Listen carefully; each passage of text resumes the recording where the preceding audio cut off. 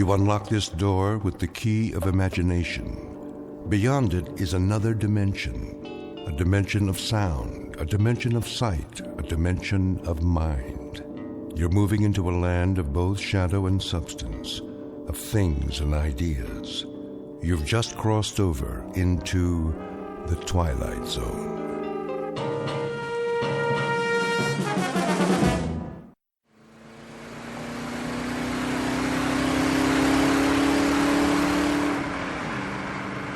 Don?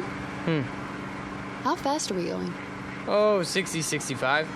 Steady as she goes. Are you sure the speedometer's working? I think so. Why? It's just that those hills over there, they haven't moved all morning.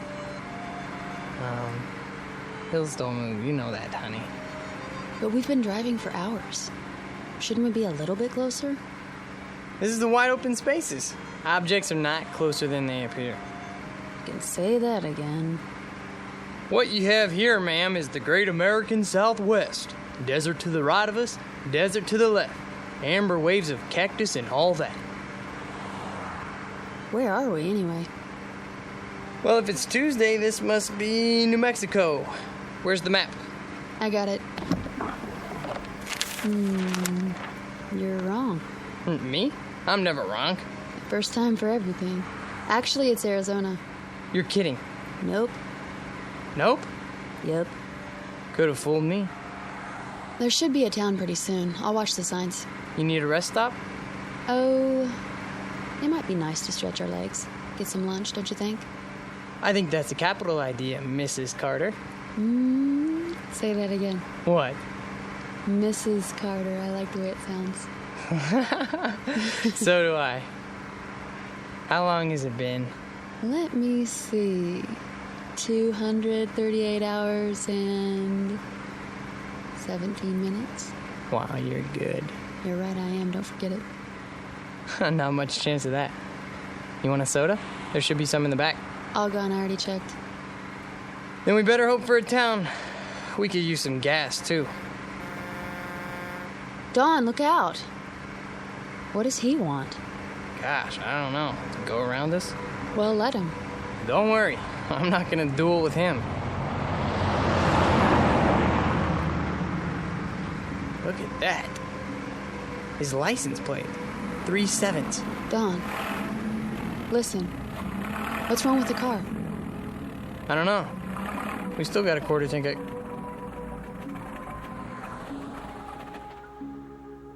Oh, great. There'll be a tow truck anytime now. You'll see. How do you know? 3 7s. You don't really believe that. Watch.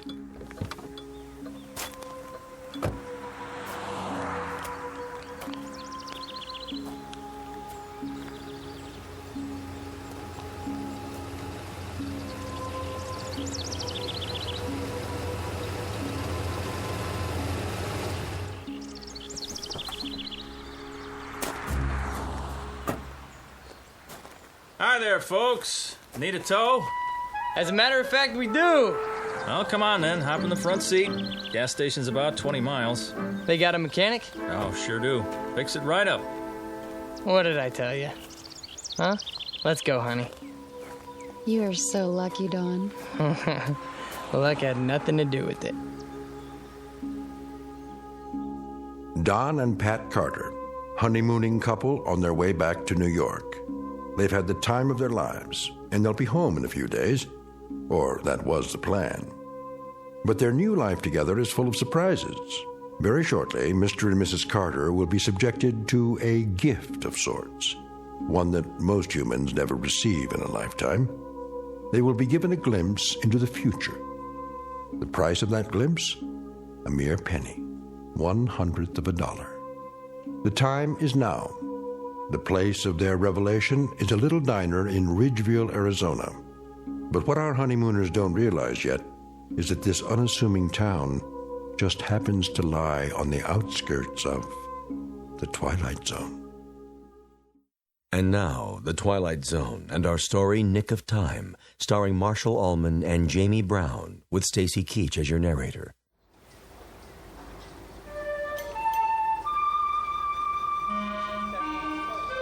How long is he gonna take? Relax, honey. He just put it up on the rack. How can I relax in this heat? You could fry an egg on the sidewalk. Well, that's not a bad idea. I'm getting pretty hungry. I'd settle for a cold drink. There's a water fountain at the side of the station. Fine, I hope it works. Go ahead. I'll talk to him and see what's going on. You do that. Dawn, all I want to do is go home. Me too, baby. There's a lot of miles between here and Manhattan. And you have to be back at work next week, remember? How could I forget? There's a promotion hanging on the balance. Look, I'll see what's up, then we'll have some lunch. Okay? Okay. I don't mean to complain. Good luck. Hang in there a little while longer, we'll make it. I know we will. I'm just impatient to get on with our life. Me too.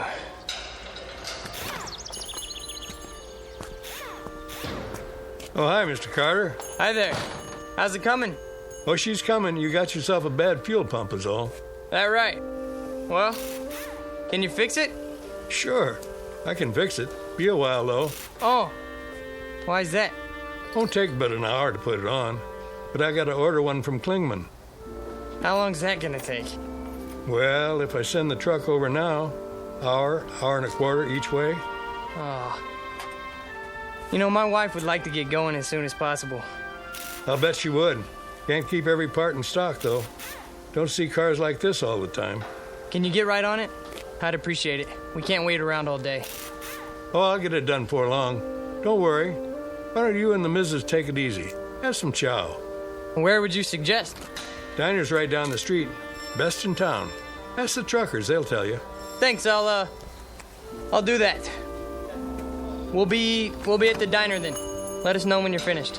Sure thing.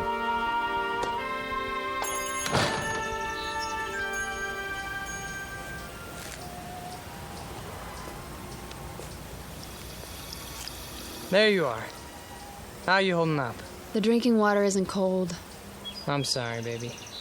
Well, Fuel pump's shot. but it's a new car. That's what he said. He'll get right on it. How long? Couple more hours. What? Maybe 3. That's crazy. 4 tops. Are you kidding? That's the max he promised. How come? What's the problem? He has to send the truck to the next town for a part? And where is that? I don't know. New Mexico? Colorado? Someplace like that. Oh boy, oh boy, oh boy. Let's take a walk. Ready for some lunch? Lunch? We might as well just move here, put down some roots. Sure. We'll rent a room at a motel. Get the weekly rate. Yeah, well, is it air conditioned? I was thinking an electric fan. Yeah, I'm gonna look for a job tomorrow. Where? I don't know, but I'm holding out for an executive position. Well, maybe there's an Indian reservation. We can move into a teepee. Quiet, you. Yes, sir. Where's Restaurant Row? Just ahead, you can see the diner from here.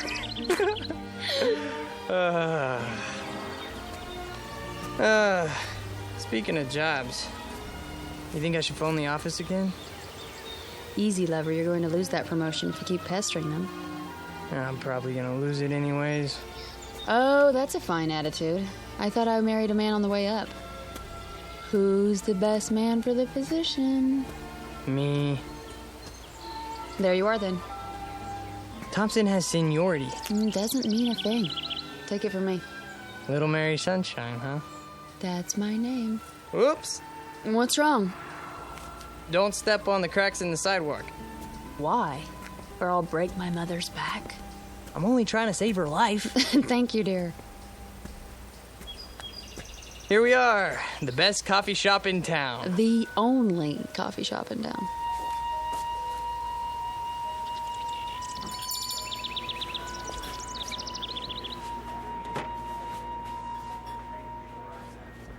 Well, looks like we got the place to ourselves. Except for that man at the counter. Yeah, nice Stetson. Think I should get one? I'll be right with you, folks. Oh, not at the counter, please. Is the booth all right? Anywhere you like. I wonder what specials they got. I just want something cold to drink. Well, they have ice, don't they? Knock wood.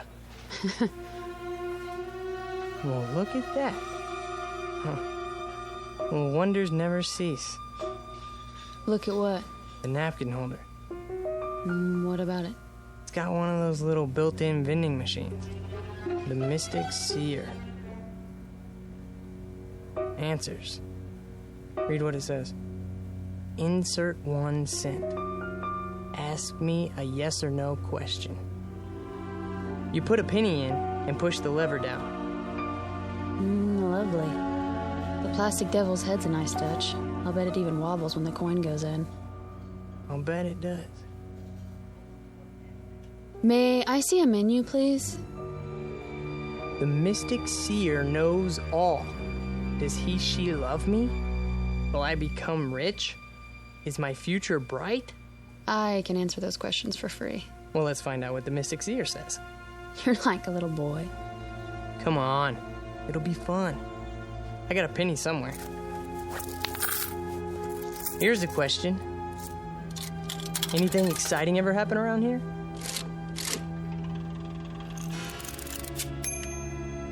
How exciting. Like those little pieces of paper you get in fortune cookies. Things are not as they seem. Now that's interesting. Is it? Menu, darling. Oh, right. There you go. Oops. What's the matter? I knocked over the salt shaker. Well, I better throw some over my shoulder. Don, really? There, that's better. Just to be on the safe side. Soup of the day, fresh garden salad. I wonder how fresh. Honey. You think I should phone the office in New York? Do you? I guess not. Breaded chicken fried steak with country gravy. Doesn't that sound yummy? Very low-cal. Howdy. Howdy. Some water for you folks, or you made up your minds yet? I'll have a lettuce and tomato sandwich on whole wheat, iced tea with lots of ice. You, sir? I'll have the same. Coming right up. How's the water? Ugh, yuck. He must have siphoned it out of a mud hole. Not that good, huh? Hold on. What are you doing? Getting some more pennies. Look at you.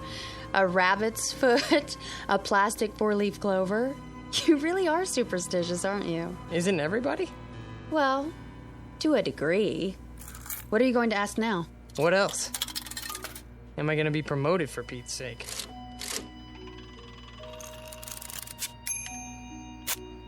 Ha! What does it say? It has been decided in your favor. See? Your worries are over. I think I'll phone, though. Honey. I was gonna call anyways, wasn't I? There's a phone by the restroom. I'll be right back. Well, you'd better be. Here you go. Thanks. You need any ketchup? This'll be fine. Well, if you want anything, you just let me know. Thank you.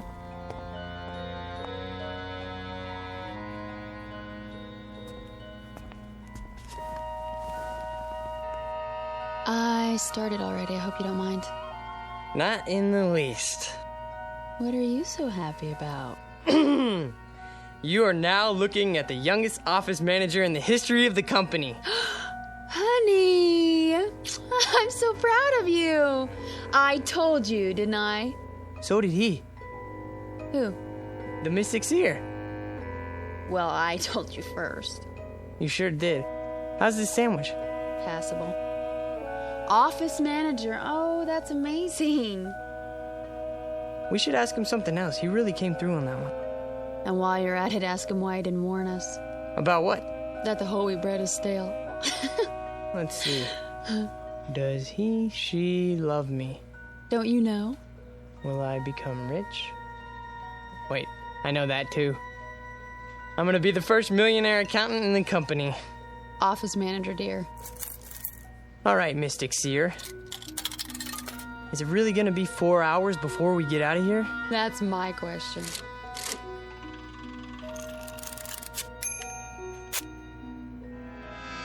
You may never know. What does that mean?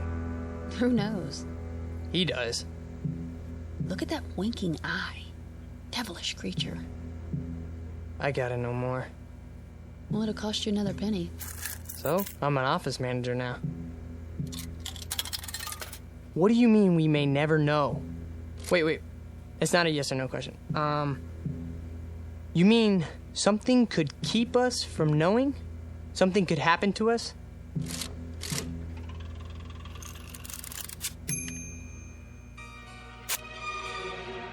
If you move soon. Now what's he getting at? He's a mystic. What do you expect? Give me another penny.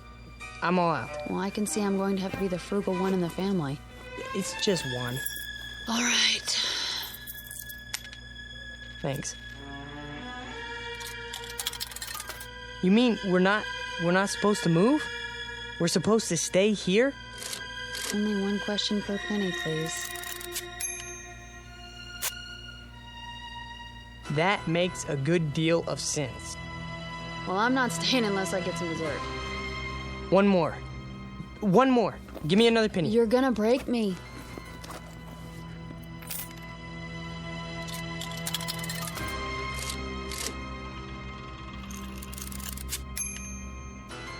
Try again? Here. That's all I have. Okay, machine. Should we stay here till 3 o'clock then?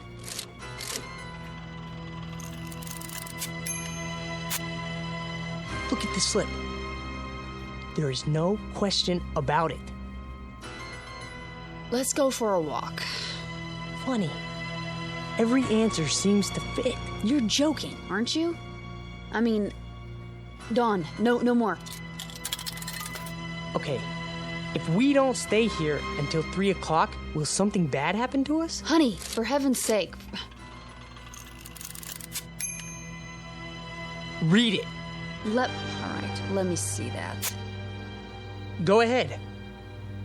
This is silly. What does it say? Do you dare risk finding out?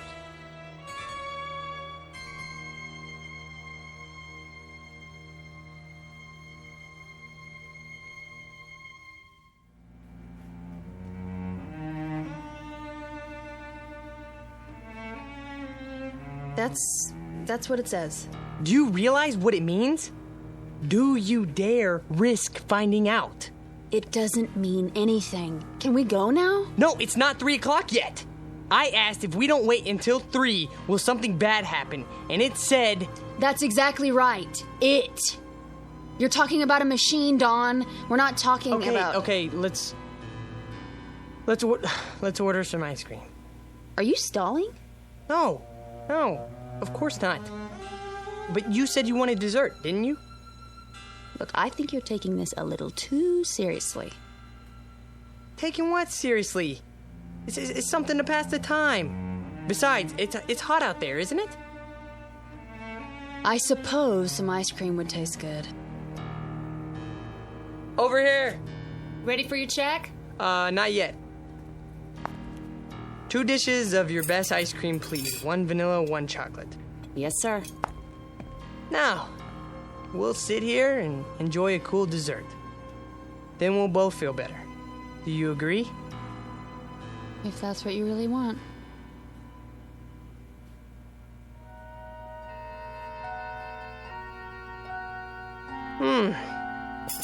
That was good. Yeah, it was. Now can we go? Are you sure you don't want anything else? I'm sure. Some more iced tea? Dawn, please, let's go. Okay. Yes. I suppose we should. It's 2:45 already. Do you have enough cash? Of course. I'll go pay. Just leave it. If you don't mind, I'd like to get out of here. We've done enough sitting lately. No problem. Well, I guess that's it then. That's it.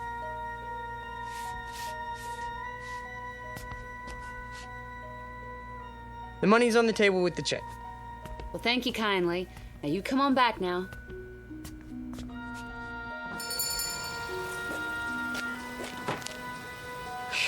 Still hot. Yeah. Hotter than ever. Maybe it won't take them 4 hours to fix the car, you think? Maybe.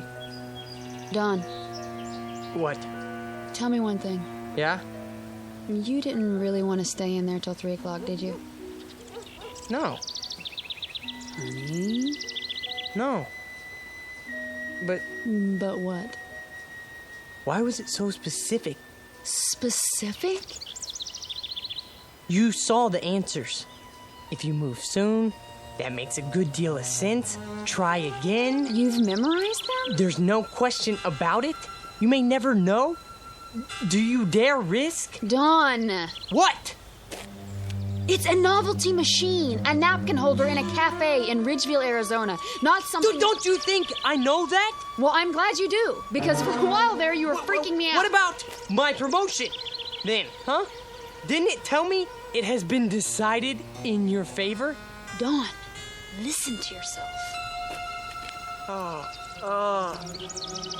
Oh, forget it. Don't say it. Superstitious. Well, It's like you married an alcoholic, isn't it? Only instead of bottles hidden around the house, it's rabbit feet and four-leaf clovers in my pocket, in the car, all over the place. and you're all mine. I wouldn't have it any other way, honey. Truly? Have I ever lied to you? Now, let's walk over to that garage and see how the car's coming. Maybe he took some pity on us and got the fuel pump finished ahead of time. Wouldn't that be nice? You're always looking on the bright side of things, aren't you? That's me. What are you doing? I'm not doing anything. You keep looking around as if you're expecting something to happen. Do I? You are worried, aren't you? I wouldn't say that. Oh, honey. You make me wonder when you act like this. Like how? The little things I can take, you know, the lucky charms, not walking under ladders. There's a good reason for that one. Okay? Something might drop on your head, a can of paint, or... But this, it's too much. I'm sorry. I'm sorry too, Dawn. We're having such a wonderful trip, so don't spoil it. With I said I was sorry, okay? I'm not trying to upset you. Well, I know you're not. Let's just forget it. Green light. What? Time to cross the street. We're almost there. Oh. I wonder what people do here. I don't see one movie theater, you know, maybe they go to the next town. What's it called? Williman or, Klingman or... Dawn? Are you listening to me? What? Yeah, I heard what you said. That doesn't change the facts, though. What facts? 6 straight answers telling us to not leave. Hey, don't. Please, let it go, okay? Will you stop treating me like a child? I didn't make those answers. Dawn! That car! Get out of the way! Dawn, look out! Oh my God, he didn't even pay any attention to the light. Just kept coming like we weren't even there. I don't even know. You're all right now. It's over. It's over. Oh, Dawn, hold me. What time is it? What? The time. Look at the time. It's exactly 3 o'clock. Really, Dawn, I'm all right. No, you're not. That was quite a moment. Amen. If you hadn't pulled me out of the way, you'd have one squashed honeymooner on your hands. You should sit down. Honestly, I'm fine. We both should. Where are we going? In here. The diner. Just for a moment. Dawn. Well, why not? Well, there must be someplace else to sit down. Well, I don't see one. Do you? I know what you're thinking. All right? I admit it was a strange coincidence, but So? If it was a coincidence, then why are you worried about going back inside? I'm not. I just want to... You have to admit, it was a pretty far-fetched coincidence. Maybe. Then we'll sit for a minute. Have some more iced tea.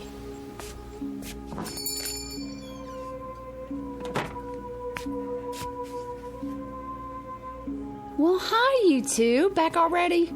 Yeah. It's pretty hot out there. Yeah, sure is. I'll be right with you. Thanks. Oh, no. They're sitting in our booth, in front of our mystic seer. Yes, they are. Well, we'll just have to try another one. How about that booth? Or the next one. They have machines, too. I'm sure they, Honey, What? look at me.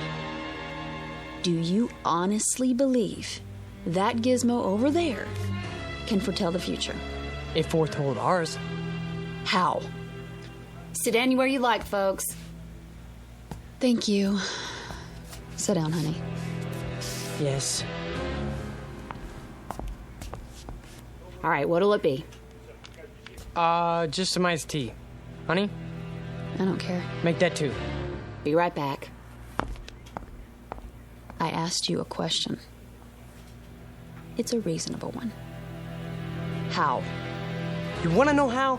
I don't know. But when that car almost hit us, it was 3 o'clock. That's exactly when the fortune... Dawn, you said 3 o'clock, not that machine. You decided to sit here until 2:45. You are the What did I do? What did I do? Oh, this is ridiculous. Ridiculous. What are you so upset about? You can't even consider the possibility that... Here you go. Great. Anything else for now? No. Wait, yes. Can you bring me some more change? And what kind? A quarter's worth of pennies. Make it 2 quarters if you can spare it. Well, I can give you a roll. That would be great. Sure, just a minute. Dawn, what are you doing? What any logical mind would do. Before we do anything else, I'm gonna get the answers we need, and I'm gonna get them now.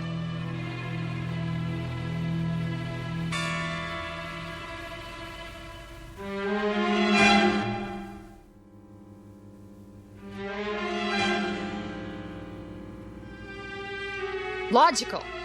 How can you call this logical? Could you keep your voice down? If you can't see that you made up all the details yourself, and all that thing gave you back was generalities, then I don't know what to do. Honey, would you listen to me? Will you listen? Go ahead. I have nothing more to say. I'm not going to argue with you. Sure, I filled in the details. What does that prove? Could the machine make them up? All it has inside are answer slips that are already printed. Then we agree. What are you... Let me finish. You heard me talk 100 times about mathematical probability, right? It's my job. It's what I work with. I know that. There are probably thousands of these machines in diners all over the country. There are at least 10 of them in here alone. And every one of these thousands of machines are hundreds of little answer slips arranged in some kind of order. Probably a different order for every machine, right? So, it's mathematically possible that the way the slips are arranged in just that one machine at this particular time might apply to our future. how can you say that? Iced tea for 2. Right. And your pennies. You know, too bad that thing's not a slot machine. Isn't it, though? All right, you need anything else, just wave. I'm here all day. Got it. I'd appreciate it, honey, if you wouldn't act as if I were losing my mind. Well, aren't you? Is that what you think? Let me try to explain. You don't have to explain anything. But I do. Try to follow what I'm saying. There is a higher realm of mathematics that goes beyond probabilities. Some of it comes from quantum physics. Why are you telling me this? Hear me out, please. Jung, the psychologist, talked about synchronicity, meaningful coincidence. The point being that there are no pure coincidences. Everything is interconnected. If we can just spot the connections, it's what the Chinese I Ching is based on. The one where you throw 3 coins and look up your fortune in a book. Dawn, please. It's not fortune telling. It only seems to be. The idea is there are 64 hexagrams. Each one represents a pattern that that reflects our place in the world at a given moment. Find the right one, and all else follows. It couldn't happen any other way. But the coins could come up in any combination. No, that's just it. Given everything else, at a particular point in time, there is only one pattern that fits. The Ching is just a means of identifying that pattern. So, you do believe in fortune telling? You're not listening. I said... How can you let yourself be controlled by such a thing? Can't you see what you're doing to yourself? What am I doing? What about the questions you asked? Were they mathematically determined too? I don't know. All I know is that the answers matched them. They would have matched any questions you asked. Does he love me?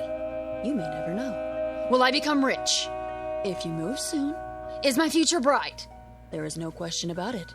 Ask anything, okay? It will always seem to fit. Honey, that's not the point. What is the point? We're about to find out. They're leaving. We can have our old booth back. Oh, Don. Bring your glass. Now we can test the hypothesis.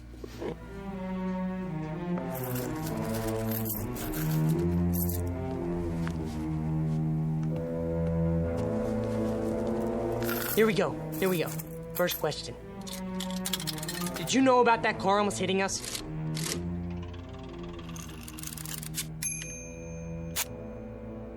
What do you think? Oh, that's conclusive. Will we reach New York City all right now?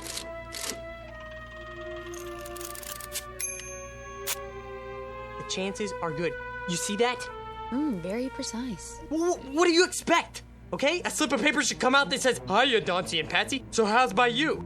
I never said these slips were made for us personally.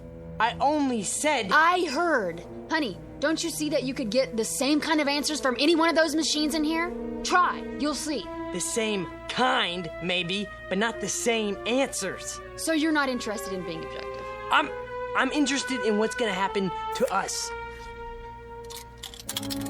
Okay, machine. Is it still going to take 4 hours to fix the car?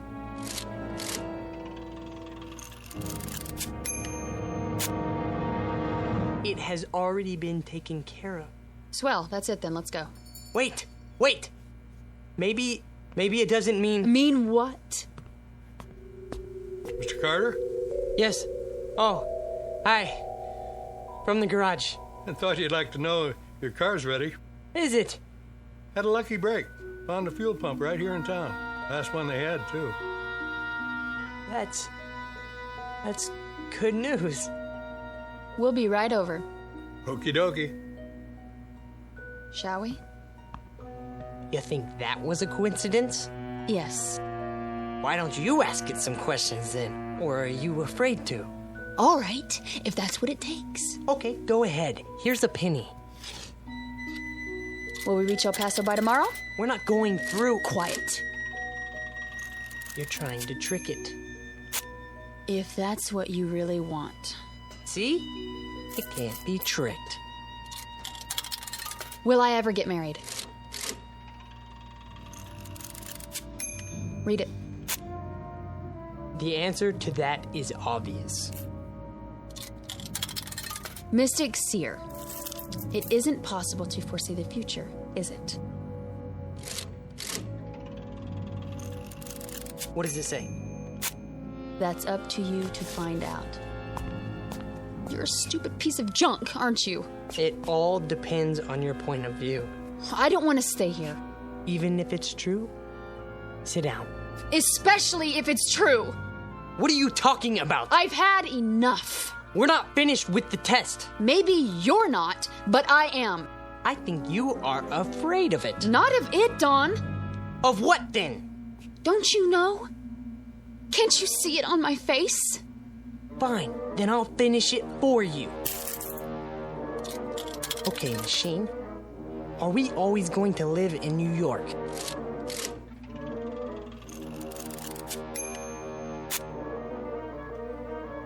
Are we always going to live in Los Angeles then?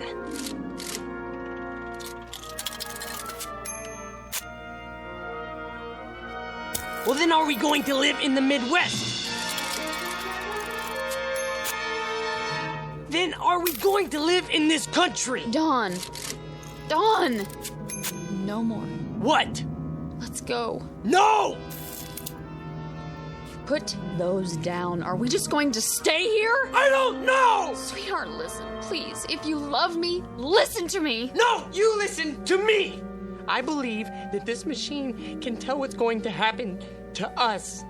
I believe it, Pat, based on empirical evidence. Do you think I'm just gonna leave it behind? We can't afford to do that. There's too much at stake, but you won't even admit it's possible! All right, it's possible. Is that what you want to hear? I'm not talking about that anymore. I'm talking about you. Us, Pat! Us! I know, but are you just gonna sit here and let this machine run your life? Run my life! Well, isn't that what you're letting it do?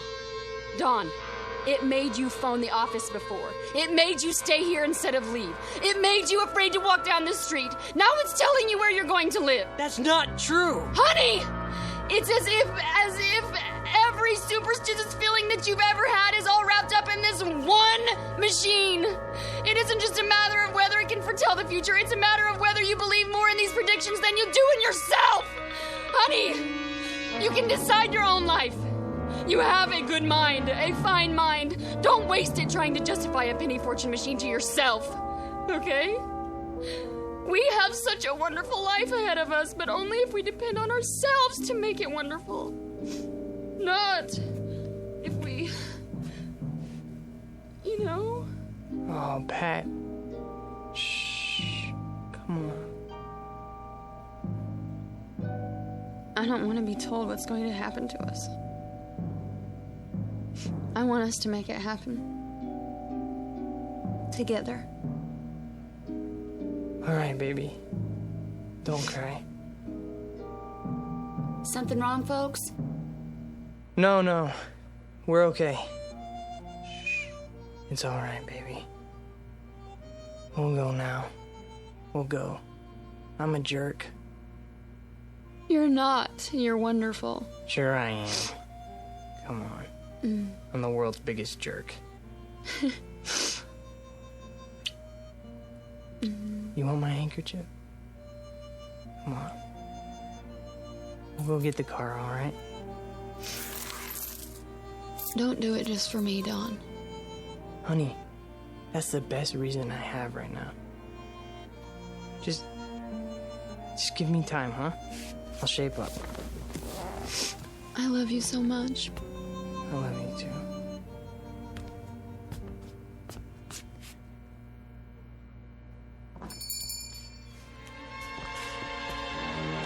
There it is. No one's using it. Thank God. Sit anywhere you like, folks. Wow, that's you two. Can we sit here, please? As soon as I clean up. We don't care. Has to be this one. All right, suit yourself. Just water again? It doesn't matter. Do you have any more pennies? I think so, yes. Then go ahead. Can we ask some more questions now?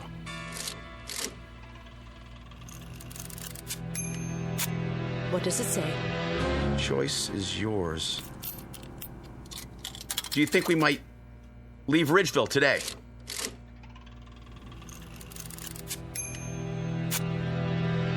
Let me see. Oh. Well, where are we going to get some money to live on?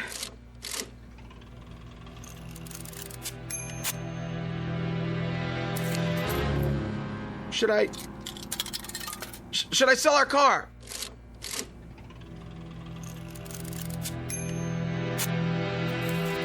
What? Then?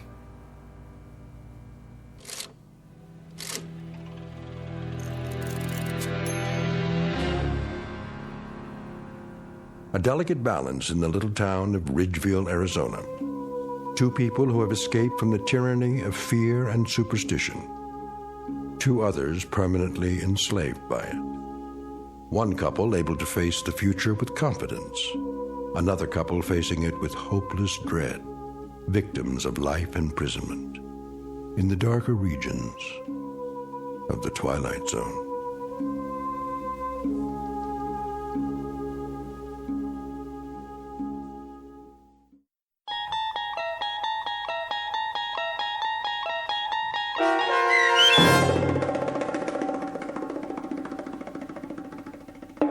Nick of Time, starring Marshall Allman and Jamie Brown, with Stacy Keach as your narrator, was adapted for radio by Dennis Etchison and written for The Twilight Zone by Richard Matheson. Heard in the cast were Paul Cook, Craig Brawley, Amber Lake, Jeff Lupetin, Kate Johnson, Doug James, and Elizabeth Lido. To learn more about the Twilight Zone radio dramas and to obtain audio cassettes and CDs of these programs, visit our website at twilightzoneradio.com. The producers of The Twilight Zone wish to thank CBS Enterprises, Carol Serling, Dennis Etchison, Dick Brescia Associates, Claire Simon Casting, Terry Jennings, XM Satellite Radio, Sirius Satellite Radio, our sponsors, and our radio affiliates for helping make this series possible. This copyrighted radio series is produced and directed by Carl Amari for Falcon Picture Group.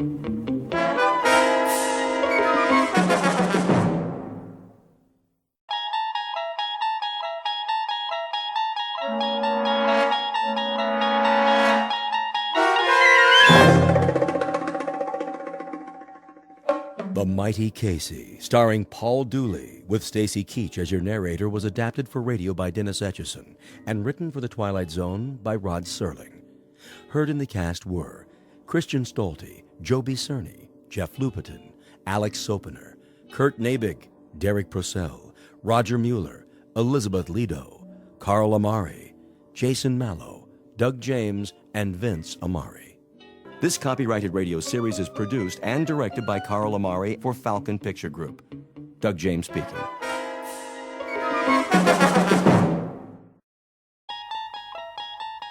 There is a fifth dimension beyond that which is known to man.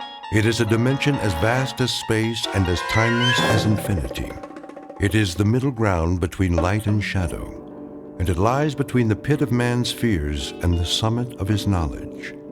This is the dimension of imagination. It is an area which we call the Twilight Zone.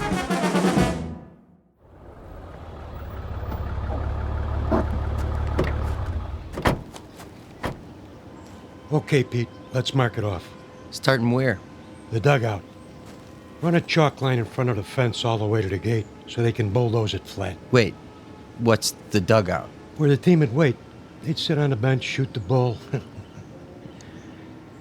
Sometimes McGarry'd chew 'em out but good. Oh, I know what a dugout is. But why'd you call it that? I don't see any bench.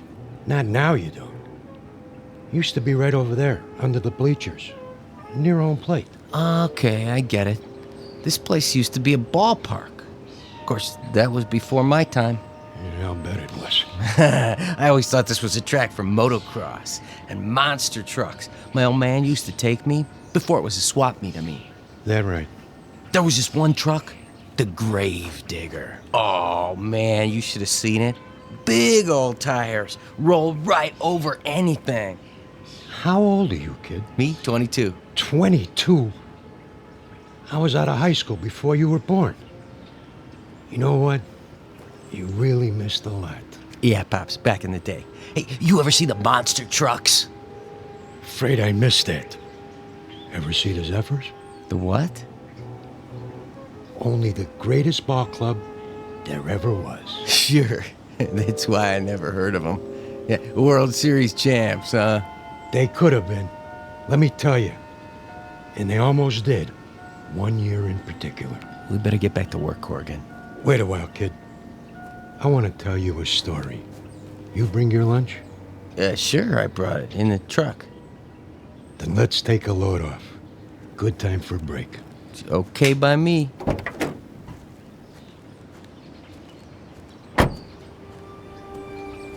We can sit over there in the pitcher's mound. Of course, you can't see it anymore, but it was there. Fletch was the regular pitcher. He was a nice guy, but he had an arm like an old lady. Then one day out of the blue. Oh, you're not going to believe this. Oh, one day what? Well, it was, must have been July. Yeah, that's it. Middle of the season, everybody was talking about the Giants, how good they look, what a lineup, blah, blah, blah. The Zephyrs were stuck in a toilet. Then one day McGarry, that was the manager, he called for open tryouts. Why not? Couldn't be any worse than what we had. And that was when he came along. Didn't look like much. But when he wound up, man, what an arm. Who? I'm getting to it.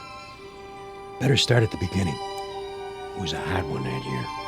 No rain, the sun beating down.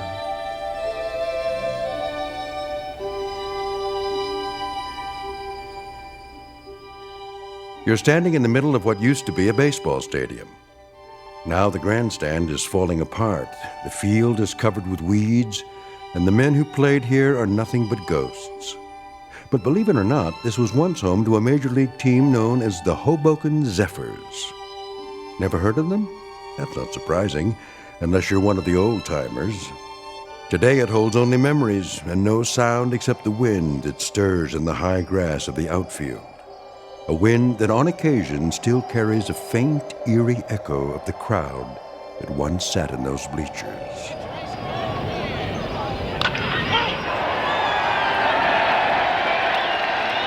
We're about to travel back in time to a day when the Hoboken Zephyrs were still a part of the National League, and this mausoleum of memories was an honest-to-Pete attraction. But since it's strictly a story of make-believe, we must begin this way. Once upon a time, in New Jersey, a most unusual event happened on the way to the ballpark. In a moment, you'll meet the cause of that event, a left-hander named Casey. Not the most original of monikers, but that's what he was called. So sit back, grab a hot dog and a bag of peanuts, and get ready for the playoffs. Because this particular broadcast is brought to you live from the Twilight Zone. And now, The Twilight Zone and our story, The Mighty Casey, starring Paul Dooley, with Stacy Keach as your narrator. All right, new guys, let me see what you got. Give me 50 jumping jacks. Make it 100. Make it 100. Then take a lap around the field. 2 laps. You got it, McGarry. Of course, if we burn them out too fast... They better learn to hustle or they're out of here. Okay, Mel, if you say so. Let me hear you count. 9, 10, 11, 12, 13, 14, 15. Morning, McGarry. Beasley. 4 great-looking boys, huh? The one with the black socks and the floor shimes brought a note from his mother.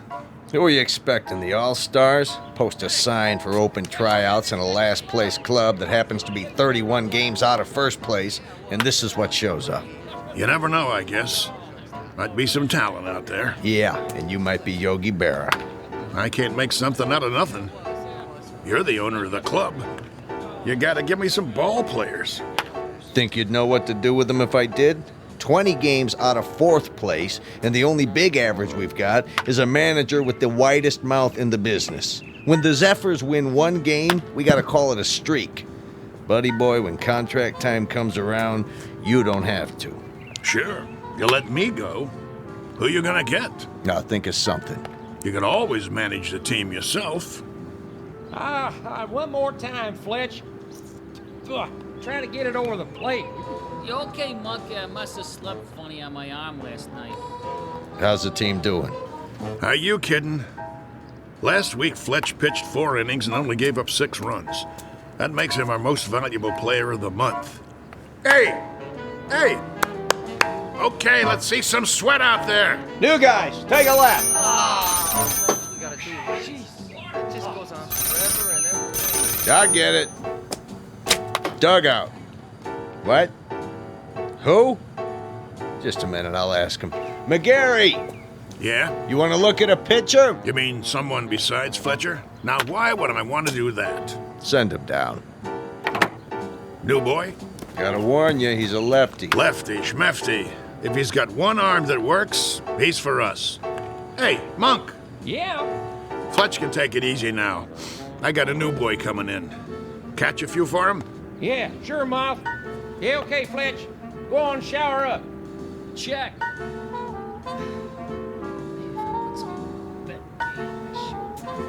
One more lap, let's go. You got the lineup for tonight? I'm working on it. Who's the starting pitcher? I don't know yet. You don't know? Have to see how it goes. Whoever's hot gets a shot.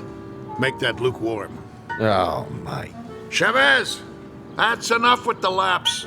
They look like they're gonna pass out. Check. Take 5, boys. All right. All right, McGarry, I've seen enough. Yeah, you and me both. What's that? I said I'll see you on the sports page. I'll stop by later. You do that. Mr. McGarry? Over there. Hey, Mouth! Your new man's here. You gotta be kidding. Mr. McGarry, is it? Okay, what's the gag? I don't know what you... Come clean, Gramps. Did old man Beasley put you up to it? I'm afraid Well, tell him I don't need a water boy. Thanks for coming by. Leave your name at the office. There must be some misunderstanding. I'm here about the pitching position. Right. Hardy har har. Oh, I'm not a pitcher, though I've thrown a few baseballs in my time. Of course, that was before the war. Yeah? Which one? The Civil War? You don't look old enough for Valley Forge, but come to think of it, was the winter really as cold as they say? I represent Casey. Oh, Casey. Straight from Mudville, I bet. Even got himself an agent. How much do you get? 10% of nothing? Here he is now. Him? What is he? 115 pounds soaking wet? Listen, no offense, but if a wind comes up, those ears will start flapping and he'll take off like Dumbo. Say hello, Casey. Nice one, Miller. Oh, pleased to meet you. Hey, watch out. I said watch out, the ball's coming down. Step aside, Casey. Now, boy. I said... Ooh. Ow! Right on the old bean. That must have hurt. You okay, fella? Oh, Casey's fine. Just fine. How come he's still standing? Must be out on his feet. I'll call an ambulance. Don't go suing us now. I wouldn't think of it. Casey, as I was saying, this is Mr. McGarry. He's the manager. Hello. Pleased to meet you. Do you want to lie down? Come on in the dugout.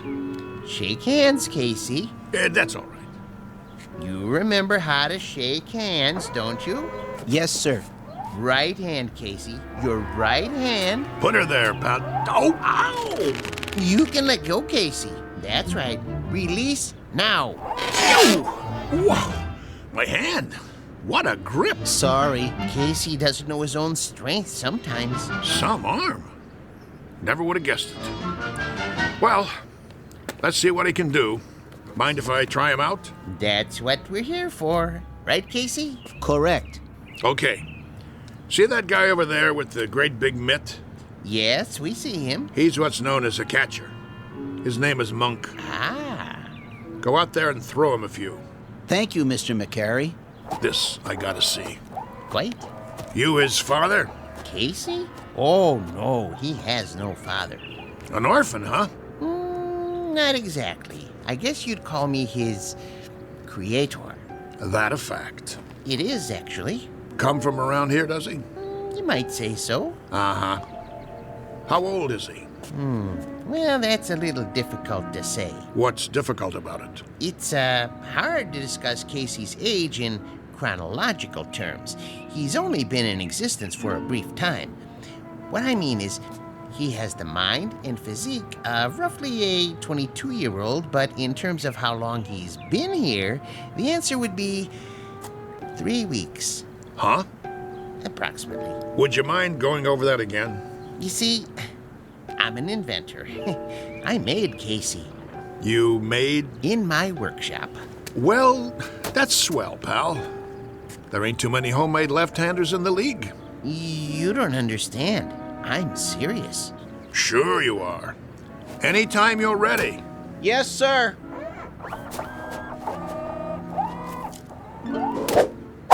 Oh, jeez Louise. That's his fastball. Try a curve now, Casey.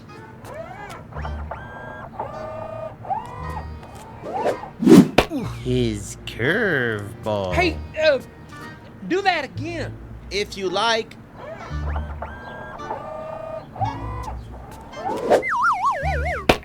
Hey! What was that?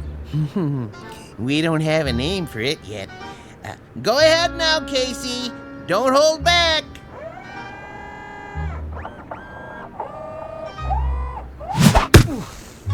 Oh, enough already. Something wrong? Wrong? What, you see him? That kid, he picks up where Feller left off. He's got a fastball almost went through my glove. And a curve, and a hook, and a knuckler, or whatever you want to call it. He got control like he uses radar. Oh, it's the best pitcher I ever caught in my life. Thanks, Monk. That's enough for today. I swear, I never seen anything like it. He don't even pitch like a human being. Precisely. Well, he's still rough, Gramps. He's plenty rough, but I might give him a try. If he can do the same thing when there's a game on. Oh, he can do it. Consistency's not a problem. He's a robot, you know. Yeah, don't say that. Don't ever say the word R-O-B-O-T-T around here. We'll just keep that one between us, okay? Did you like my pitching, Mr. McGarry? You might have a little potential, Casey, like I told Mr. Stillman here. Professor. The Professor Stillman. You're awful rough around the edges, but I think maybe we could give you a shot. I like to help young ball players. Now you go on into the locker room and find a uniform that fits. He can wear a uniform, can he? Anything you like. Then go and change and come back, and we'll discuss a little contract. Just the three of us. That seems fair. Very kind of you, Mr. McGarry. Don't mention it. Go on now. Say thank you, Casey. Thank you, Casey. Thank you, sir. Come along. You're going to be a real baseball player now, just like I promised you. Isn't that wonderful? Yes. Wonderful.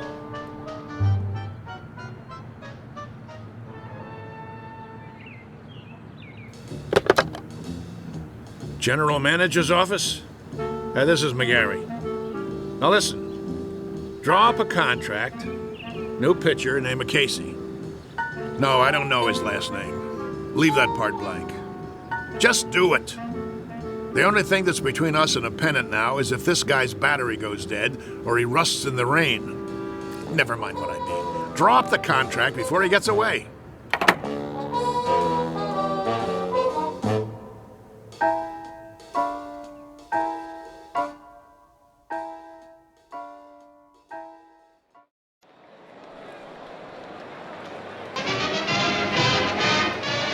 And ready in 3, 2.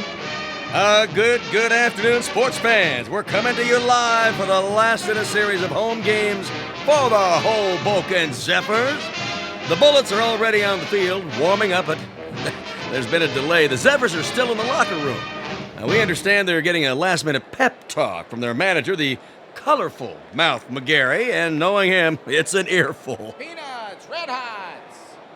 Well, the Zephyrs are at the bottom of the league this season, which means this is a make-or-break situation. Now, rumor has it there's a new pitcher on the team, but that's unconfirmed. Ah, yes, a beautiful sunny day. Local fans all here, ready to root for the home team. Still, no sign of the boys from Hoboken. Well, this might be a good time for a break before the action starts. But we'll try to get word from the locker room. But till then, let's go to a commercial. And you're on. 60 seconds. How much longer do I have to fill? Beats me. What's with these losers?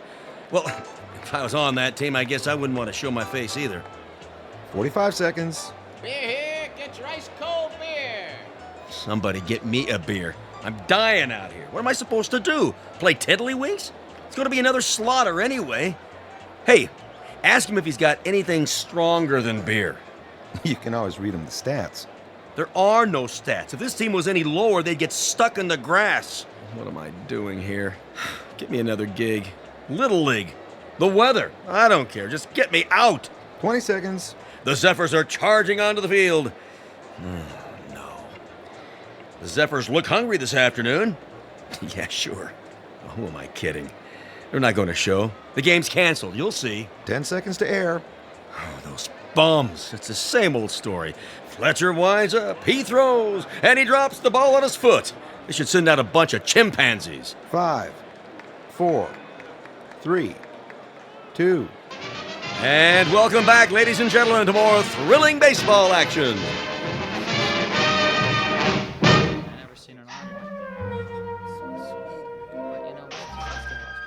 All right, you got the signals down now, kid? Okay, when you're ready to throw, you watch my fingers. See, I'll give you the hand signals, just like we practice. Remember the one for the fastball? This one. Yes. And a curve? Show him the one for a curveball. Yeah, it's right here. Well, what are we waiting for, Mouth? This ain't a training session. This is for real. You're telling me? All right, kid. You got the signals down. Look, the main thing is walk out there like you own the place. But be cool. Nice and steady. Cool? He means don't be nervous. Nervous.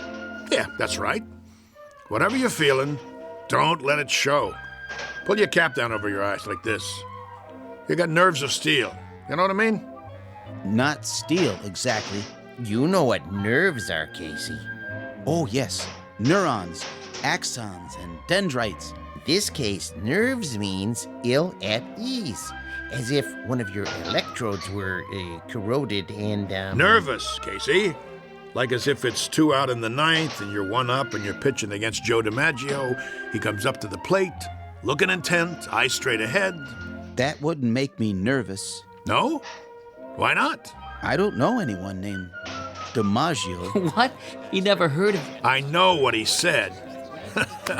He's a great kidder, ain't he? I love this guy. All right, fellas, this is it. Let's get going. It's time, Casey. Yes, sir. Mr. McGarry? Yeah? Are you coming? Yeah. Yeah, I'm coming. Something the matter? I was just, thinking about the Giants. We're not playing the Giants today, are we? No, but I can't wait to knock them off. For that matter, I'd love to knock off the Phillies and the Cards, too. Or the Braves in Cincinnati. Or even the Hanksville Bullets. Them especially. Those bums beat us 11-0 in spring training. I think that will happen. Casey will come through for you, Mr. McGarry. Most definitely. You never told me. What have you got riding on this? What's your angle? With Casey? My interest is purely scientific.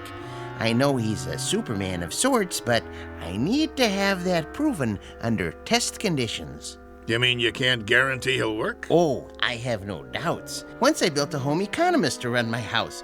Marvelous cook. I gained 46 pounds before I had to, dismantle her. Now, with a model such as Casey, with his strength and accuracy, I knew he was destined to play baseball. And in order to prove my point, I had to have him pitch in competition.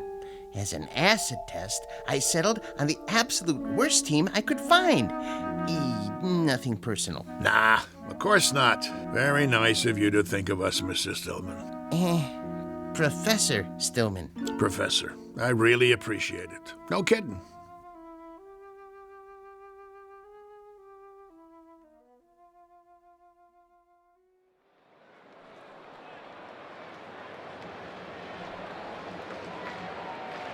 You can feel excitement in the air as the Zephyrs take to the field. Hey, you bums, do something. The pressure's on the home team, tensions are high, and there's a groundswell of support as this new pitcher approaches the mound. Well, it's do or die today. Fletcher's on the bench, and the new man, the only name I have is Casey, and frankly, he doesn't look like much. But his metal's about to be tested, to coin a phrase. Go home, kid, your mother's calling you. The umpire signals for the start of the game. Play ball. The ball is whipped around the infield, and now the second baseman is hand-carrying it over to Casey. He rubs it off on his jersey and hands it to him. The pitcher is, yes, he finally takes it. He turns to face the batter, waiting for a signal. Here's the windup. He throws. The batter swings. Steve right I must have missed that one, folks. It looks like the batter missed it, too. He went over the plate so fast, he swung a full 360. Good gravy, was that a fastball? Lucky pitch. Let me see you do that again. Take your best shot. Second pitch. Here's the windup. Whoa, Nelly! Halloran tries to take a bite out of it and misses. He's off his feet. Looks like he threw his back out, twisted around like a pretzel. Good golly, Miss Molly, we got ourselves a pitching machine.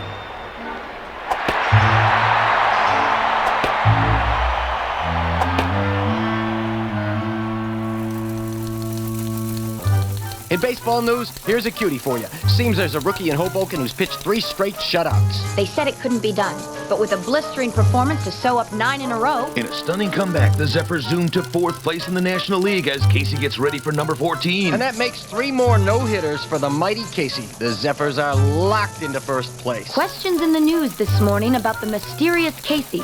Where does he get his superhuman ability? Playoffs temporarily suspended as the Baseball Commission orders an investigation. Today's headline, the mighty Casey. Is he on steroids? Good day.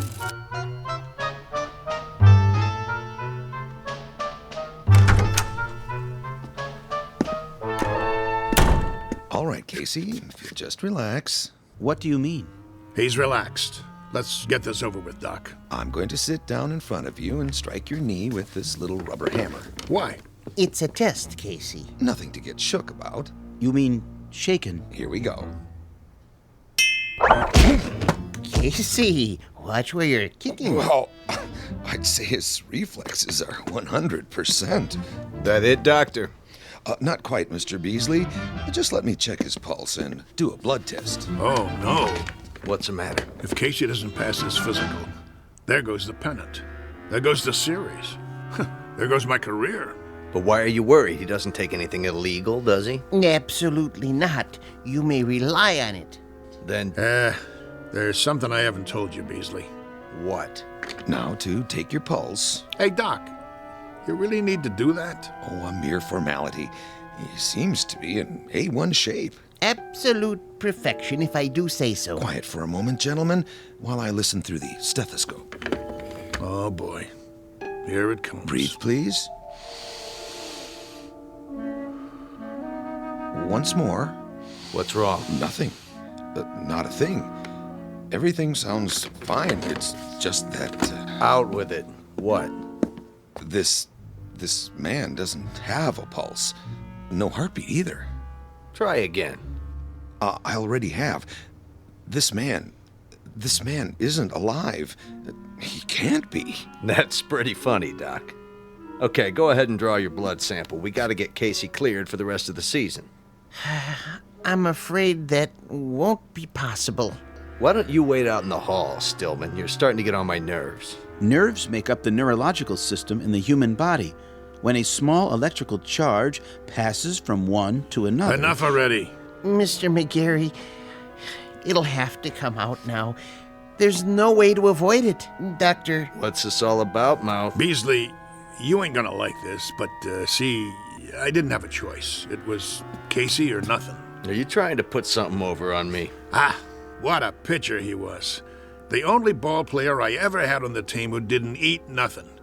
Not even a hot dog. Doctor. Is there a problem? I think you should know something before you go any further. Go ahead. Give it to him. Casey doesn't have any pulse or heartbeat because he doesn't have any heart. How's that? He's a robot. A what? You heard the man. A robot, or if you prefer, an android made from lifelike materials to resemble a human being. Are you sure? Oh, I should be. I built him. And he's been pitching for the Hoboken Zephyrs? Doctor, this is the first I've heard of it. Well, under the circumstances, I have no choice but to notify the baseball commissioner. Move over, Casey. I don't feel so good. Doc, you got anything for a splitting headache?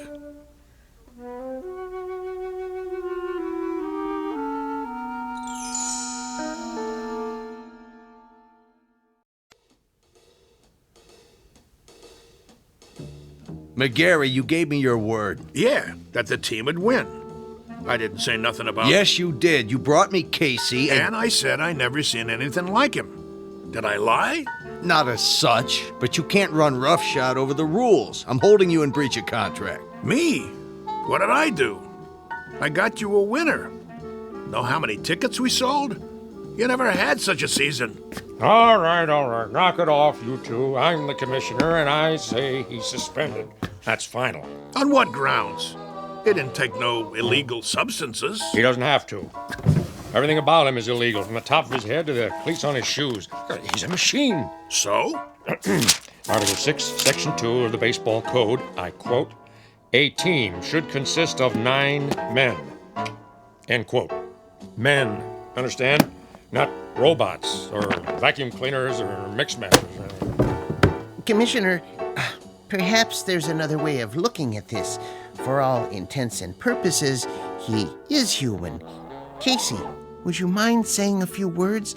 Tell us about yourself. Where should I begin? At the beginning, of course. Yeah, where was he born? All men are born, not to assemble in a machine shop. Go ahead, Casey. What state? I was born in a state of ignorance. There you go. My point exactly. Well, he can talk, can't he? He talks as good as me. That means he's got to be alive. I wouldn't count on it. But he is not human. Easy for you to say. How human do you want him? He's got arms, legs, a face. And ears. But no heart. He doesn't even own one. How can he be human without a heart? Beasley don't have a heart either. He owns 40% of the ball club. That's it, gentlemen. He doesn't have a heart. Ergo, he isn't human. And that's a violation of the baseball code. Therefore, he doesn't play. Mr. Commissioner, suppose this, just for the sake of argument. Supposing I gave him a heart. You gave him? Where will you get one? At the local parts store? Hear me out. If that essential is the only thing that renders him different from the norm, I could try an operation. I think I could do it. In fact, I'm sure I could. Supply him with a self-contained mechanical heart, that is. Now you're talking, Prof. How about that, huh? What do you say? Well, it would be very irregular. If he were to be given a heart, would medical science classify him as... what I mean is, could he then be called He had the doc fooled even without one. All right. With a heart, I'll give him a temporary okay until the league meeting in October. Then we'll have to take it up in session. The other teams will scream bloody murder. I can see DeRocher now. Then it's all settled. Casey gets a heart and accreditation as human, and the Zephyrs... Take it, Mouthy. With pleasure. Hoboken wins the pennant for the first time in 23 years.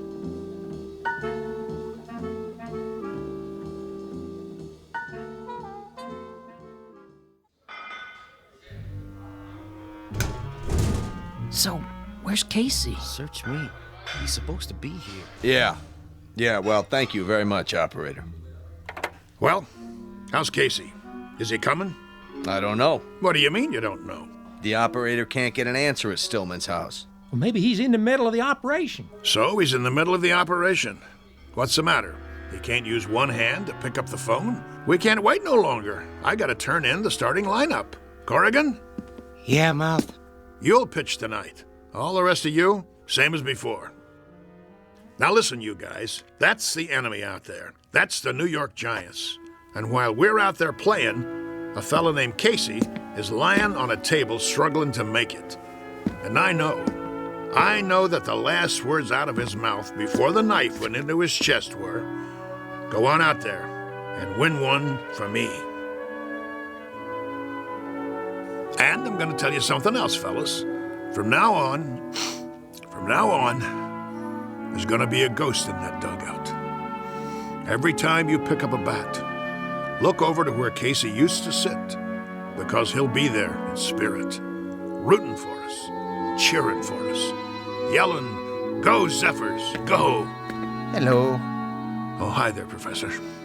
And I'm going to tell you something else about him. He has heart. Not a real heart, maybe, but that guy is lying there with a great big hole in his chest. He... Hello, Mr. McGarry. Hello. Now, as I was saying... Casey? Hey, how you doing? Hey, welcome back. All right. Knock it off. Quiet in here. Sorry we're late. Well, you got something to tell me? Go ahead, Casey. Listen, Mr. McGarry. I'm listening. He means his chest. Put your ear against it. Go ahead. Okay. Hear it, sir? I hear it. Casey, you got heart. And look at that smile on his face. That's the one thing I could never get him to do. Smile. How do you feel, boy? I feel, well, frankly, I feel wonderful. Just wonderful. I feel togetherness with everybody. Then let's go team! Yeah. Casey starts tonight. The new Casey. Now let's get out there and show them what we're made of.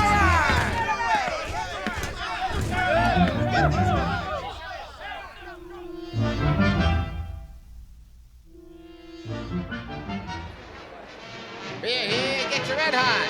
Ladies and gentlemen, boys and girls, this is what we've all been waiting for, the big one. Oh, there's joy in Hoboken tonight, let me tell you. I wouldn't miss this one for the world. One of the greatest comeback streaks in history. Casey takes the pitcher's mound. The umpire signals the start of the game. Casey winds up. He throws. And it's a high fly over the wall and out of the park. That's a home run for the Giants. What a way to start the game. Well, that'll be a big one on the scoreboard. What's he doing? Cool it, guys. Casey's just playing with him, making it more exciting. Know what I mean? If you say so, Mouth. Another run for the Giants. Now it's 3-0. What's wrong with the mighty Casey? That's what fans want to know.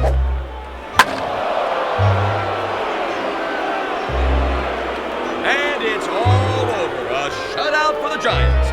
Looks like Casey's streak is history.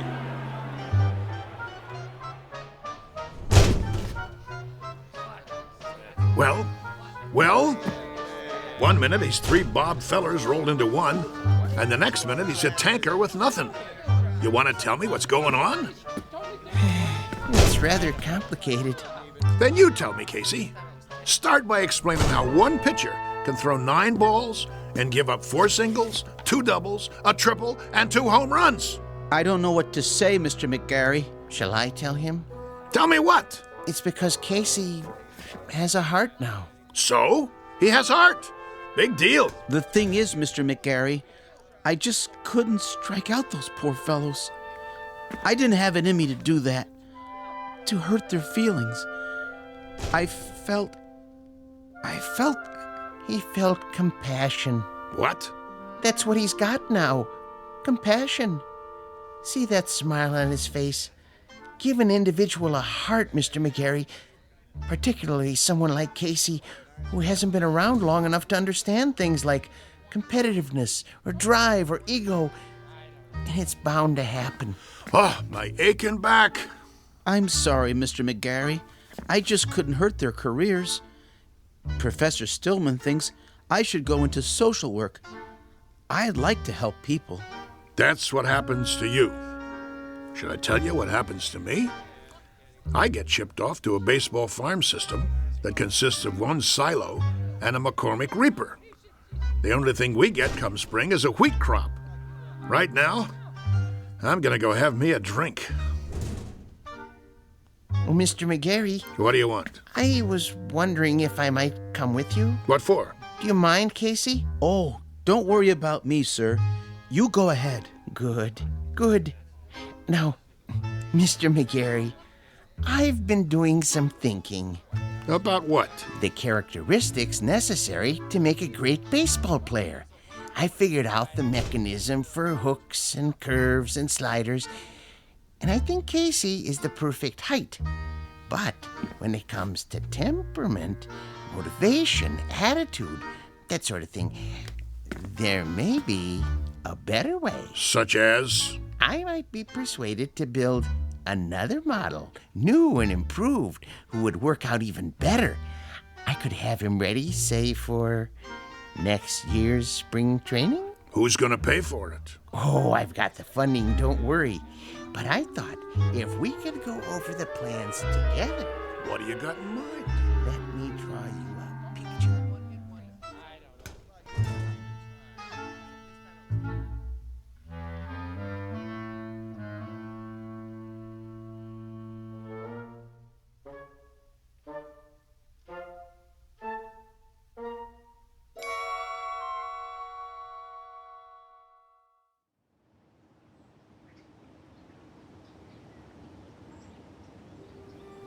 Jeez, that's a heck of a story. Yep. Of course, it didn't work out. The professor didn't have the money, and he wanted certain, well, perks that old man Beasley wouldn't agree to. So it fell apart after that. But for a few weeks there, a bright, shining time it was. We didn't just have heart, we had hope. How do you know so much, Mr. Corrigan? Because I used to play with him when there still was a team called the Zephyrs. No kidding. Come on, we better get back to work. You finish your lunch? Yeah. Then let's go. They're gonna flatten this place to the ground tomorrow. We gotta get it marked off. I guess so.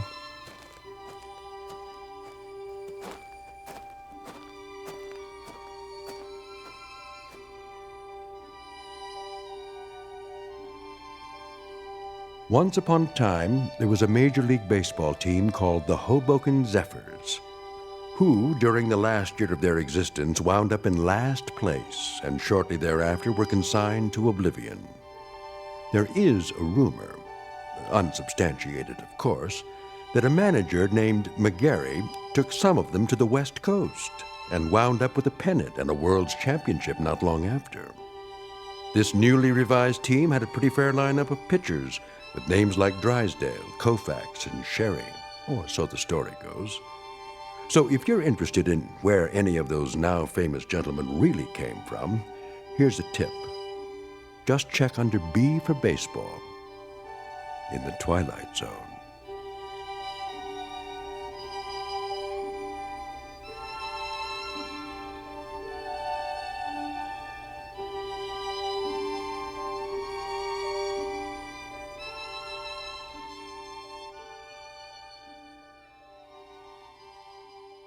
We'll return to the Twilight Zone in just a moment. You are about to enter another dimension, a dimension not only of sight and sound, but of mind, a journey into a wondrous land of imagination. Next stop, the Twilight Zone. Hi, this is Stacy Keach. I'd like to take a moment to tell you about our Twilight Zone website at twilightzoneradio.com. At twilightzoneradio.com, you'll find the latest information on these Twilight Zone radio dramas, including behind-the-scenes photographs, plus the newest product releases, trivia contests, ways to contact us, other Twilight Zone-related info and merchandise, plus links to other fascinating websites. So make your next stop twilightzoneradio.com. Visit twilightzoneradio.com to purchase these Twilight Zone radio dramas on cassette and CD, or call toll-free 1-866-989-ZONE. That's 1-866-989-9663.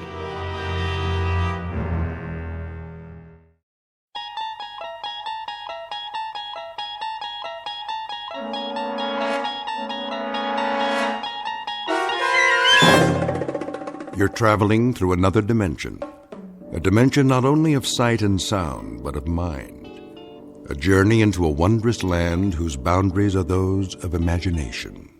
Your next stop, the Twilight Zone.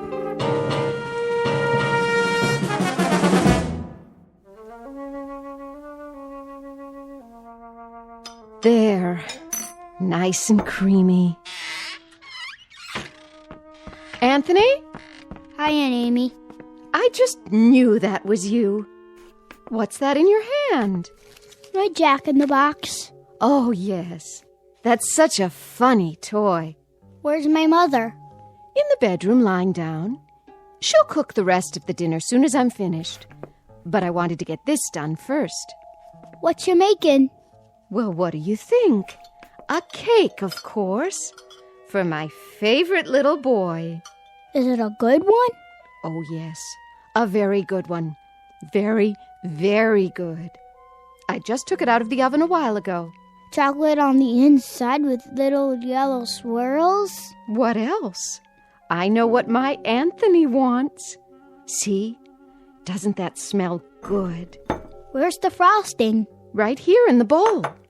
It's chocolate, too. I blended in a lot of butter to make sure it's smooth. 100 times.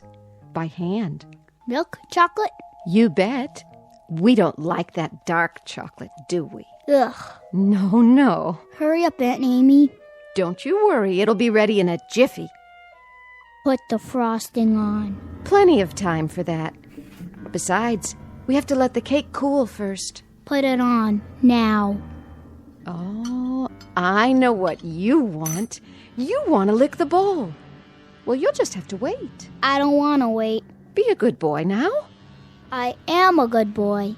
I know you are. I know that. Of course I do. A very, very good boy. I'll just go ahead and frost it now. Why not? No problem, Anthony. None at all. I want lots on the top. Surely. Lots and lots. See how thick I'm putting it on? Swirls of chocolate butter frosting, and all of it for my favorite nephew. There. Some more around the sides. We don't want to forget the sides, do we, Anthony? The sides are good, too. So good. Anthony, stop that. Get your finger out of the bowl. Ow! There'll be plenty left for you to lick when I'm finished. When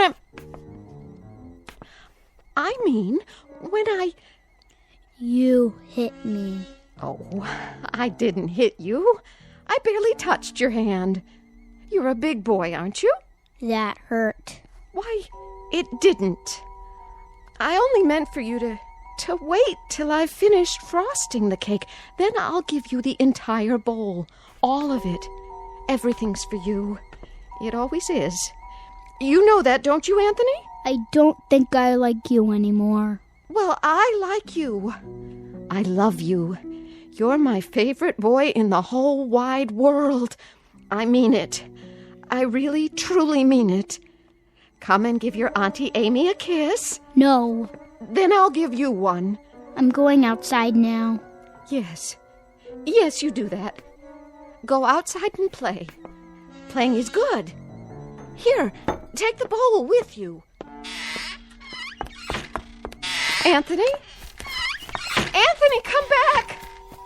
Don't you want your frosting? You can have the whole bowl. Everything all right? Oh, Anthony. Nice day, isn't it, Amy? Very nice. Something the matter? No, nothing's the matter. Nothing at all. Did anything happen? Oh, I was just frosting the cake, and Anthony couldn't resist tasting it. Well, who could? I used to love frosting when I was his age. Didn't you? It's good, isn't it? So good. Why wait? We can go ahead and have the cake now if Anthony wants. It's perfectly fine with me. Now, Amy, why don't you apologize to the boy? You can do that, can't you? Anthony, I'm sorry. Come on back, boy. Anthony, please. Anthony.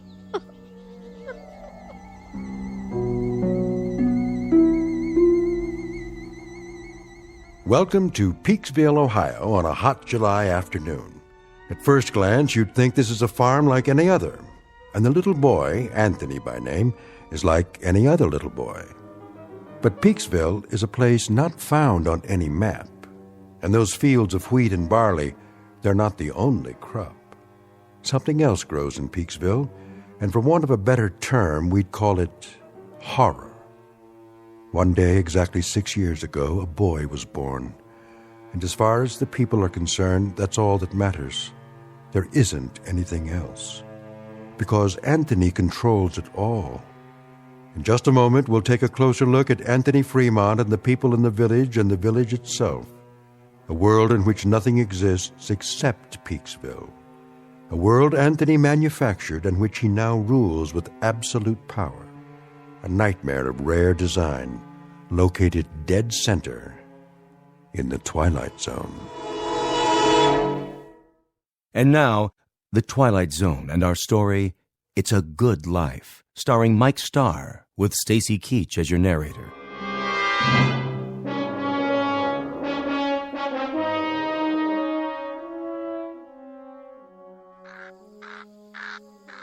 I'll see he gets it, Amy. Would you? Don't you worry none. Look, boy. Look what Aunt Amy's got for you. Your own bowl of chocolate frosting. You like chocolate, don't you, Anthony? I know I do. Chocolate's good. I don't like her. Of course you do. She's your Aunt Amy, and she loves you. You know that. I hate her. Oh, that's a good joke. A very good joke. It's all for you, Anthony, all of it. And after you've finished, I'll make some more if you like. As much as you want. Get away. Oh, now, darling. Don't look at me. What?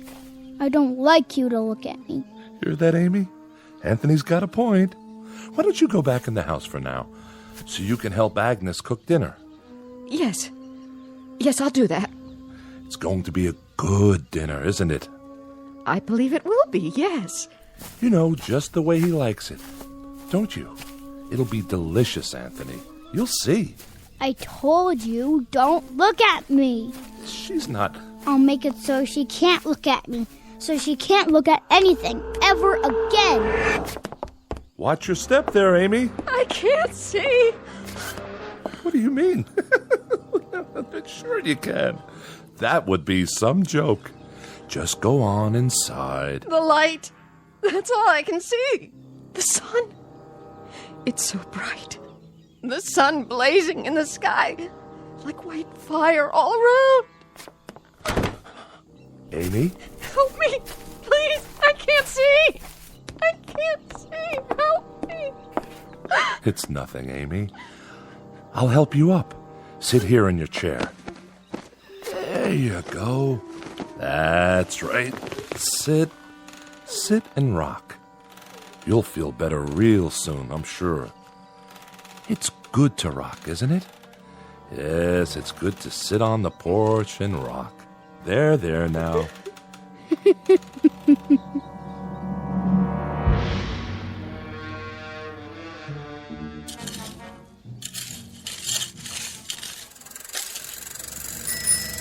Hi there, Bill. Afternoon, Mr. Fremont. I brought the groceries from town.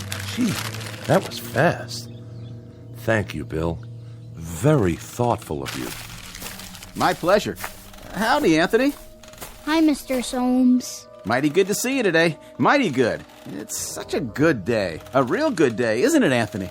It's terrible hot, though. Terrible hot. Oh, I wouldn't say that. No, ma'am. I wouldn't say that at all. It's fine. Just fine. A real good day all around.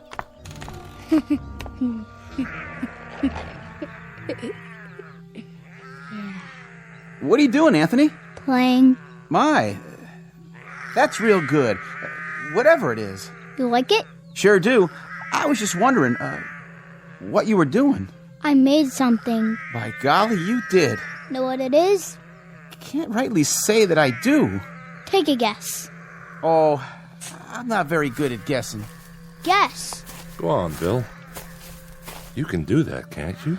Well, now, some kind of animal, is it? It's a gopher with 3 heads. See? Oh, yeah. He's a real fine one. I ain't ever seen a gopher with 3 heads before. He's alive, huh? Must be, the way he's moving around. He was. I'll make him dead now. I'm tired of playing with him. Be dead, gopher. You be dead. Now, that's real fine, Anthony. That's real fine, what you done. Sure is. Yeah. You made him dead, all right. Look at him laying there. It's good that you done that. Real good. Tell me what it looked like. Well, it was like a regular gopher, only more interesting. Was it ugly, though? Oh, I wouldn't say that. I wouldn't either. I'll bet it was ugly. Grotesque looking. That's the way Anthony likes things.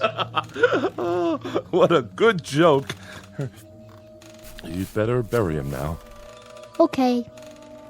Want some help? No, I'll wish him into the cornfield.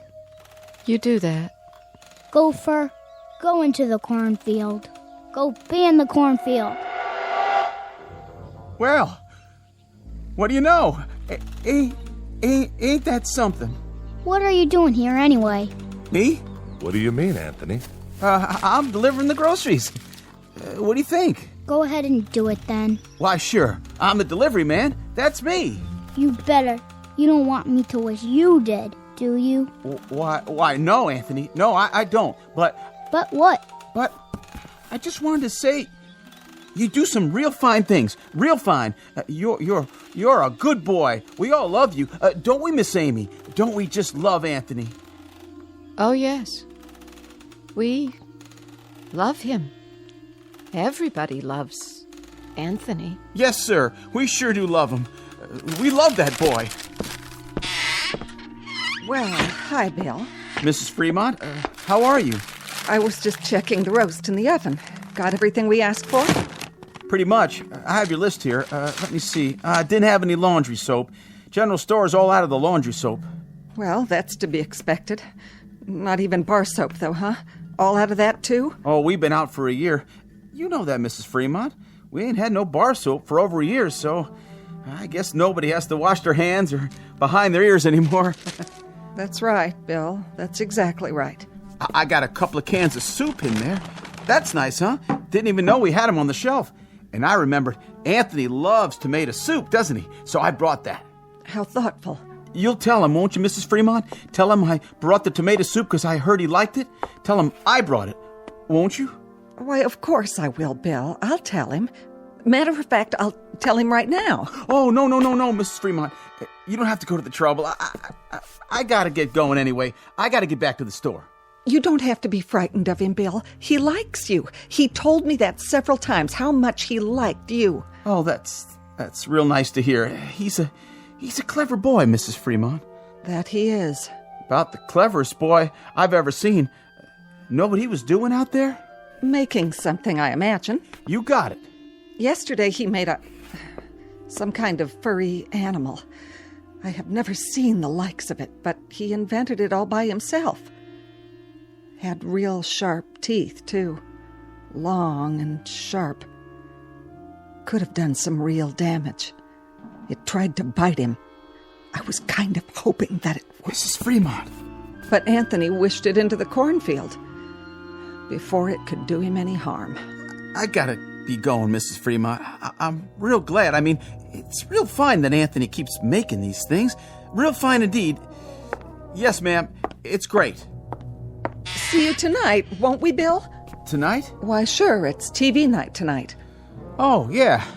Anthony's going to put pictures on the television, and we're going to have a surprise party for Dan Hollis.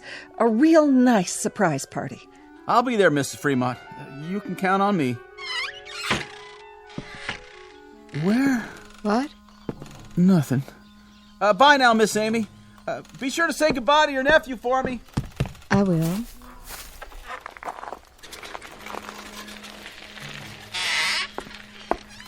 Where's Anthony? I think he went into the barn. Oh. Leastways, I heard the door open.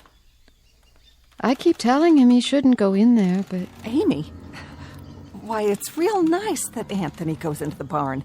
A real good thing. But Agnes, he isn't even around now. You don't have to say that. But even so, Amy, even so, it's nice that he goes into the barn when he wants to.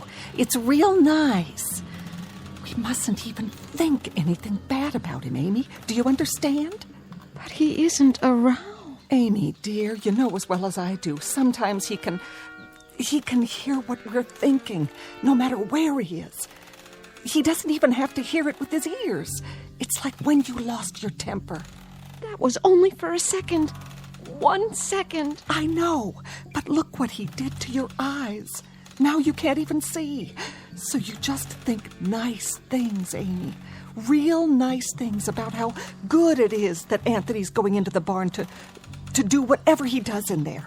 And tonight we'll have Dan Hollis's birthday party, and we'll have a nice time. A very nice time. But it's such a hot day. I hope it cools off tonight. Oh, I wouldn't say it was hot, Amy. It's just right. It's a good day. Don't you think so, too? A real good day.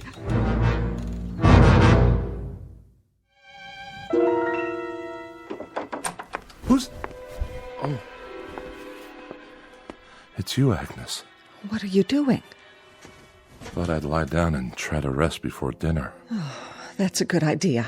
You worked hard today. Always do. Got to get the crops in. Come in, honey, if you want. And close the door. He's still playing outside. Good. That's good. I put Amy to bed in her room. Did you? I had to lead the way. Is there a cane in the house? Do you remember? She's going to need one. I'll sure check. I told her to try and take a nap. Good. Jeff. Naps are great this time of day, don't you think? Yes, I do. I wanted to talk to you about... Sure, honey. We can talk all you want. Later. I was just going to change my clothes. Why don't you check on the roast while I wash up? How's that sound? All right. I'll do that. And you get a little rest, too, if you can. Sounds like a good idea. See you at dinner.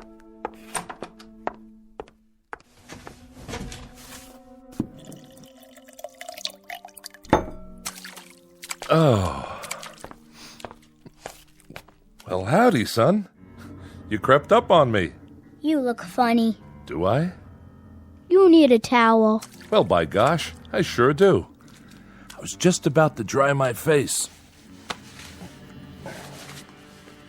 I was looking for you a while ago. What for? Your mama said you was out in the barn. Yep. Did you have fun? I was looking at the cow. Oh, that's good. That's real good, Anthony, that you were looking at the cow. Now, you wouldn't be playing any tricks on your dad, would you? Tricks? I mean, well, you remember a year ago when we had the pigs? Oh, yeah. And what happened to the pigs? You remember that, too? I turned them into monsters. Oh, doggone if you didn't. Real odd-looking things. They were funny. That's it. Real funny looking. But good things, Anthony. Real good things. And it's good that you did that. It's real good. Like tonight. Yeah? It's television night. I'm gonna make television for everybody. It'll be real funny. It sure will be. Everybody's looking forward to it, too, just like they do every week. And then we're going to have the surprise party for Dan Hollis. It'll be so much fun. Yeah. I can hardly wait. So, are you looking for something? Can I get anything for you now, son? No. Don't you want to play some more? I don't like playing alone all the time. Well, I can understand that. No kids came over to play with me today. Is that right? Not a single one. I wanted someone to play with. Well now, Anthony, you remember the last time some children came over? Mm-hmm. The little Fredericks boy and his sister? I had a real good time. Oh, sure you did. Sure you had a good time, and that's great. Great. It's just that... It's just that what? It's just that you wished them into the cornfield when you didn't like the way they played. That's okay. But I hear their mom and dad were real upset. About what? If you wish people away like that, pretty soon there won't be no one left. So maybe next week we'll talk to some of the folks about having their children come over. We'll do that, won't we? Talk about it first. Yeah, and when they come over, I can make some of those funny animals. That's fun, isn't it? That's a lot of fun. That's Bill Soames' collie. Is it? Yep, that's the dog that always comes around. Yeah, that does sound like Bill Soames' dog. Not many dogs left now, Anthony. You wish them all away.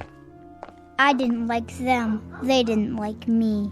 I hate anybody who doesn't like me. But everybody loves you. They love you, son. You're everybody's favorite. I heard somebody think one time. Somebody thought I shouldn't have wished away all the automobiles and things. And the electricity. They said it wasn't good that I did that. Somebody thought it one time. Who? Who thought that? Was it Teddy Reynolds who thought that?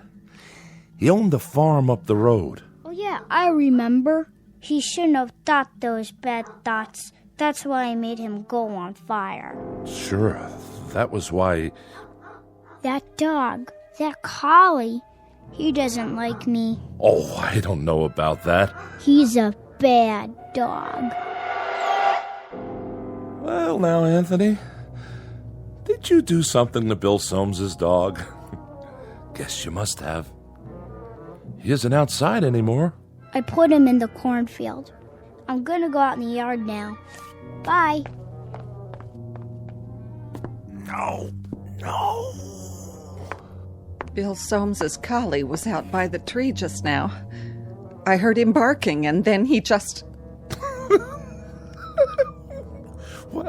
Why Anthony done that? It was a good thing that Anthony done that, wasn't it, honey? Wasn't it a real good thing? Oh, yes, indeed. It was a real good thing that Anthony did it. Well, I've got to get back and get supper ready. Stay a minute. Ethel's bringing over the candles for Dan's cake. Amy already made it. She got the last box of cane sugar there was to be found. Agnes? The very last box. And Dan hasn't got one single inkling that there's a surprise party for him. Not one. Glad to hear it.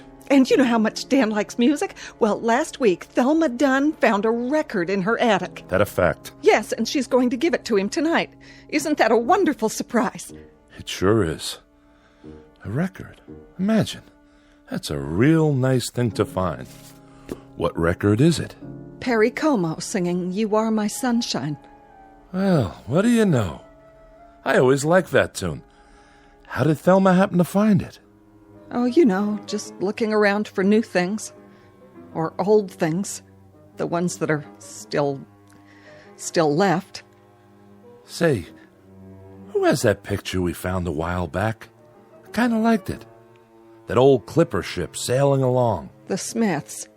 Next week, the Sipaches get it, and they give the Smiths the old McIntyre music box, and we give the Sipaches... I know. That's the way of things now. There's so little left. But that's okay, isn't it? Everybody keeps a few things for a while, and then they trade off. There's about 3 books left, and each family... Oh, now, honey. And each family can keep it for a week, and then trade it for something else.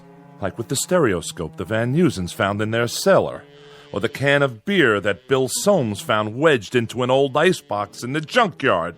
I'd better go check on the kitchen. You see, the thing of it is, Anthony fixed it so that we're alone in the world. Nothing new ever gets built anymore. Nothing new at all. That's enough. No, it's not nearly enough. Remember 6 years ago, old Doc Baker, rest his soul, he took one look at Anthony when he was born, and he screamed and dropped him. Tried to kill him right then and there. He knew. Somehow he knew what Anthony was, and he thought it would have been better if he had been born dead. But Anthony, my son, he whined and let out a cry, and then he done this thing. He took his revenge. Oh, didn't he? Please, I beg of you, don't. No. And he either destroyed the world and only left this village, or he took the village someplace away from everything. We don't know exactly which, do we? All we know is that we're alone, and there aren't any towns or villages or anything else left except this place. And Anthony, he controls it with his mind. He controls everything. That's right. That little boy in the yard outside. He can make it rain or snow. He can wish people into a grave, or he can turn them into anything he wants.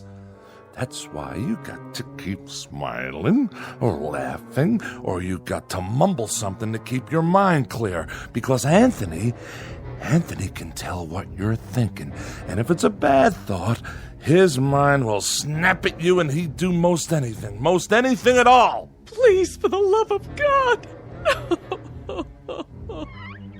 Mom? Dad? All right. But it's good. It's good that it turned out this way, isn't it? It's real good. That's what it is. Really, really, really good.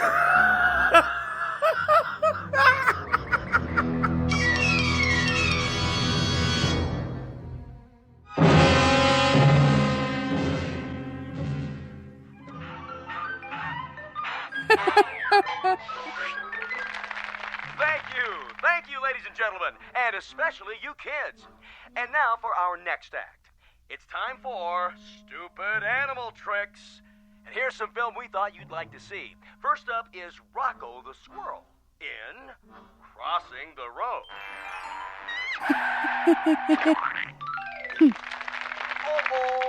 Oh, poor Rocco. And now, the bird and the BB gun.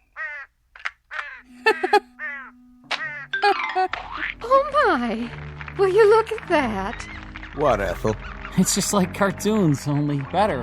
And last but not least, the turtle crossing the street. Well, that's all, folks.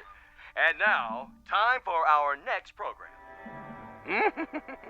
Welcome, horror fans, to tonight's episode of Scary Nightmares. This one's a real killer of a story. It's called Pleasant Dreams. Let's watch, shall we? Think I'll go get some fresh air. Shh. Not now, Dan.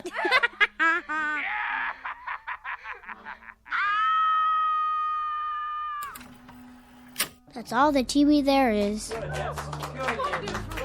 Oh, that was wonderful, Anthony. Wasn't it, everyone? Wasn't Anthony's television wonderful? Yeah. Just wonderful. Even better than last week. Yeah, great. It was much better than the old television. Oh, the best yet. You can say that again. You'll have to come around next week. Oh, I will. I will. And now, everyone, is it time? I guess so, honey. The surprise for Dan's birthday. Oh, you shouldn't have done anything. Go ahead, Ethel. Give your hubby the big surprise. All right. Here you go, Dan. I wrapped it for you special. What's this? Open it. Yeah, go ahead. Well, if you say so. I hope you like it. What's this, a record? It's Perry Como. A real collector's item, you might say. No kidding. I haven't heard Perry Como in years and years. Such a great crooner. You know what a crooner is, don't you, son? No. It's a singer. Someone who sings the old songs. What a great voice he had. Oh, didn't he? Happy birthday, darling. Happy birthday. Hey, you better not hug me too hard. I'm holding a priceless object here. You certainly are. Wow. Do you think we could play it? You mean right now? I'd love to hear some new music. Well, what I'd like to hear is the first part, just the orchestra part, before Como sings. Would that be all right? I don't like singing. I don't think we'd better, Dan. After all, we don't know where the singing comes in. It would be taking too much of a chance. Better wait till you get home. Put it on the table for now. But we don't have a Victrola at home. That's all right. Better to keep it safe. These old records break so easily. I guess you're right. Of course I am. There. It's good that I can't play it here. And now, I think it's time for Pat Riley to play some piano for us. How about it, Pat? Would you? That's a great idea. Well, then, it'd be my pleasure. Move right in, Anthony, so you can watch him. It's great what he can do with those fingers of his. I'm a little nervous. Oh, don't be. You play beautifully. Okay, then. Here goes. Guess I'm out of practice. It'd be good if you told me what to play, Anthony. It'd be real good if you tell me what music you like. Just play. Play anything. All right. I'll play Night and Day. That's a nice old tune. It sure is. That's always lovely. Yeah, go ahead.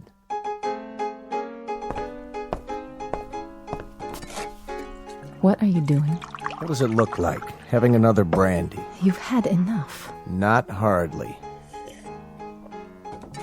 Stop it. Leave me alone. Put the glass down.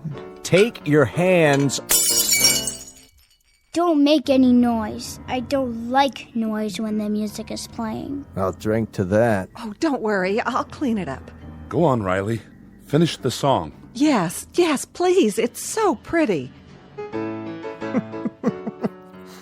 Pretty all right. Dan, please. Please what? I'm not doing anything. No, darling. But I'm just drinking this peach brandy on my birthday. That's all I'm doing. Please, Dan. For the love of heaven, please don't say anything else. Who's saying anything? I'm not saying anything. I'm listening. Shh. Play, Pat. This is real good brandy. Real good. You people know something? There's only 5 bottles of real liquor in the whole village. 5. 1 rye, 2 scotch, 1 after-dinner cordial, and this here. And when that's gone, there won't be any left at all. None. Keep playing. Nuts. Nuts! Can't even play my record. Can't even play Perry Como.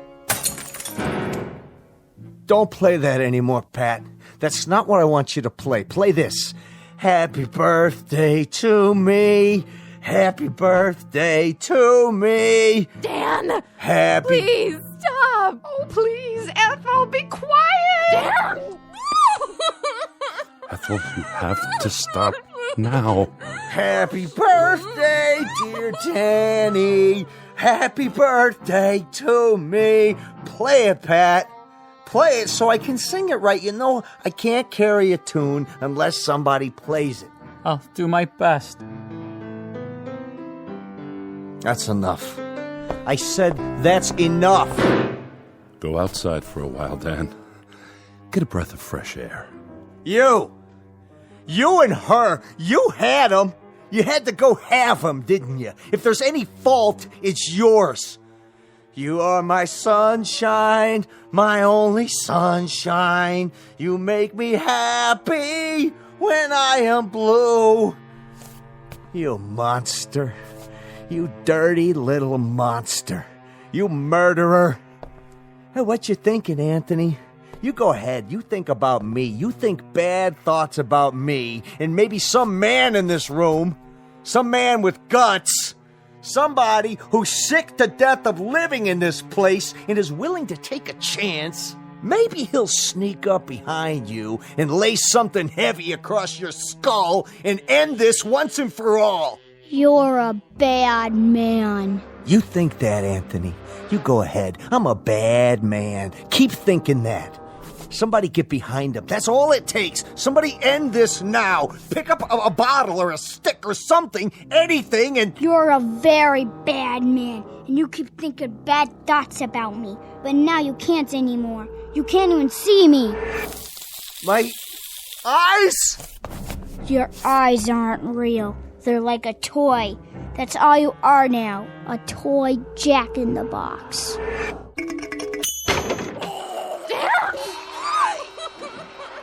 Anthony, wish it away. Wish it into the cornfield. We've all looked at it enough. Please, son. Wish it into the cornfield. All right. That's better. He was a bad man, so I turned him into a clown jack-in-the-box. A clown that still had his face. You shouldn't think bad thoughts either, lady, or I'll do the same thing to you. It's a good thing you did that to Dan. It's a very good thing. Play some more music, Mr. Riley. Oh, yeah, it was swell. Just swell. A real good thing. I like that song. Come on, Anthony, I'll lift you up so you can sit on the piano. Would you like that? You know something? What's that, Amy? Careful, watch your step. Why don't you sit down again? I kind of liked it a little bit better when there were cities outside. And we could get real television and radio and things like that? Didn't you? Why, Amy, it's good for you to say such a thing. Very good, but you must be making a joke. Anthony's television is much better than anything we ever used to get. Oh, yes. It's fine. It's fine. Anthony's are the best shows we've ever had. Yeah. Very best. Look at that, will you? It's snowing outside. Anthony, are you making it snow? Yeah, I'm making it snow. I like snow. So do I. We all do. But that'll kill off half the crops. That's what it'll do, Anthony. And then we won't have anything to harvest or eat. Did you know that? Mm-hmm. But I guess it's good that you're making it snow. It's real good. And tomorrow will be a good day. No matter what. A very, very good day. No profound comment here. No clever words about the human mind and the power of thought or the need to survive. We only wanted to introduce you to one of our favorite citizens, and we do mean favorite, little Anthony Fremont, age 6, who lives in a village called Peaksville, in a place that used to be Ohio. And if by some strange chance you should ever run across him, you'd best think only good thoughts, because anything less than that is attempted at your own risk in the Twilight Zone.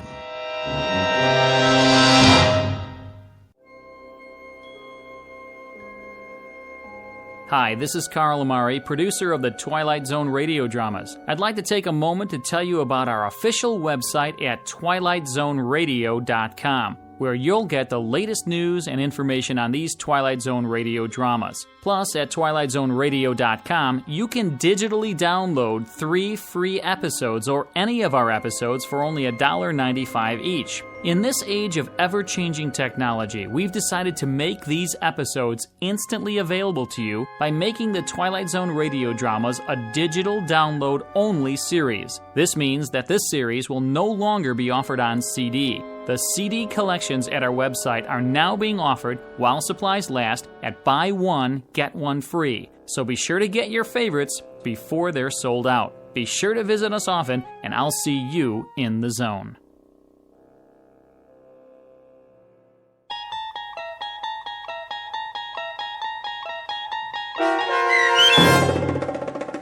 It's a Good Life, starring Mike Starr with Stacy Keach as your narrator, was adapted for radio by Dennis Etchison and written for The Twilight Zone by Rod Serling from a story by Jerome Bixby. Heard in the cast were Meg Thalken, Fernette Lebo, Christian Stolte, Jeff Lupetin, Doug James, Brooke Sanford, Carl Amari, piano stylings by Daniel Choka, and introducing Zachary Leipzig as Anthony. To learn more about the Twilight Zone radio dramas and to obtain audio cassettes and CDs of these programs, visit our website at twilightzoneradio.com. The producers of The Twilight Zone wish to thank CBS Enterprises, Carol Serling, Dennis Etchison, Dick Brescia Associates, Claire Simon Casting, Terry Jennings, XM Satellite Radio, Sirius Satellite Radio, our sponsors, and our radio affiliates for helping make this series possible. This copyrighted radio series is produced and directed by Carl Amari and Roger Wolski for Falcon Picture Group. Doug James speaking.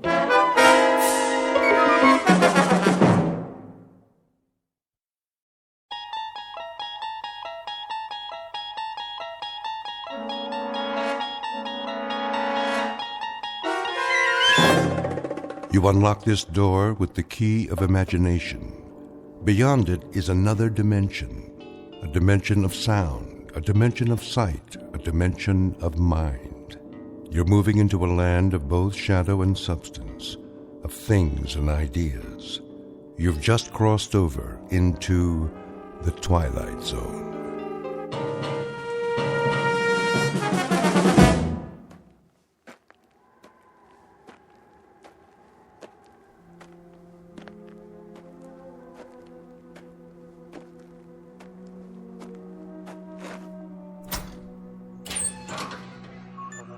Hank? Hank! Oh, morning, Captain. Anything on the radar? Not yet. No signal at all. Try 4.0, true. It'll probably come from that direction. I had her on that all morning, sir. Still nothing. You're past your time, aren't you? Who's your relief? Al Baines, Captain. Baines? I'll see what happened to him. Yes, sir.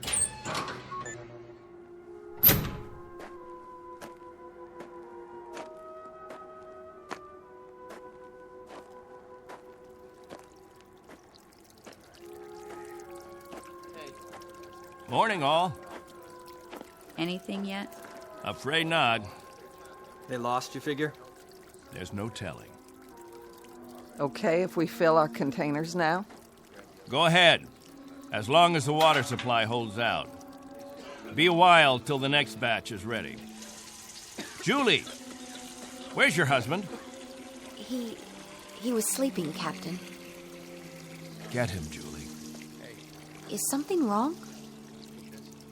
There's something wrong. Yes, sir. How does it taste today, Henry? Same as always, hot, flat, and unforgettable. But wet. Suffer it a little bit more. 6 months from now, you'll be drinking chocolate ice cream sodas.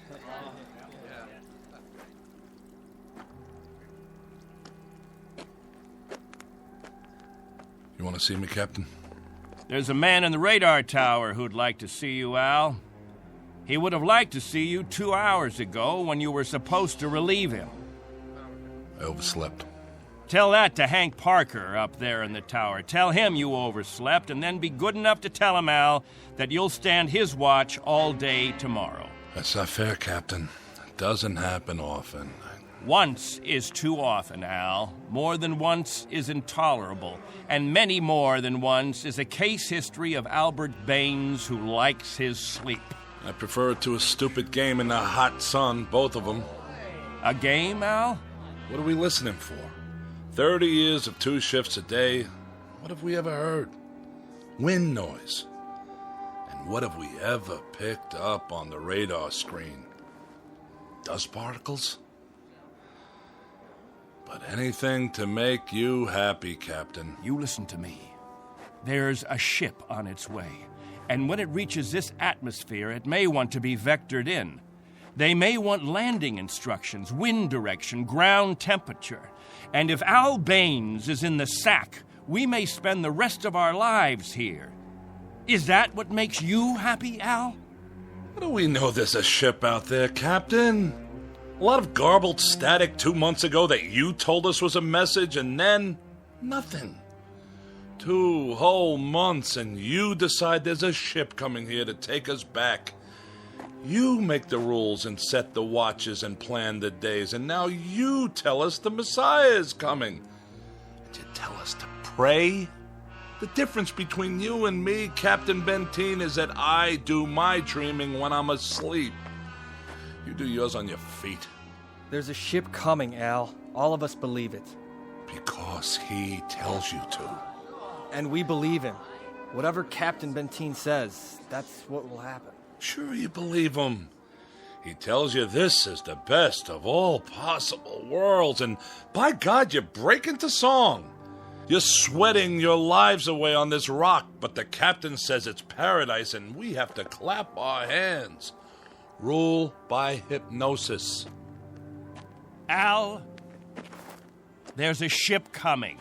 This happens to be a fact. There's a ship coming. Believe it. I tell you, it'll happen. And you know it's real, just as you know this is real. You haven't forgotten our ship, have you? The Pilgrim 1? The first spaceship sent up to colonize the outer regions? And this plaque, placed here by the 130 men, women, and children who established the first off-Earth colony. We owe them our belief, because they had faith. Don't ever forget that.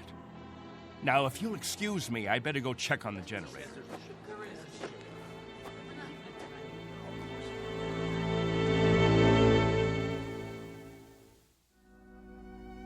This is William Benteen, who officiates on a small outpost in space. An outpost slowly disintegrating under the heat of two suns, with the holes, the cracks, the fissures that are the residue of despair. He tries to fill them with faith and to retain a faith of his own. This is a remnant society, a handful of people who left the Earth looking for a millennium, a place without war, without jeopardy, without fear. What they found was a lonely, barren place whose only industry was survival. And this is what they have done for decades, survive. Until the memory of the Earth, they came from what has become an indistinct and shadowed recollection of another time and another place. 2 months ago, a signal from Earth announced that a ship would be coming to pick them up and take them home. In just a moment, we'll hear more of that ship, more of that home, and what it takes out of mind and body to reach it. Because this outpost is located in the far reaches of the Twilight Zone.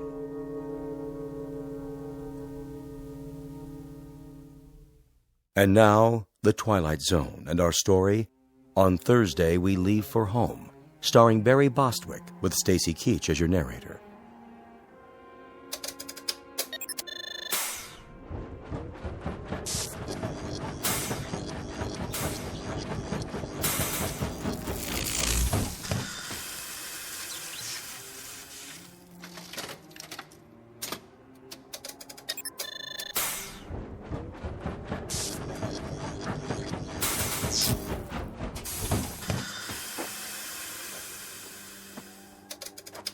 Can't keep the generator running, sir. No wonder. Look at these wires. They're rotten. That's all we got, Captain. No backup? This is it. Any insulation? That's all gone, too. We used it on the converter belts. Well, we have to get the current running somehow. If that refrigeration unit stays off, the temperature in the underground rooms will go up 50 degrees. Well, we could stop the saltwater converter for a day or so, switch the parts. Then we'll have to do that. Tell the people to fill up all the jugs they have. We'll be shutting off the water in 6 hours. Yes, sir. Captain, what about the ship? It's on the way. We know that much. Then everything will be different. When we get back, the things that are old and worn out, we'll throw them away. Just throw them away. Captain Benteen. What? The main square. Come quick.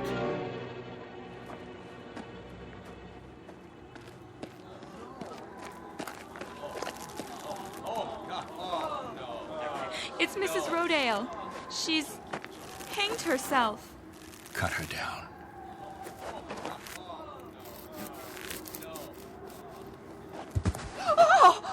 Mommy, what happened? Is that lady all right? Get them out of here. Come, children. God have mercy on her.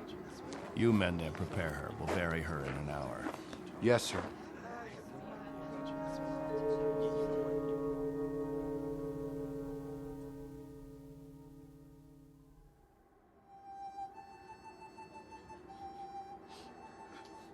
We now consign to this planet the remains of Mary Rodale.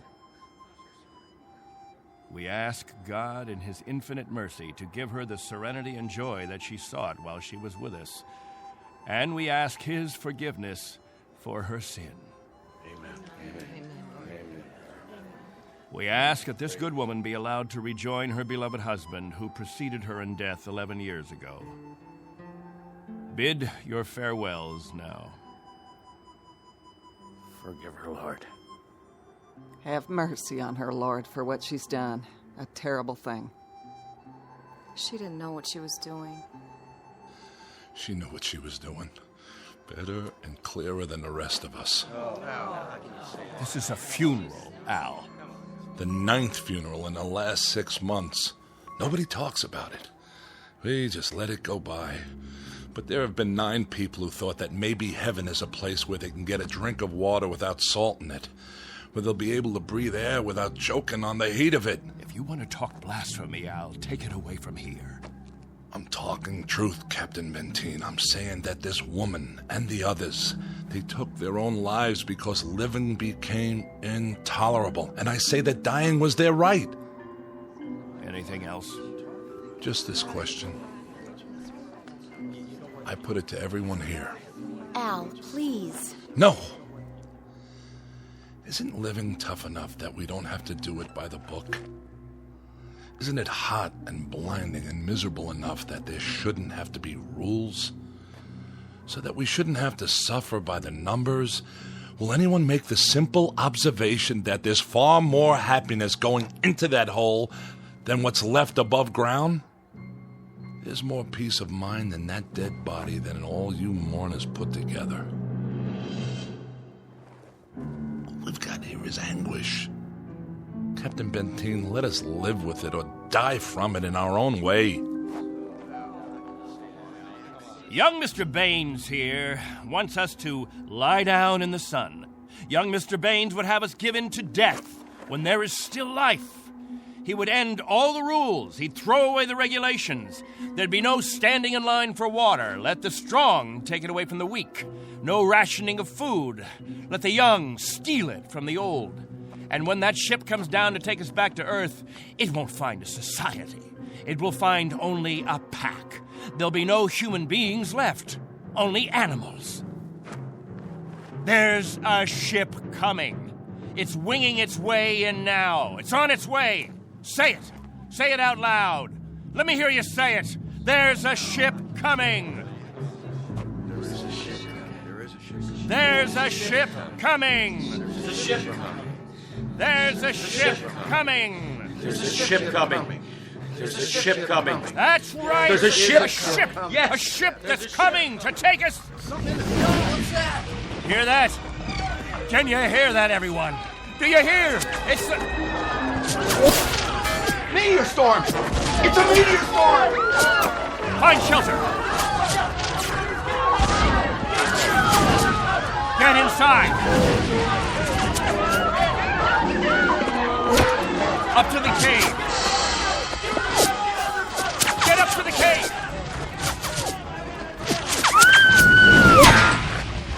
Julie! It's Julie. She's bleeding. Quickly, we have to move. I can't. Something hit my arm. I think it's broken. Stand aside, I'll carry it.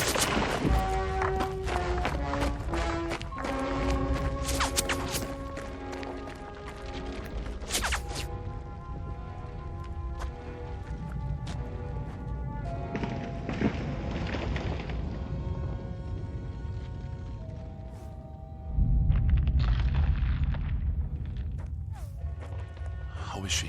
It's just a cut to the forehead, not very deep. But keep this bandage on it. Julie? Julie, honey? Can you hear me? Al? Don't let her move just yet. She may have a concussion. How's your arm? It's not broken. Must have been a rock that hit it. Captain, thank you. For a little first aid. No thanks necessary. I deliver babies, too. You might want to keep that in mind. Now, I'd better go see to the others.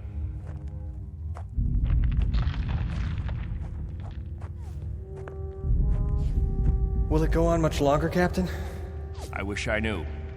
It sounds like it's spending itself. I've seen meteor storms before, Captain, but nothing this size. What about the damage, Henry? 2 underground cells destroyed. At least, that's what it looked like from out front. Everybody accounted for? I think we're all here, Captain. I've checked. Nobody's missing. Thank God. Everyone try to stay calm. The worst of it is over.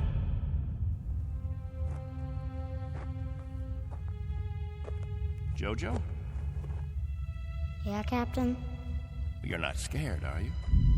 Well, kinda. Now, we can't have that. Mind if I sit for a minute? We'll talk, you and me. Captain, tell me about the Earth. Would you, Captain? Tell us what you remember. Yes, do. Well, all right, I guess I can do that. We'd like to hear. You, over there, is that you, friend? Yes, Captain. And you, Buck. Yes, sir. You fill in the holes if I leave out anything. Straighten me out if I'm wrong about any of my recollections. Jojo, I was a boy of 15 when we arrived here. But I remember Earth. I remember it as a place of color. I remember that in the autumn, the leaves changed. They turned different colors, red, gold, orange. And I remember streams of water that flowed down hillsides, and the water was sparkling and clear. And I remember clouds in the sky, white, billowy things that floated like great, majestic ships. They looked like sails. What are sails? Don't you know what sails were? In ancient times, that's how ships moved across the water. There was so much water. The men unfurled large sheets of canvas against the wind, and it was the wind that moved them. And I can remember night skies.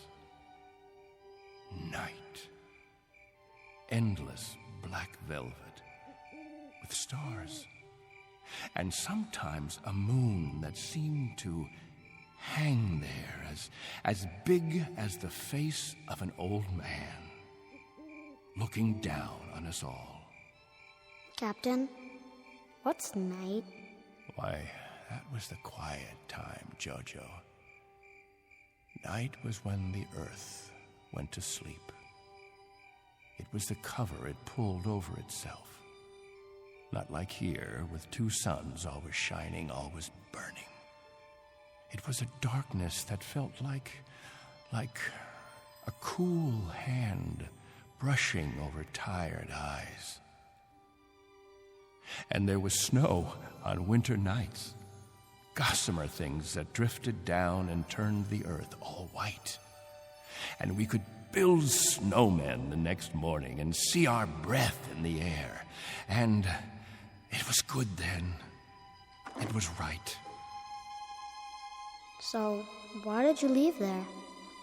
Oh, we thought we could find another Earth, Jojo. Then we found this.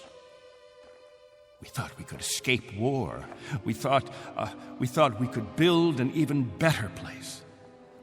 And it took us 20 years to find out that we had left our home 1 billion miles away, only to be stranded, like visitors, transients, that no roots could take hold in this ground. But it was too late. So we spend the next 30 years watching a clock and a calendar and waiting. But we can't wait any longer. Not a day, not an hour. We have to get back home. There's no more time. I'll go outside and survey the damage.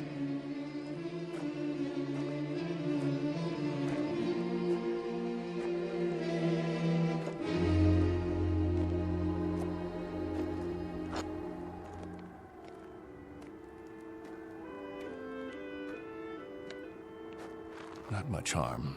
Radar tower is still standing.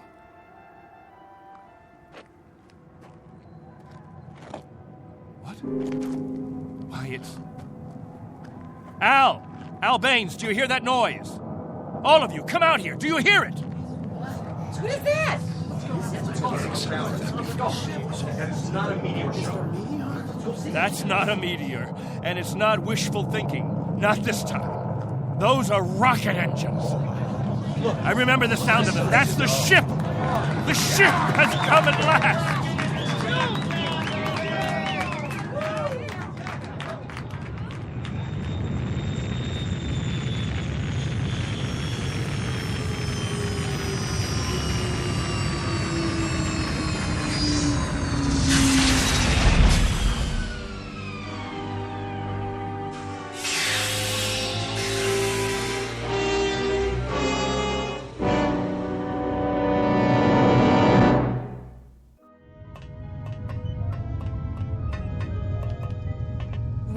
a ship.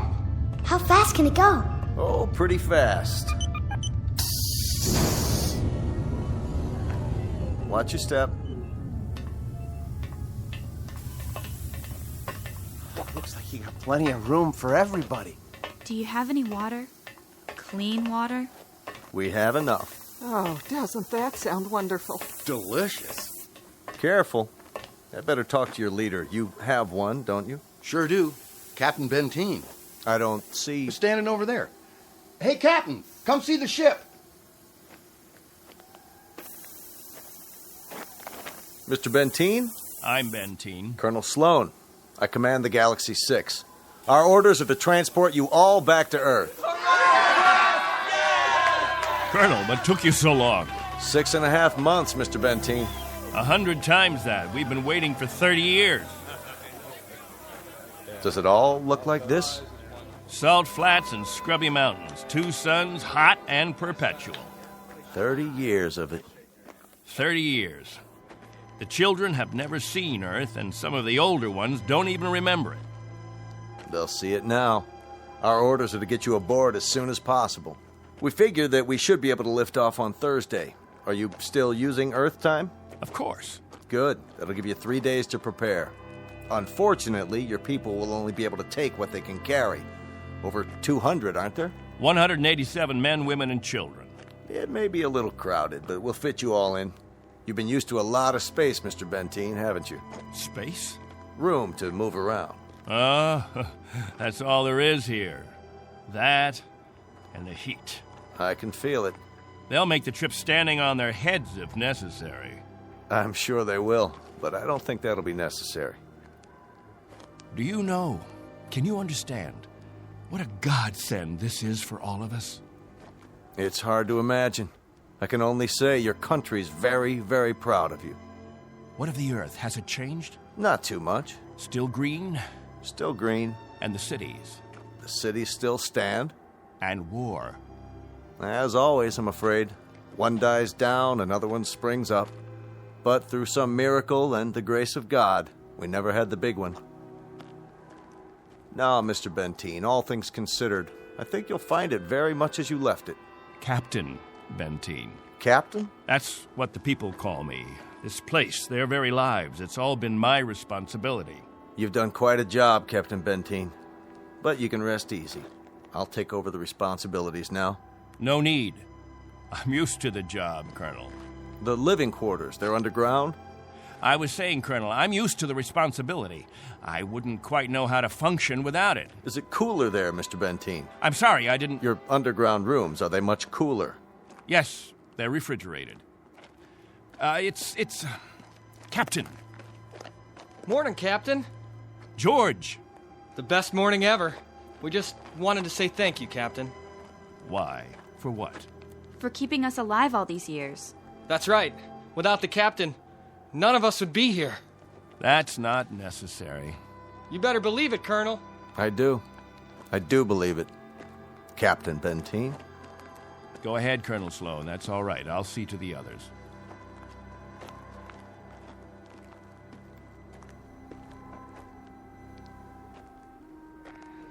You know, I don't need this. I'm not going to take this. Hi, Captain. Julie, where's your bandage? Oh, I don't need it anymore. But we put one around your head so the cut would heal. What's this? Isn't it incredible? It's called a medicinal patch. You wear it for 24 hours. It accelerates the growth of new skin. Look at her forehead, Captain. You can hardly see the scratch. Better put the sling back on your arm, Al. I don't need a sling. Just this metal band. It's magnesium. Colonel Sloan said my arm would be perfect by the end of the week. Well, I seem to have had my practice taken away from me. But while we're here, I'd use that sling. I'll bet I've fixed about 500 broken wings in my time, and the only way to be sure it heals properly is to keep the limb immobile. Where's Colonel Sloan? I want to ask him what to pack.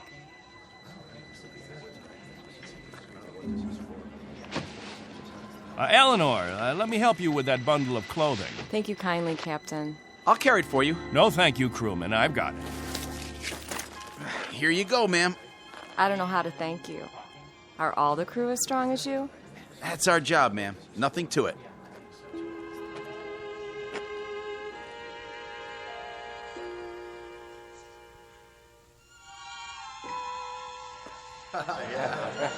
Hello there, Captain. Will. I'm so excited. How much longer? Not long. Be patient. May I have your attention, everyone? Good question. Quiet, please. What is it, Captain? As all of you know, we have less than 36 hours before we depart.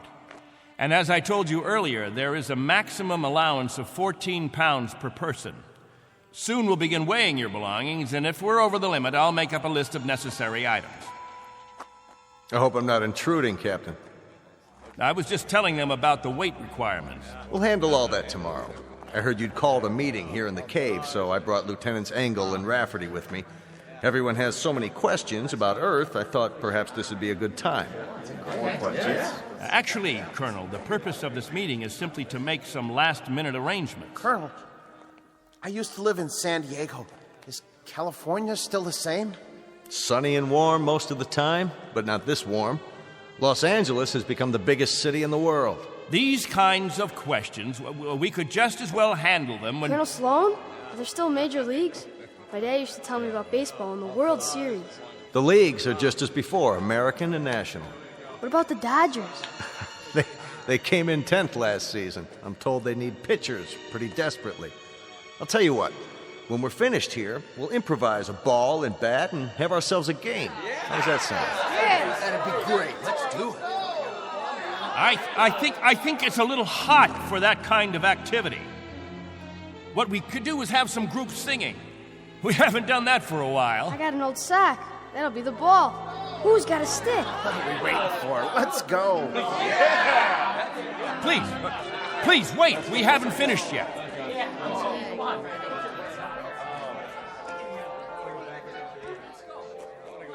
Jojo, I haven't told you a story in a long time.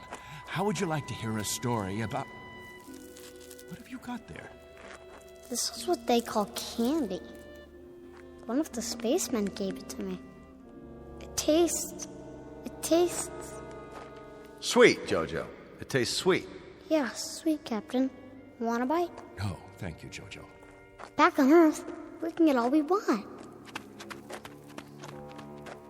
Something, Captain? I'm not sure. I'm not at all sure. You've promised them all candy. You've made it sound as if that was what the Earth is made of. Sugar and spice and everything nice. Maybe they ought to be told the truth.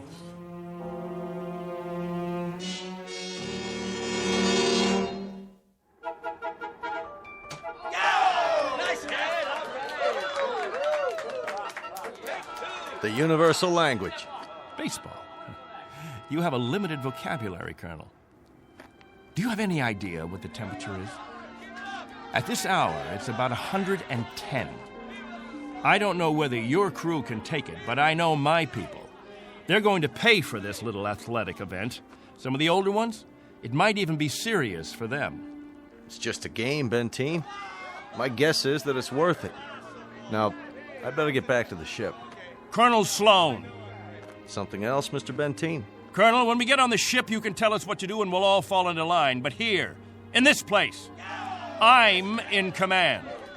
I'm not trying to usurp authority, Mr. Benteen, but I really don't see what harm a little game... It's still Captain Benteen. For now.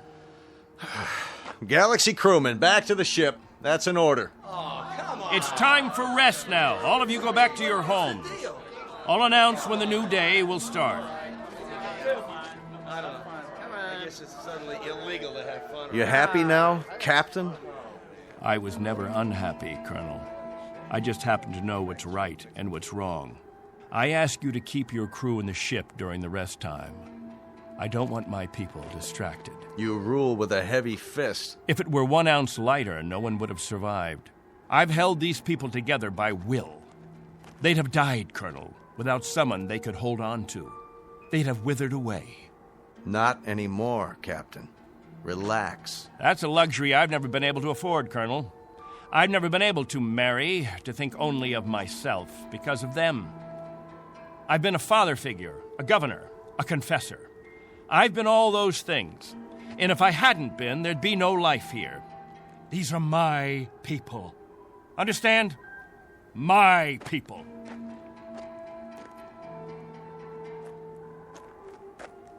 What's with him, Colonel? I'll bear with him a little bit longer, fellas. He's really quite a man. He's got just one minor aberration. And what's that? He believes he's God. As far as he's concerned, we're booting him out of heaven.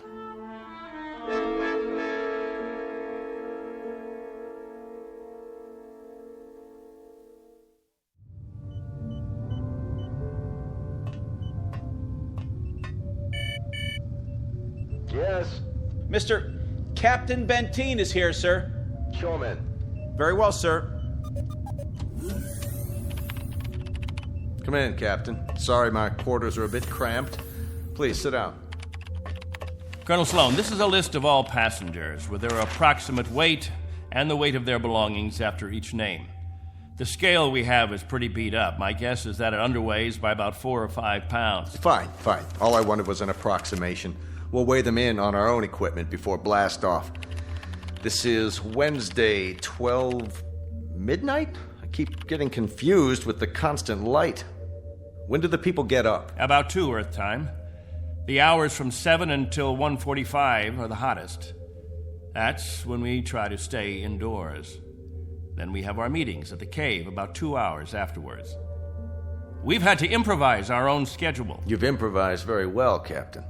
I looked at the saltwater converter, your electro plant, the sun shields you put up over the crops.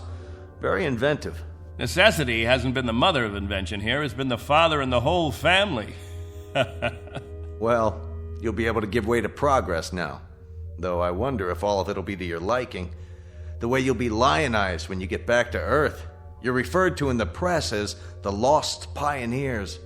They're gonna make quite a thing of you when we land. Oh? Wherever any of your people settle, there'll be keys to the cities, brass bands. I expect they'll scatter all over the U.S. The government's had inquiries by, well, it must be thousands of relatives.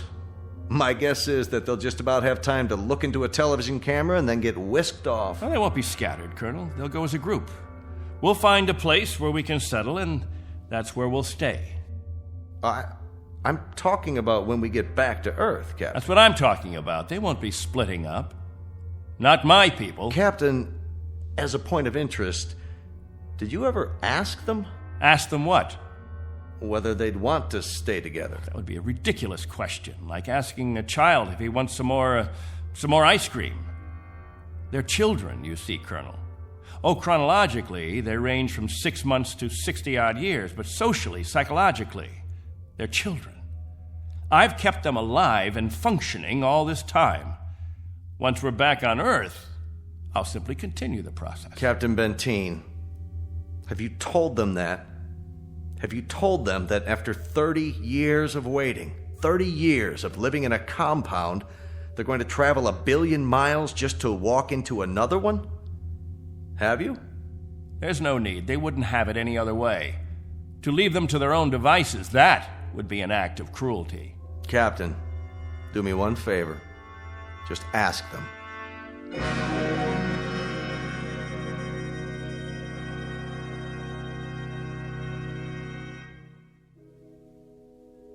Naturally, we won't have to concern ourselves with the colder climates, the northeastern states, the upper regions of the Great Plains. We'll find an area much farther to the south, perhaps Florida or Texas. Southern California has a temperate climate. Captain, you better tell us about frostbite treatment, because I'm moving to Wisconsin. That's where my family settled originally. What about Oregon, Captain? That's where Joan and I plan to settle. I've heard about the forest there. New York. Please, wait a minute. You don't understand. Let me make this clear. All of you will have a chance to meet your relatives. I see no reason why visits can't be arranged, perhaps even for a week or more. But naturally, we'll remain together as a community in whatever land grant we obtain from the government, or whatever given area we can arrange. I can assure you of one thing, and I hope put all your fears to rest. I'll remain as your guide, your consultant. And I guarantee that no one will lack for my help or my advice. Captain, Julie and I were thinking of farming. Why, that's a fine idea, Al. We'll farm just as we have farmed, but much more easily. The rainfall back on Earth is so plentiful. And as I told you, there's only one sun, so you won't have to shield the crops.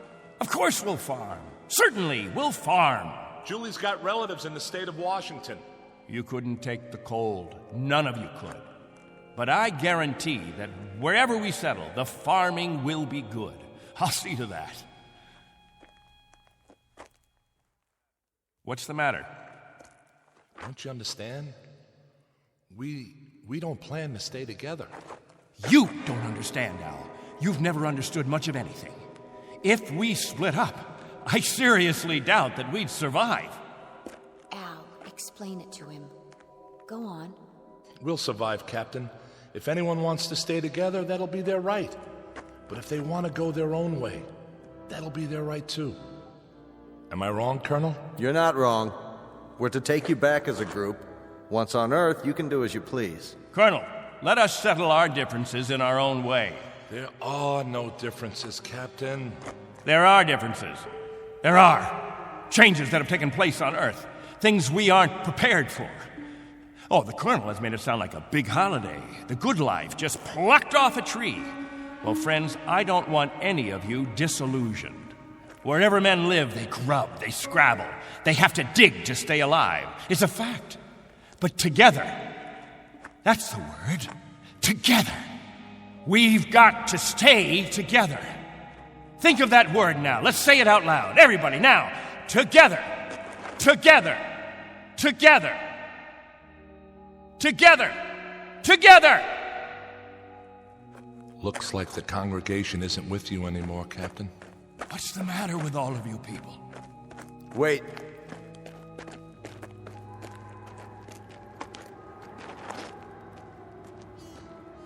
I've made the compartment assignments. I'd like to go over them with you. Assignments? There's not much time, and there's some things we have to check off. There's a decompression problem that we've got to tell them about, and a moment of weightlessness shortly after we leave the atmosphere that I want to explain to the children. Do you know what we called you while we waited for you to come? We called you the Messiah. Did you? You were supposed to bring freedom, but that's not what you brought. You brought selfishness, dissatisfaction, divisiveness. With all the misery we've had here, those germs never infected us. I brought nothing but a ship and a crew and a means of escape. You've had no diseases, no viruses. Did it ever occur to you why? You've lived in a test tube, Captain. Antiseptic and germ-free and sterile. Sure, you're a group, a cell, but that's all over with. Now it's time for you to be what God meant you to be, individuals. Time to break the test tube. Time to rejoin the human race. What I'd like to know is why in the name of God you're so reluctant about it. Because I remember the human race. This is incredible. Oh, it's really incredible. I was wrong, Colonel. I've been telling them about an Earth that doesn't exist, an imaginary garden. No, we can't go back. It's too late. Captain, really?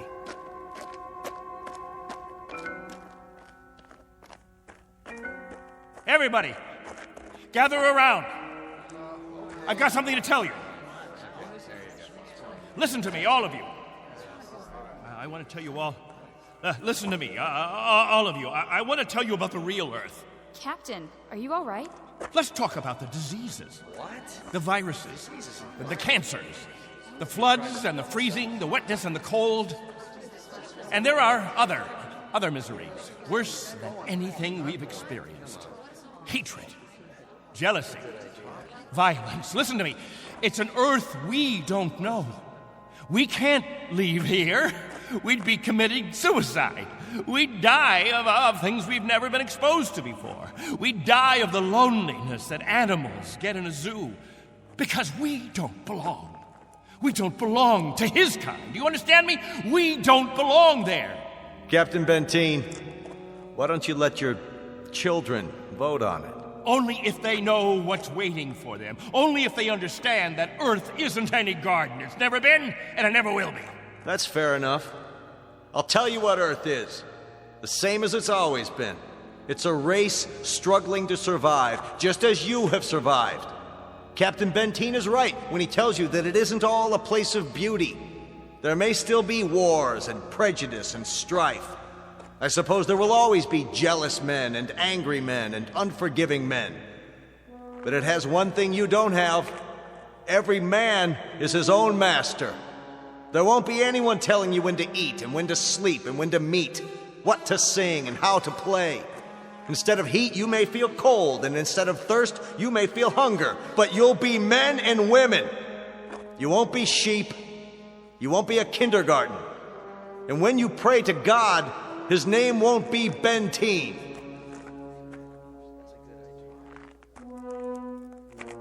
A vote now, Captain, and the majority wins. Those of you who want to be on the ship 10 hours from now, heading back to Earth, step forward. All right, I'm going. Let's go. Go. That's it. I suppose that makes it unanimous, Benteen. Even you, Jojo? Well, I want to go with the Colonel. Give me something, anything. Give that sledgehammer. Here. No, let it go. Angle, Rafferty. There, sir. Stop him. He's running from the ship. No. Captain, no, please.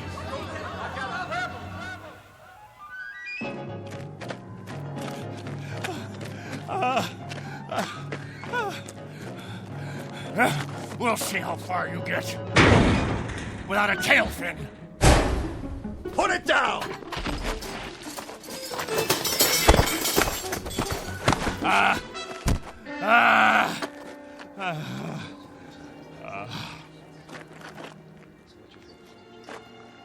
You all right, Colonel? I'm fine. What about the ship? Just a couple of dents, nothing serious. Lucky you stopped them when you did. Captain Benteen, let go. For everyone's sake, loosen your grip and let go. God help you. God help you all. Tomorrow you think you're getting on a ship headed for paradise.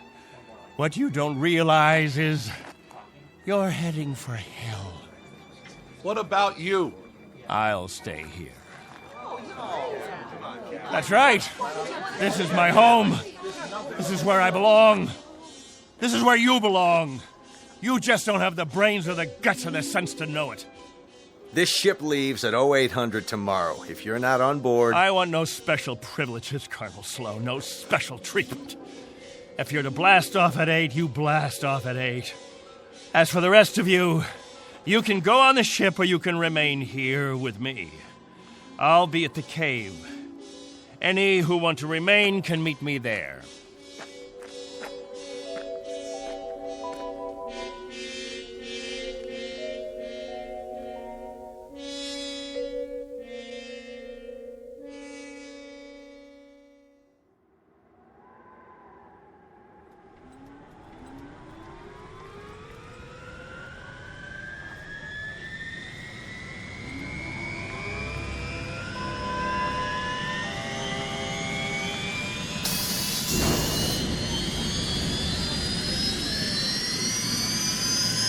That's it, folks. The rocket's fired up. Everybody on board, single file. What about the captain? I'll give it one last try. Lieutenant Engel, see to the passengers. I'll be right back. Yes, sir. Where are you going, sir? To the cave.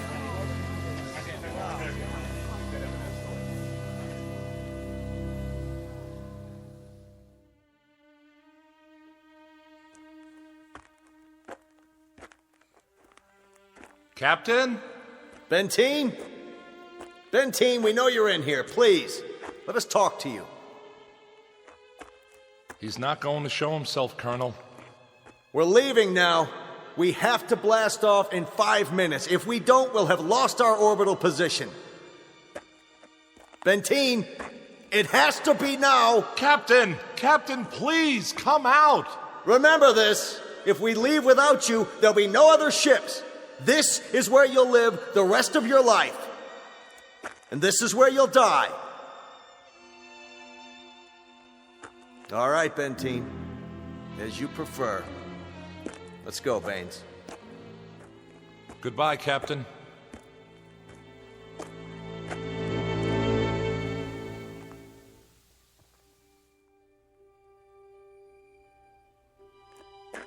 Hello, friends, all together at the meeting place. Any new business today? No? Jojo, I'll bet you want to hear about Earth. About the rivers and the seas, the blue skies, or the night, the stars and the moon. Which do you want to hear about this time? There's color on Earth, the change of seasons. And the wind brings the smell of the ground, the plants, the seeds, the roots, flower petals, sap from the trees, and the smell of the weather, the rain or the mist or the fog. And on the earth,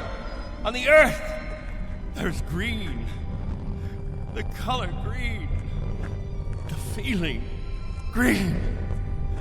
There's something fresh about it, something living.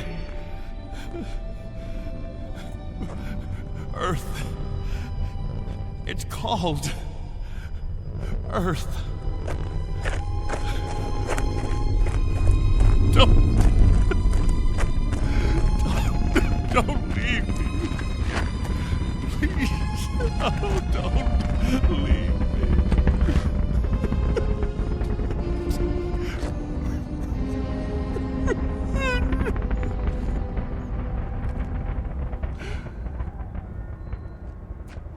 No! Don't leave me behind!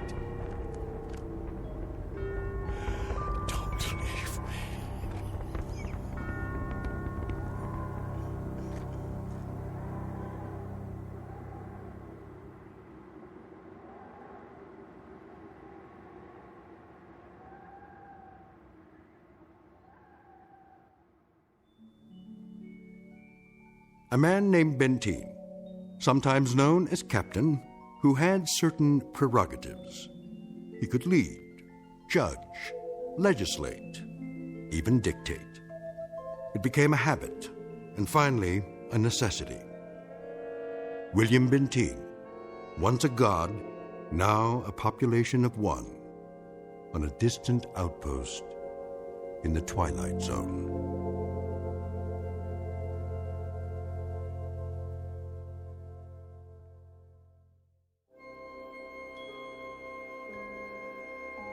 Hi, this is Carl Amari, producer of the Twilight Zone radio dramas. I'd like to take a moment to tell you about our official website at twilightzoneradio.com, where you'll get the latest news and information on these Twilight Zone radio dramas. Plus, at twilightzoneradio.com, you can digitally download 3 free episodes or any of our episodes for only $1.95 each. In this age of ever-changing technology, we've decided to make these episodes instantly available to you by making the Twilight Zone radio dramas a digital download-only series. This means that this series will no longer be offered on CD. The CD collections at our website are now being offered, while supplies last, at buy one, get one free. So be sure to get your favorites before they're sold out. Be sure to visit us often, and I'll see you in the zone.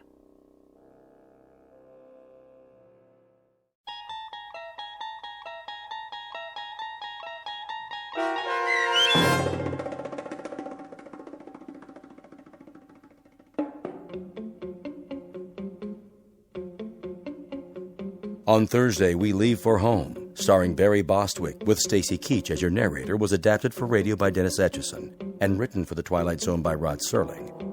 Heard in the cast were Mike Starr, Christian Stolte, Elizabeth Lido, C.J. Amari, Richard Hensel, Justin Kaufman, Kurt Nabig, Joby Cerny, Jennifer Joy, Meg Thalken, Tracy Hernandez, Jake Salins, Doug James, Jeff Lupetin, and Amanda Amari.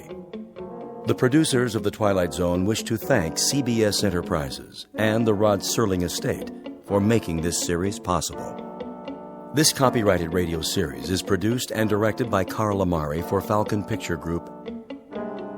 Sound design and custom Foley effects for The Twilight Zone by Cerny American Creatives Bob Benson, Craig Lee, Michael Slaybach, and Matt Sorrow.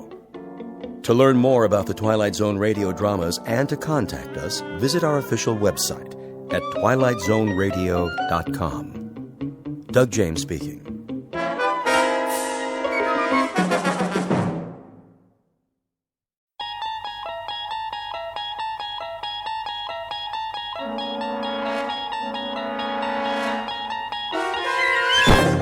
You're traveling through another dimension.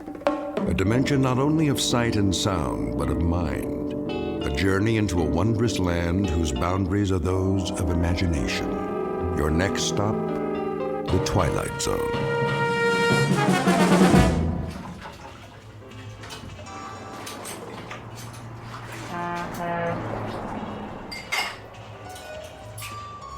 All right. Everybody ready? For what? The evening rush. That's a laugh. What do you mean? It's that time of day. Truckers, moms, and dads, everybody gets hungry. They have to eat before they get to Vegas, don't they? Fix your hair and get your uniform on straight. Nobody's been in here for 2 hours. And that was for a donut and a cup of coffee.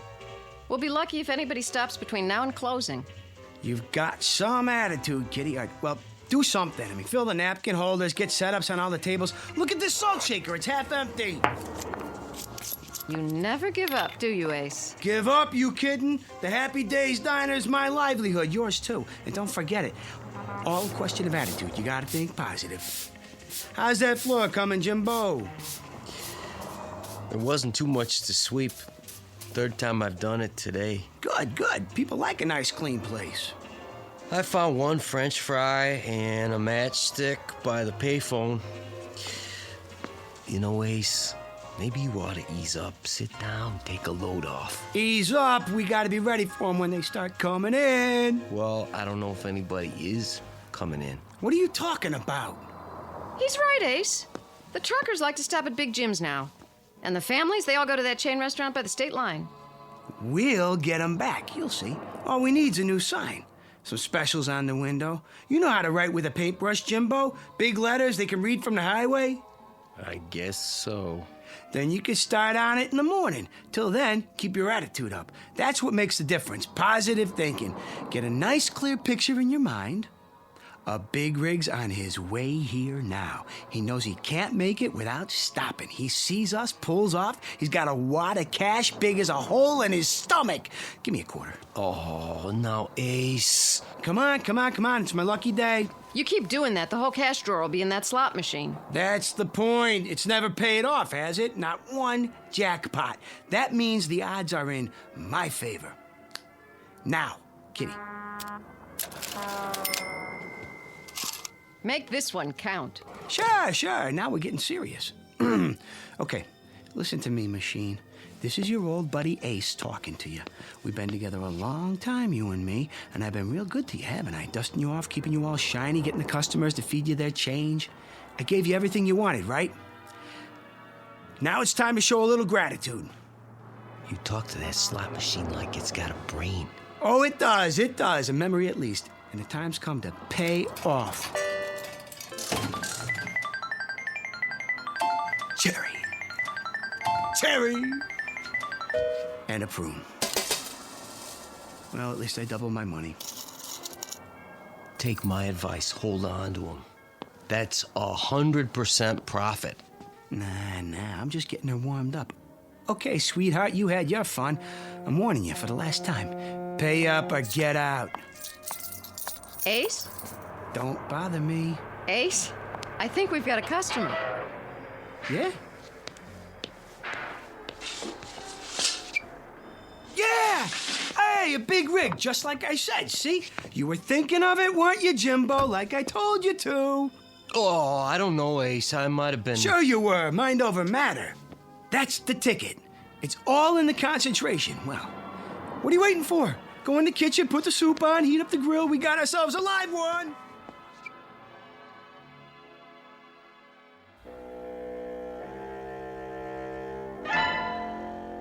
A study in the art of concentration. They say a picture is worth a great many words, especially a mental picture. Perhaps that's what just happened, or perhaps it was a coincidence. One way or the other, our cast of characters will soon find out. Meet Mr. Ace Larson, owner of the Happy Days Diner on Route 15 on the way to Las Vegas, Nevada. He's a sawed-off runt of a man with equal measures of pugnacity and charm. His waitress, Kitty Kavanaugh, almost beautiful, but not quite, who's patient and loyal to a fault.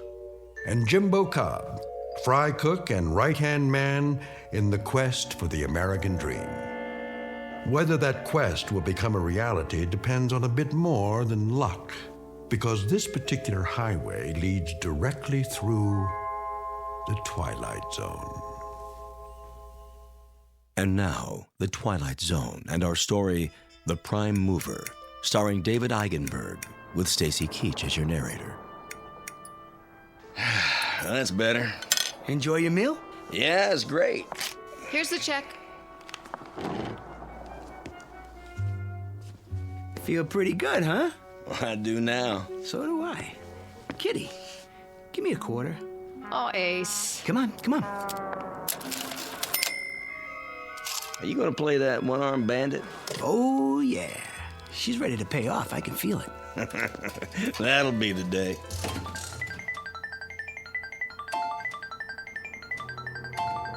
One lemon and 2 prunes. See, now what I tell you? You gotta watch yourself with those things. You take it too serious, you'll blow a gasket. Very funny. Here's for the food. You keep the change. What? Thank you. Wait a second. Yeah? Flip you double or nothing for the meal. You sure like getting kicked around, don't you? Never mind what I like. Double or nothing. What do you say? I don't know if that's such a good idea. Quiet, Kitty. Is it a deal? Okay. All right. Got a quarter? Yeah, I think so. Look, Ace, you always have to... Listen to her, Ace. Don't you think we Come ought on, come on. A guy can't keep losing forever. Here we go. Call it. Heads. Heads it is. Thanks, buddy. I don't believe it. No sale. You come back now. I sure will. Seeing as how that's my lucky quarter, I guess I better hold on to it. Go ahead. And while I'm at it, might as well give Lady Luck a whirl.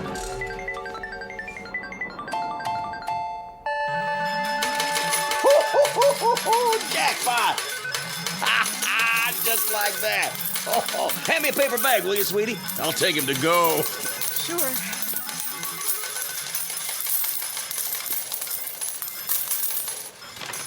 I don't believe it. What's the matter? Would you mind hurrying up? Sure. Oh, hey, I got a tip for you. Yeah? You gonna give me a cut? How much you figure? No, lay off the gambling. Nothing good ever came of it. You have a nice day now.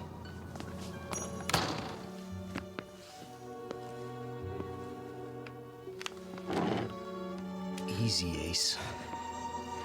It ain't fair, Jimbo. It just ain't fair. Oh, don't take it so hard. That's easy for you to say. Maybe your luck will change. Yeah. Maybe I'll get electrocuted or something. Night, boys. Where are you going? Home and to bed. Any objections? Nah, honey. I wouldn't blame you if you quit. I can't. You owe me 3 months' salary. So long, you big-time operators. Be careful going home now. Will do. Gee, what a nice girl, huh? Yeah. Too nice. Ace, how come you and Kitty don't get married? On what? With what? I got a little saved up. You could use that. A little ain't enough, Jimbo. A chick like Kitty deserves the best. And the best comes high. Well, we could fix up the back room, make it real nice, just for now. Well, then where would you sleep? Don't worry about me. I could take care of myself. Sure you can. They better slow down out there. Darn fools, they must be going 90.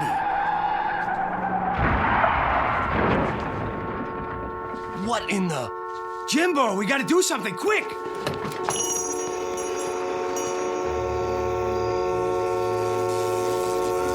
Oh, they hit the pole. The power lines are down. Let's get him out of there. Can't. It's gonna catch fire. Stay back or we'll get burned up with them. Car's upside down, Jimbo. There's people in there. We just can't leave them. Quiet. Go inside. Call for help. No use. They knocked the telephone pole over. Well, don't just stand there. Think of something. That's what I'm trying to do. Quiet, please, Ace, if you don't mind. What's happening? Am I seeing things? It's turning over. How? Just a little farther. You're right side up now. Come on out. The door open. Just stay clear of those wires. Can you walk, honey? I think so. Come on. Take my hand. Hurry up. Get clear. They're gonna make it.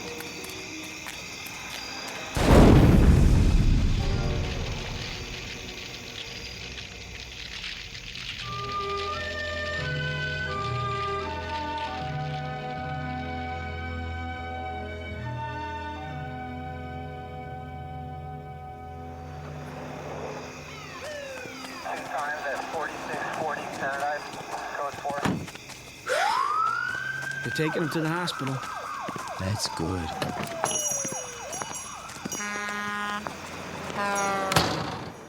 They're gonna be okay, the doc says. A few broken bones, nothing too serious.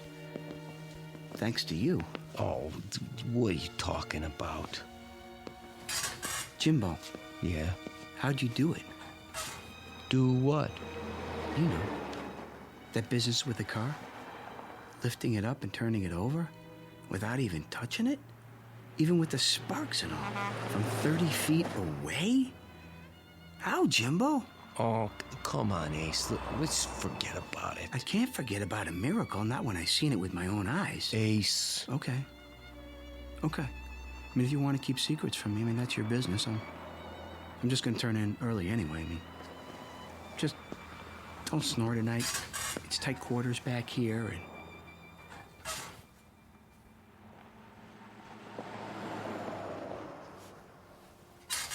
Ace. What? All right, I'll tell you. Yeah, it's up to you. I can't exactly explain it, Ace, but you see, I guess you might say it's a power I got. What kind of power? Well, it seems like I can move things around just by thinking. What? Oh, I know it sounds stupid, but it's true. I don't know how come. I can, that's all. Since when? Since always. You never told me about it. I never thought it was anything special. What? Nothing special?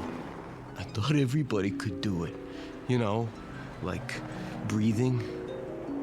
I guess I was wrong. Yeah, I guess you were. How come I never seen you do it before? Oh, I had to give it up. Why? Well, you know. No, I don't. Why don't you tell me? It got me in a lot of trouble at school. Besides, I started getting these real bad headaches after. Like now.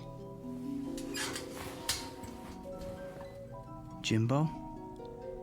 Could you do it again? Sure, I suppose. Like right now? Yeah, but... Show me. Oh, Ace, I got a headache. I'll give you an aspirin. Come on. Come on, prove it. Do something to my bed, for instance. If you say so. Well, go on. Just a second.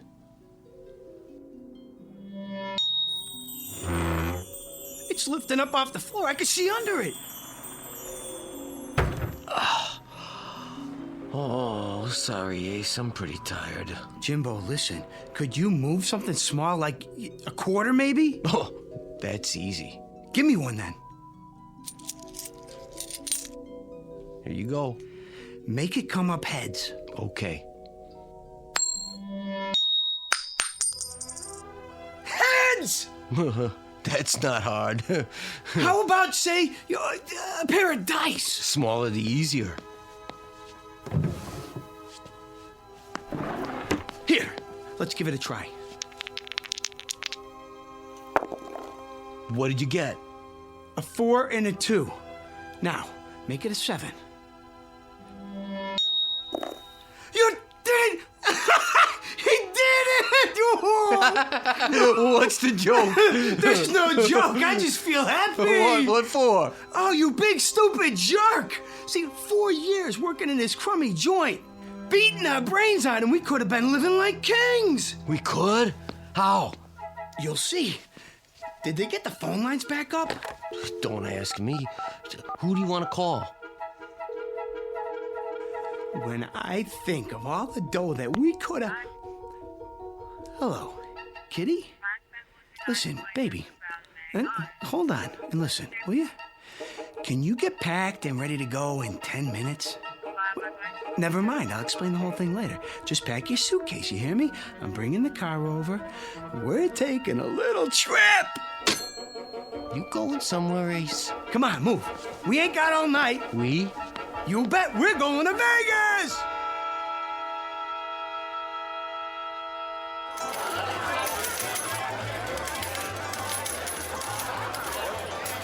Cigars, cigarettes. Drinks? Bring me a scotch and water. Coming right up, sir. Oh, wait. What do you two want? We just got here, Ace. Besides, they'll probably charge you an arm and a leg. Ain't you ever been in a casino before? Drinks are on the house. No kidding? Would I kid you? Now let's get to it. Where are we going? Let me see. How about the roulette wheel? Isn't that a little out of our league? I saw some nickel slots when we came in. Forget about it. We're going for the big money.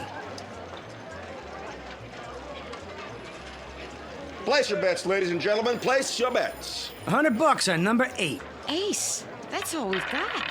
Relax. $100. Set your money on the table, sir. Yeah, sure. Here you go. Your chips. All bets down. You got that, Jimbo, number 8? Yeah, I heard you. What is going on? Watch this. 8. Red. Even.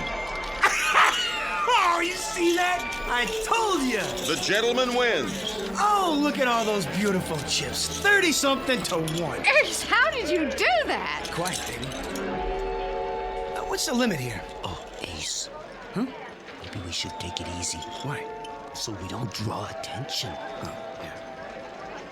Place your bets. Number, sir? Not this time. We're gonna play something else. Yeah, that's it. So long, and thanks. Kitty, help me with these chips.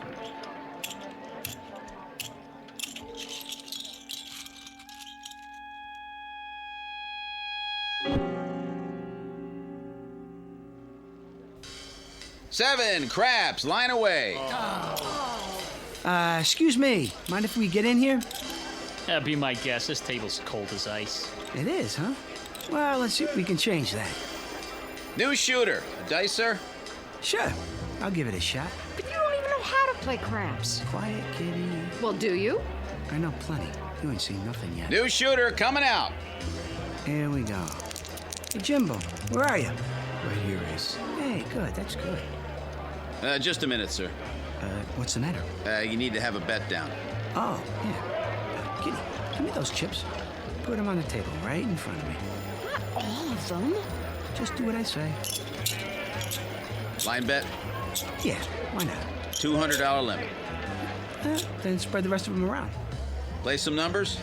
Sure, all of them. And give me 2 4s. Hard way 8. And the 6. Let me see. The 4, 10. All the hard ways. Got that, Jimbo? Yup, I got it. Then here we go. Everybody ready? Let's roll them. Scooby-Dooby-Doo! 8's the point. Here's for your hard ways, sir. Same bet? You got it. Let him ride. Scooby-Dooby-Doo! And hard 10, another frontline winner. Oh, yeah, shovel him my way, boy. Just shovel him over. I don't believe it. He won again. That's 17 passes. I never saw anything like it. It's every proposition there is. Move over. I gotta get in on this. Give me double sixes this time. Sweetheart, don't you think we should quit now? Quit? What are you talking about? But your luck's bound to change. No chance. Jimbo and I got a system worked out, don't we, Jimbo, huh? Ace. Hey, what's the horn bet? I ain't played that yet. Ace, I gotta take a break. Are you out of your mind? We're just getting started. I gotta. My head's killing me. It is? I'm not kidding. Okay, Jimbo. Okay. I wouldn't want you to burn out. Going to roll the dice, sir? Nah, not this time. My arm's getting tired. We'll just cash these in. Oh, did you hear that? They ought to shut down the table till he comes back. I'll change your chips up for color. You do that. Got any aspirin? Sir? For a headache? Try the gift shop. Hear that? Let's go. We'll cash in and then we'll get an aspirin and lie down till you feel better. Thanks, Ace. I appreciate it. Nice going, fella. Hey, don't leave yet. Hey, I made a bundle on you. Hey, when you coming back? In a little while. Wait up for me. Will do. Hey, anything you bet, I'll bet. Me too. All right, place your bets. New good shooter coming out.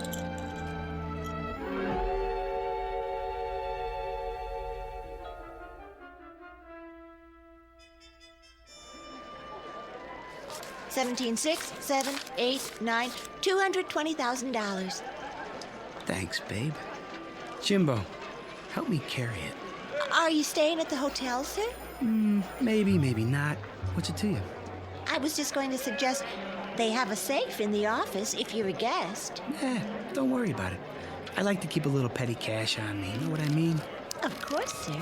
Yeah, see you, Toots.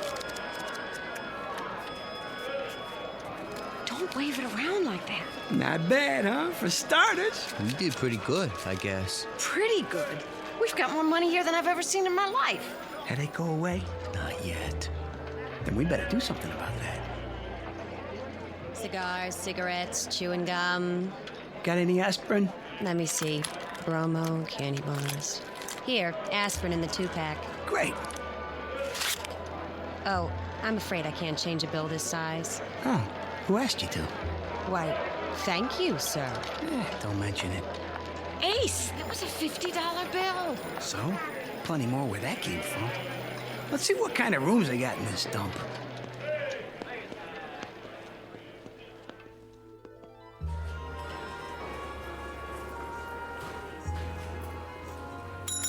Hey, Jack, shake it up over here. We ain't got all night. May I help you? I don't know, can you? We were thinking about cooling our heels for a while. You got something nice like a suite? You know, real class. Our suites run $1,400 a night. There are some very nice motels off the strip. They might be more to your liking. We'll take the suite. I beg your pardon? The biggest one you got. That will be cash in advance? Sure. This enough? Yes, sir. Your name? Benjamin Franklin. All three of us. Yes, Mr. Franklin. Right away. Bellboy.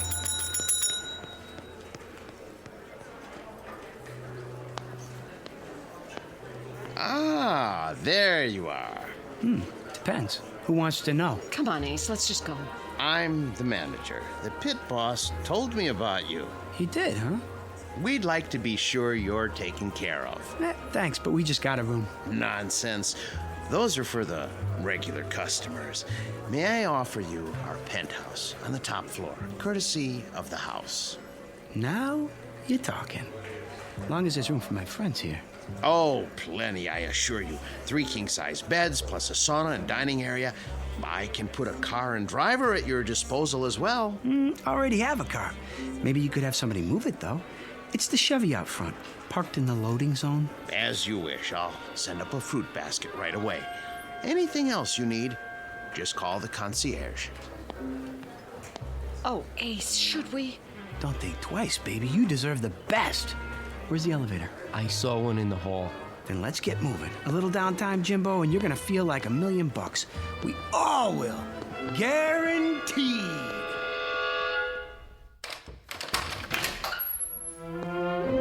This is more like it, huh? It's beautiful. Is this all your luggage?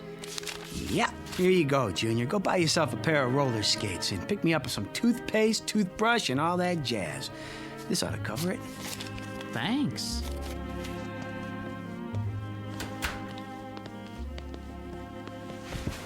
Yeah, not bad at all. I'm tired, Ace. I gotta sleep. Nuts! We're gonna go do the town, have some real fun. We just got here. Ace, I can't go on doing it. Now look, don't you fold up on me. Your head'll be fine. It's cheating. Cheating's wrong, Ace. Jimbo, you're right. You mean it, Ace? We're gonna quit. Sure. We're gonna quit. What are you two talking about? You wouldn't understand it, baby. I mean it, Jimbo. After one more job, okay? Well, then it's all over. No more headaches. Huh? For me, just one more? Okay. One more time. Swell. You rest now. Tomorrow we'll fracture them. Come on, Kitty. We're gonna tear this town apart. Ace, please. Let's go home. What, home? What are you thinking? This is our big chance. I don't want to take it. Ace, you've been lucky. You've won enough money to last the rest of our lives. Can't you leave well enough alone? It ain't well enough for me.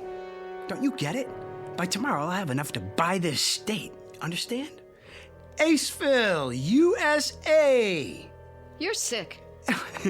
Honey, I've never been healthier in my life. In 24 hours, I'll be able to get you anything. Hey, where you going? Home. On the bus. Look me up when you're through playing Little Caesar. What's the matter with her? You've been ignoring her all night. Ain't very polite, Ace. Well, I was busy. A man should never be that busy. Why don't you go after her? Kitty's worth all the money in the world. Isn't she? Yeah. Yes, she is. Then go. Kitty!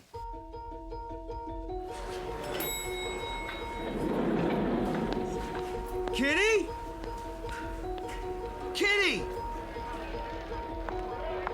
Cigars, cigarettes. Oh, hi. Something wrong? No, nothing at all. It's. What's your name? Sheila. Sheila, how would you like to quit this crummy job and work for me? Doing what? Spending money. Well? Gosh, I don't know. Here's a little advance, say, $1,000. When do I start? Right now. We'll have a ball. We'll. Everything all right here? I'd like to hire your cigarette girl for the evening. That be okay? Why, I suppose. This help you make up your mind? Yes, I'm sure it will be. I thought so. Oh, one more thing. Who's the biggest gambler in town? Let me see. I mean big. No limits. I believe Mr. Nolan is visiting us this week. Big Phil? Yes. Well, you tell him to get in touch with Ace Larson tomorrow morning and bring all the lettuce he can carry. You know, greenbacks. Got it? Certainly, sir. Now let's live a little. We're gonna do the town. What'd you say? Great. Can you wait till I get dressed? Sure. Just not too much. Nice and easy does it.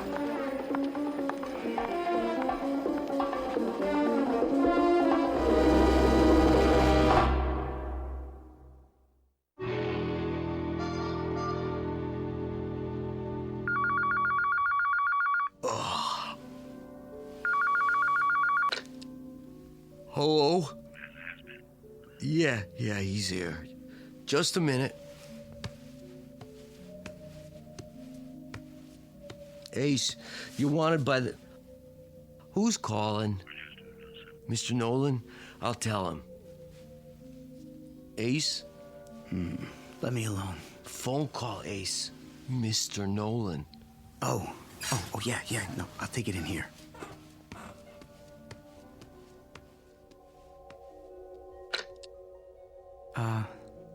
Phil? Good to hear from you, baby. This is Ace Larson. From where? Right here in Nevada. Now, wait a minute, Phil. That ain't the way to talk to her. All right. So you never heard of me? You will. Now, you listen to me, Buster. I got 200,000 and I'm hot for a game. Of course, if the stakes are too high for you, I can always call somebody else. That's more like it. The penthouse. Right away. Oh, and Phil, bring some friends. Ace, Mr. Nolan from Chicago. Yeah. He's a gangster, isn't he? So what? I hear he's awful mean. Don't worry about it. These guys got a code of honor. They'll knock off a bank, but they don't welsh on a gambling debt.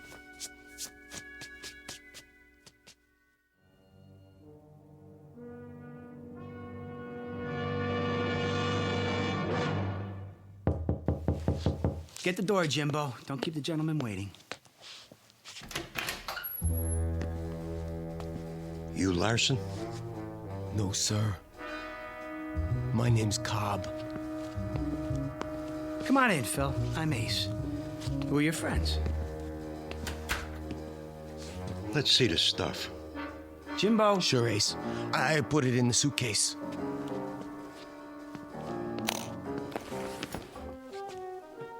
Looks good, boss. You want I should count it? Go ahead. While you're doing that, I'm gonna order breakfast. Want some? Cup of coffee. You never gamble on a full stomach. Room service. This is Ace. Ace Larson. I want Larsen. Send up a big breakfast, the works, and some coffee. How about you boys? You want anything? They don't eat. That's it. And make it fast, or you're out of a job. All here, boss.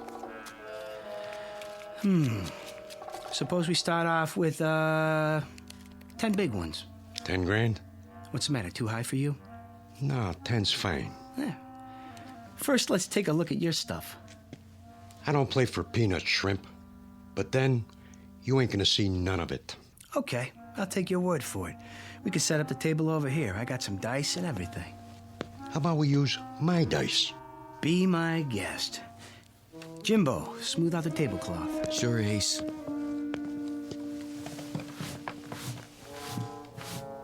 I'm shooting for a natural. How does 7 sound, Jimbo? Think I can make it? I'd say so. All right, then. Scooby-Dooby-Doo.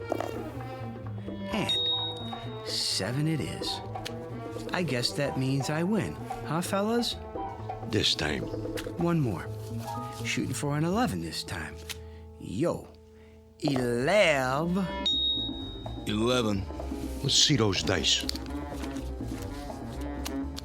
They okay, boss? Yeah. One thing, Larson. People cheat on me once. Only once. Understand? Absolutely. Now that we got that straight, I'll let it ride. Am I covered? You're covered. Coming out for a point. 8. How much odds you'll give me? How much you want? Say 50 grand. 20. 20 it is. You're on. Here we go. Shooter, shooter. I'm hot today. Sometimes you just can't go wrong. 7! Win a 7 on the come out. Like I said, this is my day. How long you gonna hold those dice? I'm setting them down, but don't worry. They won't get cold. Hi. Sheila, hi. You ready to take me to Lake Mead? Who's the dame? My good luck charm. Any objections? Uh-oh.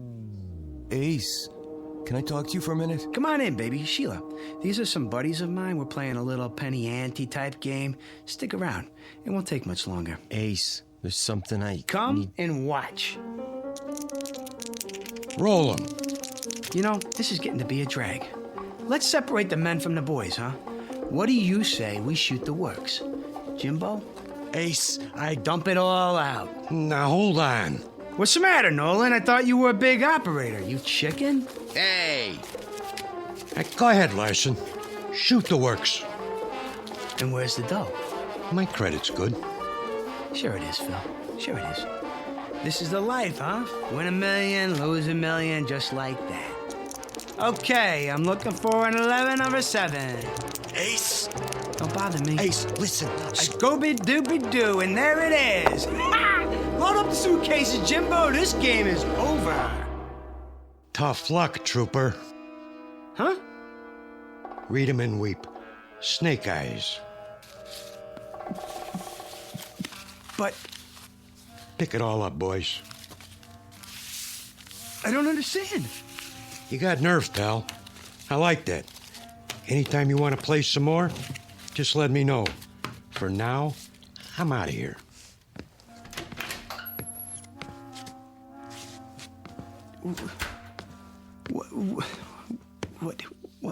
What happened? Sorry, Ace, but I was trying to tell you. I lost it. The power? I can't do it no more. Maybe I blew a fuse or something. You ain't mad at me, are you, Ace? I mean, I couldn't help it.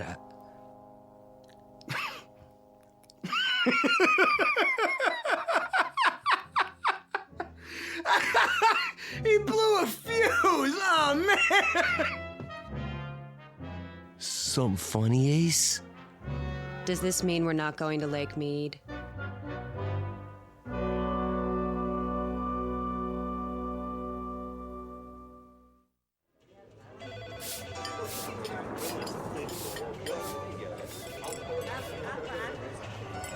We did okay, Ace. Nice crowd for lunch. Hey, thanks for painting the sign, Jimbo. Don't mention it. These old slot machines sure are heavy. Yeah, you got your end? Yeah, I think so. Now push the dolly, I'll get the door. I guess that's it, Mr. Larson. Good riddance. It's not too late to stop them.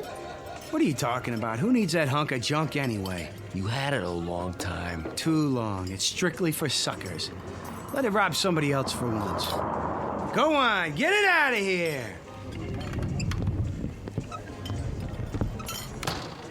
I can't say I'm sorry. Hey, Kitty, with that thing gone, I bet we could pull in enough every month to... To what? I mean, you know, I ain't any good at this, but you know, you want to get married? Well, I don't know. Jimbo, you have a quarter? Right here. Go ahead. Call it. Heads. Heads it is. All right, Mr. Larson. I'll marry you. Oh, baby. You won't be sorry. What are you standing there for, Jimbo? Get back to work. Sure thing, Ace. Sure thing.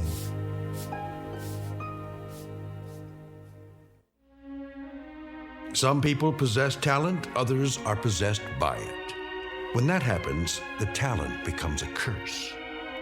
Jimbo Cobb knew right from the beginning. But before his friend Ace learned that simple truth, he had to take a short trip through the Twilight Zone.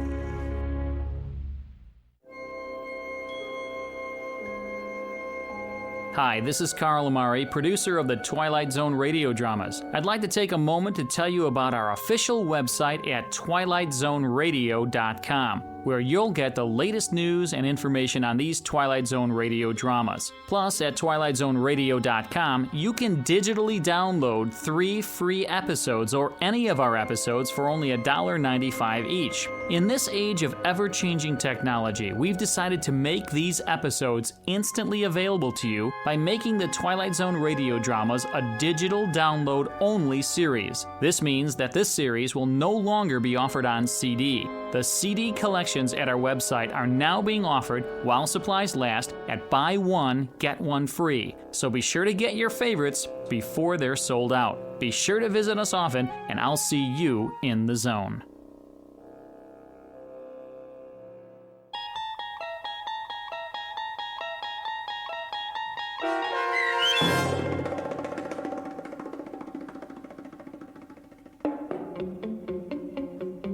The Prime Mover, starring David Eigenberg with Stacy Keach as your narrator, was adapted for radio by Dennis Etchison and written for The Twilight Zone by Charles Beaumont, based on a story by George Clayton Johnson. Heard in the cast were Kurt Napig, Fernette Lebo, Alex Sopner, Joby Cerny, Jamie Barron, Doug James, Jeff Lupetin, Peggy Roeder, Michelle Graff, Tracy Hernandez, Jason Mallow, Carl Amari, Christina Verba, and Vince Amari. The producers of The Twilight Zone wish to thank CBS Enterprises and the Rod Serling Estate for making this series possible. This copyrighted radio series is produced and directed by Carl Amari for Falcon Picture Group. Sound design and custom Foley effects for The Twilight Zone by Cerny American creatives Bob Benson, Craig Lee, Michael Slaybach, and Matt Sorrow. To learn more about the Twilight Zone radio dramas and to contact us, visit our official website at twilightzoneradio.com. Doug James speaking.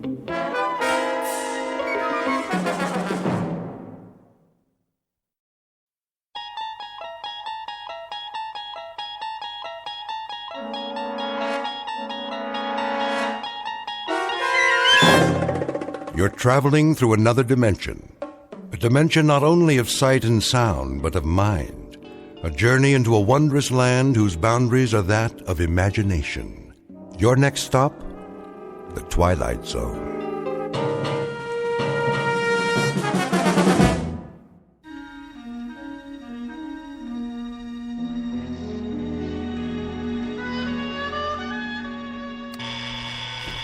Blasted alarm.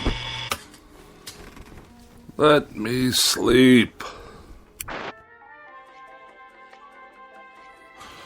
Oh, all right, I hear you. It's 7:01 on a beautiful spring morning. What's so beautiful about it? And this is Mike Munn, here with some more sunshine music on your favorite listening station, Radio K-Rand. Oh, you shut up. So, whether you're on the way to work or just waking up, relax.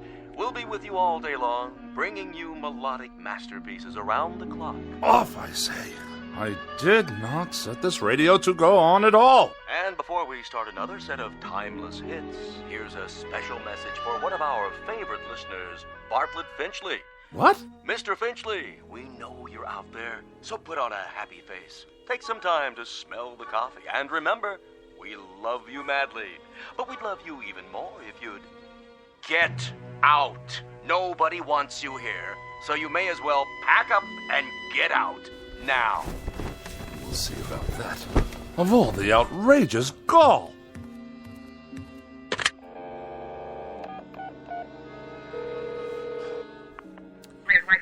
Operator, get me K-Rant. Yes, the radio station. No, I don't know the number. Kindly dial it for me, if you can spare a moment from your crossword puzzle. K-Rand, how may I direct your call? Connect me with Mike Munn. I beg your pardon? Munn, your asinine disc jockey. I'm sorry, sir, but there's no one here by that name. Of course there is. I just heard him on the radio. He took it upon himself to broadcast a personal insult directly and specifically aimed at me. We play all music all the time, sir. Do you know who you're speaking to? This is Bartlett Finchley. Yes, Mr. Finchley? And I will not be addressed in such a manner, on or off the air. Of course not, sir. Which manner? I'm sure you know full well what I'm talking about. The airwaves are licensed by the Federal Communications Commission, and they are not to be used for personal messages. I'm sure the FCC will be most interested in these blatant violations. They'll pull your license so fast it'll make your empty head spin like a top. But we don't have disc jockeys. We don't broadcast any messages at all. Only beautiful music 24 hours a day, plus commercials, of course. Let me speak to your station manager. Yes, sir. Please hold. And don't you dare place me on hold, you high school dropout! Oh, for the love of... I don't have time for this nonsense. I will not have it. I'll write a blistering letter to the FCC that will knock this rinky-dink station off the air. Hello? I want to file a complaint. A very, very serious complaint about your broadcasting policies. Come off it, Finchley. What did you say? Get off your high horse and give it a rest. Or you're out of here. You low-life nincompoop. How dare you address me in that fashion? I'll have you fired on the spot. What is your name, you cretinous subhuman? Don't you hang up on me! Hello? Hello? Hello?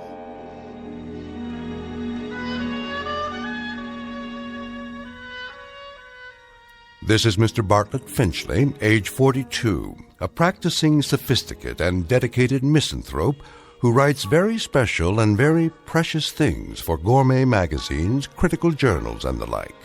He's a bachelor and a recluse with few friends, only devotees and adherents to the cause of tart sophistry. He has no interest save whatever current annoyances he can find to occupy his mind.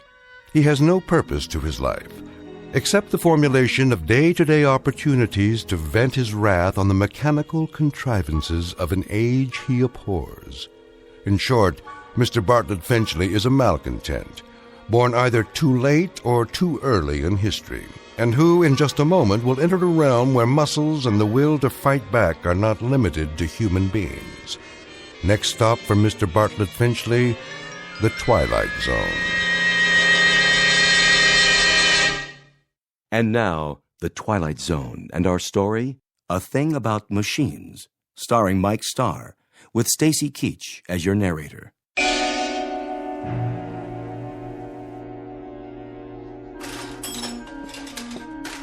How are you today, Mr. Finchley? I'll answer that burning question after you tell me what's wrong with this electronic abomination in my living room. You mean your TV set? And also acquaint me with how much your current larceny is going to cost me. Well, let's see here. 2 hours labor, new circuit board, new oscillator, new comb filter. How very technical and how very nice. Speak English, man. Well, you asked me what was wrong. Never mind the subterfuge. I presume I'm to be dunned once again for 3 times the worth of the bloody thing. Well, I didn't charge you for my travel time. The total. What is the total? Here you go, Finchley. Oh, surely you jest. All right. I'll give you a break on the sales tax, seeing as how you're a regular. But this is the price of a meal in a 4-star restaurant, with wine. Labor don't come cheap nowadays. And neither, apparently, does my peace of mind. I requested that the device be restored to working order, the alternative being more disruptions to my writing schedule. Well, you could just get a new one every time. Might be easier all around.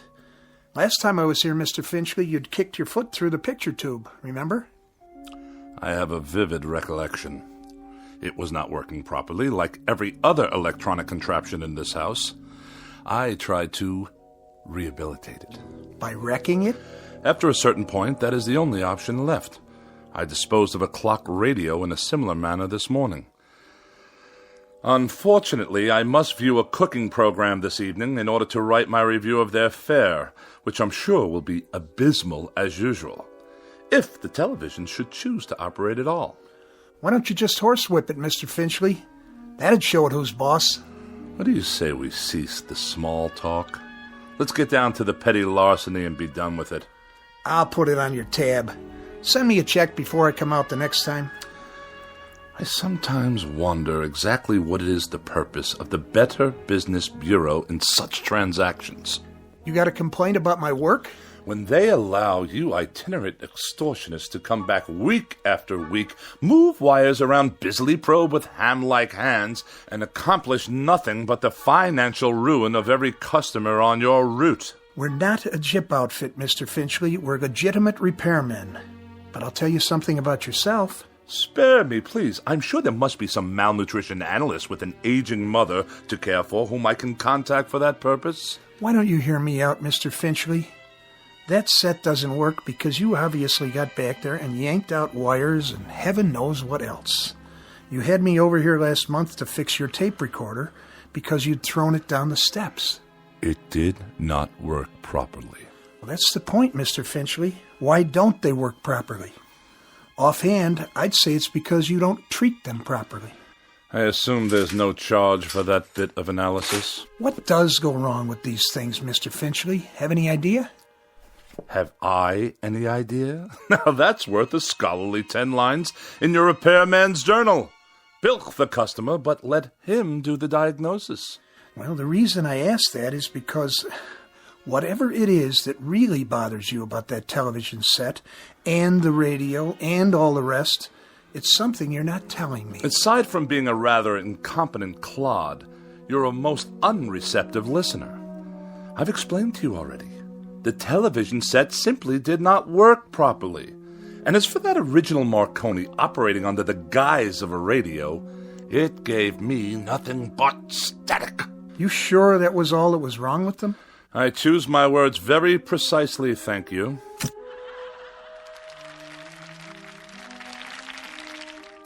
Well, there you go. TV's okay again, for now. I'll send you a complete bill, Mr. Finchley. Of this I have no doubt. Finchley, what is it with you, anyway? With me? Well, with you and machines, that is. Any type of machine, as far as I can tell. Just curious. You don't have to tell me if you don't want to. If it's something personal. I will file that idiotic question in my memorabilia, to be referred to at some future date when I write my memoirs. You will fill one entire chapter. The most forgettable person I have ever met.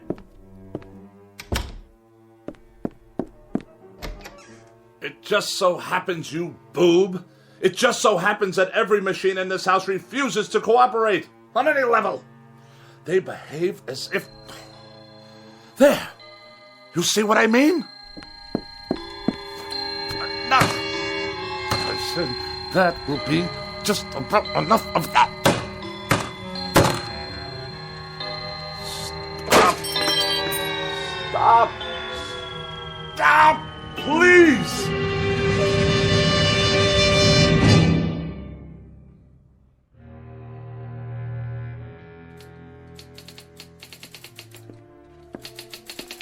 Miss Rogers? Yes, Mr. Finchley? Let me see the pages. Yes, sir. Is that all you've done? That's all I've done. 2 articles and 1 column, almost completely retyped, 40 pages in 3.5 hours. That's the best I can do, Mr. Finchley. It's that idiotic gadget of yours, humming and clicking away. I suppose it's about to break down, too. It's perfectly fine for a typewriter if you'd let me use a word processor. My words don't need processing. They've already been diced and sliced by the most perfect processor known to man, the human brain, which in my case comes with a great deal of priceless expertise. But a computer would increase the speed. I wouldn't have to worry about ribbons, correction tape. The solution to that, Miss Rogers, is increased accuracy. I'm extremely accurate, Mr. Finchley, and it's not my speed that's the problem. This is an old-fashioned, out-of-date technology. If you'd allow me to bring a computer in here... Oh, no! Not in my house. More unnecessary bells and whistles. Thomas Jefferson wrote out the preamble to the Constitution of the United States with an inkpot and a feather quill. It took him only half a day. Then why don't you hire Mr. Jefferson? Did I ever tell you with what degree of distaste I view insubordination? Oh, yes, many times, often and endlessly. What are you doing?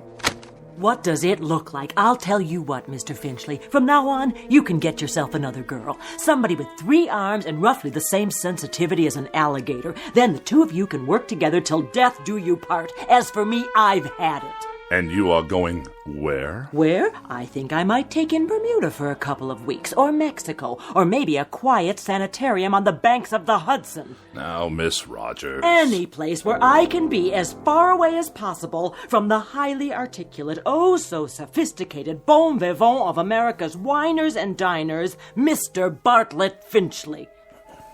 Miss Rogers, you don't mean that. And surely you're not serious. You've even got me talking like you. But I'll tell you what you won't get me to do. You won't turn me into a female Finchley with a pinched, scornful little heart and a mean, petty, yellow, jaundiced view of everybody else in the world. Miss Rogers, please. Please don't leave. I beg your pardon? I wish you'd reconsider. Speak up, I can't hear you.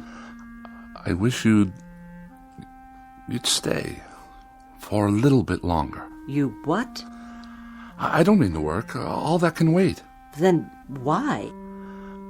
I was just thinking, well, we might have dinner. You're not serious. Or something, perhaps a cocktail. You are serious. I am. I'm not very hungry, and it's too early for cocktails. What's your trouble, Mr. Finchley? You sound like a half-hearted orphan whose idea of a lark is a square dance at the local grange. I'm merely suggesting to you, Miss Rogers, that we observe the simple social amenities between an employer and a secretary. I thought we'd go out, even taking a show or something. How very sweet, Mr. Finchley. Thank you, but no, thank you. Tonight I'm taking a hog-calling lesson. You know what a hog is, don't you, Mr. Finchley? He's a terribly bright fathead who writes for gourmet magazines and condescends to let a few other slobs exist in the world just to take his rudeness and run back and forth at his beck and call. Good day, Mr. Finchley. Miss Rogers, before you go, have a cup of coffee or anything at all. If you must know, I'd like very much not to be alone for a while. Are you ill? No, not as such. Then what's the trouble?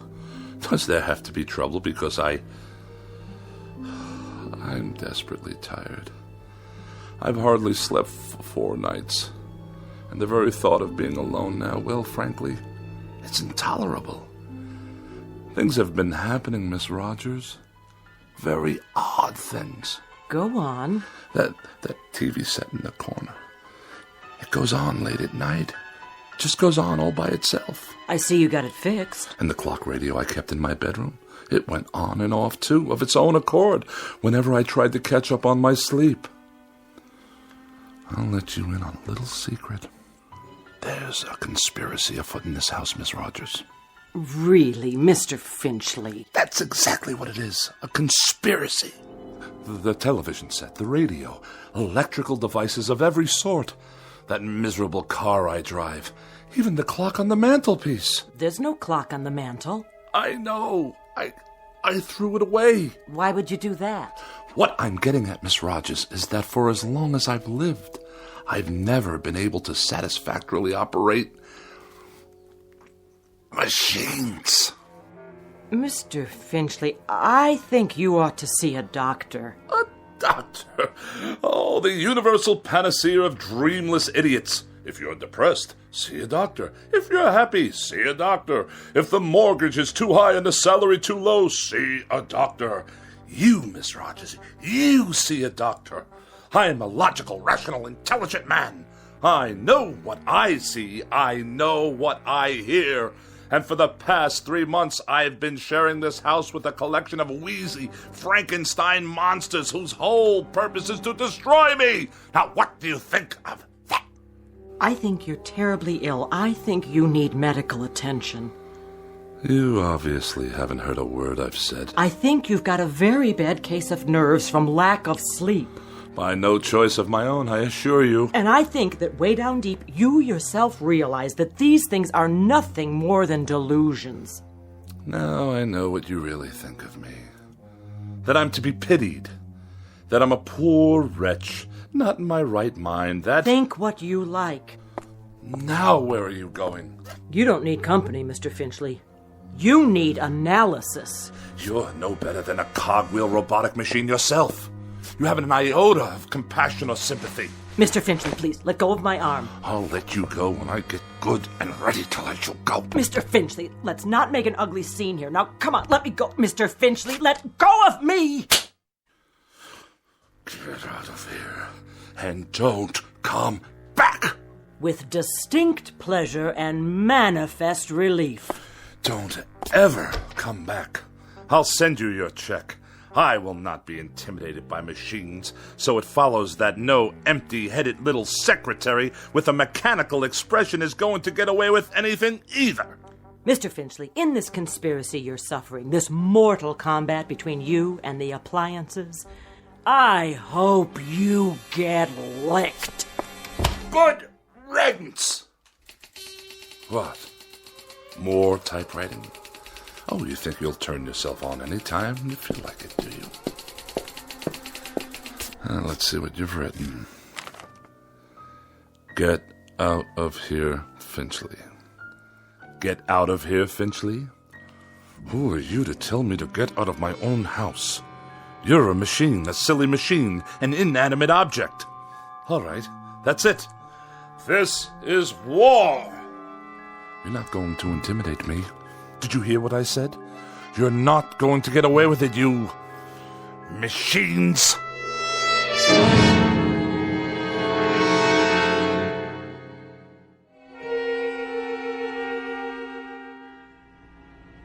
Nice day, huh? Define your terms. I was only making conversation, Mr. Finchley. Just see to it that this elevator takes me all the way to my destination without a mishap. 19th floor. I'm surprised I got here in one piece. Pardon, sir? No matter. You wouldn't understand.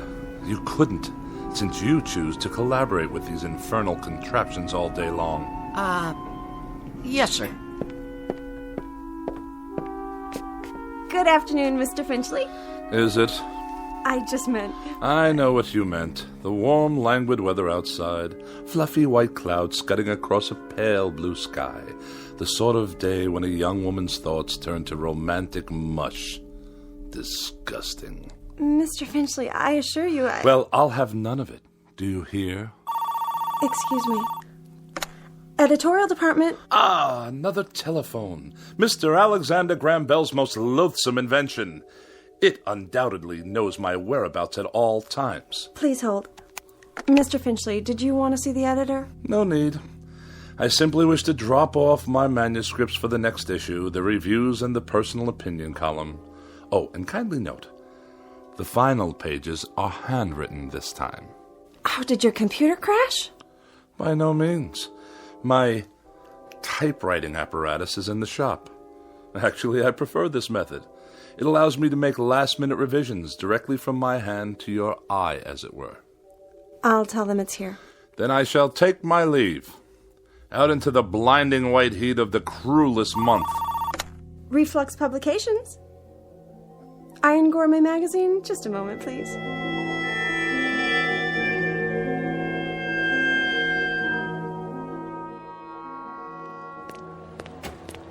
You there! Why are you touching my automobile? I'm writing you a citation, sir. For what reason? Overtime parking. What? The meter ran out. That's impossible. You can mail in the fine or pay in person. There's something wrong with the meter. Surely you can see that. I see a red flag. That's a violation. But I deposited the correct coins. Maybe you did. Just not enough, that's all. On the contrary, I've been gone for 13 minutes. I inserted coinage worth exactly 30 minutes. Well, it doesn't look like it. Then the meter's not working properly. Take it easy.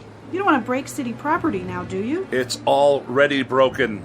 Definitely and absolutely. It runs too fast. Any fool can see that it did not register a full 30 minutes after swallowing my money. If you want to contest it, court hours are 8 to 5, plus night court on Tuesdays and Thursdays. This is a gross miscarriage of justice. I'm just doing my job, mister. Here's your citation. Have a nice day. One more mechanical abomination designed to make my life a living hell.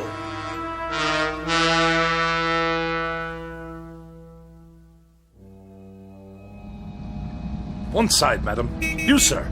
Move your vehicle out of my way. Watch it, Mac. Watch what exactly, you imbecile? This is my lane. Park it, Pops. Who've all the insolent? Get that round trap off the road. Stand aside. Bartlett Finchley is at the wheel. I earned my first driving license while I believe was still in kindergarten. The barbarians are at the gates. Yet another red light, waiting for some mother and her toddler to cross the street. Oh, look at them, stuffed to bursting on cheeseburgers. What's wrong with you? Are you blind? I did nothing. Simply placed my foot on the brake pedal. On the gas, you mean? The car moved forward under its own power. Yeah, sure. You trying to kill somebody? I saw the whole thing. He did try to kill you. On the contrary, the motor car obviously malfunctioned. We're in a crosswalk here. Get his license number. You do that. The light is now green. Do I have your permission to proceed? Get that piece of crap out of here. Gladly.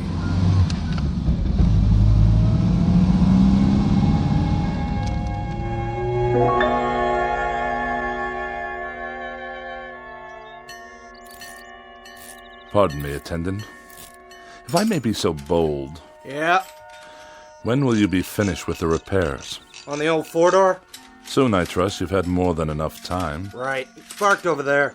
Ah, my congratulations. And now for the bad news. What is this going to cost me?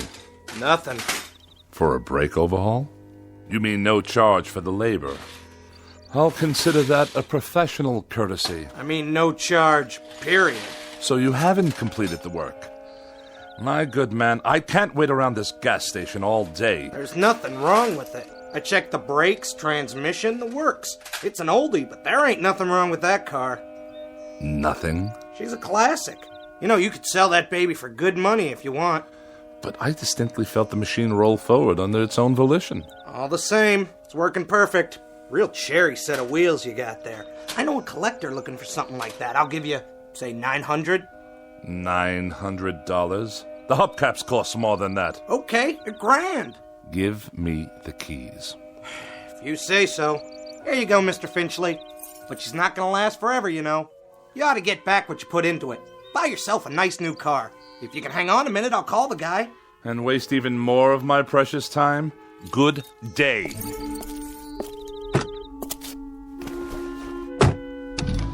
Wait up!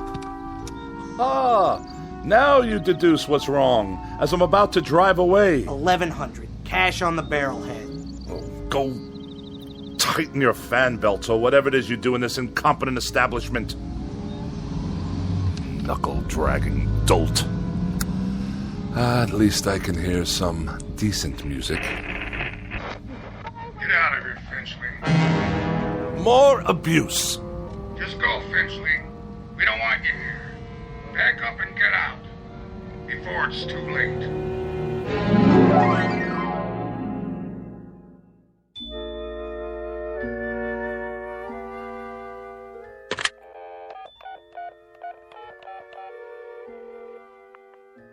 Miss Moore, please?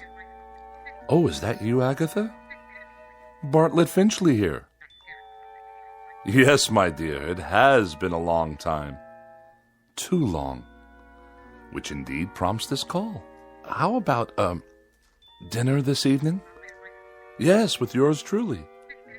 Why, at the restaurant of your choosing, of course. Oh, no, you're quite mistaken. There are establishments that meet my standards. In this city, well, I'm sure there are. Well, it is short notice, but yes, I see. Some other time, then. I'll call you again. You have my pledge on it. Not at all. Good evening to you.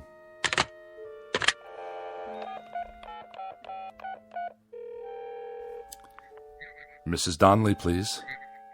Pauline, is that you? Oh, and how's my favorite young widow this evening? Bartlett. Bartlett Finchley. You remember?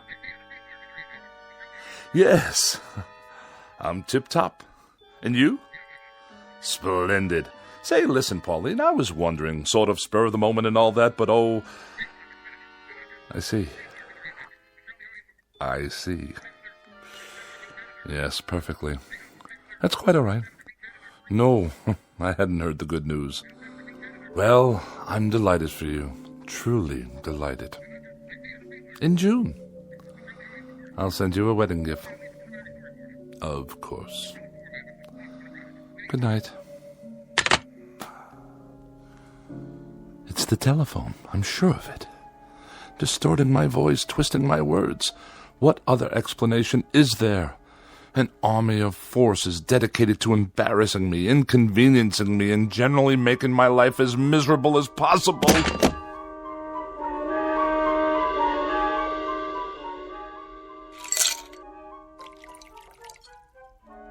How much longer, may I ask?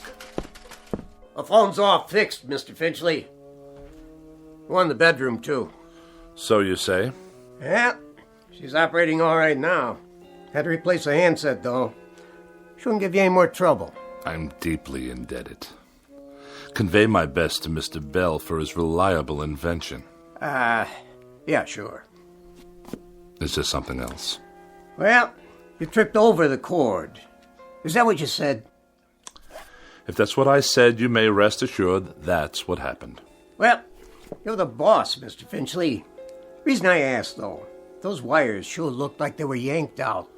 Do they now? Proving what a vast storehouse of knowledge the phone company has yet to acquire. Okay. So long, then. Have a nice night. I shall certainly endeavor to do so. One thing. Yes? The thing about phones, though. What?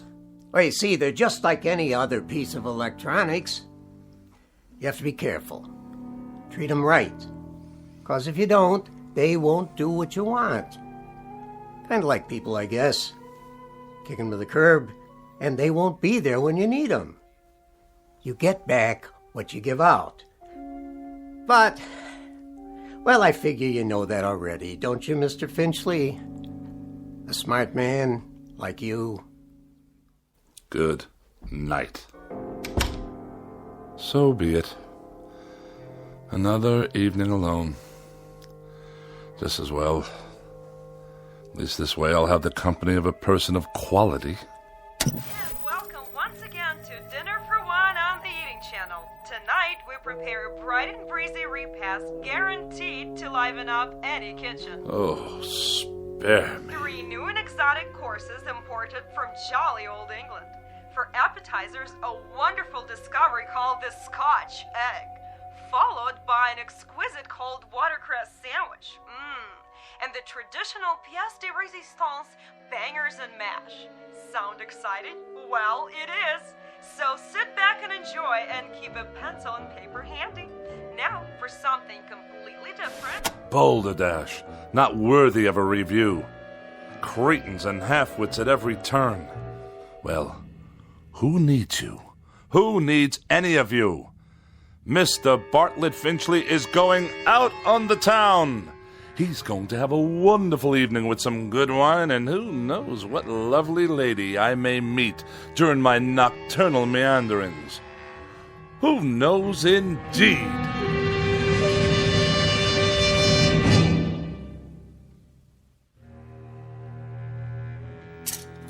Dinner jacket, white shirt, and the red cravat. No, the blue. Or perhaps the polka dots. Yes. This will do. Now for a quick shave before dressing. Who do I see in the mirror there? Who can that attractive man be? Don't tell me. It's Bartlett Finchley. Good features. Strong chin. Bred from quality stock. All I need to do is whisk off the stubble. Ow! Bit me. The shaver actually bit me. I'm bleeding. Get away, you filthy bugger. Finchley. Who's there? Finchley. Look in the mirror. What do you really see? Who's speaking? Take a good look. You're ugly, Finchley. That's not my face. It can't be. An ugly, dried-up old man. Do yourself a favor. Do us all a favor. Use a straight razor. Stop speaking at once. You have no right.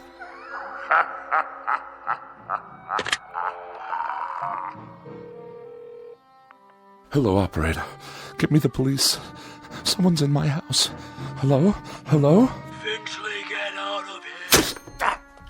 Stop this! You Finchley?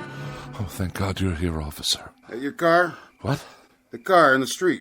Yes, it is. What about it? She rolled down the driveway, almost hit a kid on a bike. Yeah, my son. But the brake was on. The emergency brake? You better get it fixed. I just did, this afternoon. Don't you believe him, officer? Car rolled right down the driveway and into the street. You're lucky you didn't hit somebody. Then you'd really be in hot water. Got the keys? They're in the other room. Better get them then. Might want to put on some clothes while you're at it. Look at him standing there in his underwear. I have a robe on, madam. Some robe? It's called a dressing gown. And tie it shut. I'll write you up for indecent exposure, too. Oh, yes, of course. All right, fella, you better pull her back in the garage. I'll give you a warning this time. Have those brakes checked first thing in the morning, understand? Perfectly. There is another matter I'd like to discuss with you, officer, now that you're here. And what's all the noise in his house? He's always throwing stuff, yelling at the top of his lungs. That true? No, I fell, that's all. Tripped and fell on the stairs. That why your face is bleeding? Precisely. What's the other matter? Matter? You said you have something to discuss. It's difficult to explain. You wouldn't understand. Evening then, Mr. Finchley. So is he going to move his car or what? In one moment, madam.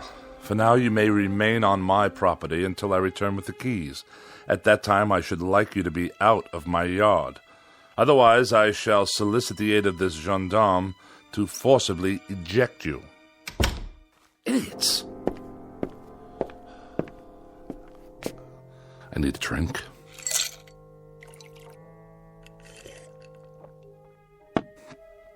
Perhaps one more.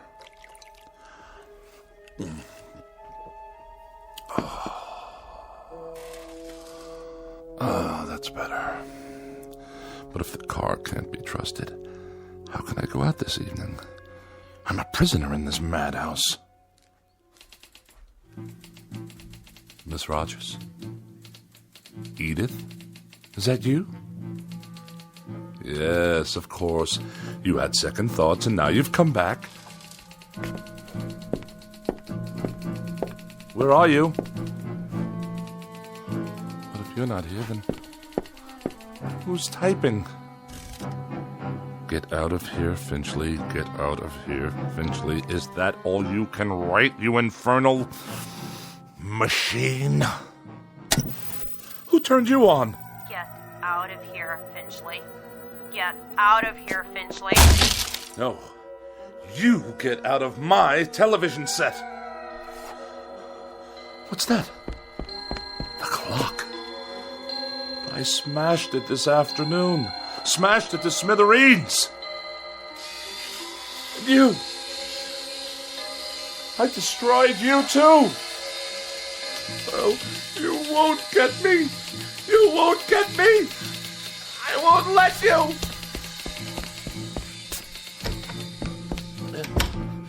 Help me, please. Someone. It's Bartlett Finchley, your neighbor. Let me in. It's that crazy man again. Don't let him in, Mom. He tried to kill me. I didn't. The car did. Don't you understand? Open your door. You get away from here.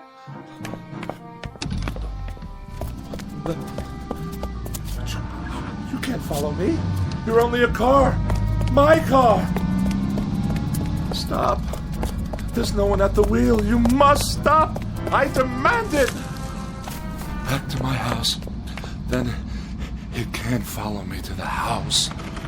Locked. Wait. I have the keys after all. It can't get in here. I'm safe now. Safe. Where's the light switch? Burned out. Just as well.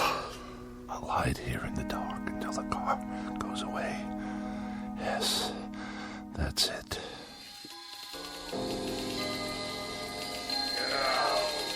Get out of here! Get out of here, Finchley! Now! Away! I'll sneak away. Go somewhere, anywhere out of this town, far, far away. What? Those lights. Lyman. I can't see a thing.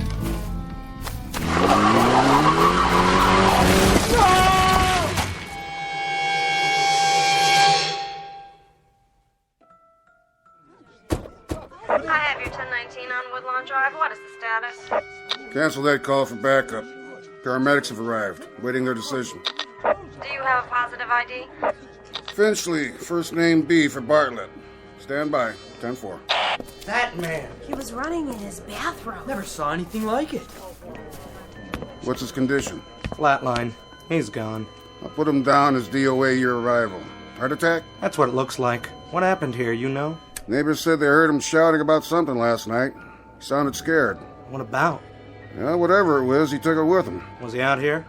Right here on the porch, slumped down against the door, eyes wide open like he saw a ghost. I figured he was on his way to his car. Which one? At the curb. Never got to move it like I told him. Must have been drunk. You can smell it on him. Good thing he forgot his car keys or he might have done some real damage. Yeah. Not now, though. Poor old guy. He was a royal pain, let me tell you. That's all over now. Maybe he did see something. Who knows? Maybe so.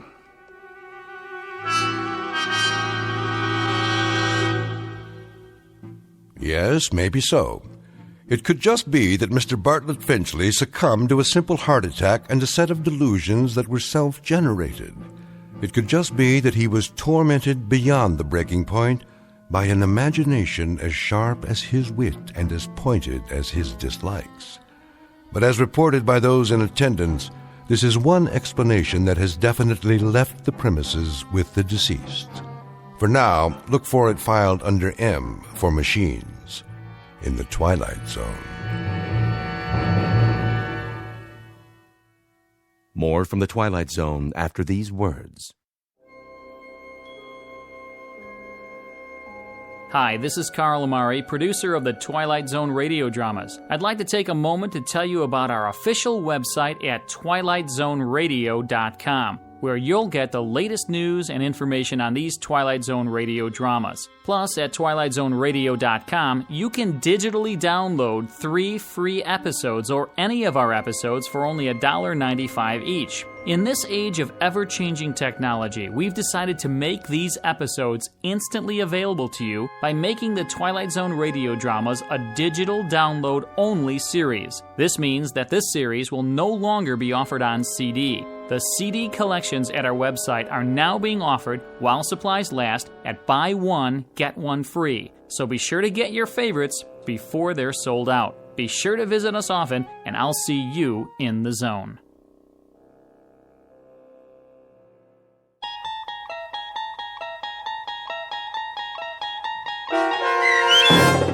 A Thing About Machines, starring Mike Starr, with Stacy Keach as your narrator, was written for The Twilight Zone by Rod Serling and adapted for radio by Dennis Etchison. Heard in the cast were Doug James, Peggy Roeder, Rich Kominick, Turk Muller, Guy Burrill, Larissa Borkowski, Irene Olson, Heath Corson, Lynn Foley, Natalia Reed, and Peter DeVito. To learn more about the Twilight Zone radio dramas and to obtain audio cassettes and CDs of these programs, visit our website at twilightzoneradio.com. The producers of The Twilight Zone wish to thank CBS Enterprises, Carol Serling, Dennis Etchison, Dick Brescia Associates, Claire Simon Casting, Don Longo, Terry Jennings, the American Forces Radio and Television Service, our sponsors, and our radio affiliates for helping make this series possible. This copyrighted radio series is produced and directed by Carl Amari and Roger Wolski for Falcon Picture Group. Doug James speaking.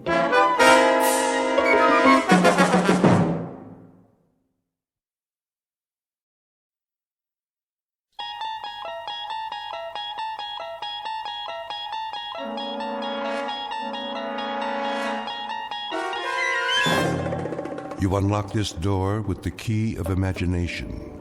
Beyond it is another dimension, a dimension of sound, a dimension of sight, a dimension of mind. You're moving into a land of both shadow and substance, of things and ideas. You've just crossed over into the Twilight Zone.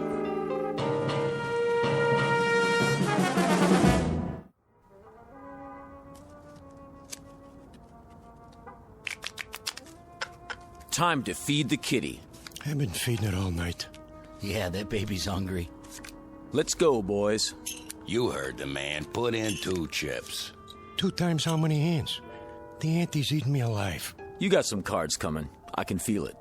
Yeah? That a money-back guarantee? You pay your money, and you take your chances. Dealer antes.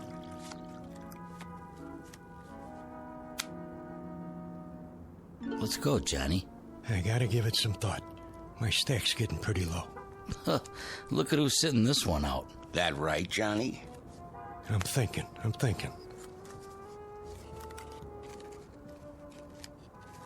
I know one thing. Takes money to win money. Yeah. Listen to the man. Are you in or out? Give me 1 minute, all right? Take it easy, John. Hey, you don't look so good. Maybe you should kick back, watch some TV. Hey, hold on. I came here to play cards. Hand me that remote. Say, what are you... Just give it to me. The old fire hall is... There. You gonna let one lousy player hang up the game? Don't worry about it. Johnny here needs some time out. You know the old saying. What's that? Money talks, and suckers walk. Scientists are baffled as all communications in and out of Peaksville remain blocked. For live coverage, our Eyeball News team takes you inside the city limits following this broadcast on the 11 o'clock report. And that's a wrap of today's news. I say deal them. All right, boys, here we go. Down the derby. Okay already. I'm all in. You ain't even looked at your cards. What's the difference? 1 more hand and I'm out. Sure, Johnny, maybe you'll double up. I got a good feeling this time. Me too. I'll see that and I'll raise you. Raise? Everything I got's in the pot. Separate side bet. I fold. Dealer raises again. Call. Cards, John? 3. Keeping a kicker, huh? All right, 4. Come on in! Who's that? A friend of mine. Said he'd stop by. Heck of a time for it. It's open! Jody Hallam? Who wants to know? Mr. Hallam, will you come with us? You got a warrant? No, sir, but... Then get out of my room. My associates and I are having a friendly game of cards. This is a federal matter. We have a car waiting downstairs. Oh, good for you. You see any money on this table? Because I sure don't. There's no time to lose, sir. If you'll just come with us. Hey, why the cuffs? Someone wants to see you in Washington. Be seeing you, Jody. I'll just hold on to my chips for now. Let me call my lawyer. No need for that. What's this all about? A matter of national security, sir. You might say a matter of life and death. Excuse me, gentlemen, if you don't mind. We'll just fast forward out of here. Hey, will somebody tell me what this is all about? Winning lottery numbers coming up, but first the news. In world news, the asteroid known as Wanderer continues on a path toward our solar system, but there's no cause for alarm. Scientists say it will miss Earth by several million miles. Repeat, despite rumors, there is no danger. Wanderer poses no threat to our world. And now, here's a handy household hint from our home economist. Portrait of a man who has just been granted a reprieve. Not from a card game, because it's a sure bet he would have won, given his considerable skill as a dealer. No, the two men in gray suits have saved him from almost certain deaths. His name? Jody Hallam, a gambler and con man who lives by his wits and wants above all else to go on living. At the moment, the odds still look good for Mr. Hallam, but he is about to discover that the laws of chance don't always apply in the Twilight Zone. And now, The Twilight Zone and our story, Pattern for Doomsday, starring Henry Rollins, with Stacy Keach as your narrator. And I can tell you that its progress has been closely watched for the past month, as is the case with all unidentified objects sighted in space. May we have the slide, please? Excuse me, General? Yes? The eighth man, he's here. Showman? Yes, sir. Has he been briefed? Just the basics on the way over. I'll handle it from here. Mr. Hallam, have a seat at the end of the table. Well, aren't you going to introduce me to everybody? After the presentation, General Sinclair has the floor. Sit, please. Okay. Now then, slide, please. This is a routine photo from the 200-inch Hale telescope on Mount Palomar. Must be some camera. Shh. I don't see anything. Let me use the pointer. That short white line in the star field is the first picture we have of Wanderer. May I ask a question? Dr. Conrad, is it? Yes. When exactly was this taken? A little over a month ago. October 3rd, to be exact. I see. Next slide. This photograph, taken only 3 weeks ago, indicates that Wanderer is indeed headed for our solar system. Next slide. And this shot conclusively establishes what astronomers feared, that Wanderer is on a collision course with Earth. What?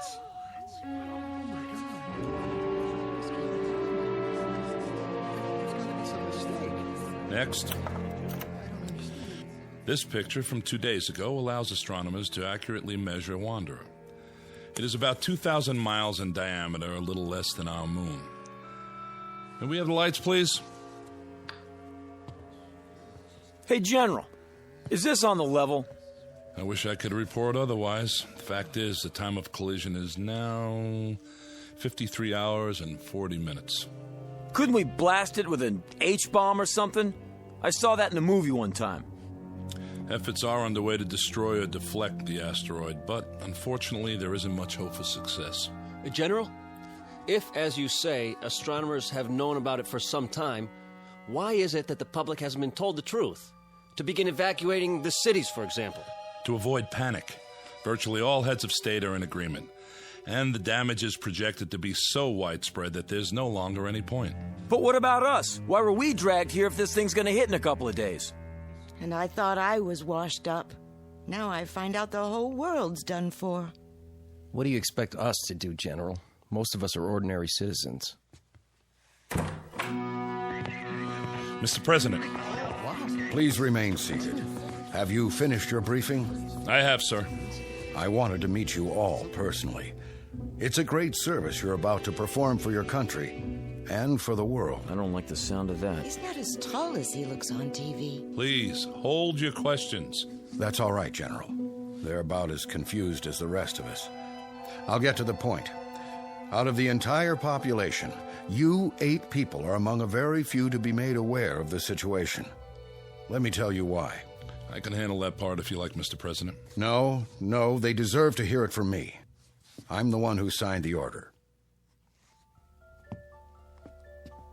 It's taken 10 years for the United States to build its first nuclear-powered spaceship, the Varuna 1. It was intended for the exploration of space. That ship now stands on a launching pad in New Mexico, ready for its first and last mission, that of transporting human life to a new planet, to grow and multiply. To put it simply, you have been selected to represent the future of the human race. Then we're really in trouble. You can say that again. Is he serious? That's crazy. Why us? Know that in you rests the heritage of all humanity. Our prayers go with you. Good luck and Godspeed. We're really grateful. Thank you, sir. Are you the psychologist? Dr. Russell Conrad, Denver, Colorado.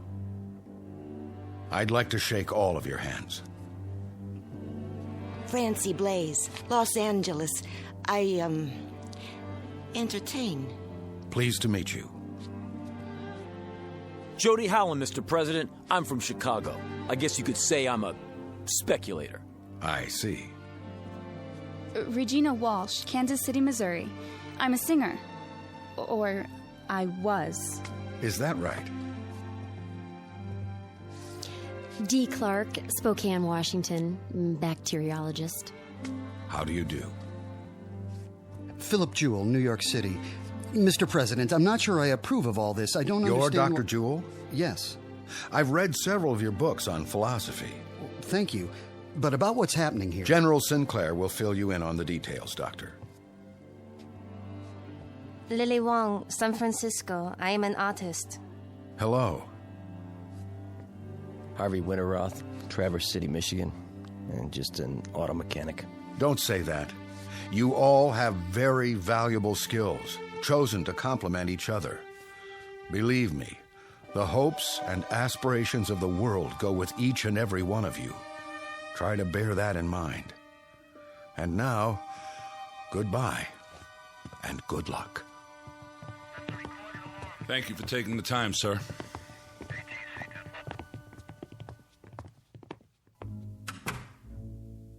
Never thought I'd get to meet the president, but there I was, shaking his hand and talking to him. General, I demand to know... Yes, Mr. Jewell? Just how did 8 people get picked to represent the human race? It was not at random, I assure you. It was a matter of careful selectivity. A computer was programmed with all relevant factors, physiological, psychological... Who did the programming? Panel of experts from several disciplines. Based on what criteria? General health, adaptability, fertility. That's why you all had examinations. Varied backgrounds, genetic history, immunity to disease, long-term stability on the cellular level. Out of what sampling? The entire population, Doctor. At least those we had preliminary data for. General, how come the president isn't going? He's a very important man. I would have thought... He's married, which was one of the disqualifying factors. For those of you who are interested, the criteria are listed in the background report. I have copies if you like. I'd like to see that report. On the table at the back of the room. There's a packet for each of you.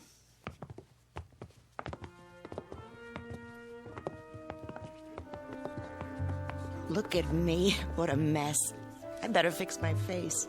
You look fine. Don't kid me. We're not here because of our looks, that's for sure.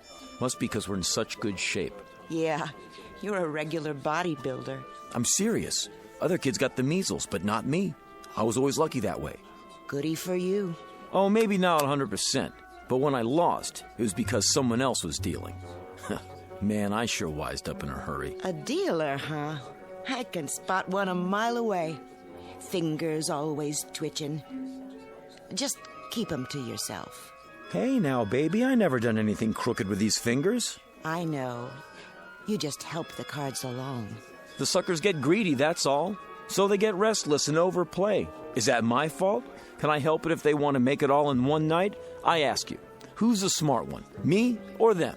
You heard what the general said about brains. We'll see how you make out where we're going. Listen, Jody Hallam always makes out. You remember that. Just don't try any magic fingers on me. Ha! Don't flatter yourself. Come on, I want to get the lowdown on this game.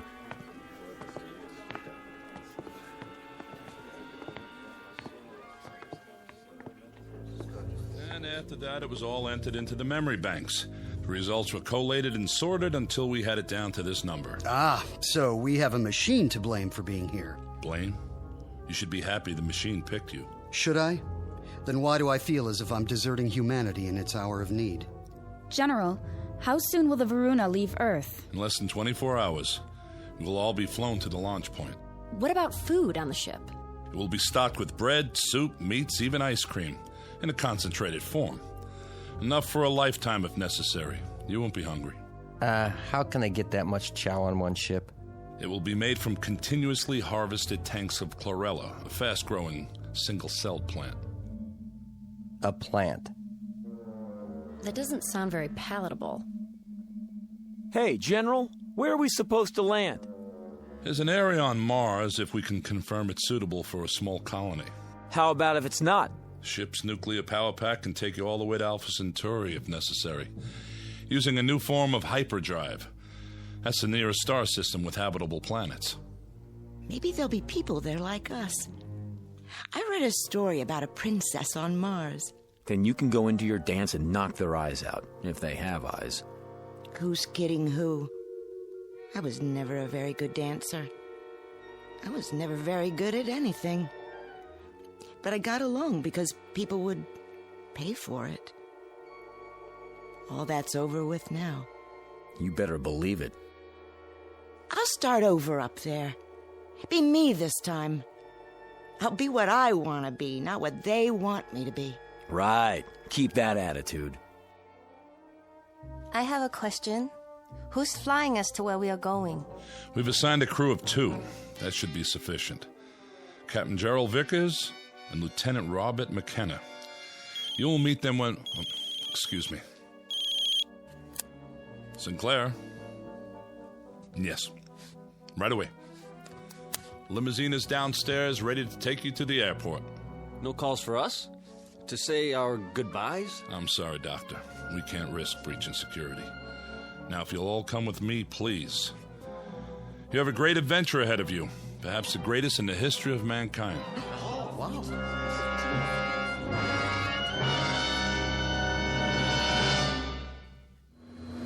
is air traffic control. You're cleared to take off. In position. Clear to start.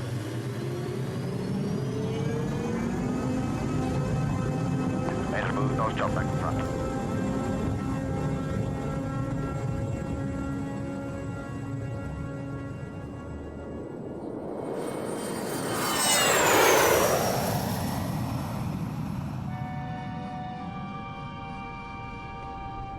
Ladies and gentlemen, although the fasten the seatbelt sign has been switched off at this time, I hate that. I really do. Hate what? When airplanes take off. Oh, don't worry about it. The odds are on our side. Are you serious? This crate could fall out of the sky at any time. Relax. You got more chance of being hit by a car. Yeah, sure. I mean it. You see the giant seal? What? There ain't no animals. Are there? The seal of the United States of America. This is some kind of official plane. They're not going to take any chances. What if we get hijacked?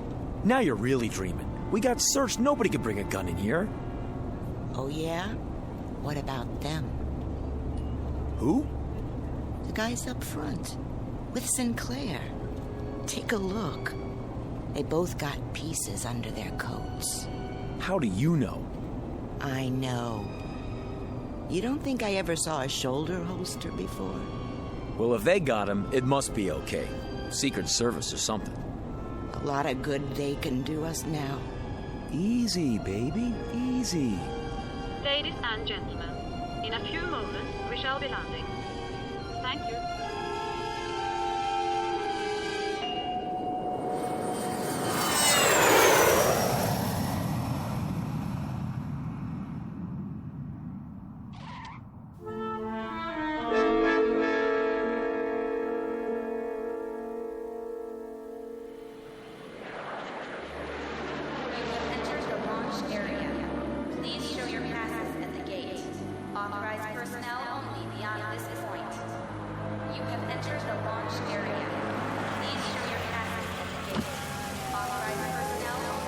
ID, please.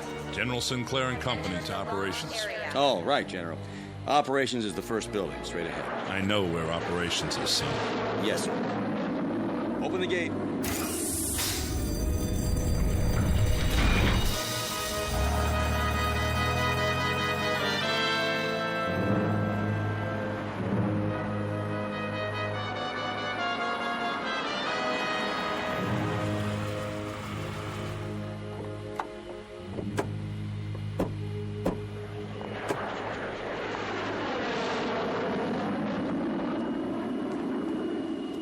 we are. If you'll just follow the walkway to the entrance. How do you do, sir? Good to see you, Captain. Lieutenant John McKenna, General. At ease. This is your pilot, Captain Gerald Vickers, and Lieutenant McKenna. Mr. Hallam, Miss Walsh. Welcome. Hiya. Captain, huh? Miss Blaze, Dr. Conrad. Hello.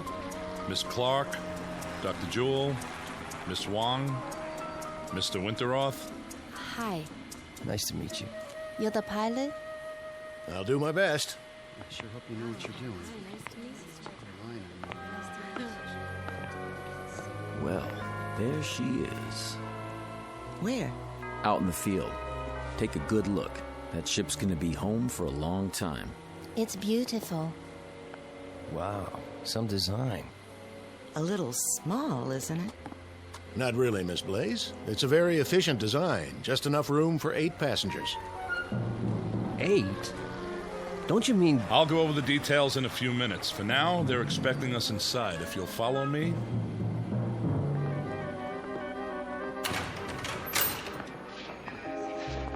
General Sinclair? What is it? General, I have a communication from the Pentagon. Priority A. Very well. That will be all. Yes, sir.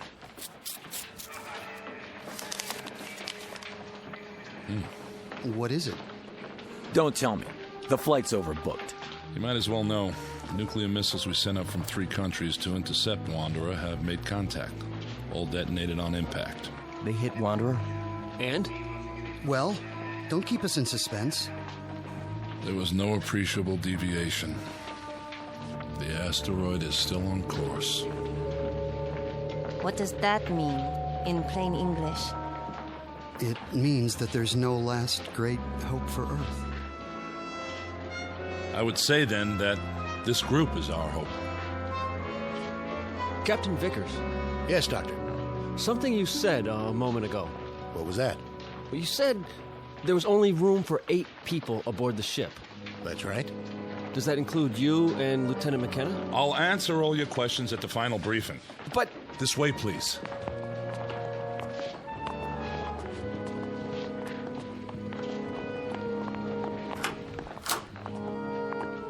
Sit down, if you will. How many more hours do we have? When are you going to feed us? I'm a little queasy myself. In about an hour. We're on a tight schedule. General, I asked a question outside. I think I deserve an answer. We're 8 people. The captain and the lieutenant make 10. But if the ship will only hold 8... I have an announcement in that regard. When this group was organized by presidential order, 2 reserves were included. Who? You mean we're not all going? Why didn't you tell us the truth? What are they arguing about? They got an angle. I knew it. There was no way of telling if you were all alive and well, or even if you could be located once the selection was made. The reserves were a way of preparing for any contingency. As it turns out, one that didn't occur. So who are the reserves? They were not specified. What? Then we don't know if we're on the list or not? In that case, I volunteer to stay behind. I'm afraid I can't accept your offer, Doctor. I'll give up my place. I have friends who are going to die. I'd rather spend my last hours with them. I sympathize with you, Miss Wong, but I can't accept your offer either. Then how... It was provided that in a case like this, the matter would be decided by chance. Leave it to me, General. Don't make me laugh. It just so happens I have a deck of cards with me. We'll cut for it. High cards go. Mr. Hallam. You want to be fair, don't you? This is the only way. Never fails. Aces and kings, sure winners. After that... I can't let you do this. Deuces and trays on the low end. Got it? Everybody, come up one by one and... We are not using cards, Mr. Hallam. I'm in command here. Then how? We flip a coin? Sometimes the old ways are best. We'll draw straws. Whatever you say, General. Makes it simpler. Watch me. I'm tearing out matches. I'll make 2 of them short. Sit down, Mr. Hallam. No matches? Well, in that case... I said sit down. All right. Just trying to help. Captain Vickers has prepared the straws, or their equivalent. Captain? Yes, sir. I have 8 pencils here. They've already been measured, so there can be no mistake. Who's first? Miss Blaze? Why me? The order won't make a difference. Go ahead, Captain. Anyone at all. If you say so. Here goes. Just take one of the ends and pull it out of my hand. This looks like a good one. I'll go next. Now, Dr. Jewell. Followed by Miss Wong. Mr. Winterroth from Michigan. Miss Clark. Miss Walsh. And Mr. Hallam. There. That does it. Everybody hold them up.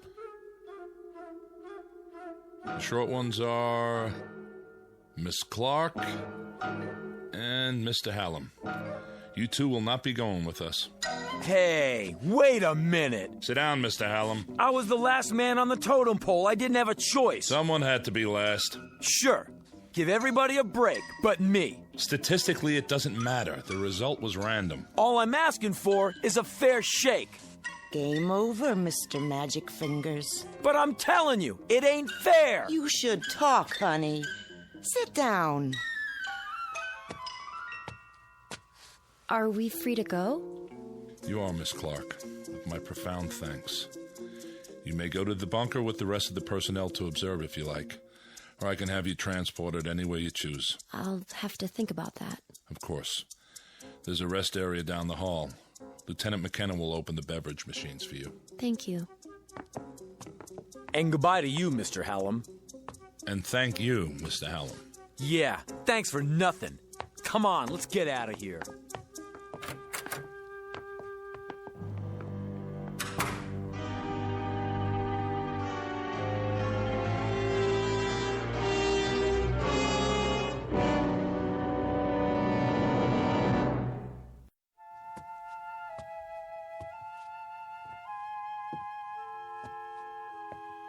Why don't you sit down? You're making me nervous. Yeah. Miss Clark's right. Would you like a cup of coffee? I'd like a shot of scotch if you want to know the truth. Cream and sugar? Black. Do you have family, Lieutenant? Yes, ma'am. I mean, miss. Back in Austin. Oh. Are you going there to be with them? I sure hope so, if there's time. It's a terrible thing, I suppose. The little tragedies. We have time to absorb them. But something like this, it's too vast to comprehend. I know what you mean. Cut the chatter. What is this, a funeral? You might call it that. Well, I tell you one thing. The game isn't over till it's over. You never know what's going to happen at the finish. This isn't a horse race, Mr. Hallam. We'll see about that. Give me the coffee, will you? Of course. Yeah, tastes like mud. If you'd rather have a soft drink. Forget it. Sorry you didn't care for it. Yeah, sure. Where do you come off so high and mighty? Uniform, shine on your shoes. You know something? Underneath, you're just like the rest of us. Scared out of your gourd. I'd better see how the general's coming along. Will you sit down? It won't be much longer. Then you'll be back with your own kind. I don't see why you're so anxious to go home. One of them in there could have a heart attack or something. And then what would we do? Draw straws again to see which one of us goes? Sure, why not? At least try to face reality and make peace with it. Listen, if they let me do it my way, you think I'd be sitting out here? Oh, you mean you'd have fixed the cards? Lady, when your life is on the line, you try anything. Even if it means pain or misfortune for others? If that's the way the chips fall. You amaze me. I thought I'd seen all kinds. You ain't never seen Jody Hallam before. Thank God for small favors. I would say, Mr. Hallam, that you're nothing special on the evolutionary scale. More along the lines of a throwback. I mean, you've hardly advanced beyond your one-celled progenitors. Say, is that a wisecrack? I've seen your kind under microscopes. Bacteria don't have a conscience either. Oh, but they do? In there? How do you know Vickers didn't fix it the way the General wanted? Don't be absurd. It was impartial, and we lost. I'm ready to leave whenever they let me. Go ahead, give up. That's what you learned in your school. But where I come from, it's a different story.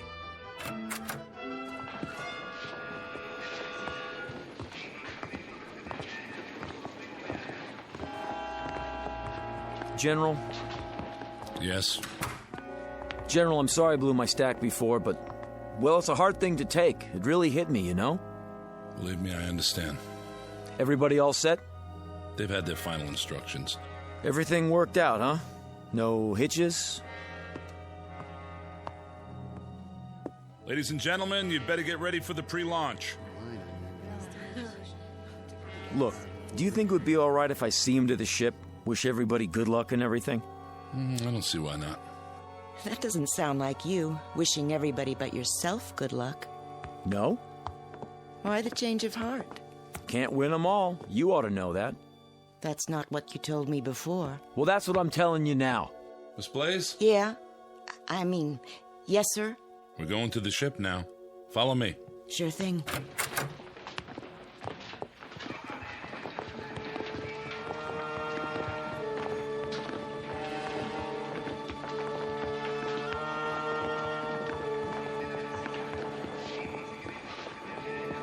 Not you. General Sinclair said it was okay. Only flight personnel on the field. I know. I'm going to say goodbye to him on the ship. General? It's all right, guards. Let him pass. Proceed. Sure, thanks a lot. Nice gun you got there. 15 minutes and counting. Oh, you coming with us? All unauthorized personnel must exit the launch area. You'll have to use the ladder. One at a time, please.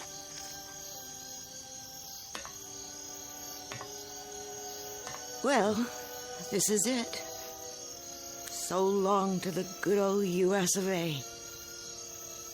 It was a rat race, but I think I'm gonna miss it.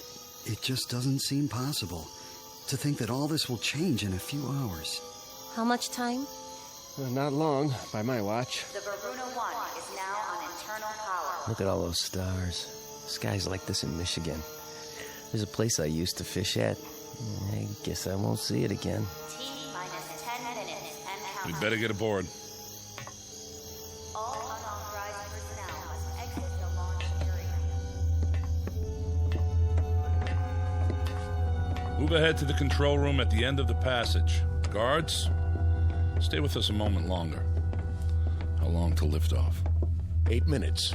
I'll give the engines a final check.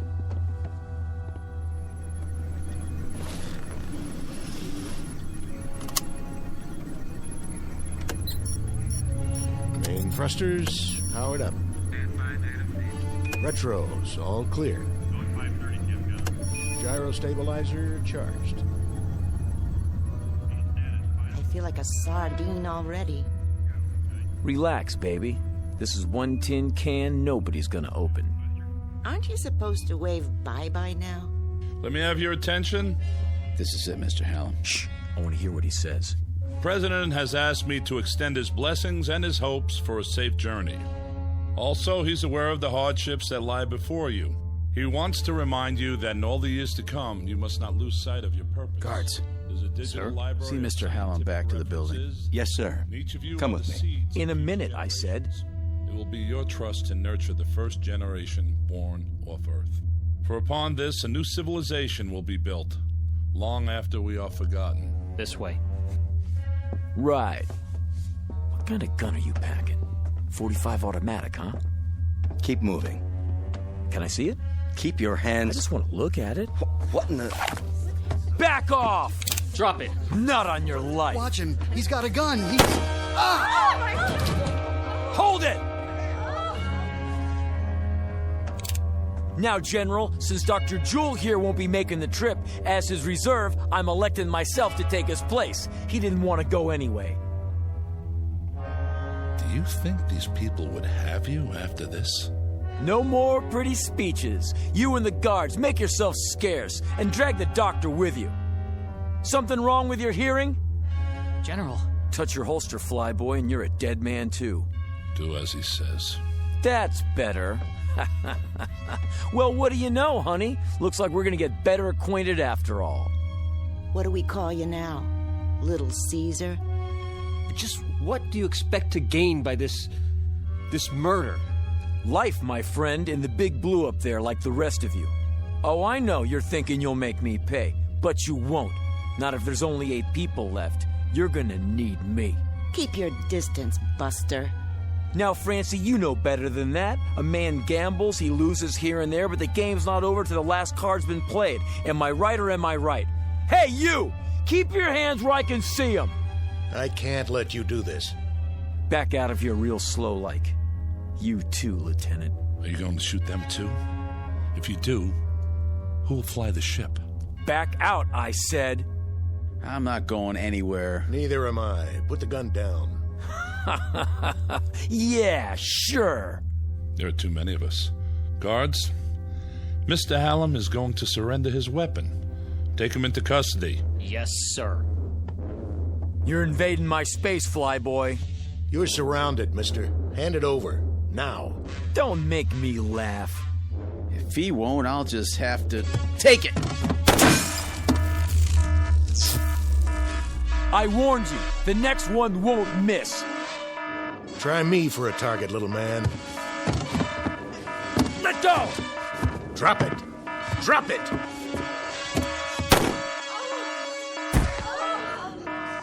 Now look what you've done. That ain't in the rules. Does he have a pulse? No, sir. Dr. Jewell, are you all right? It's just my shoulder. The bullet passed through. Guard, get the medical kit. Right, General. We won't be going anywhere, General. The second shot took out the control panel. Can it be repaired? Not the telemetry system. Then replace the module. There is no replacement. It would take days to assess the damage. He's right, General. Is that true? You mean we can't take off? How can we? What are we going to do? Yeah, what are we gonna do? I wish I knew what to say to you. Damn him! Just because he wasn't going... He was right. What? He always said he was lucky. And maybe he was. Now he won't have to face the odds. What's that? Whatever it is, he's sure in a hurry. General, up here!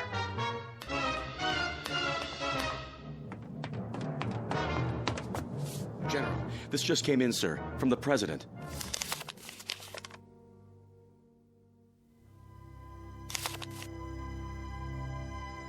I am happy to tell you all that the danger is past. The President informs me that gravitational forces in the solar system have apparently torn Wanderer apart.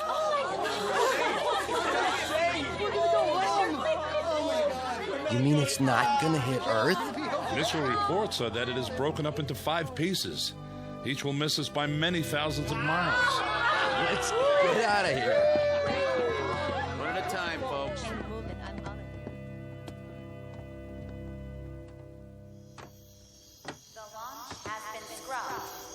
Can I give you a hand, Miss Blaze? You can give me 2 hands if you want. A big, brave captain like you. Call me Francine. Okay. Francine, I'll help you down. What about him, Mr. Big-Time Gambler? There'll be an ambulance on the way. He doesn't need an ambulance. He needs a hearse. Jody Hallam from Chicago. I got 3 words for you. So long, sucker.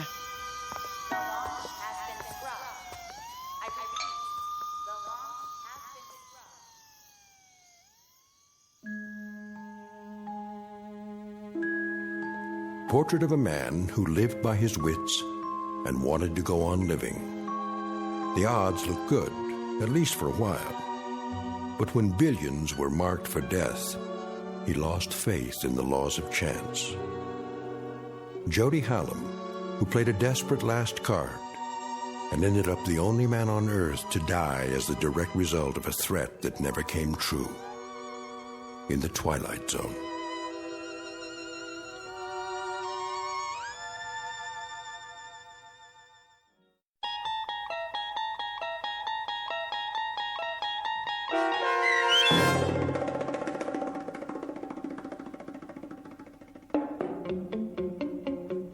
Pattern for Doomsday, starring Henry Rollins with Stacy Keach as your narrator, was adapted for radio by Dennis Etchison and written for The Twilight Zone by Jerry Soule.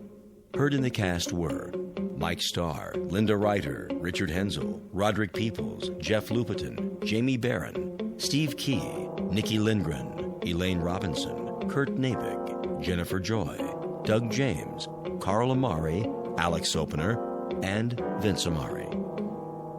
The producers of The Twilight Zone wish to thank CBS Enterprises and the Rod Serling Estate for making this series possible. This copyrighted radio series is produced and directed by Carl Amari for Falcon Picture Group. Sound design and custom Foley effects for The Twilight Zone by Cerny American creatives Bob Benson, Craig Lee, Michael Slaybach, and Matt Sorrow. To learn more about the Twilight Zone radio dramas and to contact us, visit our official website at twilightzoneradio.com. Doug James speaking.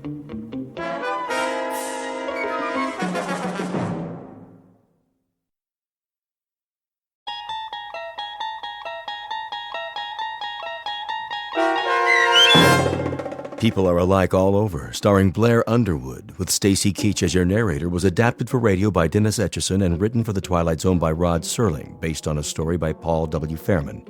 Heard in the cast were Christian Stolte, Lisa Joyce, Richard Hensel, Steve Key, Derek Purcell, Doug James, Linda Ryder, Brooke Reed, Charlie Kummerer, Amanda Amari, and C.J. Amari.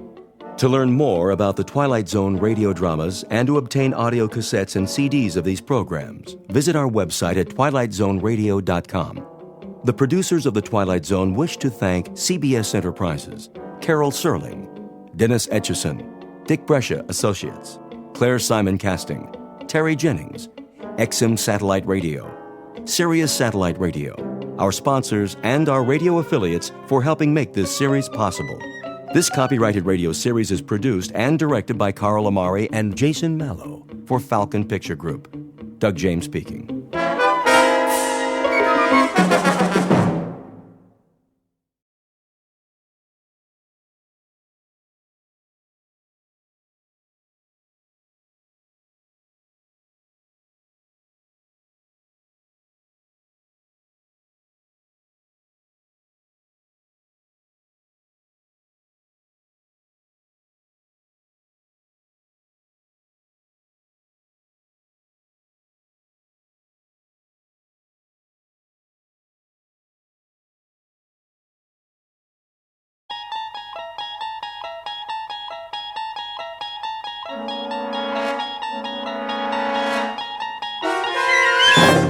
There is a fifth dimension beyond that which is known to man.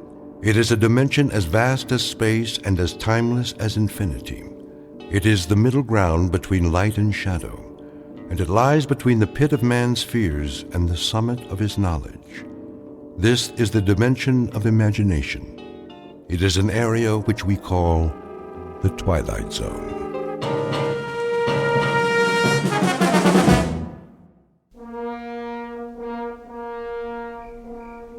The blast-off area must be cleared by 0200 hours. All personnel, please stay behind the steel fence.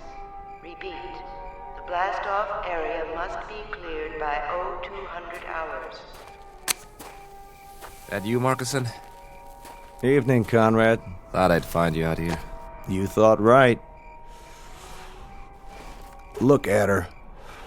Like a needle pointed straight up at the sky. Pretty big needle. Odd, isn't it? Why do you say that? For us, I mean. Odd way to spend the last night. Yeah, I couldn't sleep. Neither could I. But what a thing to do. A last night on Earth you don't spend in the middle of the desert looking at your transportation. A last night you spend it enjoying Earth. You walk around its streets, you go into its bars, you dance with its women. Yeah. You drink in its view, savor it, enjoy it. But not us. That ship out there. We'll have all we want of her and more. She'll be our world for quite a while. 113 feet long by 18 feet wide. And yet here we stand, Conrad, watching her. Just 3 hours before we take off. Maybe we're trying to get used to the idea. Oh, we'll have plenty of time to get used to it. That'll be our city and country and house and front yard and backyard for the next 3 months. And we won't have any choice in the matter. Markson, could I ask you a question? Go ahead. Are you afraid? Of some things, I guess. The unknown, loneliness, the silence up there. But the ship, after all the work that's gone into her, I don't think so. How about you, Sam? It's different. You're ready for this. 3, 4, 5 years. It's all you've prepared yourself for. But it's not the same with me. We both went through the same flight training. I know, but I'm a scientist, Markison, a biologist. My whole life, my world has been books and slides and microscopes. I'm being sent up there because they need my mind. Pity they just can't send that and leave my body back here where it belongs. But speaking frankly, yeah, I am afraid. I'm frightened of the place we're going and what we might find there. Martians? Well, that's not very likely. They're the one thing you don't need to be afraid of. They shouldn't be feared, even if we do run into them. Whoever we meet up there, whatever kind of creatures they are, if they exist, they'll still be people of one sort or another. You don't really think that? Why not? I've got a philosophy about people, and I mean all people. I'm sure that when God made human beings, he developed them from call it a fixed formula, with the same batch of ingredients. We have a pattern of behavior designed to meet certain needs, and those needs are going to be identical no matter what the form and the place. And that means we're all essentially the same on Earth or in the farthest reaches of space. Think about it, Sam. People. On Mars. Wherever they're able to exist, they have to be the same, even up there in the stars. I'd like to be able to read those stars. I wish there were an equation that applies. A plus Y equals what? A rocket ship plus 2 men equals... Equals a wondrous adventure. Let's get ready, Sam. We've only got a couple of hours.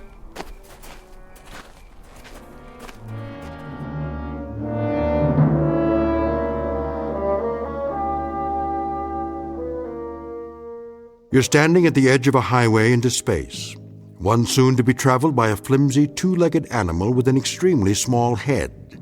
His name is Man, and he is about to send his tiny, groping fingers up into the unknown, bound for a once mythical place known as Mars.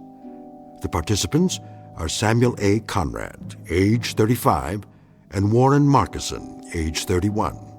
They are the first to undertake such an ambitious voyage, and in a moment we'll travel with them to a location only slightly off course, in the Twilight Zone. And now, the Twilight Zone and our story, People Are Alike All Over, starring Blair Underwood with Stacy Keach as your narrator. Prepare to correct course? Not yet. Fire retro rockets on my mark. Wait, I said. For what? I want to run a thermal scan on the landing gear. You did that. Well, I'm doing it again, plus a spectrographic on the planet's surface. We can't even see the surface till we correct. By the time we finish the turn, it'll be too late. Too late for what? To change the flight plan, the gravitational field will take effect. Exactly. We cut the main thrusters and fire the retros for a nice soft landing, right? Isn't that right, Conrad? What if something's wrong? Nothing's wrong. But what if it is? It'll take all the fuel we've got for another orbit. We have to be absolutely sure. We're as sure as we're ever going to be. There are too many variables. Atmospheric density, drag coefficients, power consumption. We've been through all that. I just checked the readings. The readings could be wrong. If we're off by a factor of 0.01, we'll miss the landing site completely. I'm going to run the numbers one more time. No, you're not. I'm in command here, and I say we're going in now. At least wait till the planet rolls up on the view screen. I want a spectrographic readout. 5, 4. Not yet. Cancel the sequence. I'm not canceling anything. 2, 1. Fire retros. I said fire. All right, if you won't do it... Don't touch that switch! Fire! Fire! You fool! Strap into your seat now!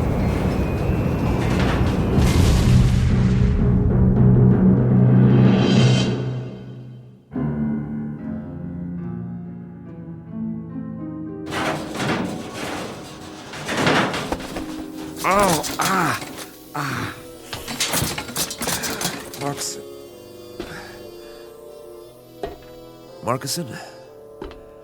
You all right? Marcuson, where are you? Warren? Warren, can you hear me? Over here. Oh, thank God. After a landing like that? Any landing you can walk away from is a good landing. If you can get this instrument panel off me, I'll try to do that. Hang on. It's split in two. I'll see if I can lift it. How's the rest of the ship? Nose down in the bottom of a crater, as far as I can tell. Air pressure seems to be holding. Here, take my hand. Whoa, whoa. Not just yet, Sam.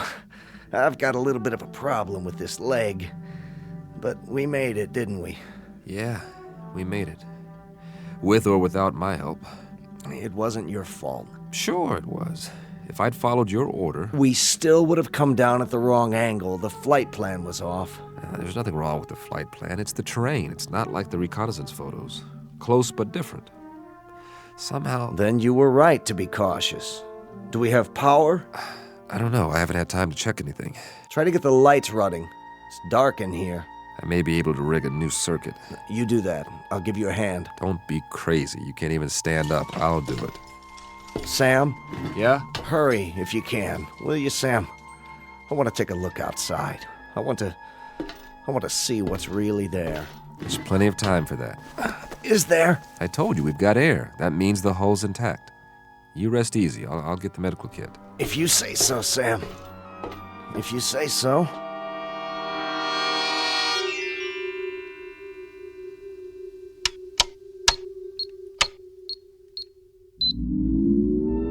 Yes! Sam? I've got the circuits up. We are in business. What are you doing? Running a diagnostic on the equipment. Stay down. How long did I sleep? A couple of hours. Don't worry, you needed it. You run an atmosphere check? Yeah. So, is it safe out there? That's the question. What's the matter? Something wrong with the sample? No, I got a good one. More than enough. That's the problem. You couldn't get a reading? Oh, I got a reading all right. A complete analysis. Down to the last trace element. So, what did it say? It says the air is fine. Almost identical to the mix on Earth. Well, what are we sitting here for? Let's go plant the flag. Hold on. You're not going anywhere with that leg. You go then. Just get the hatch open so I can see what's out there. I'm not going anywhere. Of course you are. Sam, we're the first men on Mars. What's the matter with you? Not yet. What are you waiting for? A printed invitation? It's the reading. But you said it was fine. It can't be right. Don't you trust the equipment, Sam? You designed it, remember? You and I both know there's no breathable atmosphere on Mars. Well, maybe there is where we landed. That doesn't make sense. If we're in a crater, there could be a buildup of gases. Not according to any scientific literature I've ever read.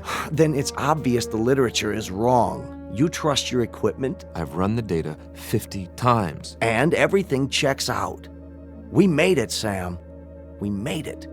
You know what that means? I want to filter out another sample and run it through the analyzer. We've traveled 35 million miles. Exactly. Another few hours won't make any difference. We can't wait any longer. The human race won't wait. If you won't open the hatch, I'll do it myself.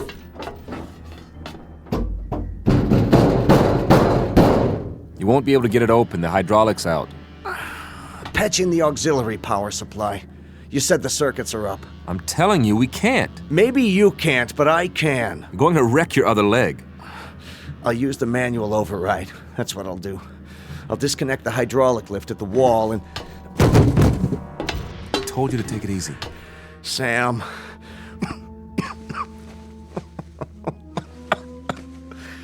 Just my luck, eh? 35 million miles through black space just to find a place to die. You are not going to die. That's all right. Really. It's just that I'd hate for this ship to be my tomb. Do me one favor. Anything. When it does happen, and I think it'll be soon. Don't talk like that. Get me outside, one way or another. Don't be afraid. I've got a strange hunch that if anybody's out there, they'll help you with the funeral. That's how people are. And they are people, Sam. As long as they've got minds and hearts, that means they've got souls. And that makes them people. No. For God's sake, don't die now. Don't leave me alone here. Warren! Warren! What's that? Listen. Do you hear that, Warren? Do you hear that? Something's out there. And it's coming. It's coming right up to the ship. You said that whatever's out there is like us. Well, I don't know that. There's no way to find out, and I'm not ready to find out. Go away! Whoever or whatever you are, go away!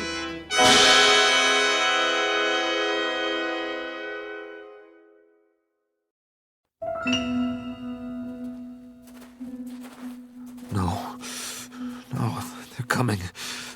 Whatever they are, they're coming. The gun. Yes. Where's the survival kit? There. Nothing fancy, just a good old .38 automatic. That ought to do the trick. Get away! I said, get away from the ship! All right, if you won't go away, you want me to come out, I'll come out. You think you're ready for me? Huh? Huh? Where's that lever? Whoever or whatever you are, let's find out if you can eat lead. What the? Come on. Where are you? What are you waiting for? You see this? It's a gun. Know what a gun is? Want to find out? Step into the light so I can see you.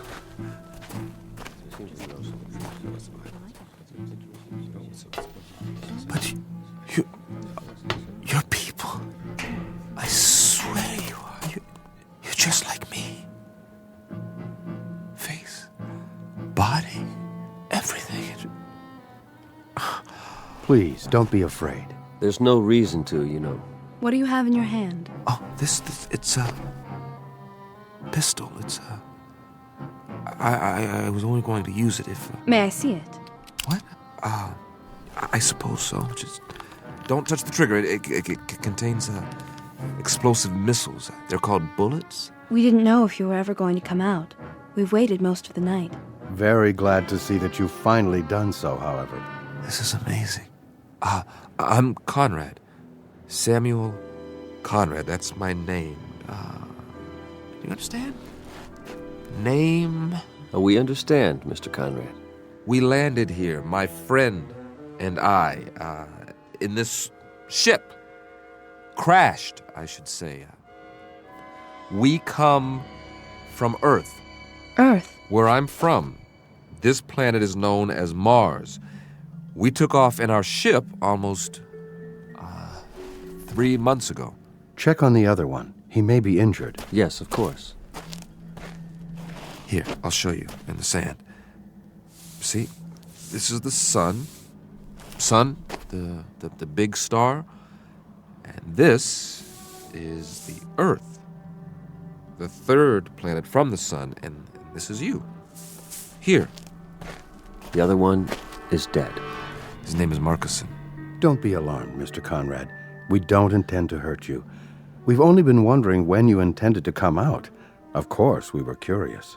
But how do you know my language? We don't, Mr. Conrad. As you'll no doubt soon realize, you're speaking our language. Your language? Unconscious transference. You'd call it hypnosis of a sort. But you must be tired. We'll prepare a place for you to rest and food. I'm appreciative. I really am. You'll forgive me, my staring. I mean, but I can't get over it. I mean, you're people, just like I am. Actual human beings. Markson said you'd...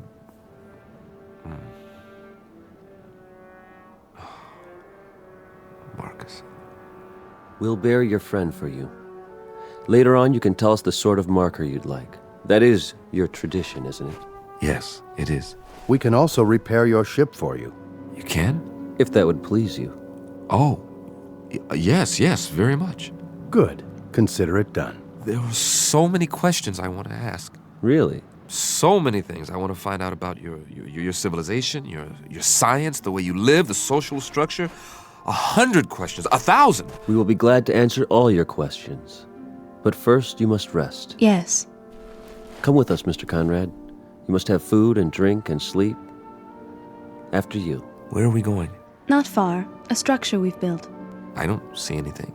Oh, I know it's dark out there, but it's only a short walk. You'll understand more when we arrive. The true end of your journey, if you will. A place that's more comfortable. Would you give me a moment? What? It won't take long. I'd like to say goodbye to my friend. Oh, certainly.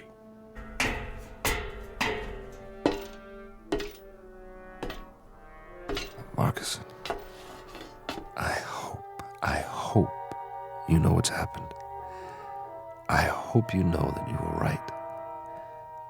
There are Martians, after all, and they're people. It's incredible, but they really are just like us. You knew, didn't you? Somehow, you knew. Oh, I'm sorry, old friend, that I didn't believe you. And that you didn't live to see them. Are you ready, Mr. Conrad? Yes, I'm ready.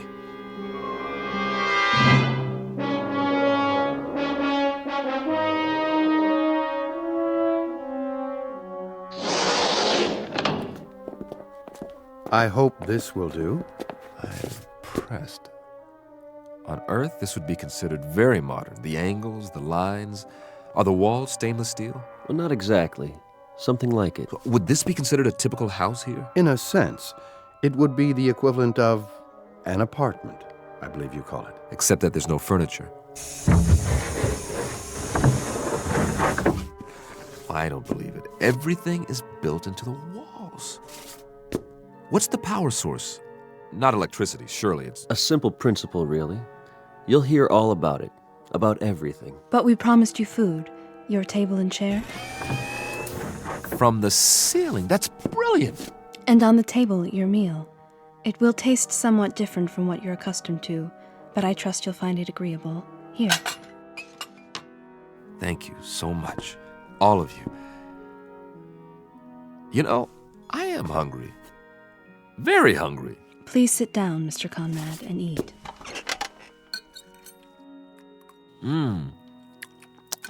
It's different, but I like the taste. Like melon or cantaloupe, maybe. And yet, there's almost a meat flavor. You don't mind it? Mind? Are you kidding? After that freeze-dried stuff we ate on the ship? No. This is delicious. We'll leave you to eat, then. Oh, I wonder, could you do us a small favor, Mr. Conrad? Anything. As a favor, would you mind sketching for us what a home looks like on Earth, so we'll better understand your culture? No, not at all. This is what we call a ranch house. It has only one story. Here, look, I'll show you. This is roughly the shape. The front door here, and this is what's known as a picture window. Looking out from the living room. I see. The bedroom area. And the kitchen, where we cook the food. Here, I'll put down some more details about the interior. Please. Couch, chair, television set. And inside the kitchen over here, the refrigerator, maybe a freezer, and the stove. A freezer and a stove? Well, one to keep the food from spoiling and one to heat it up. Remarkable. In the bedroom, the bed, the bureau, the mirror. Do you understand mirror? Reflection? To look at yourself. Of course, I've forgotten. Will you look at that? Here's your mirror, along with the sink, towels, running water, and this will be your bed. All the comforts of home. Eat in pleasure, Mr. Conrad, and then rest. We'll come back later. Thank you. Thank you so much. Oh, miss? Yes? I didn't ask any of your names. That's all right. You have a name, don't you? I'm called Tina. Tina, I wish you'd, will you tell the others for me how much I appreciate all this? The trouble you've gone to, this is a pretty wonderful thing that's happened to me, so thank you. Do you understand? Thank you. I mean, to come millions of miles and meet people of your own kind, I was so frightened before. I was so miserably frightened, and then... Please don't be. I know what I was afraid of now. I was afraid of loneliness, of silence, of the unknown. But now my friend was right. There's no need for fear now. No need at all. No one will hurt you, I promise. You must believe that. I do now. I'll see you later, Mr. Conrad. I hope so, Tina. And please call me by my given name. It's Sam. Goodbye, Sam.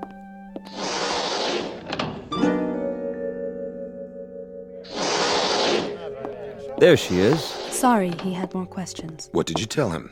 That we'd be back later. He understands. How did he take the language transference? Oh, quite easily. His quotient is low enough. You should see the wave chart. He has the mind almost of an infant. And you must have a look at his ship. I have done so. So primitive as to be almost unbelievable. You wonder how he made it here. Tina, how does he react to things? What? He asked you a question. I'm sorry, how does... His reactions.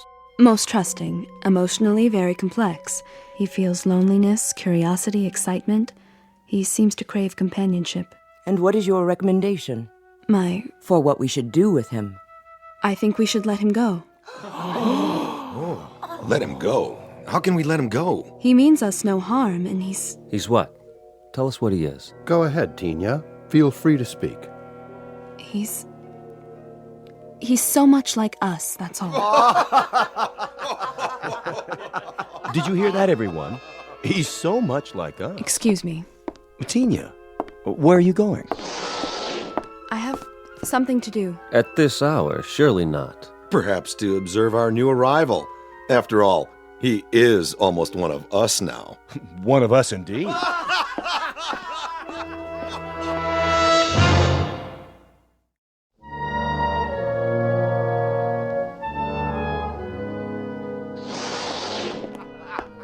Tina? Is that you? Yes, Mr. Conrad. I was just... What's the joke? Oh, something one of my friends said. Oh, what was it? Something humorous, that's all. At least he thought so. Won't you come in? I wouldn't want to disturb you. Not much chance of that. I'm too wound up. This is all a bit much to grasp at one time. You must have a great many questions. Perhaps you can answer a few of them. If you don't mind, that is. Won't you sit down? Well, maybe for just a minute. Have a seat. The couch is quite comfortable, thanks to you. Mr. Conrad, there's something you should know. Oh, that's an understatement. Where do we start? I don't quite know how to put this, but... Wait, I'm not a very good host. After all, you and your people have been so gracious, seeing to my every need. Is there anything you'd like? I assume there are refreshments.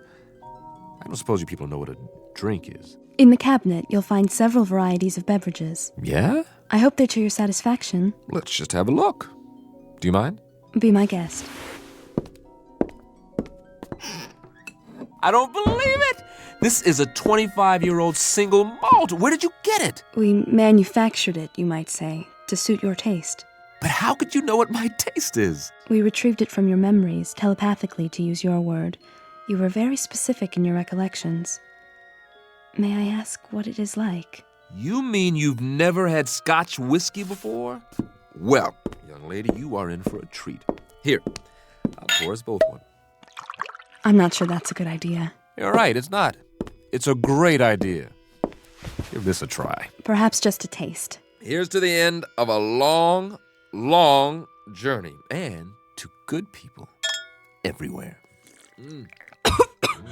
It's a strange taste. It's so sharp. Oh, I should have told you to sip it. Just take a small amount and just roll it around in your mouth. Then you swallow it. Ah, yeah. How's that? It's interesting. You said your people manufactured this. How, exactly? You must use some sort of molecular reconstruction powered by... what is the power source here, by the way? Solar? Hydrogen fusion? We've been experimenting with this on Earth for years, but so far... Please, Mr. Conrad, You seem nervous. It's just that... Not my fault, I hope. I've never been very good at small talk, getting to know people socially. And now I'm more aware of that than ever. You're behaving perfectly. That's not the problem at all. You're the one who should be uneasy with us. Suspicious. What's to be suspicious about? Do you want to know the absolute truth? This experience, meeting all of you, it's lifted a burden off my chest. All this time, not knowing what to expect. But you're so kind. You're so understanding. You take it all in stride. A visitor from another planet, I mean, am I... The first? No, I can't say that you are. I should have known. You accepted me so easily. The other, visitors, where did they come from? Not Earth, obviously. Outside the solar system? Please. There will be plenty of time to answer those questions and more. I'm sure there will be. But you see, I'm a scientist. Facts, numbers. Those are our concerns, too. They have been since time immemorial. You've been here a very long time. Your civilization, I mean. Yes, in Earth terms. But Mr. Conrad, Sam, there is something I wanted to tell you. It's only fair that you know before... Before what? Ah, Mr. Conrad. Still awake, I see. Oh, come in. I was just telling Tina here... Mr. Conrad, we have a surprise for you. Really? A very nice surprise. You shouldn't go to any more trouble. Would you accompany us, please? Where are we going? That's the surprise, Mr. Conrad. You'll see soon enough. Isn't she coming? Tina will remain behind. Oh, we were just getting acquainted. She has other duties. Actually, Don't you, Tina? I hope I'll see you later. No. If you don't mind, Sam, I think I will go with you now. Tina. Great, I'd like that.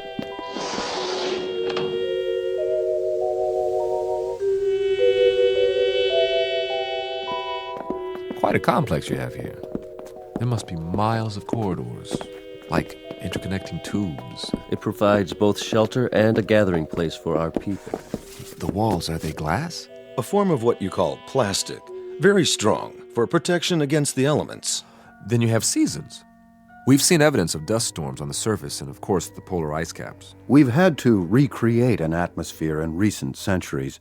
That has wrought havoc with the forces of nature. Far more than you might have observed from space. I can hardly wait to take a closer look. Really, Mr. Conrad, you don't want to tire yourself. You should get a good night's rest while you can. No reason to. I feel fine. Does the complex house your research facilities, laboratories, that sort of thing? They are in an adjacent structure. I thought I saw a reflection out there, but it's so dark. All in good time. It will be a few more hours until sunrise. Then, all will be clear. Ah, here we are. After you, Mr. Conrad. What? Allow me to illuminate it for you. But this is... This is what, sir? Why, it's just like the entrance to my house back home. Is it? Yes, this is the foyer, and the living room would be down here. You like it? Do I? It's a perfect replica of my place in California. This is perfect. We did our best. I mean, in every detail. Furniture, the works, even the drapes. If I open them, I bet I'll see my old picture window. No point in opening them now. It's dark. Wait till morning. How did you build it so quickly? We sincerely hope this is the way you're used to living. You didn't miss a thing. The general outline came from your diagram, the rest from your mind. You think very clearly, Mr. Conrad. Very clearly indeed. Strong, clean impressions. Would you care to see the rest of the house? Would I ever? Ah! My kitchen! And my refrigerator. It's filled with your favorite foods, the ones you remember most vividly. Cheese, fried chicken, and pizza. Oh, I'd love to have some warmed over pizza right about now. This is really fabulous. I don't know how to repay you. Your presence is quite enough. I really, truly appreciate it. We wanted you to feel at home, Mr. Conrad. Do you? Well, I never saw it this clean. Splendid. In that case, we were wondering if you'd mind remaining here for a little while. Oh, sure. And about my spaceship. Take your time. Your spaceship? You said you'd be able to fix it. Oh, yes. We'll restore it to its original state and then transport it here, outside your residence. It will be in perfect working order. That's great. You expressed interest in seeing more of our people. We'll arrange that first thing in the morning. I'm sure they will be most interested. I'd be delighted. For a little while longer, then. Enjoy yourself, Mr. Conrad. Enjoy your house. You bet I will. I can hardly wait to sleep on a real mattress again. Oh, let me show you out. That's not necessary. Sure it is. This is my house, isn't it? It is, sir. It most certainly is. What's this in the vase? You call them roses, don't you? Well, yes, but how? We had a little trouble with the petals. So delicate. If you examine them closely, you may find them somewhat imperfect. I doubt that very much. Here, I want you to have one. It's my way of saying thanks. Thank you. I'll keep it to remember you by. But we'll see each other again, won't we? What? Are you crying? Come along, Tina. I'm very happy to have known you, Sam. Time to go. Sleep well, and wake refreshed.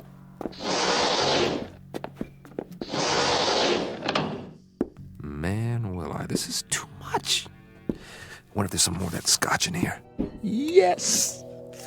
Well, all I can say is if this is an illusion, it's one a guy can live with. This is the best scotch I've ever tasted. I think I'll just sit down here, put my feet up. This is the greatest. Absolutely the greatest.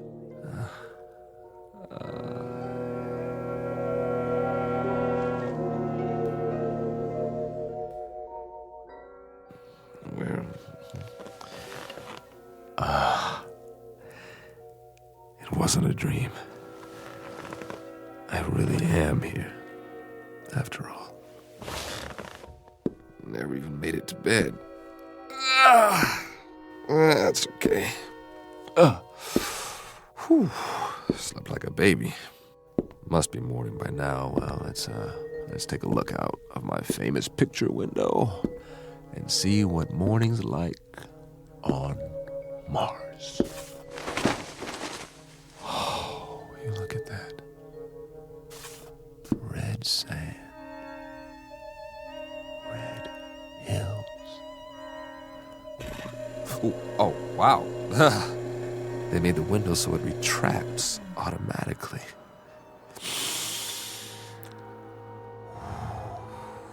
Smell that. Oh, real honest to goodness air. I gotta get outside. Come on. What's the matter with this door? Wait a minute. What's that? Sounds like some kind of vehicle. Hey! Hey, everybody! I bring you greetings from Earth! Hey, what are these bars for?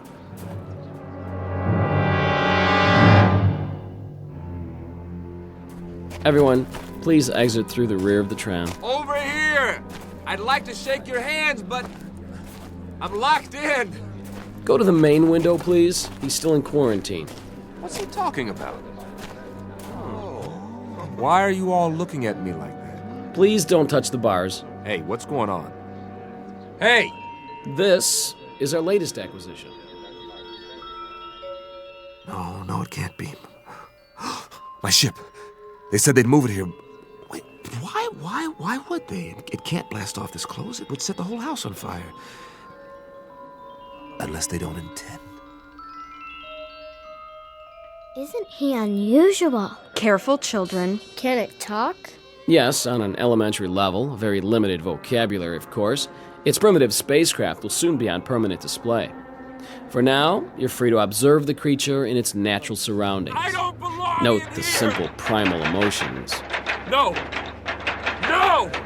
Let me out of here! You may take holograms if you like. And next, we'll move on to the Venusian habitat, the intergalactic breeding area, and the Alpha Centauri house. This again is a holographic opportunity. I don't belong in here, please! Please! I would like to take a hologram. Isn't he cute? Look this way, Earthman.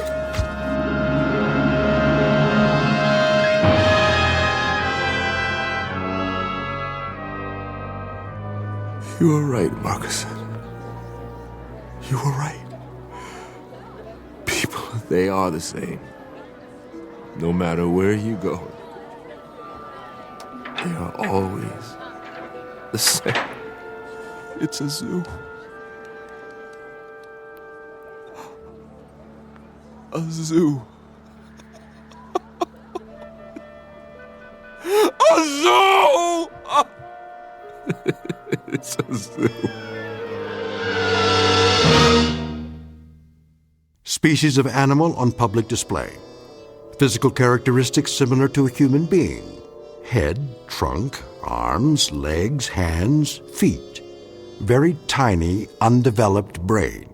Comes from a primitive planet known as Earth. Calls himself Samuel Conrad. And he will remain here in his specially constructed cage with running water and electricity and central heating for the rest of his natural life. Because Samuel Conrad finally discovered a flight plan that led him off course and into the Twilight Zone. More from the Twilight Zone after this. Hello, I'm Stacy Keach. I hope you're enjoying this edition of the Twilight Zone radio dramas. To learn more about this series, be sure to log on to our official website at twilightzoneradio.com. You'll find special discounts on our Twilight Zone audio collections, listings of our radio stations, links to other websites, and a photo gallery of our recording studio and some of our stars in action. Plus ways to contact us with questions or comments about the show. And for a limited time, when you log on to twilightzoneradio.com, you can send in for a free CD of the show. So be sure to visit us at twilightzoneradio.com.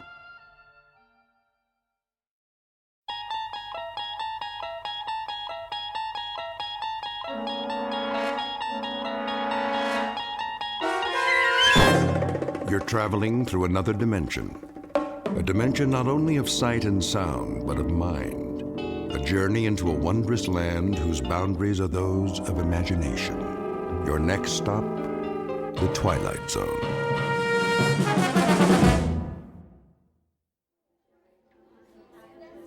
Attention, Grocery King shoppers. Today's special is Bubbling Brook Pure Spring Water, on sale in the beverage department. Why not pick up some for your family? Available in the gallon and half-gallon sizes. That's Bubbling Brook Pure Spring Water, on sale now. Grace! Oh, hey, Martha. I thought that was you. Just doing a little last-minute shopping. For Bill's party? But I told you we'd take care of everything. Oh, you know me. I have just about everything I need, but I'm going to pick up some greens for the salad. Maybe an appetizer. Well, don't worry about a cake. We're bringing one. Oh, shoot. So are the Hendersons. That's going to be a lot of calories tonight. Maybe we can freeze some of it. How many candles? Girl, if I tell you the truth, we might start a fire at the dinner table. Please, Bill's not that old. I can't believe this is the big 4-0. No. He does wear it well now, doesn't he? What's his secret? Good genes, I guess. Plus, he's a do-it-yourselfer. That keeps him healthy. I wish some of that would rub off on Jerry. Oh, no, you don't. All that puttering around. Ha, gotcha. Not in the store, Oliver. Sorry. No, that's all right. Put that away right now, young man. Yeah, but they're coming. Who's coming? The invaders. I don't know what's gotten into him. Oh, he's just being a boy. I know a lot about that. You do? When my pa was his age, it was video games all the time. It still is. But they're so much more violent now. All about war and killing and... My husband says it's a natural instinct. What is? To protect and defend. Well, if he has to serve his country, that's one thing. But there's no war here now. Thank God. They do grow up fast. Too fast, if you ask me. I know. But really, what can we do? We can't keep them locked in their rooms. They're going to find out what the world's like sooner or later. I think it's a male rite of passage thing, like horror movies and wrestling. That's easy for you to say. You had girls. Hey, Mom, look. Captain Chris. No more breakfast cereal. There's vitamins in everything. It's nothing but sugar. Oh, Mom. Oliver, stay with me. Oliver!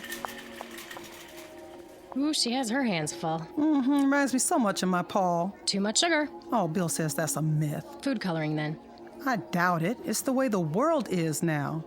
All the war news on television. I wish we could just turn it off for a while and let him grow up. Amen to that. Oh, shoot, what time is it? Almost 3. Oh, girl, I gotta get out of here. I gotta go get my hair done. I gotta stop at the cleaners. When do you want us at the house? Well, Bill won't be there before 7. You know, he has patients till 6. He doesn't know, does he? He better not. It won't be much of a surprise if he does.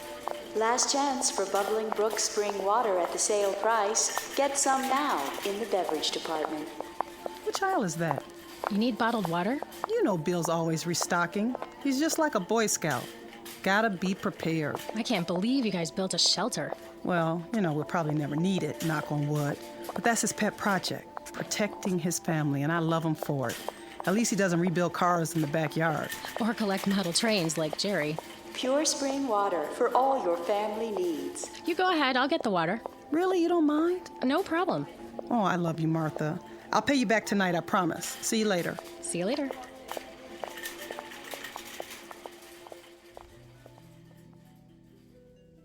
Welcome to Friday afternoon in suburbia. Time for last-minute errands before the weekend begins. In this case, a surprise birthday party. Only there's a twist. What's in store for this particular evening is nothing less than a nightmare.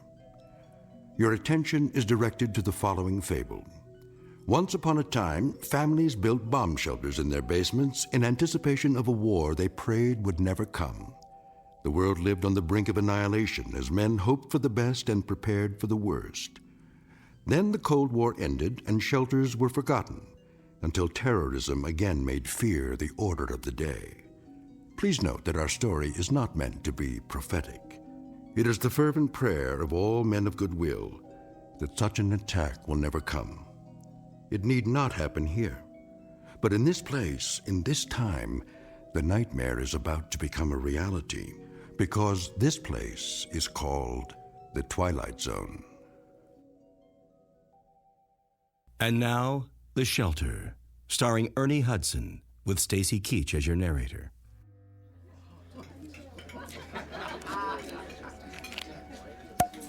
There.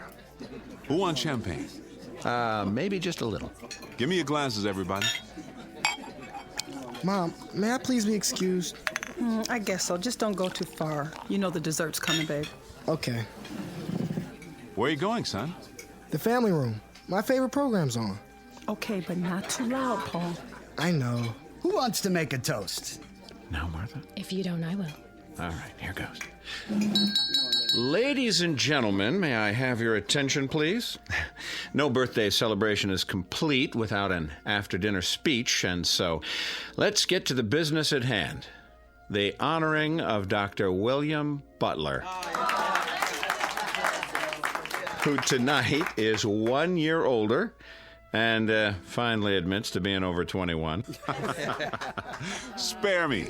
Easy, honey. I'll cut this short, Bill, in the interest of good taste. And to save you excess embarrassment.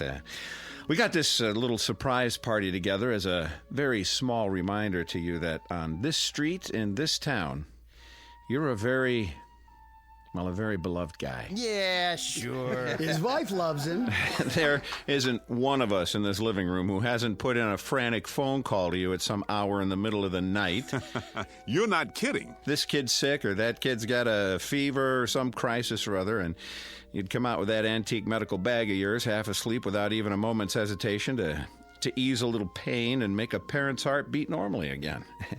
And there also isn't one of us in this room who hasn't owed you a whopping bill for a whole lot of months afterwards. Try years. Some of us still owe you. Let's not forget about the chainsaw. Yeah, don't forget that. Another thing we owe him for. Oh, yes, the good doctor's penchant for construction, his genuine old-fashioned bomb shelter. I resent that. It's not old-fashioned. Yeah, well, with all due respect, Bill, it is circa 1950s. Didn't I see one in an old issue of Life magazine, along with ads for hula hoops and the new Edsel?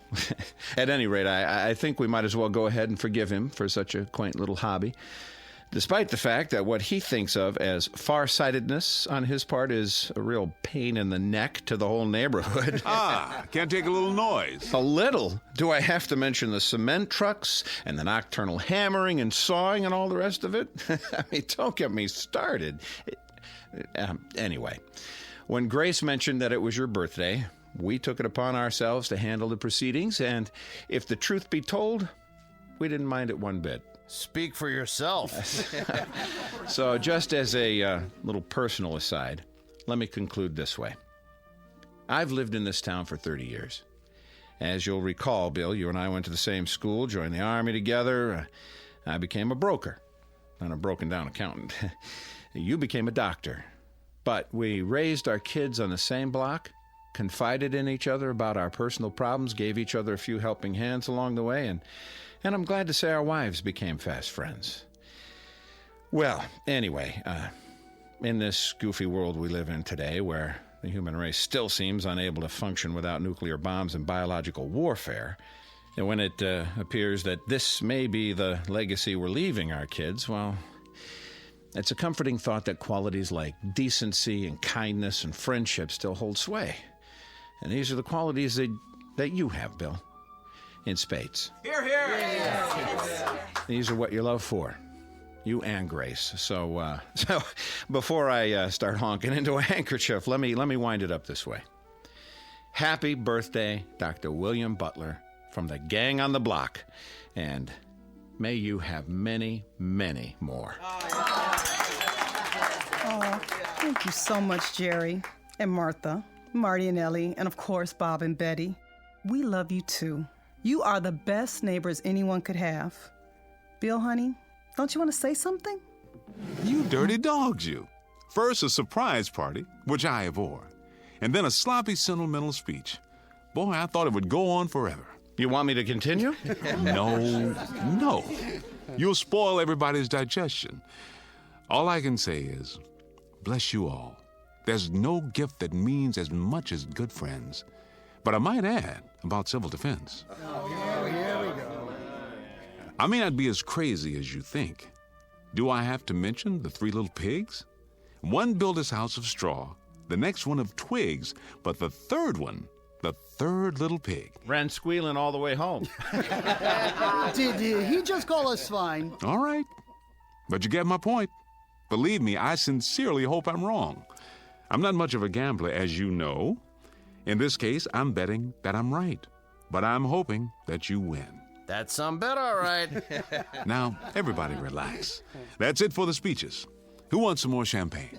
Maybe just a wee bit. Hold on, everybody. There's one more surprise. Betty, I need you and Grace in the kitchen. You didn't get a cake.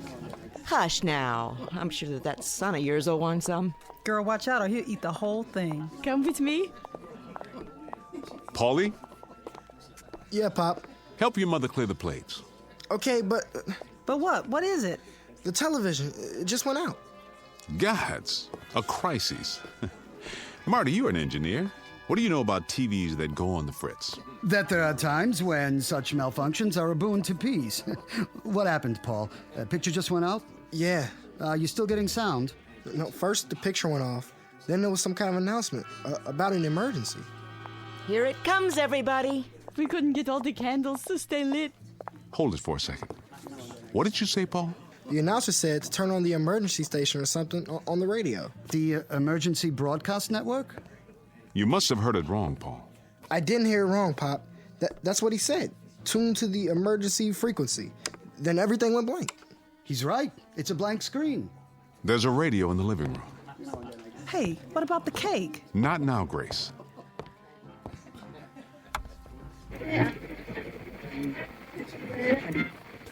Direct from Washington, D.C. To repeat, 4 minutes ago, the President of the United States made the following announcement.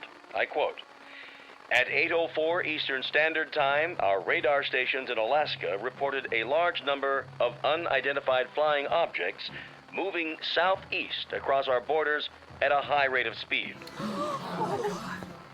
What is this, some kind of joke? I don't think so. Quiet. As of this moment, we have been unable to determine the origin of these objects. But in the interest of national security, I am declaring a temporary emergency. Until further notice, we are in a condition of yellow alert. So said the President. Federal authorities request that all civilian defense personnel report to their assigned posts immediately. A temporary state of emergency is now in effect. No commercial traffic of any kind will be permitted on streets or highways in the northeast sector of the country. Repeat, no commercial vehicles of any kind will be permitted on streets or highways. You are asked to remain calm and proceed in an orderly fashion to your local shelter centers. Repeat, go to your nearest designated shelters. What about Jeannie? She'll be at the university. It's in the middle of the semester. Bob, we've got to call her. My sister, she's upstate. Did he say they're attacking upstate New York? Does the phone still work? I don't know. The line's down. The circuits are overloaded. Everyone's trying to call. The children. Call the babysitter. Did you hear what he said? We can't get through. Stay calm, please.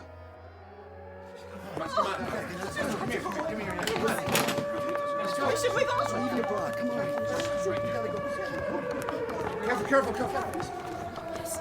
The power's still on. Check the next block. Is your telephone working? No. I'm loading up the car. We gotta get out. Stay where you are. The roads will be blocked. Where can we go, Bill? Tell me. There isn't anywhere to go. We've got to stay put for now. Are you coming, Jerry? Yes, I'm coming. Then what, Bill? What? You heard the radio. If it's bombers, they're probably headed for the industrial centers. They'll be trying to shoot them down now. But if it's high-speed missiles, some may get through. There's no telling how long we have. Marty, I need you. Get the kids, Ellie. The supplies in the camper. Hurry, they're coming. They're coming. Bill, we've got to do something. Where's Paul? I'm right here, Pop. Get inside, both of you. We've gone over this before. Yeah, but I never thought it would actually... Well, it has. Don't just stand there. You know what to do. Inside, now. The distant early warning line in Greenland, state of emergency. Repeat, emergency. This is not a test. This is not a test. This is not a test.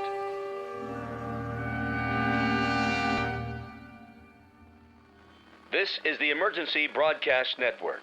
Repeating, all citizens not engaged in civil defense work are to remain off the streets. Please stay tuned to this frequency for further announcements. Repeat, please stay tuned to this frequency for further announcements. I got the canned goods, Pop. Good. Carry them down to the basement. The shelter? Of course, the shelter. Hurry. I'm filling the water bottles, Bill. Do the best you can. Fill all the empties. I'm going to check the generator in case the power goes off. There's hardly any water coming through the tap now. It's the pressure. Everybody and his brother's doing the same thing we are. Keep it on full force until it stops completely. I'm trying. Easy, honey. Make believe it costs $100 an ounce. In an hour, it'll be worth more than that. Okay, what else, Pop? All the canned goods down? Everything I could find. How about the jars in the fruit cellar? I got those too. Get my bag from the bedroom. What about books and stuff? Your father told you to get his bag. I'm going. There's still time, Grace. Paul's right. We will need books and other things besides food and water. God knows how long we'll have to stay down there. Light bulbs. Where do we keep the light bulbs? Top shelf. Which cupboard? That one, there. Oh, but we don't have any. I ran out yesterday. I was going to buy some at the store. There was a sale on them, but I guess so. Grace?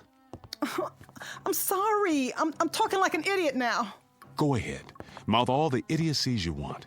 You can also dance a jig or go up and take a cold shower. Just as long as you don't panic, Grace. That's the important thing now. Not to panic. How much time do we have? Seems to me I remember reading somewhere that from the first alarm we might have, I think it was 15 minutes to a half hour. 15 minutes? I'm winging it, Grace. I don't know for sure. I don't think anyone does. The best we can do is to continue doing what we're doing. Keep pouring the water. I'll see to the boy. All right. Paul? Yeah? You got my bag? And some other stuff. Books and magazines, too. Let me give you a hand. Here, I'll be right back. Wait.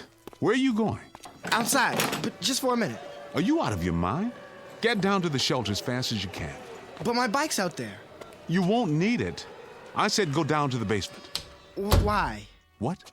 Why should we even bother? If they drop a bomb or something, it will burn everything up. I saw it on TV. If it's an atom bomb, there won't be anything left. Nothing. It'll just be... Don't even think that. Don't let yourself think it. But it's true, isn't it? We don't know. Nobody knows. We may be out of the danger zone. We might be 200 or 300 miles from where it hits. Out here, we may not even know when it happens. Dad, we're 40 miles from New York. We'll get it too. If we do, we do, that's all.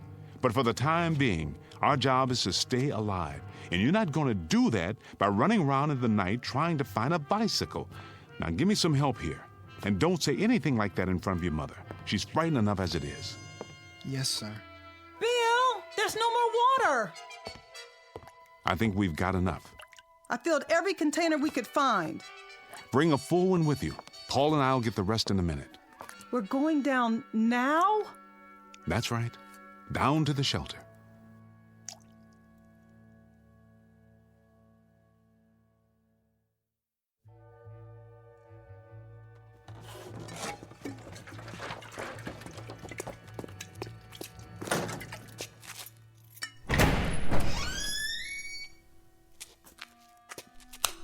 There. The lights work. Go inside. Bill, I don't think I'm ready. I'm afraid we don't have much choice. Wait. There's a 5-gallon can of gasoline in the garage. Paul, you run up and get it. We may need it for the generator. Okay. Oh, Bill, I'm so tired. Here. Sit on the cot. I just want to lay down. I want to go to sleep. Grace, listen to me. I am listening. I just explained to Paul, if there's a bomb, there's no assurance it'll land near us. And if it doesn't... But if it does, if it hits New York, we'll get it too. All of it. The poison, the radiation, the whole thing, the firestorm, nothing will be able to put it out. And we'll be in a shelter. With any luck at all, we'll survive. I've built this room very, very carefully to government standards. We've got food and water to last a long time if we use it wisely. And then what? Then what, Bill? We crawl out of here and tiptoe through all the rubble up above, the rubble and the ruins and the bodies of our friends? Why is it so necessary to survive anyway? What's the point? Bill, admit it. Wouldn't it be better? Wouldn't it be quicker and easier if we just... I got the gas can. Is that all you need from up here? Do you hear that? Whose voice is that, Grace? That's why we have to survive. He's 12 years old. It's too early, much too early to think about a boy dying when he's done so little living. For him, Grace. Paul? Yeah. Set it there, next to the generator. I'll go up and get the rest of the water.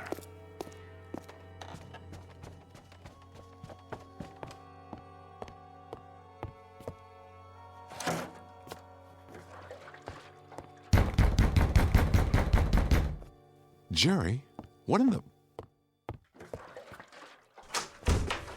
What are you doing, Bill? Storing water, which is what you should be doing. Well, we got about 30 gallons, and then the water stopped. Did yours stop, too? That's right. You'd better get on home, Jerry, and into your basement. I'd board up the windows if I were you, and if you got any wood putty, I'd seal the corners to make them airtight. We don't have a cellar, Bill. The benefits of modern architecture. And wouldn't you know it, we got the one new house on the street. All the latest conveniences, everything at your beck and call. Every wonder of modern science except for the one they didn't take into account. The one that's headed straight for us right now. Jerry, I don't know what to tell you. Can I bring Martha and the kids over? Can I at least do that? Here? There's sitting ducks in our house. Sitting ducks. We don't have any protection at all. You can use our basement. Your basement? What about your shelter? That's the only place anyone can survive. We've got to get into the shelter. I don't have any room, Jerry. I don't have near enough room or supplies. It's designed for 3 people. We'll bring our own water and food. We'll sleep standing up if necessary. Please, Bill, we've got to use your shelter. I have to keep my family alive. You understand that? We won't use any of your stuff. You have my word. What about air?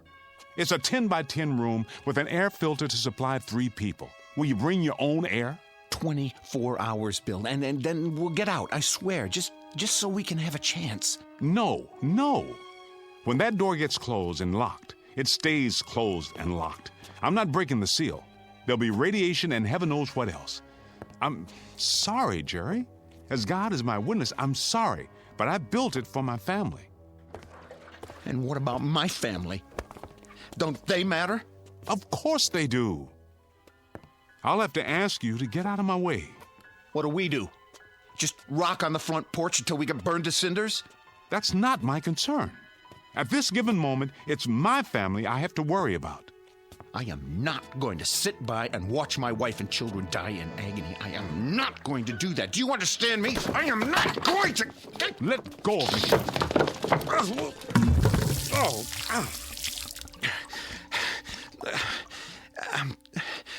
I'm sorry, Bill. I didn't mean to knock you down. Please believe me.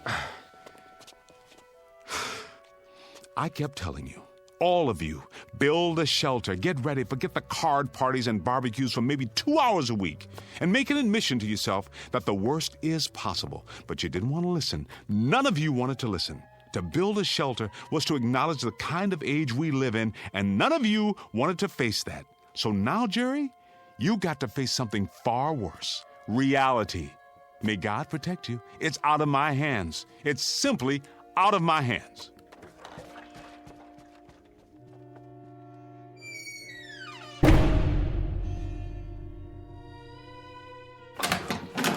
Where is he? Marty? Where? I've got to talk to him. We all do. There's no more time.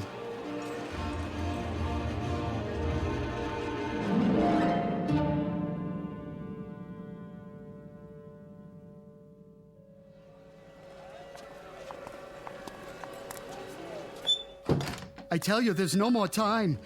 Bill, I have to talk to you. I want to go home. Just a minute, honey. They're already down in the shelter. I told you they'd be there. They locked themselves in. Your wife's right, Marty. It's no use. He slammed the door in my face. He's got to let us in. We have windows in half our basement. I don't have anything to board them up with. At least you have a basement. Let's go, Marty. The baby's getting a chill. We'll have to do something. Go where? There's no place that's safe. Where's the shelter? Downstairs? No, I told you, he won't listen.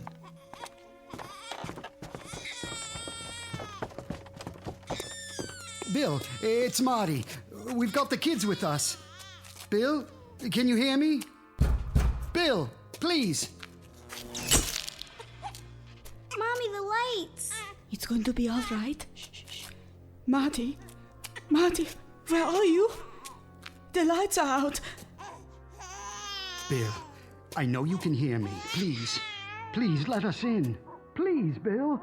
Just let us in. No one else. Oh, my God. What's happening, Bill? I'll start the generator. How can you in the dark? I know how to work it. Over here. Dad, I found the switch. All you have to do is pull the cord.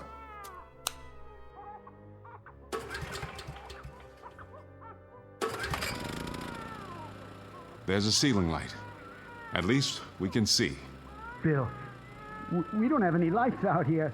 My wife and son are scared to death and my baby's crying. Just open the door. Marty, I would if I could. Do you understand? If it didn't mean endangering the lives of my own flesh and blood, I would. I swear to you, I would. Please, you've got to. Don't keep asking me, Marty, because I can't. I can't and I won't. I feel sorry for you then. I really do. You probably will survive, but you're gonna have blood on your hands. You hear me, Bill? You'll have blood on your hands. Dad, maybe No! I've already made my decision. But Bill... I can't help it, Grace. Either it's us or it's them. All my life, I tell you, all my life, I've only had one function. That was to end suffering, to relieve pain, to cure and do no harm. But the rules are different now, don't you see? Now there's only one purpose, and that's to survive. Nothing else means anything. We can't afford to let it mean anything. Marty, get out! Do you hear me? Just get out!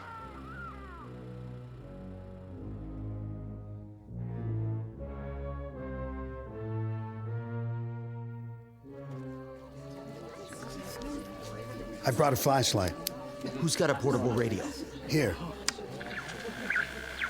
Announced that there are no further reports on the unidentified flying objects. A statement from the Pentagon confirms that an enemy attack cannot be ruled out at this time. Remain tuned to this station for updates. What does that mean? It means they're missiles. I'm not going to sit here. It'll hit any minute. I just know it. It's going to hit any minute. What are we going to do, Bob? Tell me. I'll tell you what we shouldn't do. We shouldn't just moon around here like sheep. Maybe we ought to pick out a basement and go to work on it. Pool all our stuff, food, water, everything. It isn't fair. He's down there completely safe, and our kids have to wait around for a bomb to drop. Why don't we just go down in his basement and break open the door? We couldn't all fit in there. It would be crazy to try. Then draw lots. Pick out one family. What difference would it make? He won't let us in. We can all march down there and tell him he's got the whole street against him. And what good would that do? I keep telling you, even if we were to break down the door, there's not enough room and there's not enough supplies. We'd just be killing everybody for no good reason. If it saves even one of these kids out here, I call that a reason. Jerry, you know him better than any of us. You're his best friend. Why don't you go down again? Try to talk to him. Plead with him. Tell him to pick out at least one family. Meaning yours, Weiss? Why not? I've got a 3-month-old infant. So what? Is your baby's life any more precious than our kids? I never said that. Look, if you're gonna argue about who deserved to live more than the next person, you can shut your mouth. Why don't you shut your mouth, Weiss? I don't even know why we let you in the neighborhood. It always happens. You let one lousy foreign-born type in, and everything goes to hell. Pushy, grabby, semi-Americans. Hey, pal, you're garbage. You're right. It always comes to that. There's always one person, one rotten, unthinking fool like you, who suddenly becomes the big straw boss and decides who's acceptable. I mean it, Weiss. If we've got to start hunting around for people to disqualify, you and yours are at the top of the list. Why, you stupid son of a... Keep it up, both of you. We won't need a bomb. We can slaughter each other with our bare hands. Marty, go down to Bill's shelter again. Ask him. What's that? The 2-minute warning? That means they're almost here. Look at the sky. What are those lights? Searchlights. It's gotta be close. Anything new on the radio? No. I'm going down there, and I'm gonna get him to open that door. I don't care what the rest of you think. That's the only thing left. He's right. Come on, let's do it.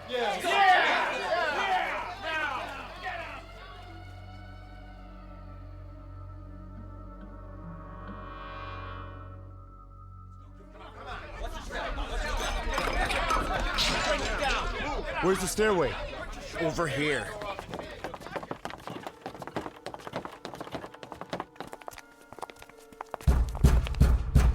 You got a bunch of your neighbors out here who want to stay alive. Now, you can open the door and talk to us, or you can keep on doing what you're doing. And we're gonna bust our way in. Bill, they mean business out here. And I mean business in here. I've already told you, Jerry. You're wasting your time. You're wasting precious time that could be used for something else, like planning how to survive. Get some kind of battering ram.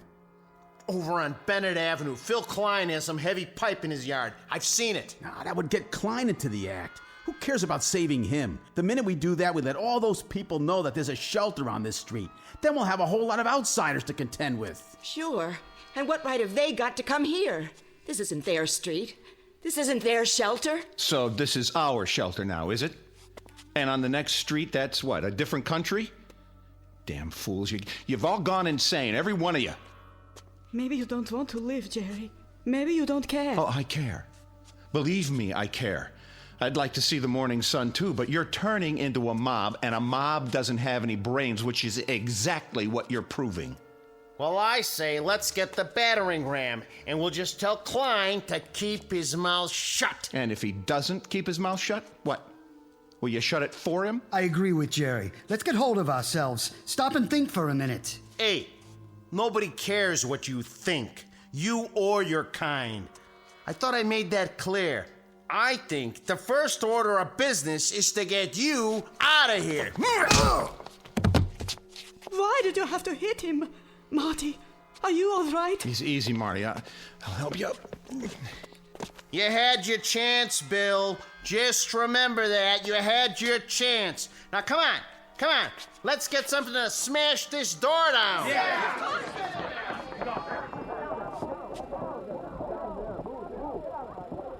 Bill, who were those people? Those people? Those are our neighbors, Grace. Our friends.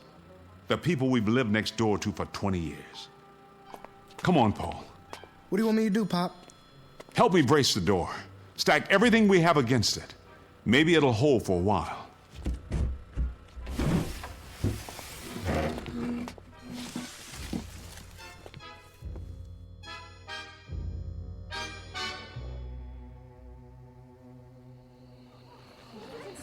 All citizens are reminded to stay off the streets. Authorized vehicles must have the right of way. Please remain calm and stay off the streets. You heard what he said. Let's get inside.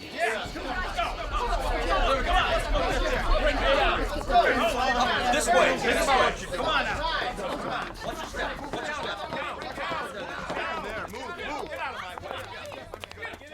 Try the battering ram. Yeah, let's see what it can do. Yeah, knock it down. Who told you, Butler? You should have opened up. Yeah, you should have listened to us. I really don't think it's gonna hold, Bill. Put your back into it, Paul. The hinges are breaking. Go aside, Butler. We're coming in. Remain tuned for an important message. The President of the United States has just announced that the unidentified objects are radar anomalies caused by the breakup of a satellite re-entering the Earth's atmosphere. There is no cause for alarm. There are no enemy missiles approaching. There is no danger. We are not under attack. The state of emergency has been officially lifted. Repeat, there is no enemy attack.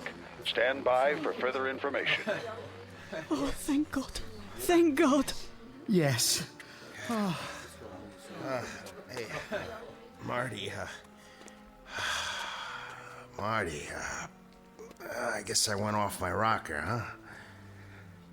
You understand, don't you? I just kind of went off my rocker. I didn't mean all those things I said. No? No, come on, you know that. All of us were just so scared, so confused. It's no wonder, right? I mean, you can understand why we blew our tops a little, can't you? It's normal. Yeah.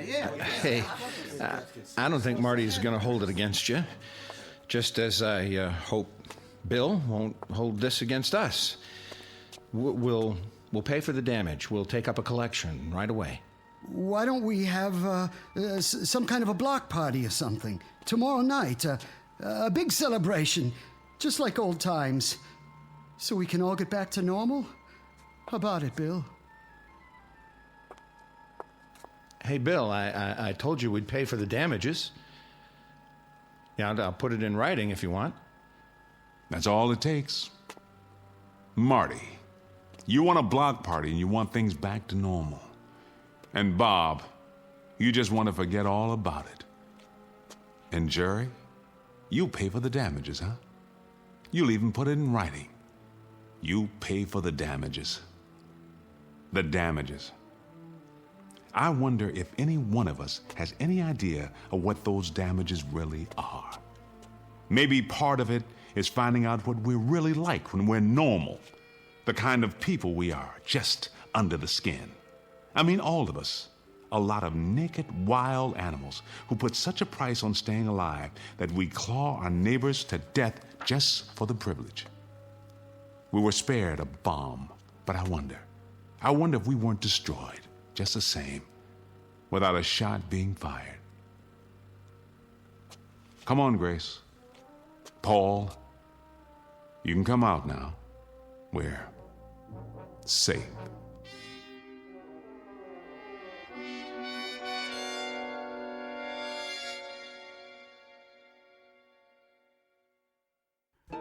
No moral, no message, no prophetic tract. Just a simple statement of fact. For civilization to survive, the human race has to remain civilized. One very small exercise in logic from the Twilight Zone.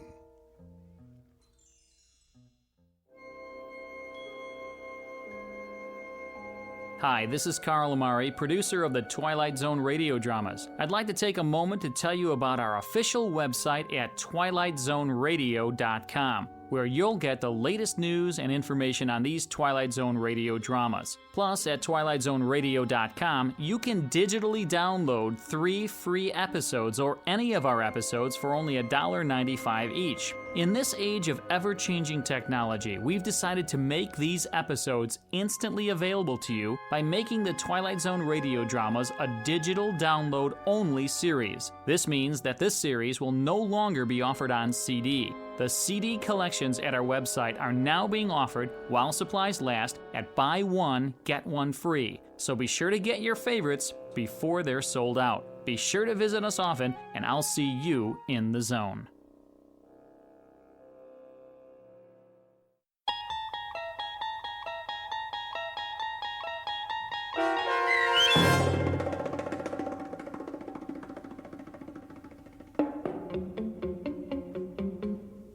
The Shelter, starring Ernie Hudson with Stacy Keach as your narrator, was adapted for radio by Dennis Etchison and written for The Twilight Zone by Rod Serling. Heard in the cast were April Williams, Damon Williams, Tom McElroy, Renee Domenz, Jamie Barron, Anna Sferza, Joby Cerny, Linda Ryder, C.J. Amari, Norm Woodell, Kurt Nabig, Doug James, Rick Vargas, and Jeff Lupetin.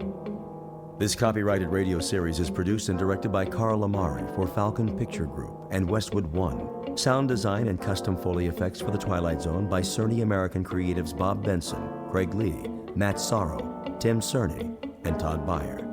To learn more about the Twilight Zone radio dramas and to contact us, visit our official website at twilightzoneradio.com. Doug James speaking.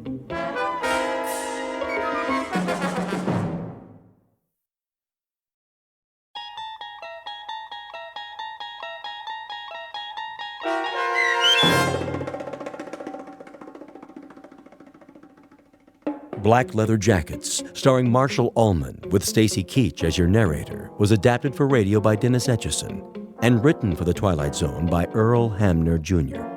Heard in the cast were Elizabeth Lido, Jason Bradley, Christian Stolte, Doug James, Fernette Lebo, Jeff Lupetin, Roger Mueller, Meg Thalken, Vince Amari, Alex Sopener, Carl Amari, Kurt Nabig, and Jason Mallow.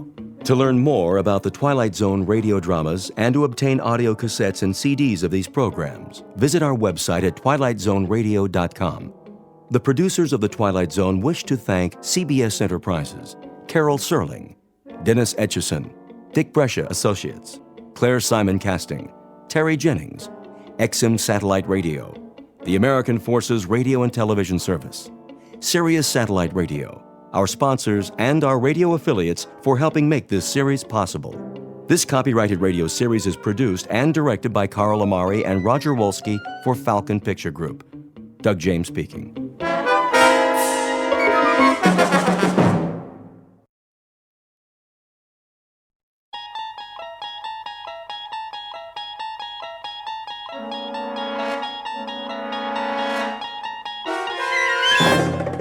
You unlock this door with the key of imagination. Beyond it is another dimension, a dimension of sound, a dimension of sight, a dimension of mind. You're moving into a land of both shadow and substance, of things and ideas. You've just crossed over into the Twilight Zone.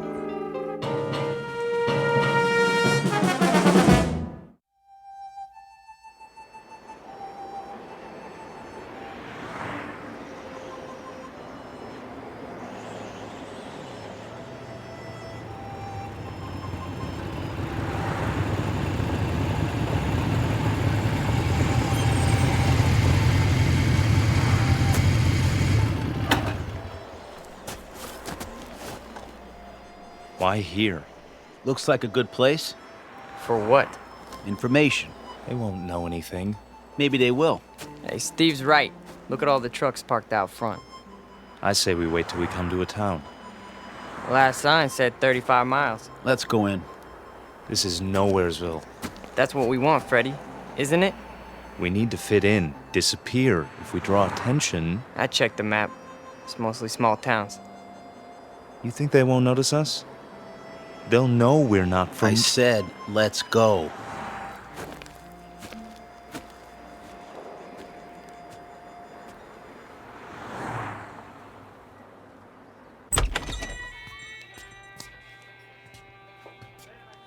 Hiya, boys. Sit anywhere you like. Got some seats at the counter. Thanks. 3 cold ones? Sure. Fine by me. How's your water? That all you want, Blue Eyes?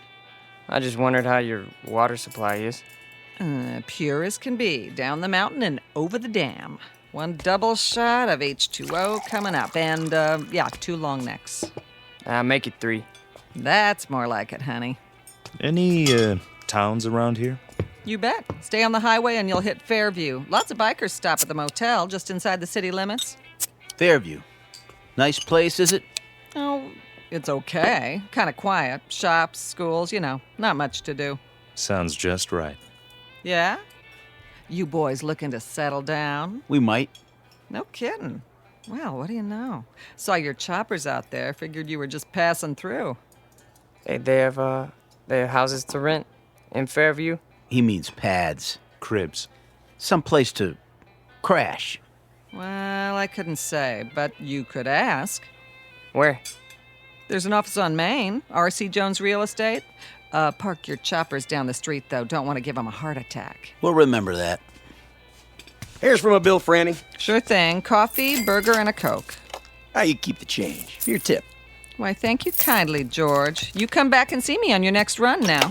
You know it, doll. You boys need menus. I got a burger basket special with fries. No thanks. Sure? Strong young fellas like you. We don't eat. He means we already ate. What? That's it. We scarfed. This morning, we really chowed down. You dig? Oh, I dig you loud and clear, Daddy-O. Say, where are you from, anyway? Not around here. Come on, let's go. Right. You got it, Steve. I mean, Big Daddy. Hey, you didn't touch your beers. That's okay. We're not thirsty. Here you are. Hold on. Something wrong? This ain't all for me. Isn't it enough? It's too much. Here, let me give you some change. Keep it. Yeah, for your tip. Is that cool? Well, now that's mighty generous. You boys come back and see me now, anytime. 2 specials, Fran. Table 4. Sure. Those boys stiff you? No, Harry, that's just it. They gave me $23.17 for 3 beers.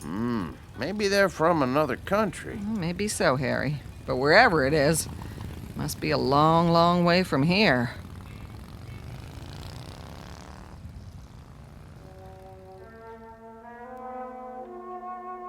Three strangers on motorcycles dressed in black.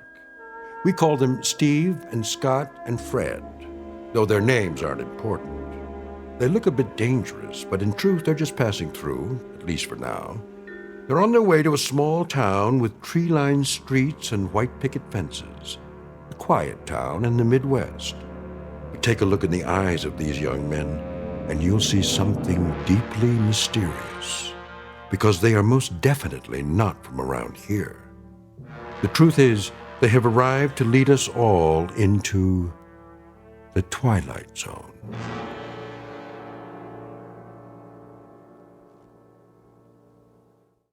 And now, The Twilight Zone and our story, Black Leather Jackets, starring Marshall Allman, with Stacy Keach as your narrator.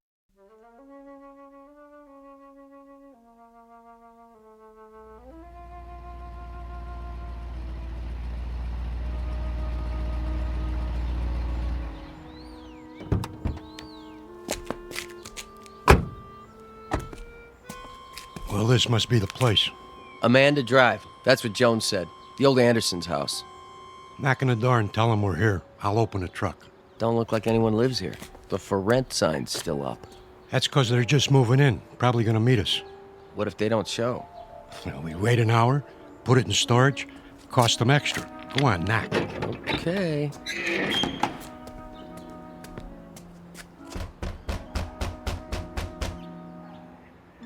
Nobody here. Give it another try. Locked up tight as a drum.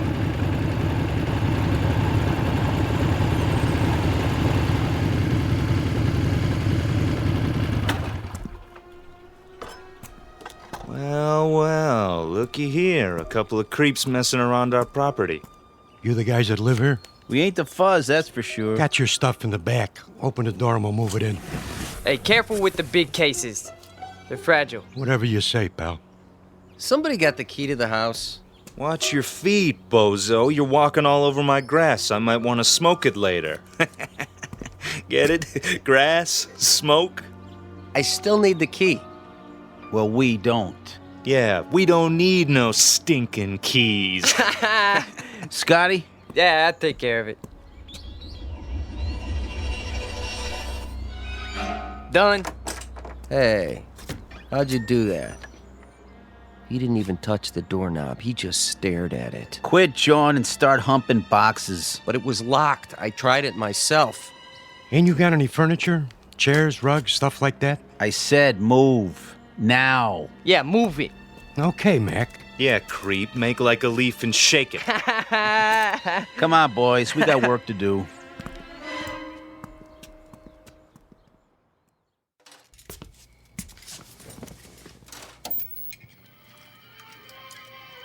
Martha? Yes, dear. Here's that movie you wanted to see. Be right there.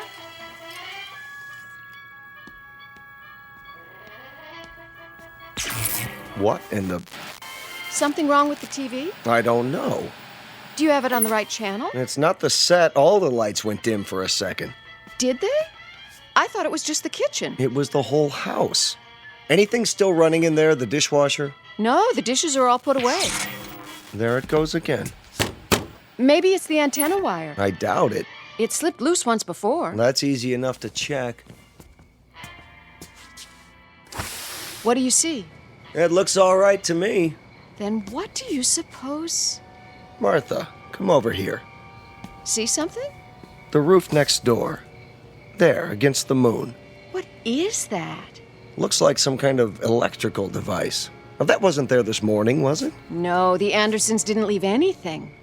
Must be something those men put up. Right, the three who moved in. Wouldn't that be just our luck? What? Not only are they motorcycle-riding hoods, they're ham radio operators. Is that bad? You don't know what it does to TV reception. I have a good mind to go over there. Honey, please. Daddy? What is it, Ellen? I'm not sure.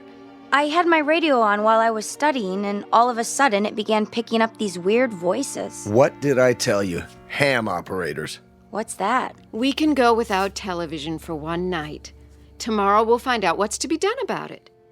First thing I'm going to do is see if they have a license. For what? Do you think you ought to? Those young men look so unfriendly. You mean the ones who moved in next door? Does anybody know their names? No, but I'll find out. I think 2 of them are brothers. Odd types to have in this neighborhood. They don't really fit in somehow. The other one has blue eyes. How do you know? They were unloading the truck when I came home from school. Lots of boxes. Electrical equipment, probably. And these long silver metal things like giant tanks or capsules or something. You stay away from them, young lady. You make it sound like an order. It is. But you don't even know them. Your father's just concerned for your safety, dear. Go upstairs and finish your homework. I'm not going to wait till morning. I'm going over there right now. Stu.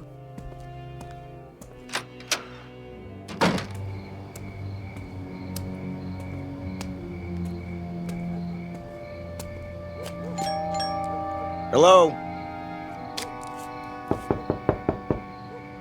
Anybody here? Yeah? What's it to you? Hello there. I'm Stu Tillman from next door. No kidding. Been having a little trouble with my electricity, flickering off and on. You boys wouldn't be ham radio operators by any chance, would you? What's so funny?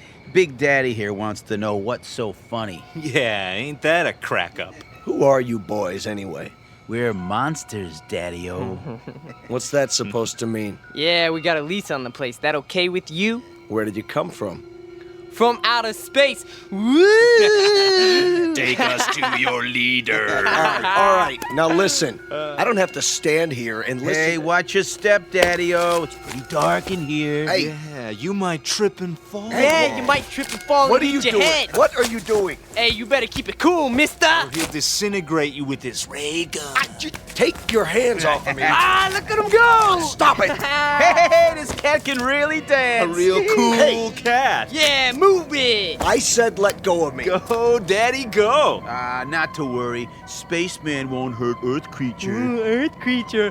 Crazy man. Real crazy. All right. I'm calling the police. Then I'm calling my lawyer. No, you're not. That would be uncool. Definitely. Just you watch. You're some kind of hoodlums. Cool it. The police probably have warrants for your arrest. They'll be very interested to know where you are. I told you to cool it. Stay away from me. Look in my eyes. You're gonna be plenty sorry for this. Just wait till I... Forget it. What? Forget everything. There. Feel better now? Yes. Better.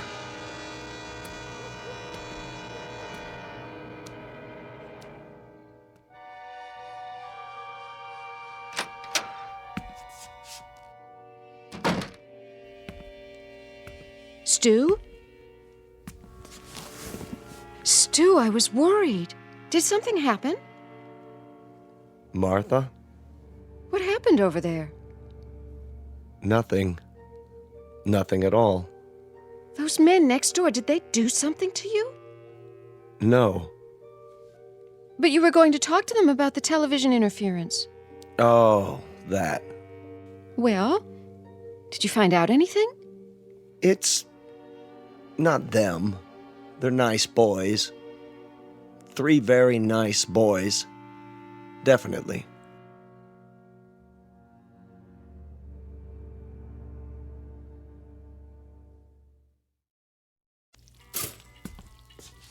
Morning, Mom. Gotta go. Oh, no, not till you have your breakfast. But I'll miss the bus. Then you'll just have to walk. The exercise will do you good. I can't walk in these shoes. Here, I'm eating my toast, see? And your juice. Where's Dad? He decided to sleep in. I think he's coming down with something. Well, kiss him for me. Bye. Not so fast, young lady. I've got some scrambled eggs here. That girl.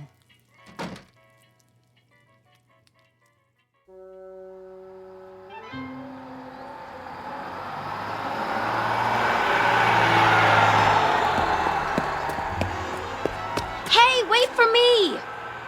God darn you anyway. Hey, trouble? You see that bus? Yes. Yeah. I checked it out. What gives? drove off right in front of me. It's a game with them. They just love to make people suffer. Why would they do that? Beats me. Definitely, uncool. Just thank your lucky stars you don't have to depend on buses to get around. Stars are lucky? It's just an expression. I understand a great deal about constellations. That is, the nature of galactic structure. But as to... Huh? I mean, I dig stars the most. They're really cool. So, they're lucky? That's a gas. So are you. What do you mean? One minute you talk like a professor, and the next minute you sound like a... What did they call them? Beatnik or something. Thanks. You're a real cool chick. There you go again. Well, why do you try to talk that way? Sounds like you've been watching too many old movies. I have? I mean, I have. Before I came here, I made a study of popular culture. Music, motion pictures, satellite television. You're a trip, you know that? Trip, meaning to travel to another destination. Yeah, I believe I understand. You need a ride? Well, you aren't going past the school by any chance, are you? I could. With me on the back of your motorcycle? Why not? It can carry 2 passengers. That would definitely be cool. Well, there's a first time for everything. Come on, little lady. Hold tight. Tightly, I mean. Uptight. Out of sight. Here we go. Just look at that. What is it? She's on the back of his motorcycle, our daughter. Come away from the window. I told her to keep away from them. She missed her bus and he offered her a ride, Stu. I'm sure that's all there is to it. I could have given her a ride. But you're not a handsome young man in a leather jacket, dear.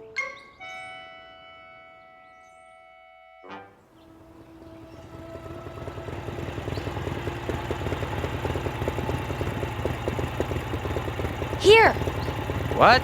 You can stop here. I don't see any school. It's on the other side of the park. Then why are we You stopping? got me here so early I thought I'd walk. The park's so pretty in the morning. How much time do you have?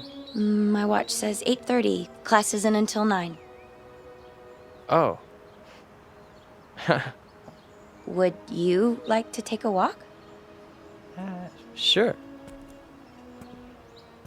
That bench over there is my special place. We could sit for a while if you want. Okay. It's nice here, isn't it? I guess. I sit here sometimes and think. Try to figure things out. Like what? Oh, I don't know. For one thing, did you know you've lived next door to me for over a month and you've never even said hello? Hello. My name's Ellen, by the way. I'm Scott. Hi, Scott. So, where are you from? Why do you ask? I just mean, where did you live before? It's hard to describe. A long way from here. What city? I doubt that you've ever heard of it. Could be. Geography is one of my worst subjects. Did you graduate already? Graduate? Have you finished school? Yes. 10 years ago. 10 years? You're not that old. I'm older than you think. My people don't show their age. My family's the same way. My grandmother lived to be 90, and you'd have taken her for 60 right up to the day she died. That's beautiful. It is, isn't it? She was such a sweet, happy person. Not that. I mean, Your hair. My hair? The way the sun's shining through it. I've never seen anything so beautiful. Now you're putting me on. Putting on? Teasing me? Don't you know that? What old movies have you been watching? I don't know. I like the wild one. It's our favorite. Never heard of that one. May I touch it? Your hair. It's like gold. Thank you. I'd better be getting to school. Already? It's getting late. No, it's not. How do you know?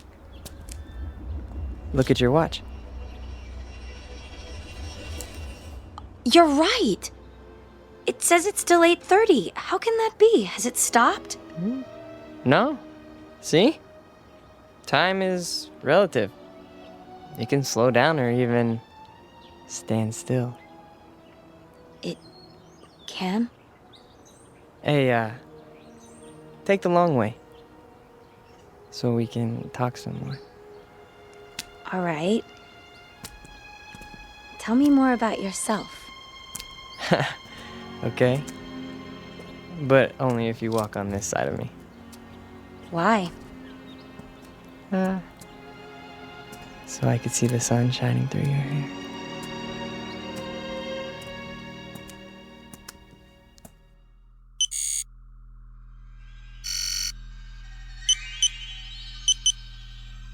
It's time. I know that. Where is he? He got delayed. He'll be here. I'm not interested in excuses. Neither is the controller. We could try to pick up his image with the eye. Don't try. Do it. There he is, on the screen. Looks like he's walking in a park with a human female. Has he no sense of time? What do we do? Proceed without him. We can't. The controller told us. It's my responsibility. I'll make the decision. Sir. Reporting in, sir. Be at ease. Where's your brother? We can no longer trust him. What has he done? He's formed an attachment for one of the beings here. What sort of attachment? I'm not sure yet. A kind of alliance. He's with a young human in spite of our orders. Continue without him. I'm sure he's on his way now. I said continue. We have been in touch with all units. Good. The second wave has landed successfully and are now concealed as planned. With the arrival of the third wave, we will be in key positions throughout the continent. Excellent. The locals, are they suspicious? Not a bit, sir. They're a stupid race, exactly as our research told us. An inferior breed given to hatred, cruelty, making war, and killing one another because of greed. The universe can well do without them. You will receive your instructions for the final move in a few Earth days. Very well, sir. I'll tell brother as soon as he gets here. No time for that. We have to bring him in, now.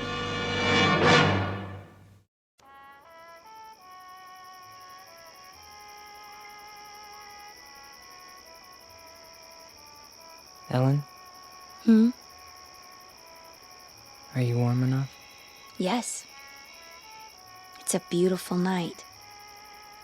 You can pull the blanket over your legs if you like. I'm fine, really. Just lying here, looking at the stars. The constellations are very strange here. Not as I was taught them. Scott, can I ask you a question? Sure. You won't get mad? I couldn't get mad at you. Well, where did you come from? Really? Does it matter? I suppose it doesn't, but you're so different from anybody I've ever known. Is that bad? No, not really. Tell me the truth. You're an exchange student, aren't you? At the college, from some place you'd rather not talk about.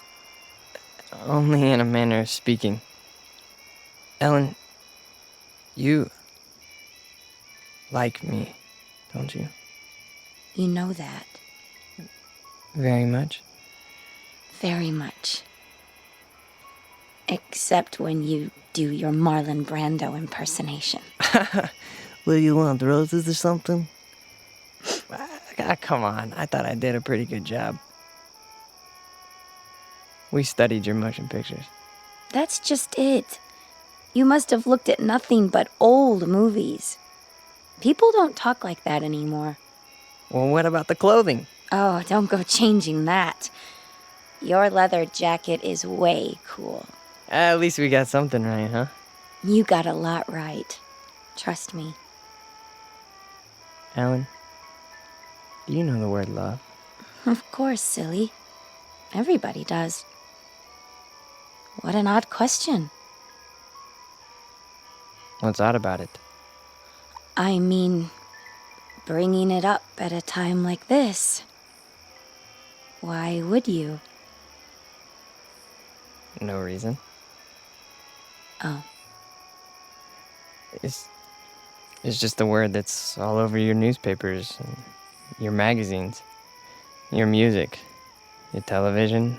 We encountered it all the time. We?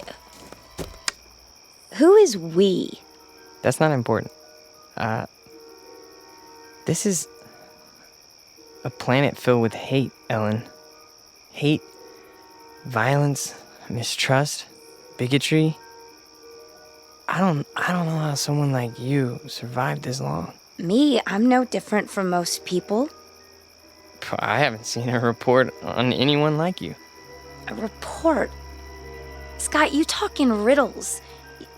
Sometimes you make me feel like an insect under a microscope. I'm sorry. I didn't mean to. Please, I'd like to go home. Why? You've been lying to me. You're wrong. Don't make it any worse. I don't know why or what it is you're trying to hide, but I know you're not what you seem. And what if I'm not? Do you think you're in any position to judge me? Any of you? I said I want to go home. I'm truly sorry, Ellen. You can believe that or not. I guess I expected too much.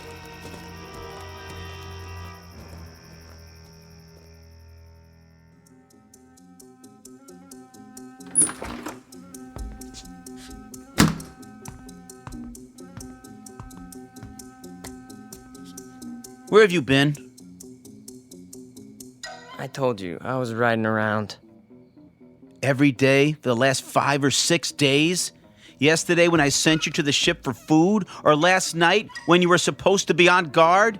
You think I don't know? I've had the eye on you every minute. If you know, then why are you asking me? I told them before we came you were too young. You'd lose your head, run into situations you couldn't handle.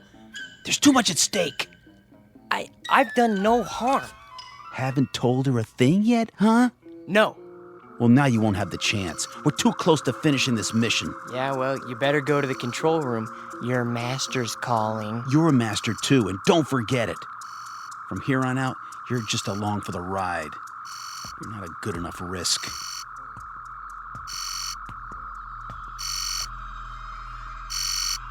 The controller. I heard.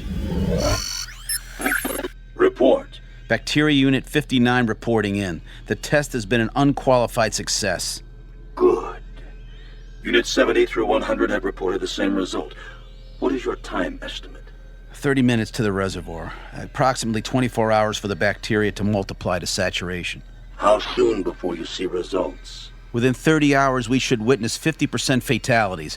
I estimate a total of 48 hours before total extermination. Have you coordinated with other units in your area? We have. And the result? There are 29 bacteria units near the water supplies in this state. We should reach complete contamination of the population within 2 days. Very well. Begin Operation Invasion, Phase 2, at once. Yes, sir. At once. So, the time has come. Ah, brother. You've decided to do your duty. It's not what I was told would happen. Of course it is. Not this way. A portion of the population was to be saved. For study, if nothing else. The controller's word is final. Yeah, well, not if I can help it. Where are you going? We've got to stop him. Doesn't matter now. He's too late to stop it.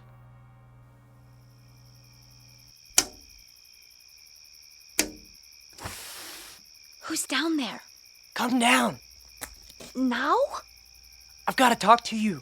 It's late. This is important. All right.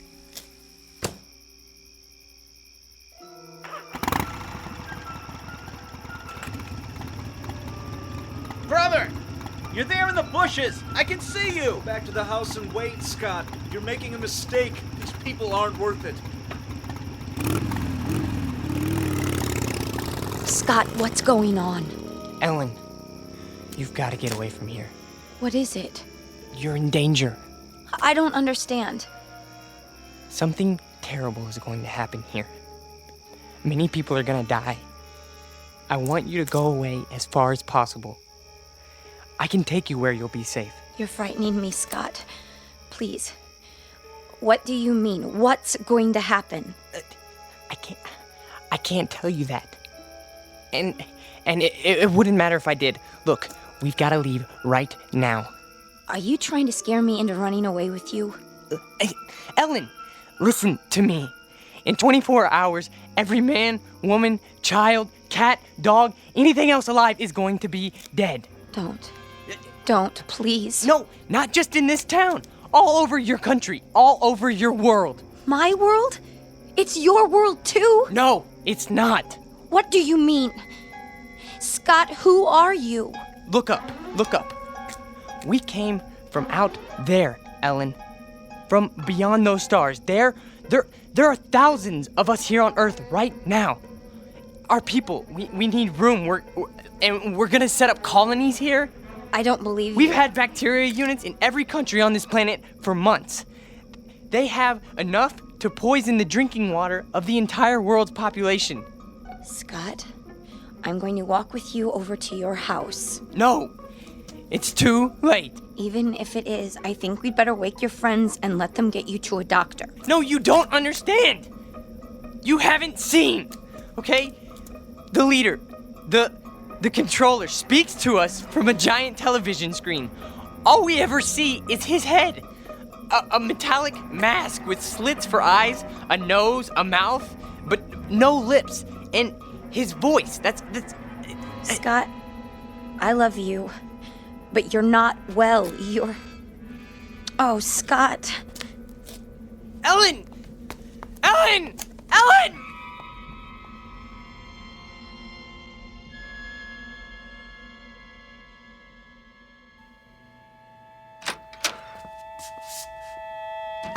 All right, Ellen, what's this all about? Oh, Daddy, I don't know what to do. You can start by telling me what went on out there. He woke me, throwing stones at my window. He said he had to see me. Daddy, I think he's lost his mind. He's never been this way before. Tonight, he was almost raving. Exactly what did he say? Crazy things. That he's some kind of spaceman and they're taking over the Earth and we're all going to die. Poor boy. We'd better get him help. Ellen? Why aren't you in bed? Stu? Hold it. I'll explain everything. Sheriff's Station? Deputy Harper? Let me speak to the sheriff, please. Sheriff Farley's on vacation. Sir, can I help you? My name is Stuart Tillman. I live at 11575 Amanda Drive. Yes, Mr. Tillman. There's a mentally disturbed boy living next door. Is that right? And before he does any harm to himself or anyone else, I think he ought to be picked up. Honey, what's happened? Oh, Mother. There now. What makes you think he's mentally disturbed? He's been scaring my daughter with some kind of man from Mars story. Claims he's part of an invasion force that's going to take over the world or some such nonsense. All right, Mr. Tillman, let's you stay right where you are. We'll take it from here. In fact, I know exactly what to do. Definitely. Hey, Ritz? Yeah? Yeah, we got control on Amanda Drive? Sure do. We'll be right there, Mr. Tillman. Thank you. Are the police coming? Yes, in a few minutes. That's good. Now, will somebody please tell me what's wrong? Sure, in a minute. Only what? I wonder what he meant by control.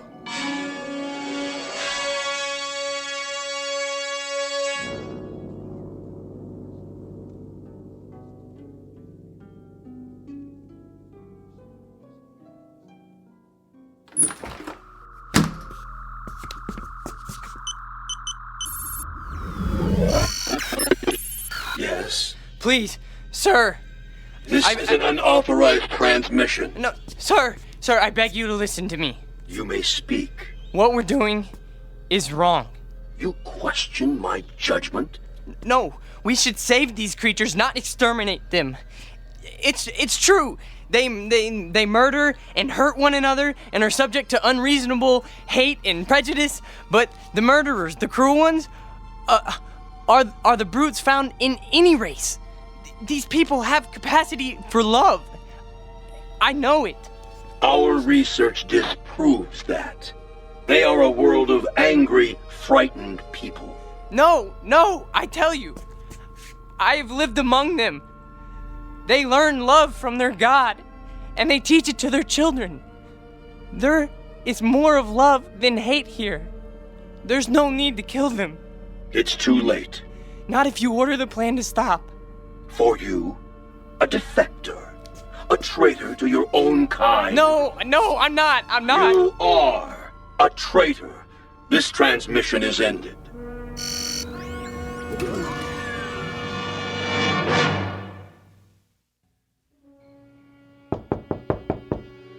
Here they are now. Are you sure this is necessary? Yes. Please, Daddy, tell them not to hurt him. Mr. Tillman? No, I'm Deputy Sheriff Harper. This is Deputy Miller. Evening, sir. Come in, please. Now, what about this neighbor boy? Tell him, Ellen. I don't know where to start. All right, your father said he was mentally ill. What made you think that? Ellen, please listen to me. There's no more time. Scott, I'm sorry. I didn't know what else to do. No. Come on in, son. Just tell me all about it. Don't listen to him. He's one of us. He's part of the advanced units. Now, come on, calm down. What kind of unit was that? No, get out, Ellen. Run as fast as you can. It's too late for me. It's coming. It's almost here. Oh, Scott, you're only making it worse. Who are they? What have you done? Now, they told me you were ill, son, so I took the necessary precautions. These men are from the hospital. Now, just stand right there. Stay away from me! We're gonna put this around you so you don't hurt yourself. Don't touch me! No, not a straitjacket. It's for his own good. Got him. Get us leather jacket off first. Get it Easy off. now, boy. No! Oh, don't fight it, son. That'll only make it more difficult. No! You don't understand. I'm begging you. Listen to me, please. No. Please, no. You'll see that he gets help. Don't worry, folks. We'll take good care of him. And someday, I'm sure he'll thank you. You have a good evening now. They left his leather jacket. Can I keep it for him until he gets out? I don't see why not, honey. It might be a while, though. Oh, Mom. What am I going to do? There's nothing you can do, sweetheart, except pray. It's for the best, you'll see. Now, come and sit down. I'll get you a glass of water.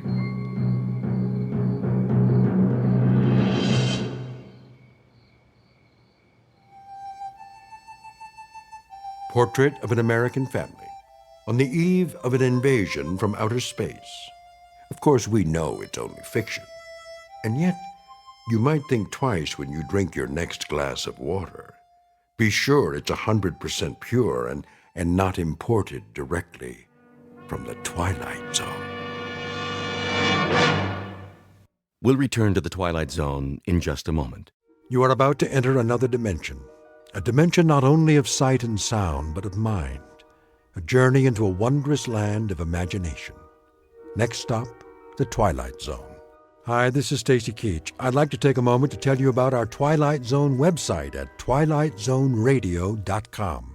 At twilightzoneradio.com, you'll find the latest information on these Twilight Zone radio dramas, including behind-the-scenes photographs, plus the newest product releases, trivia contests, ways to contact us, other Twilight Zone-related info and merchandise, plus links to other fascinating websites. So make your next stop twilightzoneradio.com. Visit twilightzoneradio.com to purchase these Twilight Zone radio dramas on cassette and CD, or call toll-free 1-866-989-ZONE. That's 1-866-989-9663.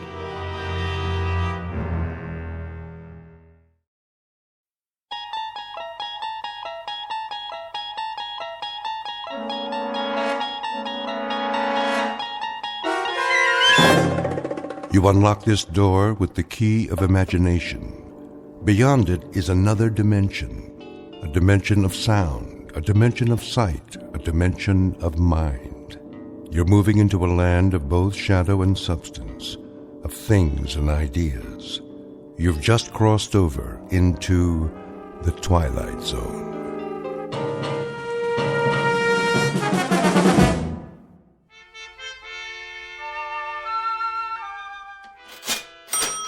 You're quite sure this is a genuine Tiffany? Quite. The provenance dates back to 1922.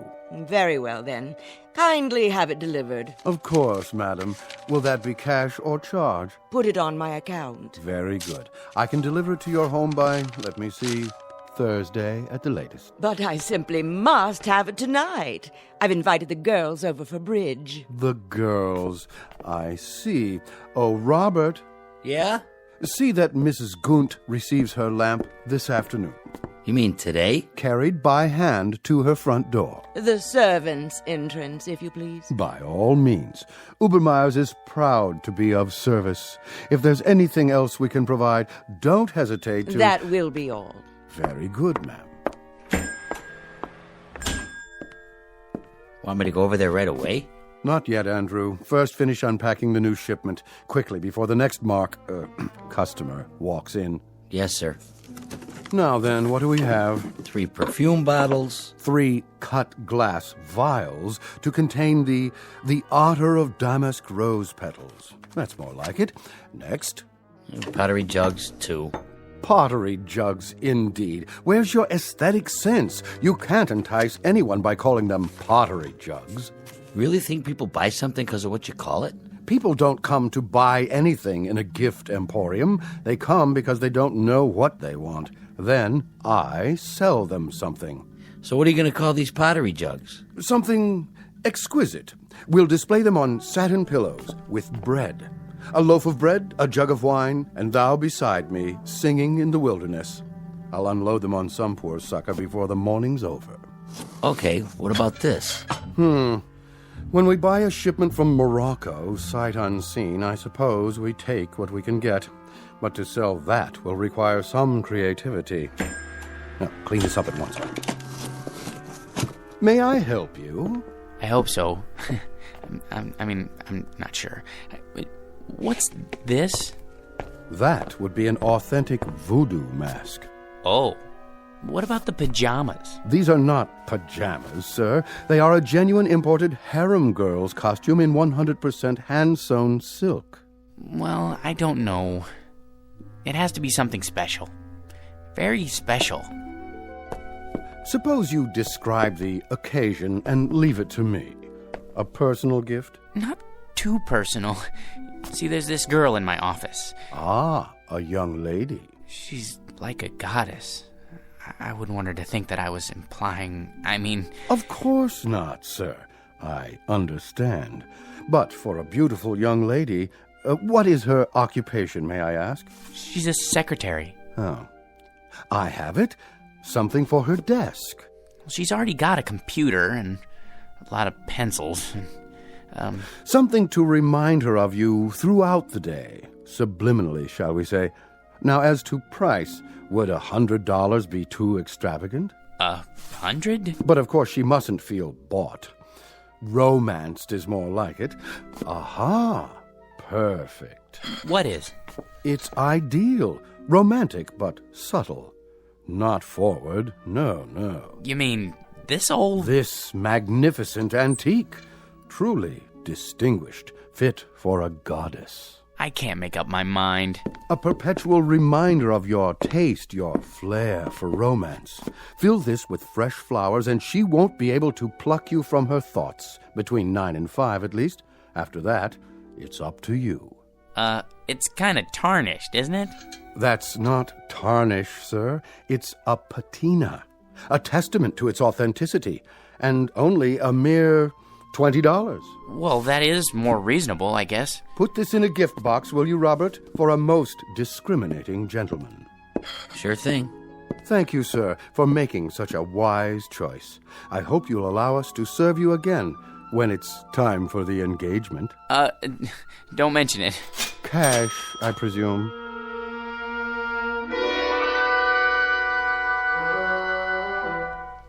Meet Mr. George P. Hanley, a man life is always treated without deference, honor, or success. Waiters serve his soup cold. Elevator operators close doors in his face. And mothers never bother to wait up for the daughters he dates. For George is a creature of humble habits and tame dreams, a square peg in a square rut, and the living embodiment of what's commonly referred to as some poor sucker.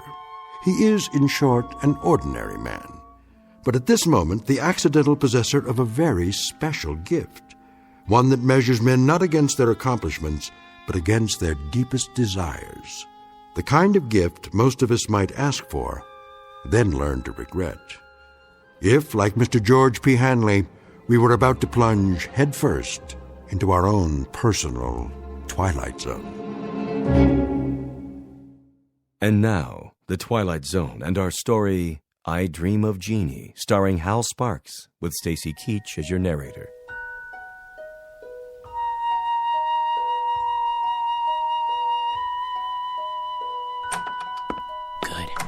Everybody's still at lunch. I'll just leave this on Anne's desk. No card. She'll just figure out who it's from, right by her keyboard. No, a little to the side. Oh, maybe on her chair. No. Oops. Better put this away for now. Where? In my drawer.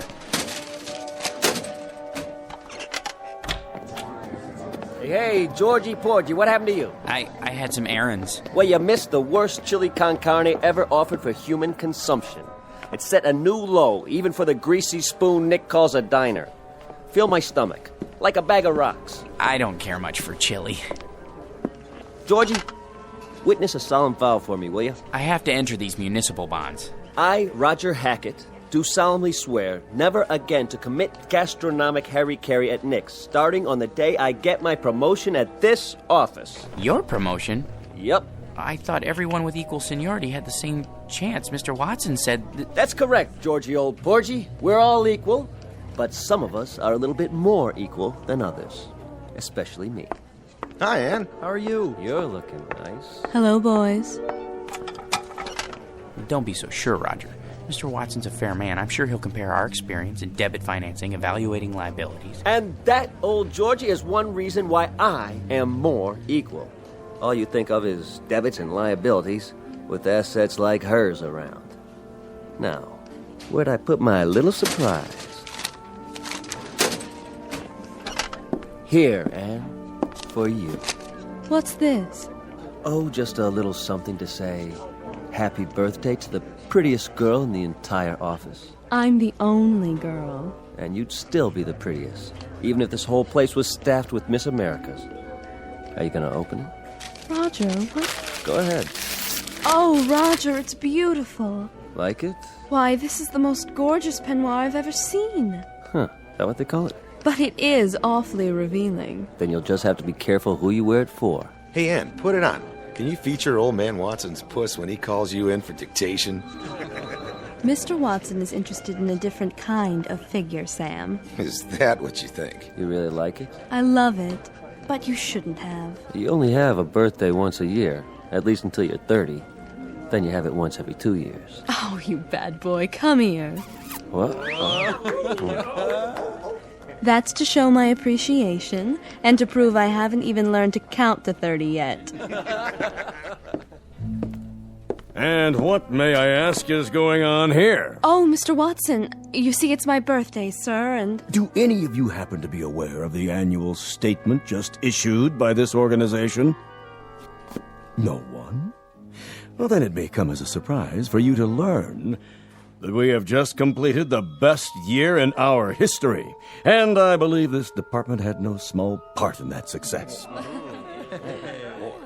So, as a token of my appreciation, I think this is an appropriate time to invite all of you to be my guests at a private party, beginning just as fast as you can get yourselves over to the Tiki Club. No kidding. And as for you, young lady, I just want to say, they aren't the only ones who appreciate you. Would you mind looking in my office? There should be a rather large crystal vase on my desk, full of long-stemmed red roses. They're for you. Oh, they're lovely, Mr. Watson. You're a doll. See you all at the Tiki Club. Let's go, kid, before he realizes he's off his nut and has himself committed. He's a sweet, dear old man.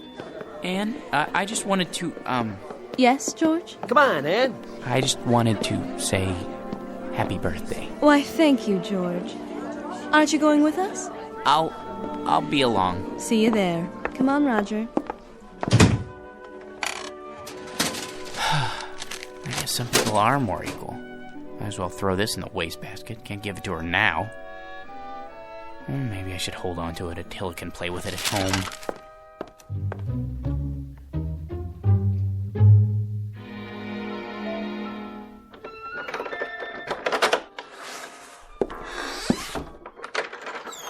Hello, boy.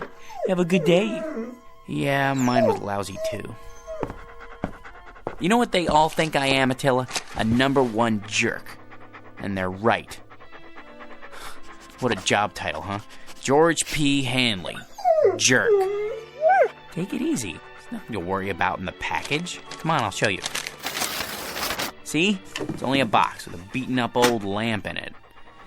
A magnificent antique. Yeah, right. Probably came from a junkyard. Well, if being a jerk is my calling in life, at least I'm good at it. Look, it's so tarnished it's almost black. That's telling him. Well, let's clean it up and see what it looks like. Just use my necktie. It needs to be dry cleaned anyway. What in the... Easy, Attila.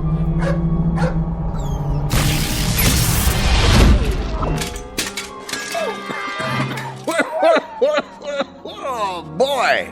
Some special effects, huh? That smoke's hard on the old mucous membranes. You wouldn't have some Visine on you, would you, buddy? Who are you? Who am I? You were expecting Rex Ingram. I'm the genie of the lamp, that's who. You know, Aladdin, the whole bit. Don't you watch The Late Show? A genie? You don't look like a genie. Where'd you get that plaid suit? What difference does it make? The routine's the same. A couple thousand years ago, I had to wear those crazy balloon long johns and a real wild turban. But let me tell you, that headgear ain't as light as it looks. Give you a real crook in the neck, know what I mean, Jack? George. My name's George. Jack, George, whatever. What I was gonna say is, nowadays we dress hip. Except for these velvet slippers with the curly toes, my one concession to Squaresville. Now, where was I? What do you mean? Sports coats like that went out in the 60s. They did, huh? Well, what do you expect? Know how long I've been in there waiting for somebody to call me? Better pick up some new threads. You got a Ziedler and Ziedler around here, maybe a side of or, someplace happening? But if you're the genie, that means I'm the master of the lamp. So you're the master of the lamp. Big deal. Give me a match so I can light this cigar before I give you your free wish. I thought there were 3 wishes. There's the rub. There used to be 3, but let me tell you something, Jack. George. The scene used to include 3 wishes, but people started abusing the privilege, so we had to cut back. You get enough headaches with 1 wish, let alone 3. So, think it over and give me a call. But do me a favor, sleep on it. Why? You know the routine. The wish comes true, blah, blah, blah. But once you make the wish, that's what you gotta live with. Could you make yourself available for consultation? Look, Jackson, how am I supposed to know what you want? You and me just met. Well, at least tell me, what is it that people usually wish for? Listen, Herbie, whatever your name is, it's enough to make you blush, some of the stuff they ask for. Money, precious jewels. That's not so bad. Not so bad? Think about it. So they get a lot of dough. There's the IRS, long-lost relatives beating on the door. It's enough to flip you out of your gourd. So not wealth? Forget about it. Maybe love then? Love? You gotta be some kind of a kook. You call me after all this time and you wish for love? You don't wish for love, Chief. You make it. Then I don't know what it is I do want. If it isn't wealth or love... Like I told you, Johnson, think it over. Drop it down the well and see if it splashes. But don't go rubbing the lamp every time you get ants in your pants. That puff of smoke tears up my sinuses. And the next time I make the scene for nothing, you've had it. Now hold on to this cigar for me. It's too close to smoke in there. No cross-ventilation, know what I mean? No, but I can imagine. Till we meet again, Bubby. Like later. If it's all the same to you, make it much later. Just once I'd like somebody amplified.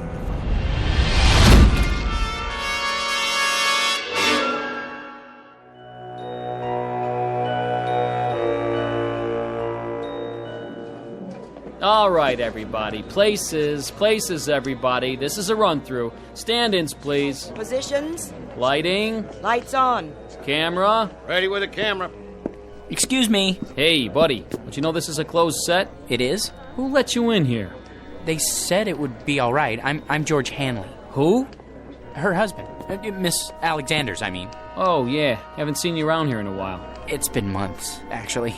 Well, this is the big one, huh?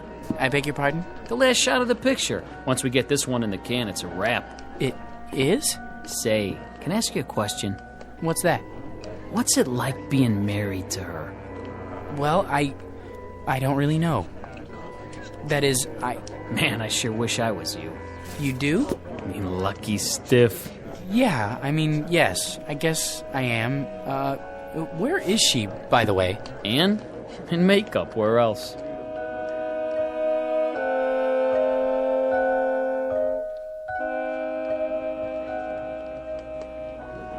There. Here's the mirror, Miss Alexander. Well?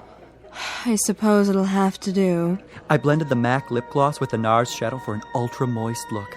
Isn't it ravishing? Can't you do something with this hair? My bangs are drooping. Certainly, Miss Alexander. Where's my blow dryer? Ready on the set, Anne? Yes. That'll have to do, Skippy. There. Perfection. Leave us, please. Of course, Miss Alexander. Which scene is this? Well, this is your entrance into the city on the shoulders of Nubian slaves. Just the close-up where you wink. What's my motivation? Oh, to rule, my dear, with him at your side. Got it?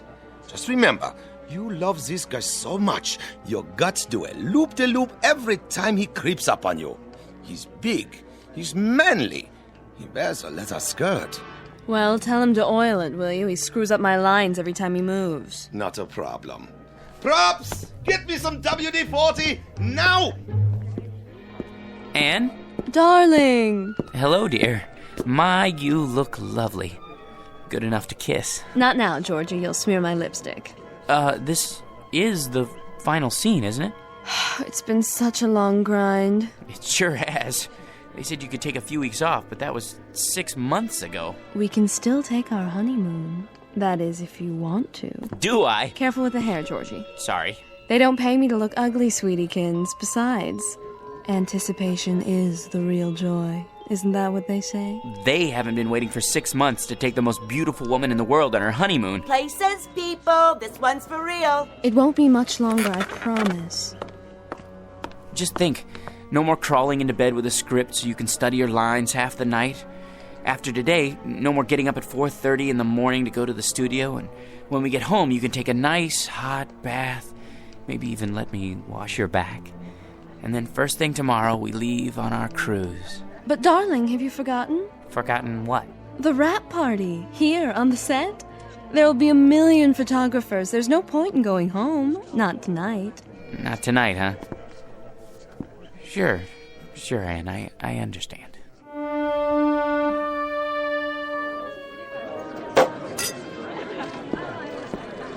Hi, hello there.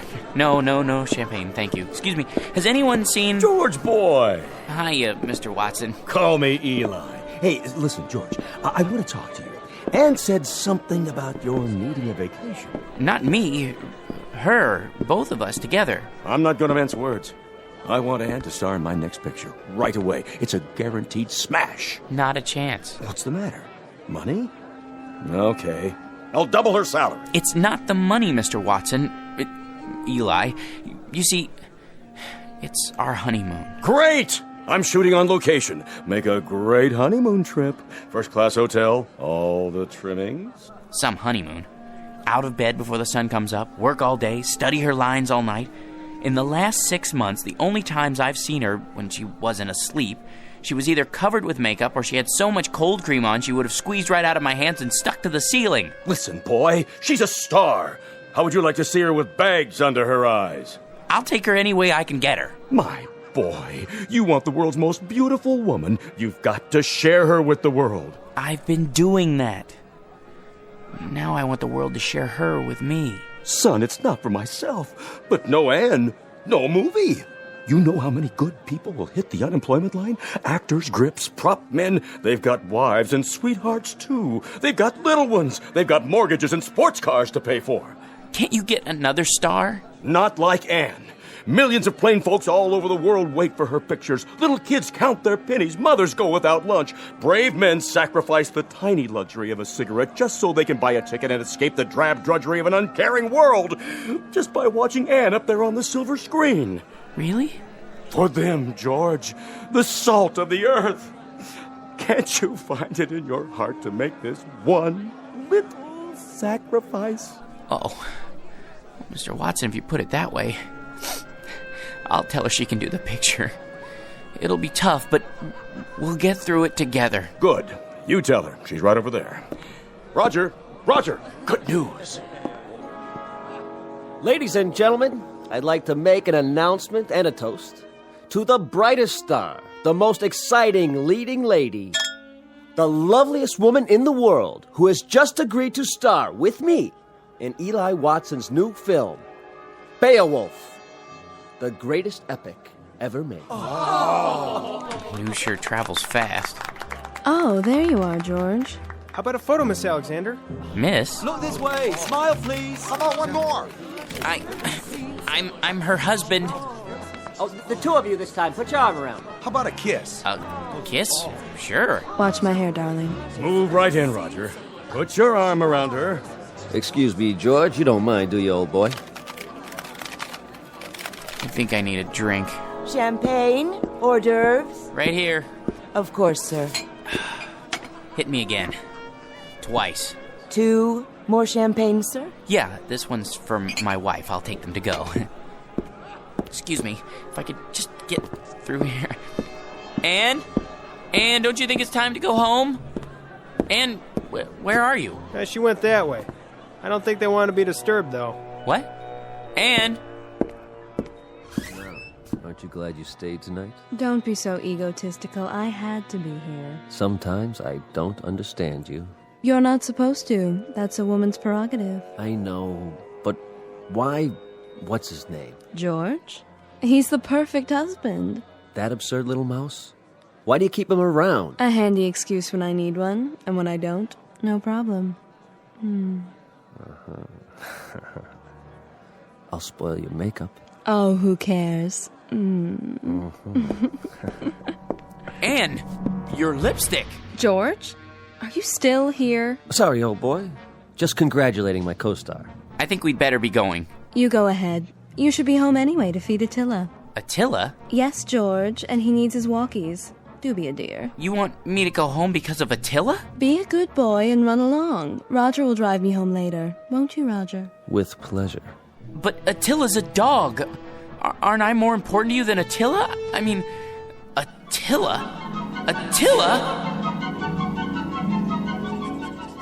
What? Attila, is that you? Oh, phew. What a dream. Oh, boy. Yeah. You know something, Attila? That's the trouble with a guy like me. Having something I want that much only means that it hurt that much more when I lose it. If I had a wife like that, well, I would lose her. Might as well face it. You still love me, don't you? Thanks, boy. Well, At least this makes the choice a little easier. Now I've only got to choose between the two other things I've always wanted. Money and power.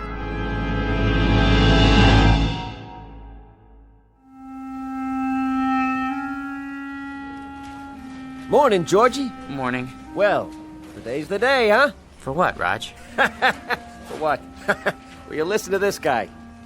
Watson. Has he said anything about the promotion yet? Oh, the promotion. Forgot.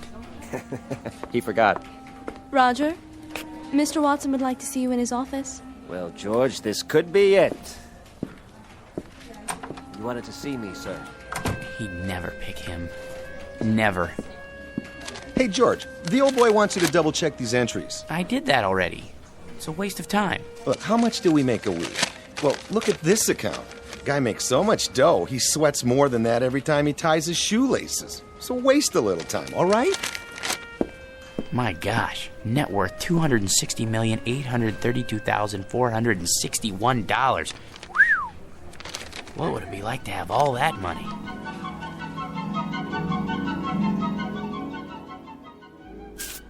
Here we are, sir. The George P. Hanley building. Thank you, Roger. Will you be wanting me for lunch, sir? I can't say. Wait just in case. Of course, sir. Not now, Attila. I've no time to play. Sorry, Mr. Hanley, I couldn't hold him. Take him over to 21. Have the chef pick him out a nice prime rib. Not too fatty. Yes, sir. Then trot him around the block a few times. Keep up the pace. Right away. Here, boy.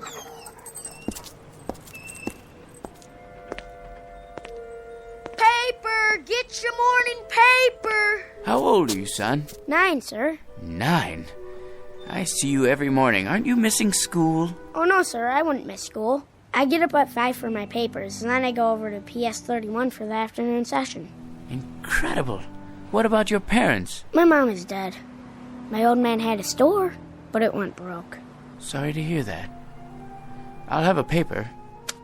Golly, I can't change a $100 bill. I didn't expect you to, son. Gee, thanks.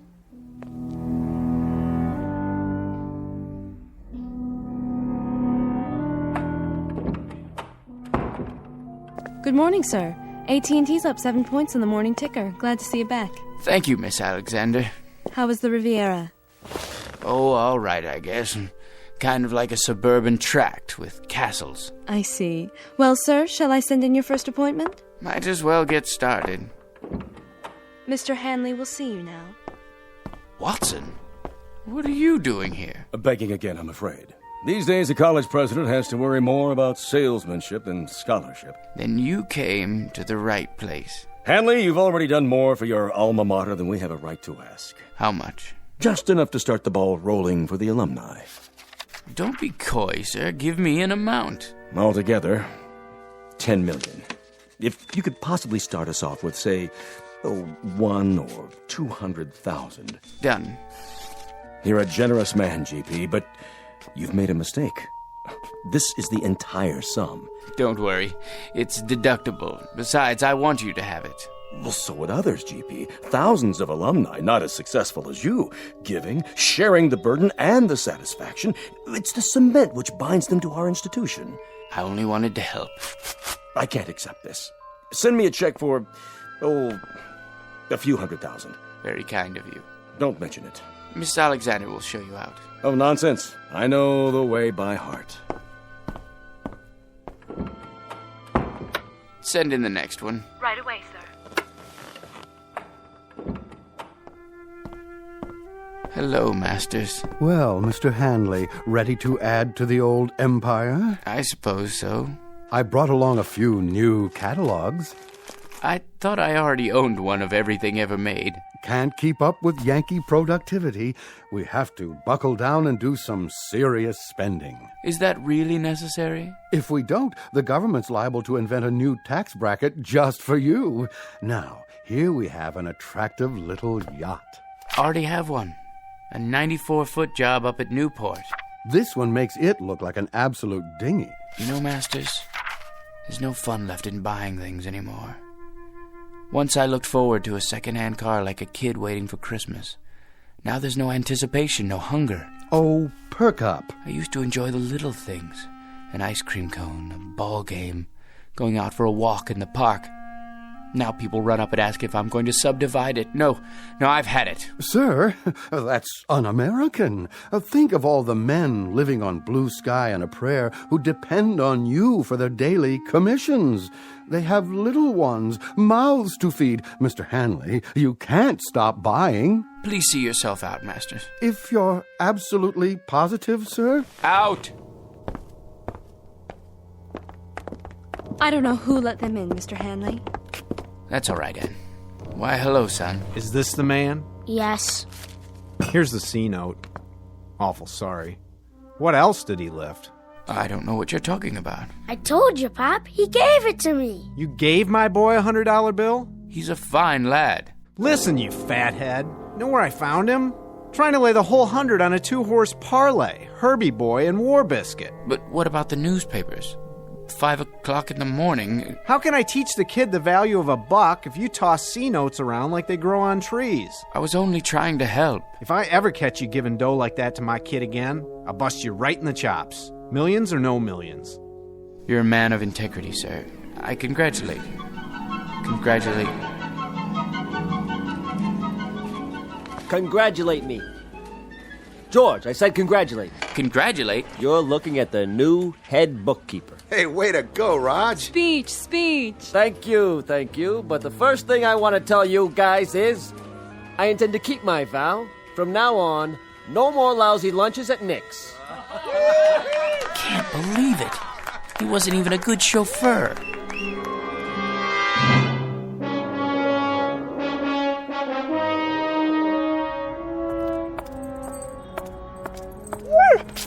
Easy, Attila. You're wearing me out. Sit here for a minute. Well, boy, we're down to the last choice. I could never hold on to a beautiful wife. And money's no fun. Maybe power. That's what makes the world go round. Look at the way Mr. Watson gave that promotion to Roger.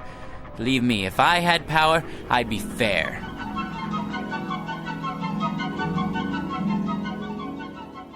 Here, sir. This copy and this. Just your initials on that page. Mr. President, you can't sign any more bills today. You're exhausted. Watson, the people elected me. They placed their individual destinies in my humble hands. I can't betray them. In that case, they're getting the best in leadership. The very best. Sir, the congressman is waiting. Send him in. Mr. President, this pension legislation will tear the party in two. If you let it come to the floor, I, for one, won't get a single vote in November from anyone over the age of 10. Check with the majority leader. See if he can kill it in committee. Yes, sir. Right away.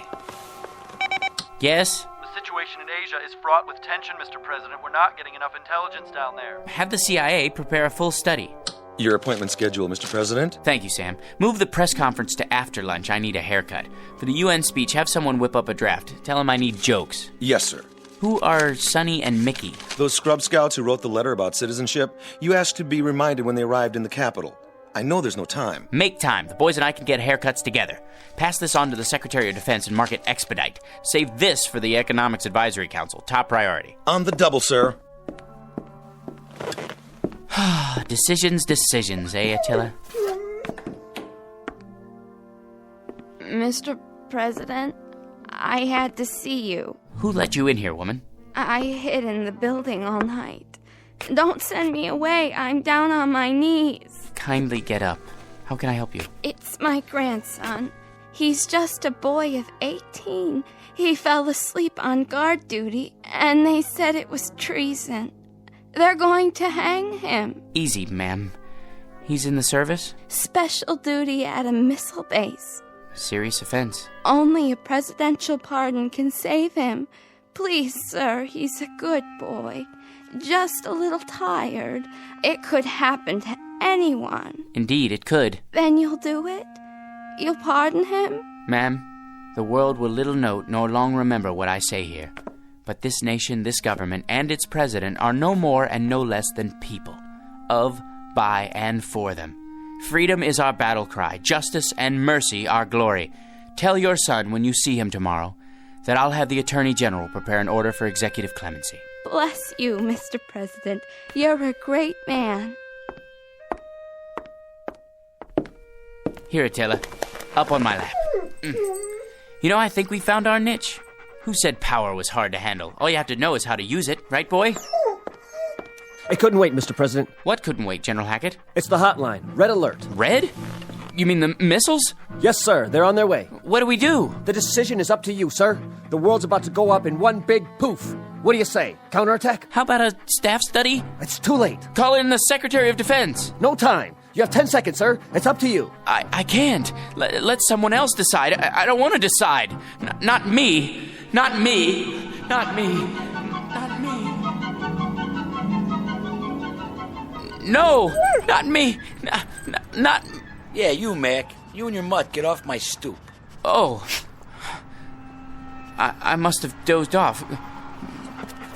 Come on, dog. Let's go home. Well, Attila, we've got a magic lamp waiting for us back at the apartment. Anything I want, just for the asking, and I can't even figure out what to wish for. I never even thought it through until now. You know something? No matter what I wish for, it won't change a thing. I'll still be me, George P. Hanley. Vocation, jerk. What's that quote? The fault, dear Attila, is not in our stars, but in ourselves. Ourselves, huh? That's it. Come on, Attila. We're gonna show that bored old genie a thing or two. We're gonna wish for something original.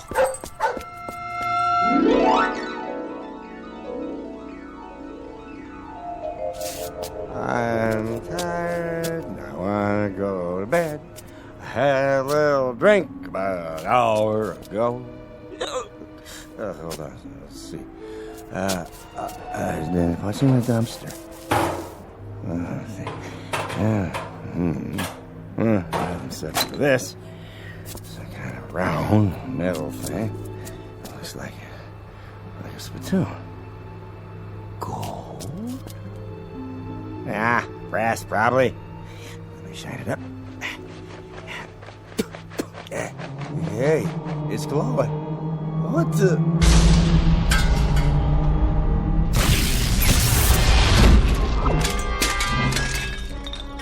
Yes, master? Hey, where'd you get the funny pajamas and the headpiece? They're traditional. I am the genie of the lamp. Your wish is my command. When you have made your wish, you must return the lamp to this alley so that others may find it. Keep your turban on straight, Attila. Now then, as I was saying, I am at your service, sir.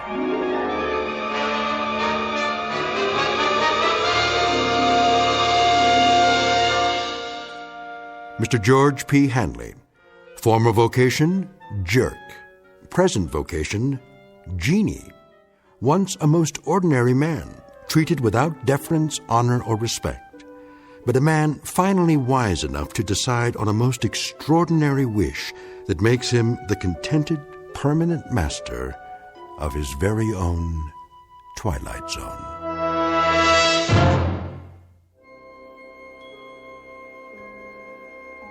Hi, this is Carl Amari, producer of the Twilight Zone radio dramas. I'd like to take a moment to tell you about our official website at twilightzoneradio.com, where you'll get the latest news and information on these Twilight Zone radio dramas. Plus, at twilightzoneradio.com, you can digitally download 3 free episodes or any of our episodes for only $1.95 each. In this age of ever-changing technology, we've decided to make these episodes instantly available to you by making the Twilight Zone radio dramas a digital download-only series. This means that this series will no longer be offered on CD. The CD collections at our website are now being offered while supplies last at buy one, get one free. So be sure to get your favorites before they're sold out. Be sure to visit us often, and I'll see you in the zone.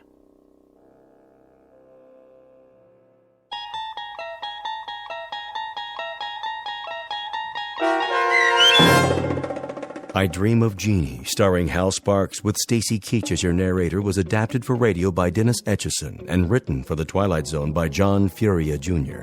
Heard in the cast were Christian Stolte, Lisa Joyce, Steve Key, Doug James, Richard Hensel, Derek Purcell, Brooke Reed, Linda Ryder, Charlie Kummerer, Bill Kummerer, Vince Amari, Roger Wolski, and Carl Amari.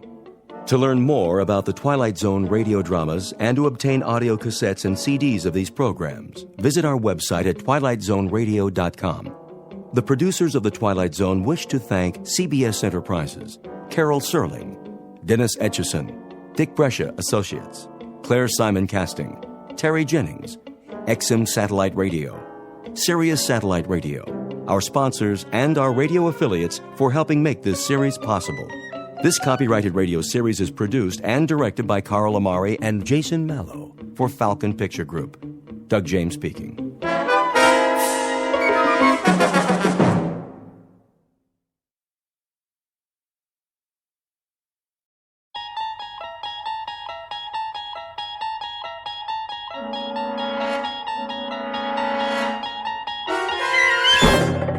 There is a fifth dimension beyond that which is known to man.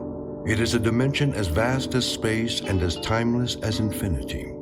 It is the middle ground between light and shadow, and it lies between the pit of man's fears and the summit of his knowledge. This is the dimension of imagination. It is an area which we call the Twilight Zone.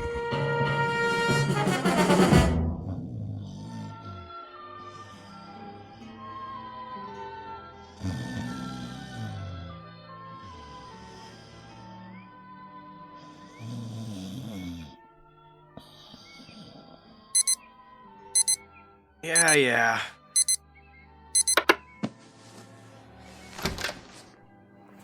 Glenn, honey. Snooze alarm. That was the snooze alarm.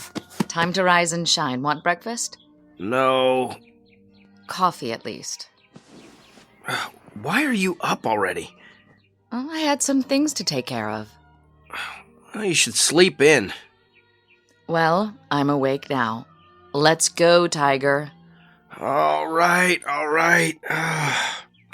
Careful. Sorry. What happened?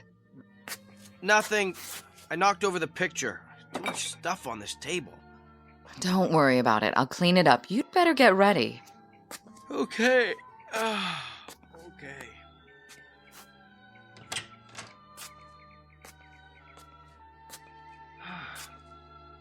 Something wrong with the mirror? What in the... Claire? Something isn't right. Look at this magazine ad. Really a nice layout. Who did it? Claire? Not McCloskey, that's for sure. Claire! I wonder if it was Wolfus or... Look at me! Look at me!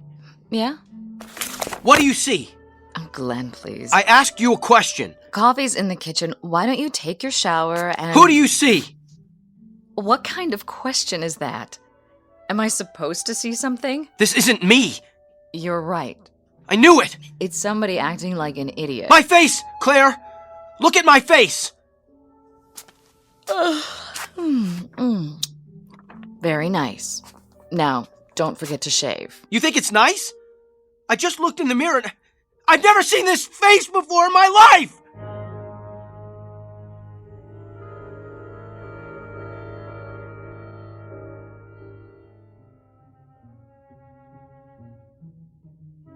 Meet Glenn Holbrook, a man who believes in the old adage, to know thyself, and who, until this morning, made a practice of doing exactly that.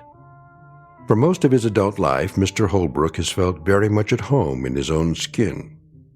But a moment ago, he caught a glimpse of himself in the bathroom mirror and didn't recognize the stranger staring back. Whether he will discover that stranger's identity remains to be seen. Because somehow the law of cause and effect has been temporarily interrupted. It was put on hold the moment he awoke to find himself a new resident of the Twilight Zone. And now, The Twilight Zone and our story, Who Am I? Starring Sean Astin, with Stacy Keach as your narrator. What are you talking about? I'm trying to tell you. I looked in the mirror and... You must have had a bad night. I'll bring you some coffee. I don't want any coffee. Claire, take a good, long look, and then answer this. Yes? How can a man go to bed one person and wake up another? Who did? Me! That's ridiculous. All right, the joke's over. Look at the person standing right here, in front of you. I'm looking. Tell me you see Glenn Holbrook. What? Go ahead, let me hear you say it. Well, as far as I can tell, you're the man I married. Satisfied? I think I know what you look like. Not as well as I do. I know the face I grew up with. You're the same, Glenn. Then when did I get this? This what? This scar on my cheek. Okay. You want to talk about your scar? We'll talk about it. But it's no big deal, really. Since when? You used to think people were staring at you, then you finally got it. Got what? You figured out that nobody pays attention to anyone but themselves. Personally, I think it's sexy. Claire, listen to me. I'm not crazy. I didn't say you were. I swear to you, I never saw this scar before. That's impossible. Why? Because you were still sensitive about it when I met you. It was years before you told me how it happened. And how did it happen? Oh, come on. Please, just tell me. You were a child.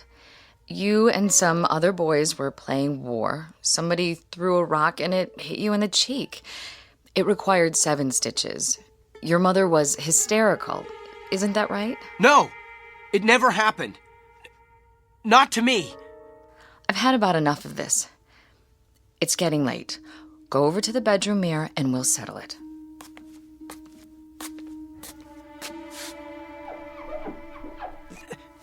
These eyes are brown. My eyes are blue. Oh, come on. This face, this chin, the hairline, trust me, the man I am looking at is a total stranger. Please, Glenn, you're scaring me. Well, think of what it's doing to me. I had a face. Not great, but pretty decent looking, I thought. Wait, where's the picture? I'll prove it to you. Picture? The one I knocked over when I turned off the radio. I threw it away. When? Just now. I was only in the bathroom for a minute. I didn't want you to cut yourself. The glass was broken. I know the glass was broken, but where's the picture, the photograph of the both of us? In the trash. What? It was ruined. Don't worry, I'll have another print made. I want to see it. I put the trash bag in the hall. It's covered with coffee grounds and garbage by now. Did you look at it? I know that picture. It's you. Of course it's me. That's what I've been telling you. It has to be. It was taken on our honeymoon. You've hardly changed at all. Brown eyes, broad forehead, nice cheekbones, and that little scar. Oh, you can hardly see it. I don't have any scar. Glenn, I've had about enough of this. Yeah, so have I. I don't know what's happened to me. You had a bad dream or something. It'll pass. You'll see. Now, put it out of your mind. Get dressed and go to work before... Work? McCloskey will throw me out. I'm an imposter. No, he won't. You're you. I know that. And so will he and Harry and everybody else in the office. Inside, I'm me. But on the outside, who am I?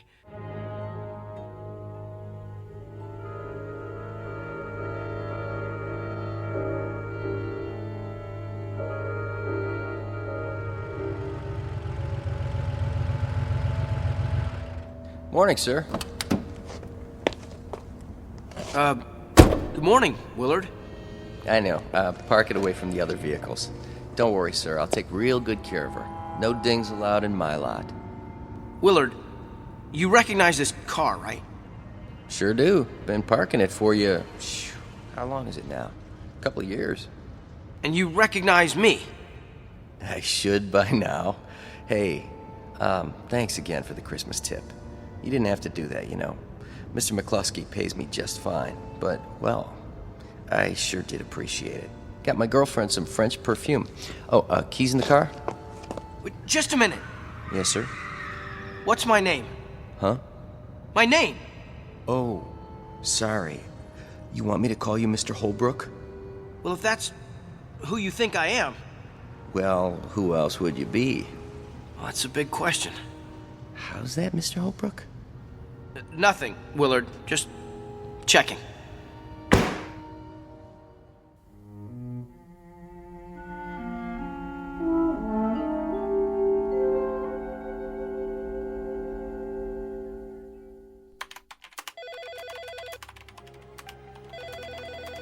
McCloskey Advertising, how may I direct your call? One moment, please. McCloskey Advertising, how may I... No, he's not in yet. Would you like his voicemail? Just a moment.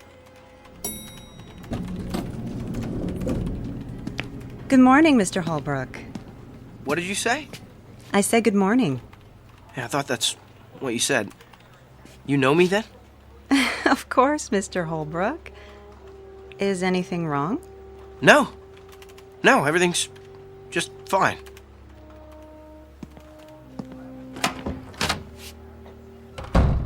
Hi, boss. Janice, can I ask you something? Sure. I'll have your emails ready in a minute. A bunch came in overnight. Do you notice anything different about me? Let's see. Yeah. You do? New tie, isn't it? No, I don't mean that. You got a haircut? Did I? Since the last time you saw me? Well, maybe you didn't. I'm not sure. But I'm the same man you worked for yesterday. Unless you got a twin brother. I don't. I didn't think so. Now, let me see. Mr. Ashton's called twice already. You know how he is. Wants a conference as soon as you get in. And production needs your opinion on the Durant's layout. Mr. Holbrook? One of those mornings, huh? Not really. Am I missing something? No. I am. You didn't have your coffee yet. There should be some in the lounge. Listen, Janice. Yes? You have a mirror? Where? In your purse? Why? Just wondering. I think so, yeah. Take it out, would you? Okay. There's one in my compact. Good. Open it. Now what? What do you see? I don't understand. Well, you see yourself, right? Well, I hope so. What if you looked in there and saw somebody else? Like who? A perfect stranger. That would be something. I'm nowhere near perfect. You're lucky. I am? Yeah. You've got the face you were born with. So, Mr. Holbrook, which do you want? Mr. Ashton or production? Neither one. Pardon? Is Harry in his office? I think so. Tell him I'd like to see him. Right away.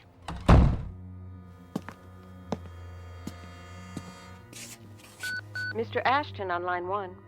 Well, I'll get back to him. Where's Harry? I'm just calling. Get him in here. Yes, sir.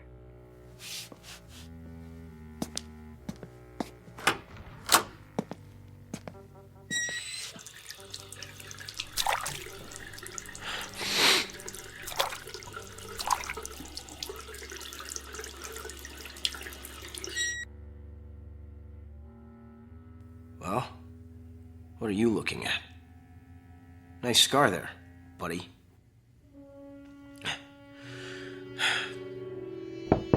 Come in. Glenn? In the washroom. I can come back later if... Be with you in a minute. Have a seat. Janice said you wanted to see me. Yeah. So what's up? Just a little reality check. What's that? Harry, how long have you worked here? Let's see, 3 years, isn't it? Would you say that we know each other pretty well? Sure do. Why? And do me a favor. No problem. You'll have to ask for your own raise, though. I don't even think McCloskey knows my first name. If you had to give a description of me, what would you say? To who? The cops? What'd you do? Just tell me. What you look like? Yes. Describe me. Is this some kind of test? No. Play along for a minute. Let's see. You're 5'9" or thereabouts, medium build. What about my face? Your face? What does it look like? I don't get it. I know you don't. Please, it's important. Oh, well, I don't know. Kind of a longer face, dark hair, what they call an aquiline nose, brown eyes. Say the eyes again? Well, they could be green, I guess. No, come to think of it, brown. You're sure? Hey, what's this all about? Do I have any identifying marks? Not that I know of. Never saw you in the gym, of course. No scars? Oh, yeah. I forgot about that. And where is it? You can hardly see it. Where? On your cheek, the last time I looked. Hey, you okay in there? You tell me. Looking good. Very corporate. So, do I pass? You get an A+, I'm sorry to say. What's wrong? If I told you, you wouldn't believe me. Thanks for coming by, Harry. That it? That's it. Well, I'd better be getting back. Hey, want to grab some lunch later? Why not? Okay, then. Be seeing you. Oh, Harry. Yeah? You still have that bottle of scotch in your office? From the Christmas party? I think so. You want a belt? I've got a client later. He might want one. Be my guest. I'll send it over. Thanks. Some ice, too? You bet.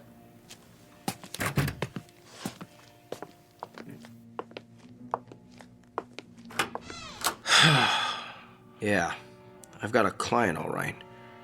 And if he doesn't want to drink, I know somebody who does. My old pal, Scarface here. Mirror, mirror on the wall. Who's the strangest one of all?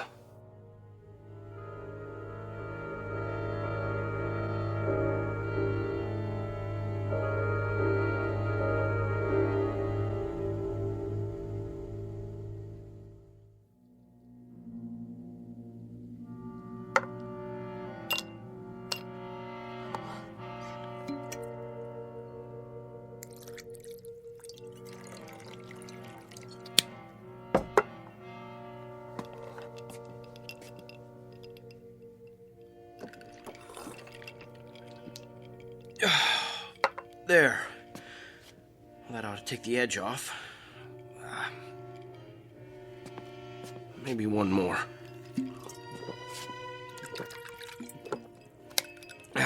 Now, let's have another look at that mirror. Eyes front and center. Here we go. 10, hut! Stop looking at me!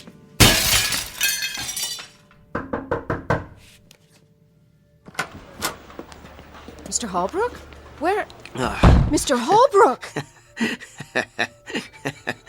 There she is.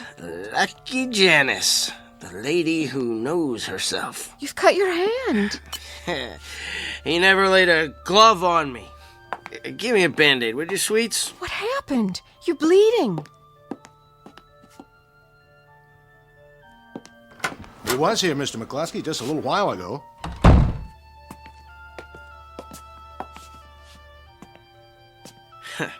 Hi, Harry. What's going on?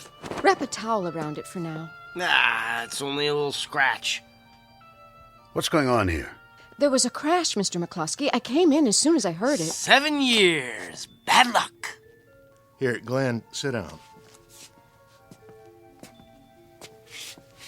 Holbrook, have you been drinking? Surely you jest. Glenn's not a drinker, Mr. McCluskey. Not until now. Leave us. But his hand. Look at that. Towel's turning pink. Pretty, huh? Where's the first aid kit? In my desk. Bring it here, if you please, Miss Bentley. And then kindly leave us. I'll take it from here. Certainly, sir. At least the bottle's only half empty. Thank heaven for small favors. Here it is, Mr. McCluskey. Hold all his calls for now. Yes, sir. I'll see you in a while, Glenn. Sure, Harry, old boy. Now then, do you mind explaining yourself? The mirror broke when it saw me. Never mind about the mirror. Have a drink, JJ. It's single malt. I think you've had quite enough. You know, Ashton says you haven't talked to him all morning and you've got Crawford sitting on his hands in production. Now, that means the whole campaign is delayed. I'll get a new mirror. Have to paint it black, though. I don't like what I see. Holbrook, you're a good man, but you've got to get a hold of yourself. Give me your hand. Too late to fix me. The damage is done. If I thought so, I wouldn't bother. Yeah, this is going to sting. What is it? Ow! You've been putting in a lot of hours at the agency. Pushing yourself too hard. Well, glad you brought it up, JJ. See, it wasn't really me. All this time I thought it was, but... Hold still. You don't have to do that. I know I don't. But I believe in the personal touch, especially for those who've stayed with me through thick and thin. You're wrapping up my hand like a mummy. Does that mean I'm already dead? I must be, because... Shh, quiet. You're in no condition to discuss anything. I want you to take the day off. What for? Make it the rest of the week. There, that ought to hold you. Just a superficial cut. Now, go home. Put some food in your stomach and sleep it off. Then we'll talk. You're not yourself. You don't think so either? Thanks, JJ. Thank you very much. Holbrook. Those are the first understanding words I've heard all day.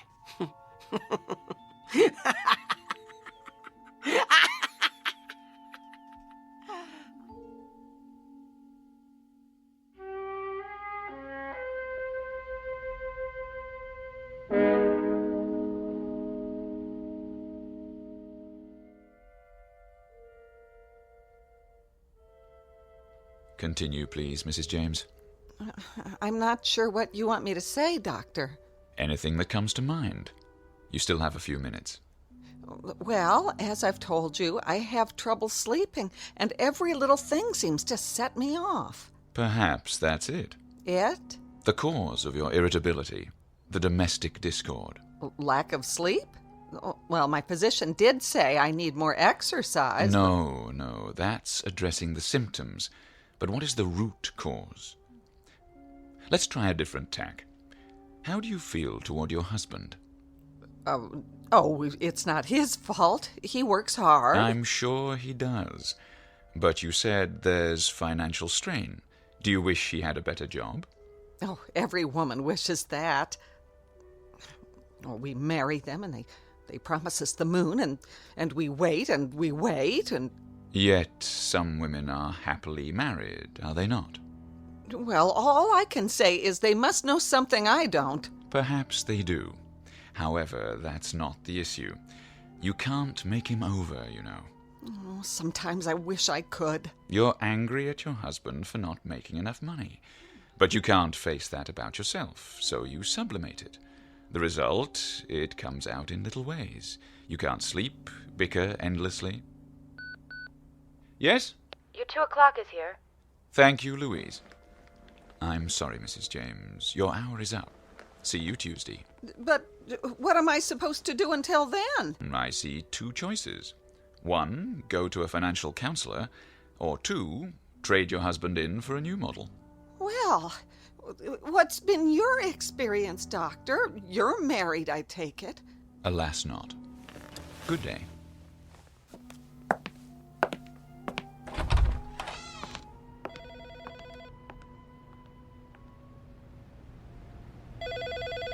He'll see you now.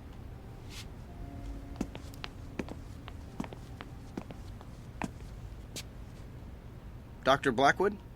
How do you do, Mr. Holbrook? I really don't see any point to this. It was my employer's idea. Here's the file, Doctor. Why don't you sit down, Mr. Holbrook? And wait for it to all go away? Tried that.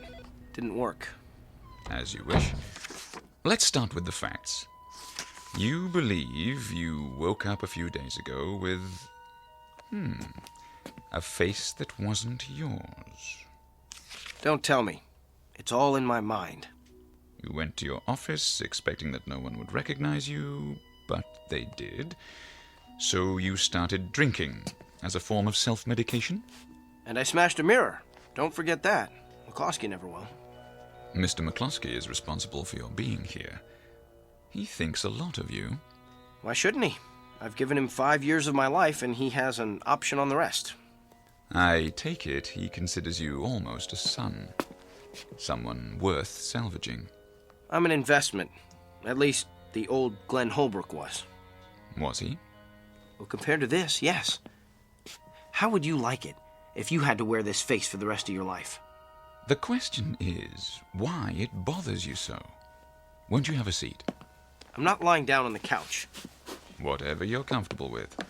Now, let's look at the situation. Doesn't it seem unlikely that you're the only person who finds your face unfamiliar? Well, that's putting it mildly. But is it the truth? I don't know what the truth is anymore. What does your wife say? She thinks everything's hunky-dory. So she would have to be in collusion with the others, part of a conspiracy. Why would she be? I don't know. You'd have to ask her. Is she happy with your job? I assume so. How about everyone else? I get along pretty well. McCloskey likes me. So she'd have to be doing it on her own.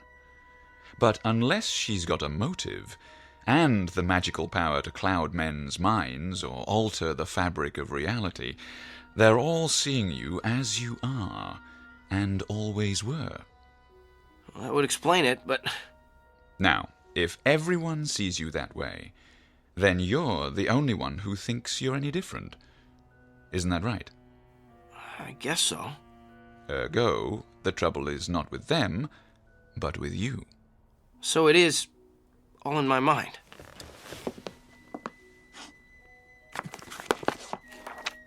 These books are filled with case histories, Mr. Holbrook. Many of them far more bizarre than yours. When a man finds the world he lives in too hostile, too evil, too miserable, he sometimes invents a new one that fits him better. He then takes his leave of this world, so to speak, although he remains physically in it. That's what happened to me. It fits the pattern. So it'll help me if I see the pattern. How does that work? Even if I know it, I'll still be messed up, won't I? We have to go back to primal causes. The underlying question is, how do you know what you know? Philosophy 101. Epistemology. But did you understand it? I passed the class in college, if that's what you mean. Look, it's really very simple. If each of us existed in his own world, the universe would be chaos. The conflict is between consensus and individual perception.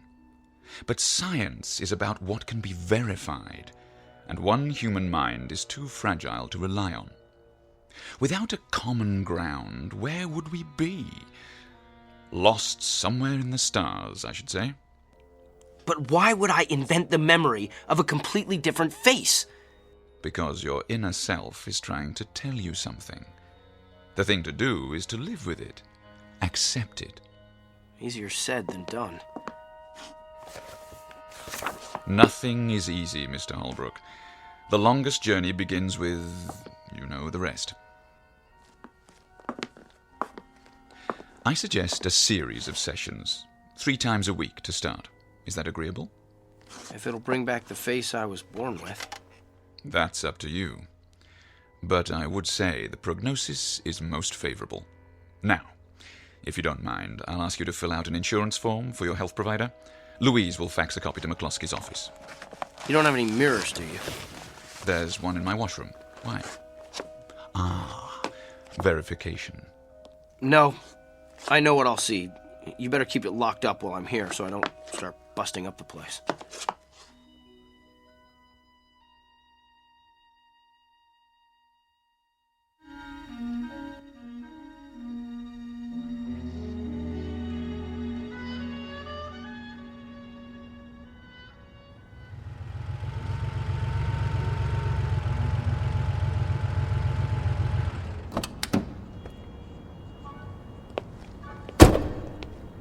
Morning, sir. Morning, Willard. Been a while. Yes, it has. Well, welcome back. I know, park it in a safe place. Don't worry. I wanted to thank you. For what? Taking care of my car. When? That day, last month, when I took a cab home. I left it here for how long, a week? Oh, don't worry about it. Mr. McCloskey said you were sick. I was, but I'm all right now. The key's in the ignition. Got it. Say, what's the long package? Oh, I almost forgot. Something from my office. Hand it to me, will you? Sure thing. Thanks. Oh, and Willard? Yeah? You wouldn't know where I could borrow a hammer, would you?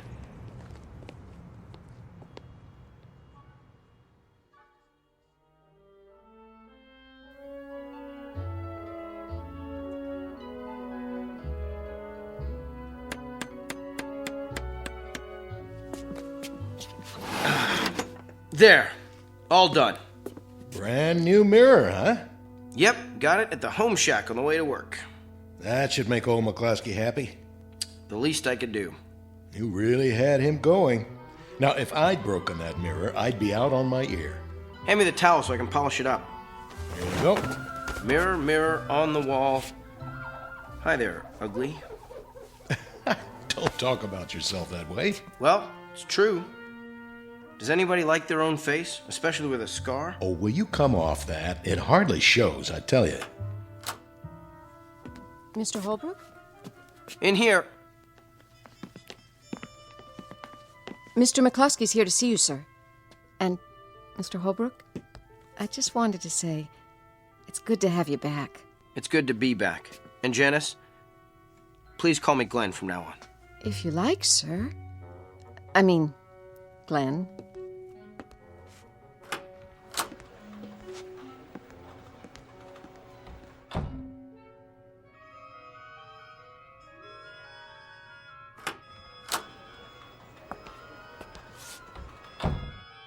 Good morning, sir. Morning, Shannon. Part of the welcoming committee? You bet. What have you done in there, Holbrook? A new medicine chest? You didn't have to do that. On the contrary, Mr. McCloskey, I'd like to make amends, and this is a start. Well, I'd better get back to work. See you at lunch, Harry. And remember, I'm buying this time. Sure, Glenn.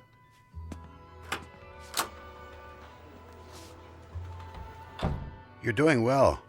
Blackwood thinks so, too. Oh, thank you, sir. I owe you an apology. Water under the bridge. A man has a right to let go once in a while. I've done some funny things in my time, too. Really, Mr. McCloskey? Tell you about them someday. I just wanted to stop in and say hello. We'll go on as if nothing happened. Okay, by you? More than okay. Onward and upward. That's the spirit, my boy.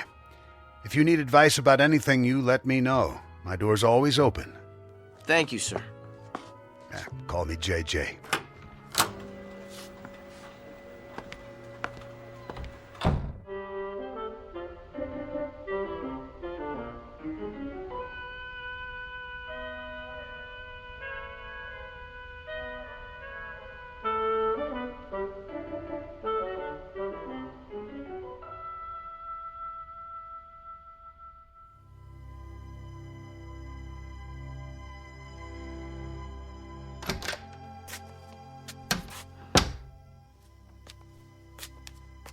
Ready to turn in? Soon as I finish with my hair. Everything's locked up. I'll set the clock. Am I forgetting anything? My, aren't we full of energy tonight? You don't know the half of it. That's a good start. Smell that air. Reminds me of our honeymoon. It does? Makes a man happy to be alive. I'm glad you feel that way. For a while there. That's all over. I've joined the human race again. You don't know what a relief that is. Time to do my exercises. 1, 2, 3, 4. But tell me honestly, Glenn. You don't still think that... I don't think anything. I mean that business about your face. I'm still not sure if it's mine. Glenn. But so what? There are more important things in heaven and earth. I've still got you and a job. I guess I'll just have to live with it. Is that what the psychiatrist said? Yeah, and it took. And looking at Blackwood, I thought, oh, it could have been worse. What if I woke up with his face or JJ's? How would you like that? I like you the way you are. Even if McCloskey thinks you've hit the glass ceiling. What do you mean? He's about to give me a promotion. Oh, what if he does? You're not going anywhere with that agency. The handwriting's on the wall. They're on the way down. Well, all I can say is they better not be. Kind of late for me to change horses. It's never too late. Well, if I go somewhere else, I'd have to start from scratch. Oh, I don't know. There's always room for a fresh young face. What kind of face? Take a look in the mirror. I'm looking. I'm a lot of things, Claire, but young isn't one of them. You know, when I first saw this new mug, I thought it was ugly. But that's because it was so different. Now, I've decided it's not such a bad old face after all. That's what I thought. I mean, I've always thought that. I think I'll keep it. The scar gives me a certain air of distinction, wouldn't you say? Sexy is the word I was thinking of. Not strange? Not to me. Good. How's it feel? I'd say that's a very good start. Come to bed. Be right there. I just have something to do first.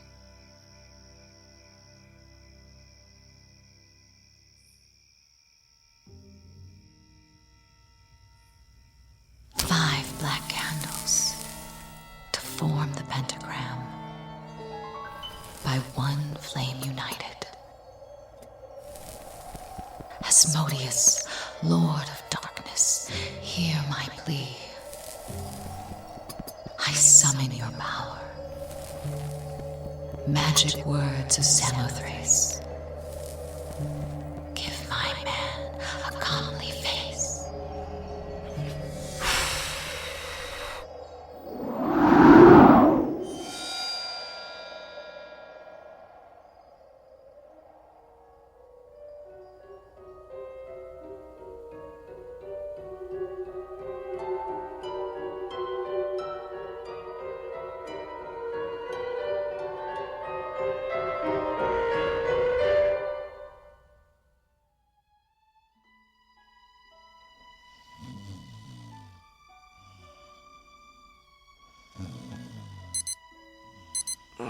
All right.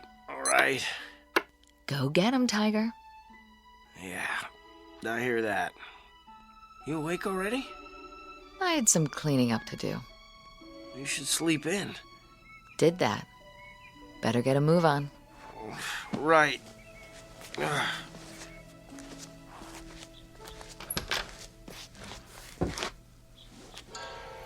What in the...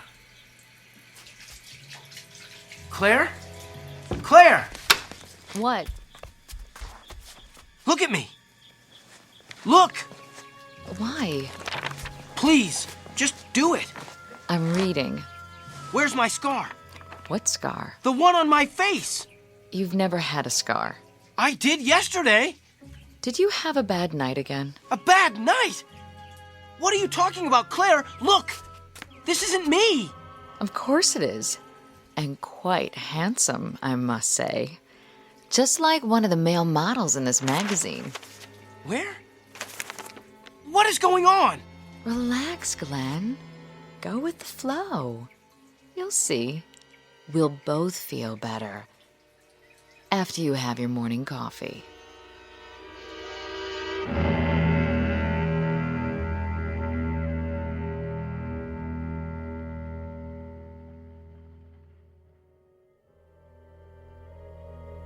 Glenn Holbrook, a man who may or may not know himself after all, who believes the old homilies about turning over a new leaf, and that a good night's sleep can make a new man of you, whether you need it or not. Tonight's object lesson about cause and effect in the Twilight Zone.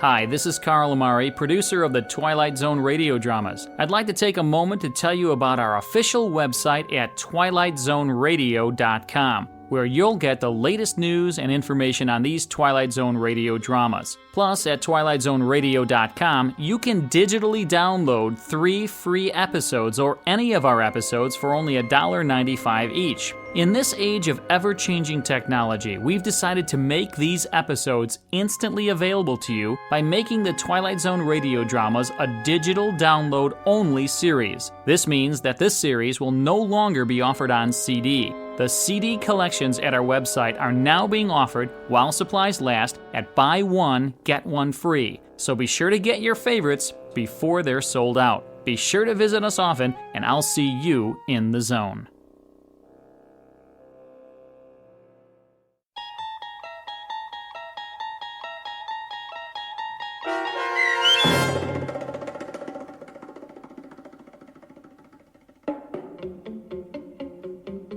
Who Am I? Starring Sean Astin with Stacy Keach as your narrator was adapted for radio by Dennis Etchison and written for The Twilight Zone by Jerry Soule.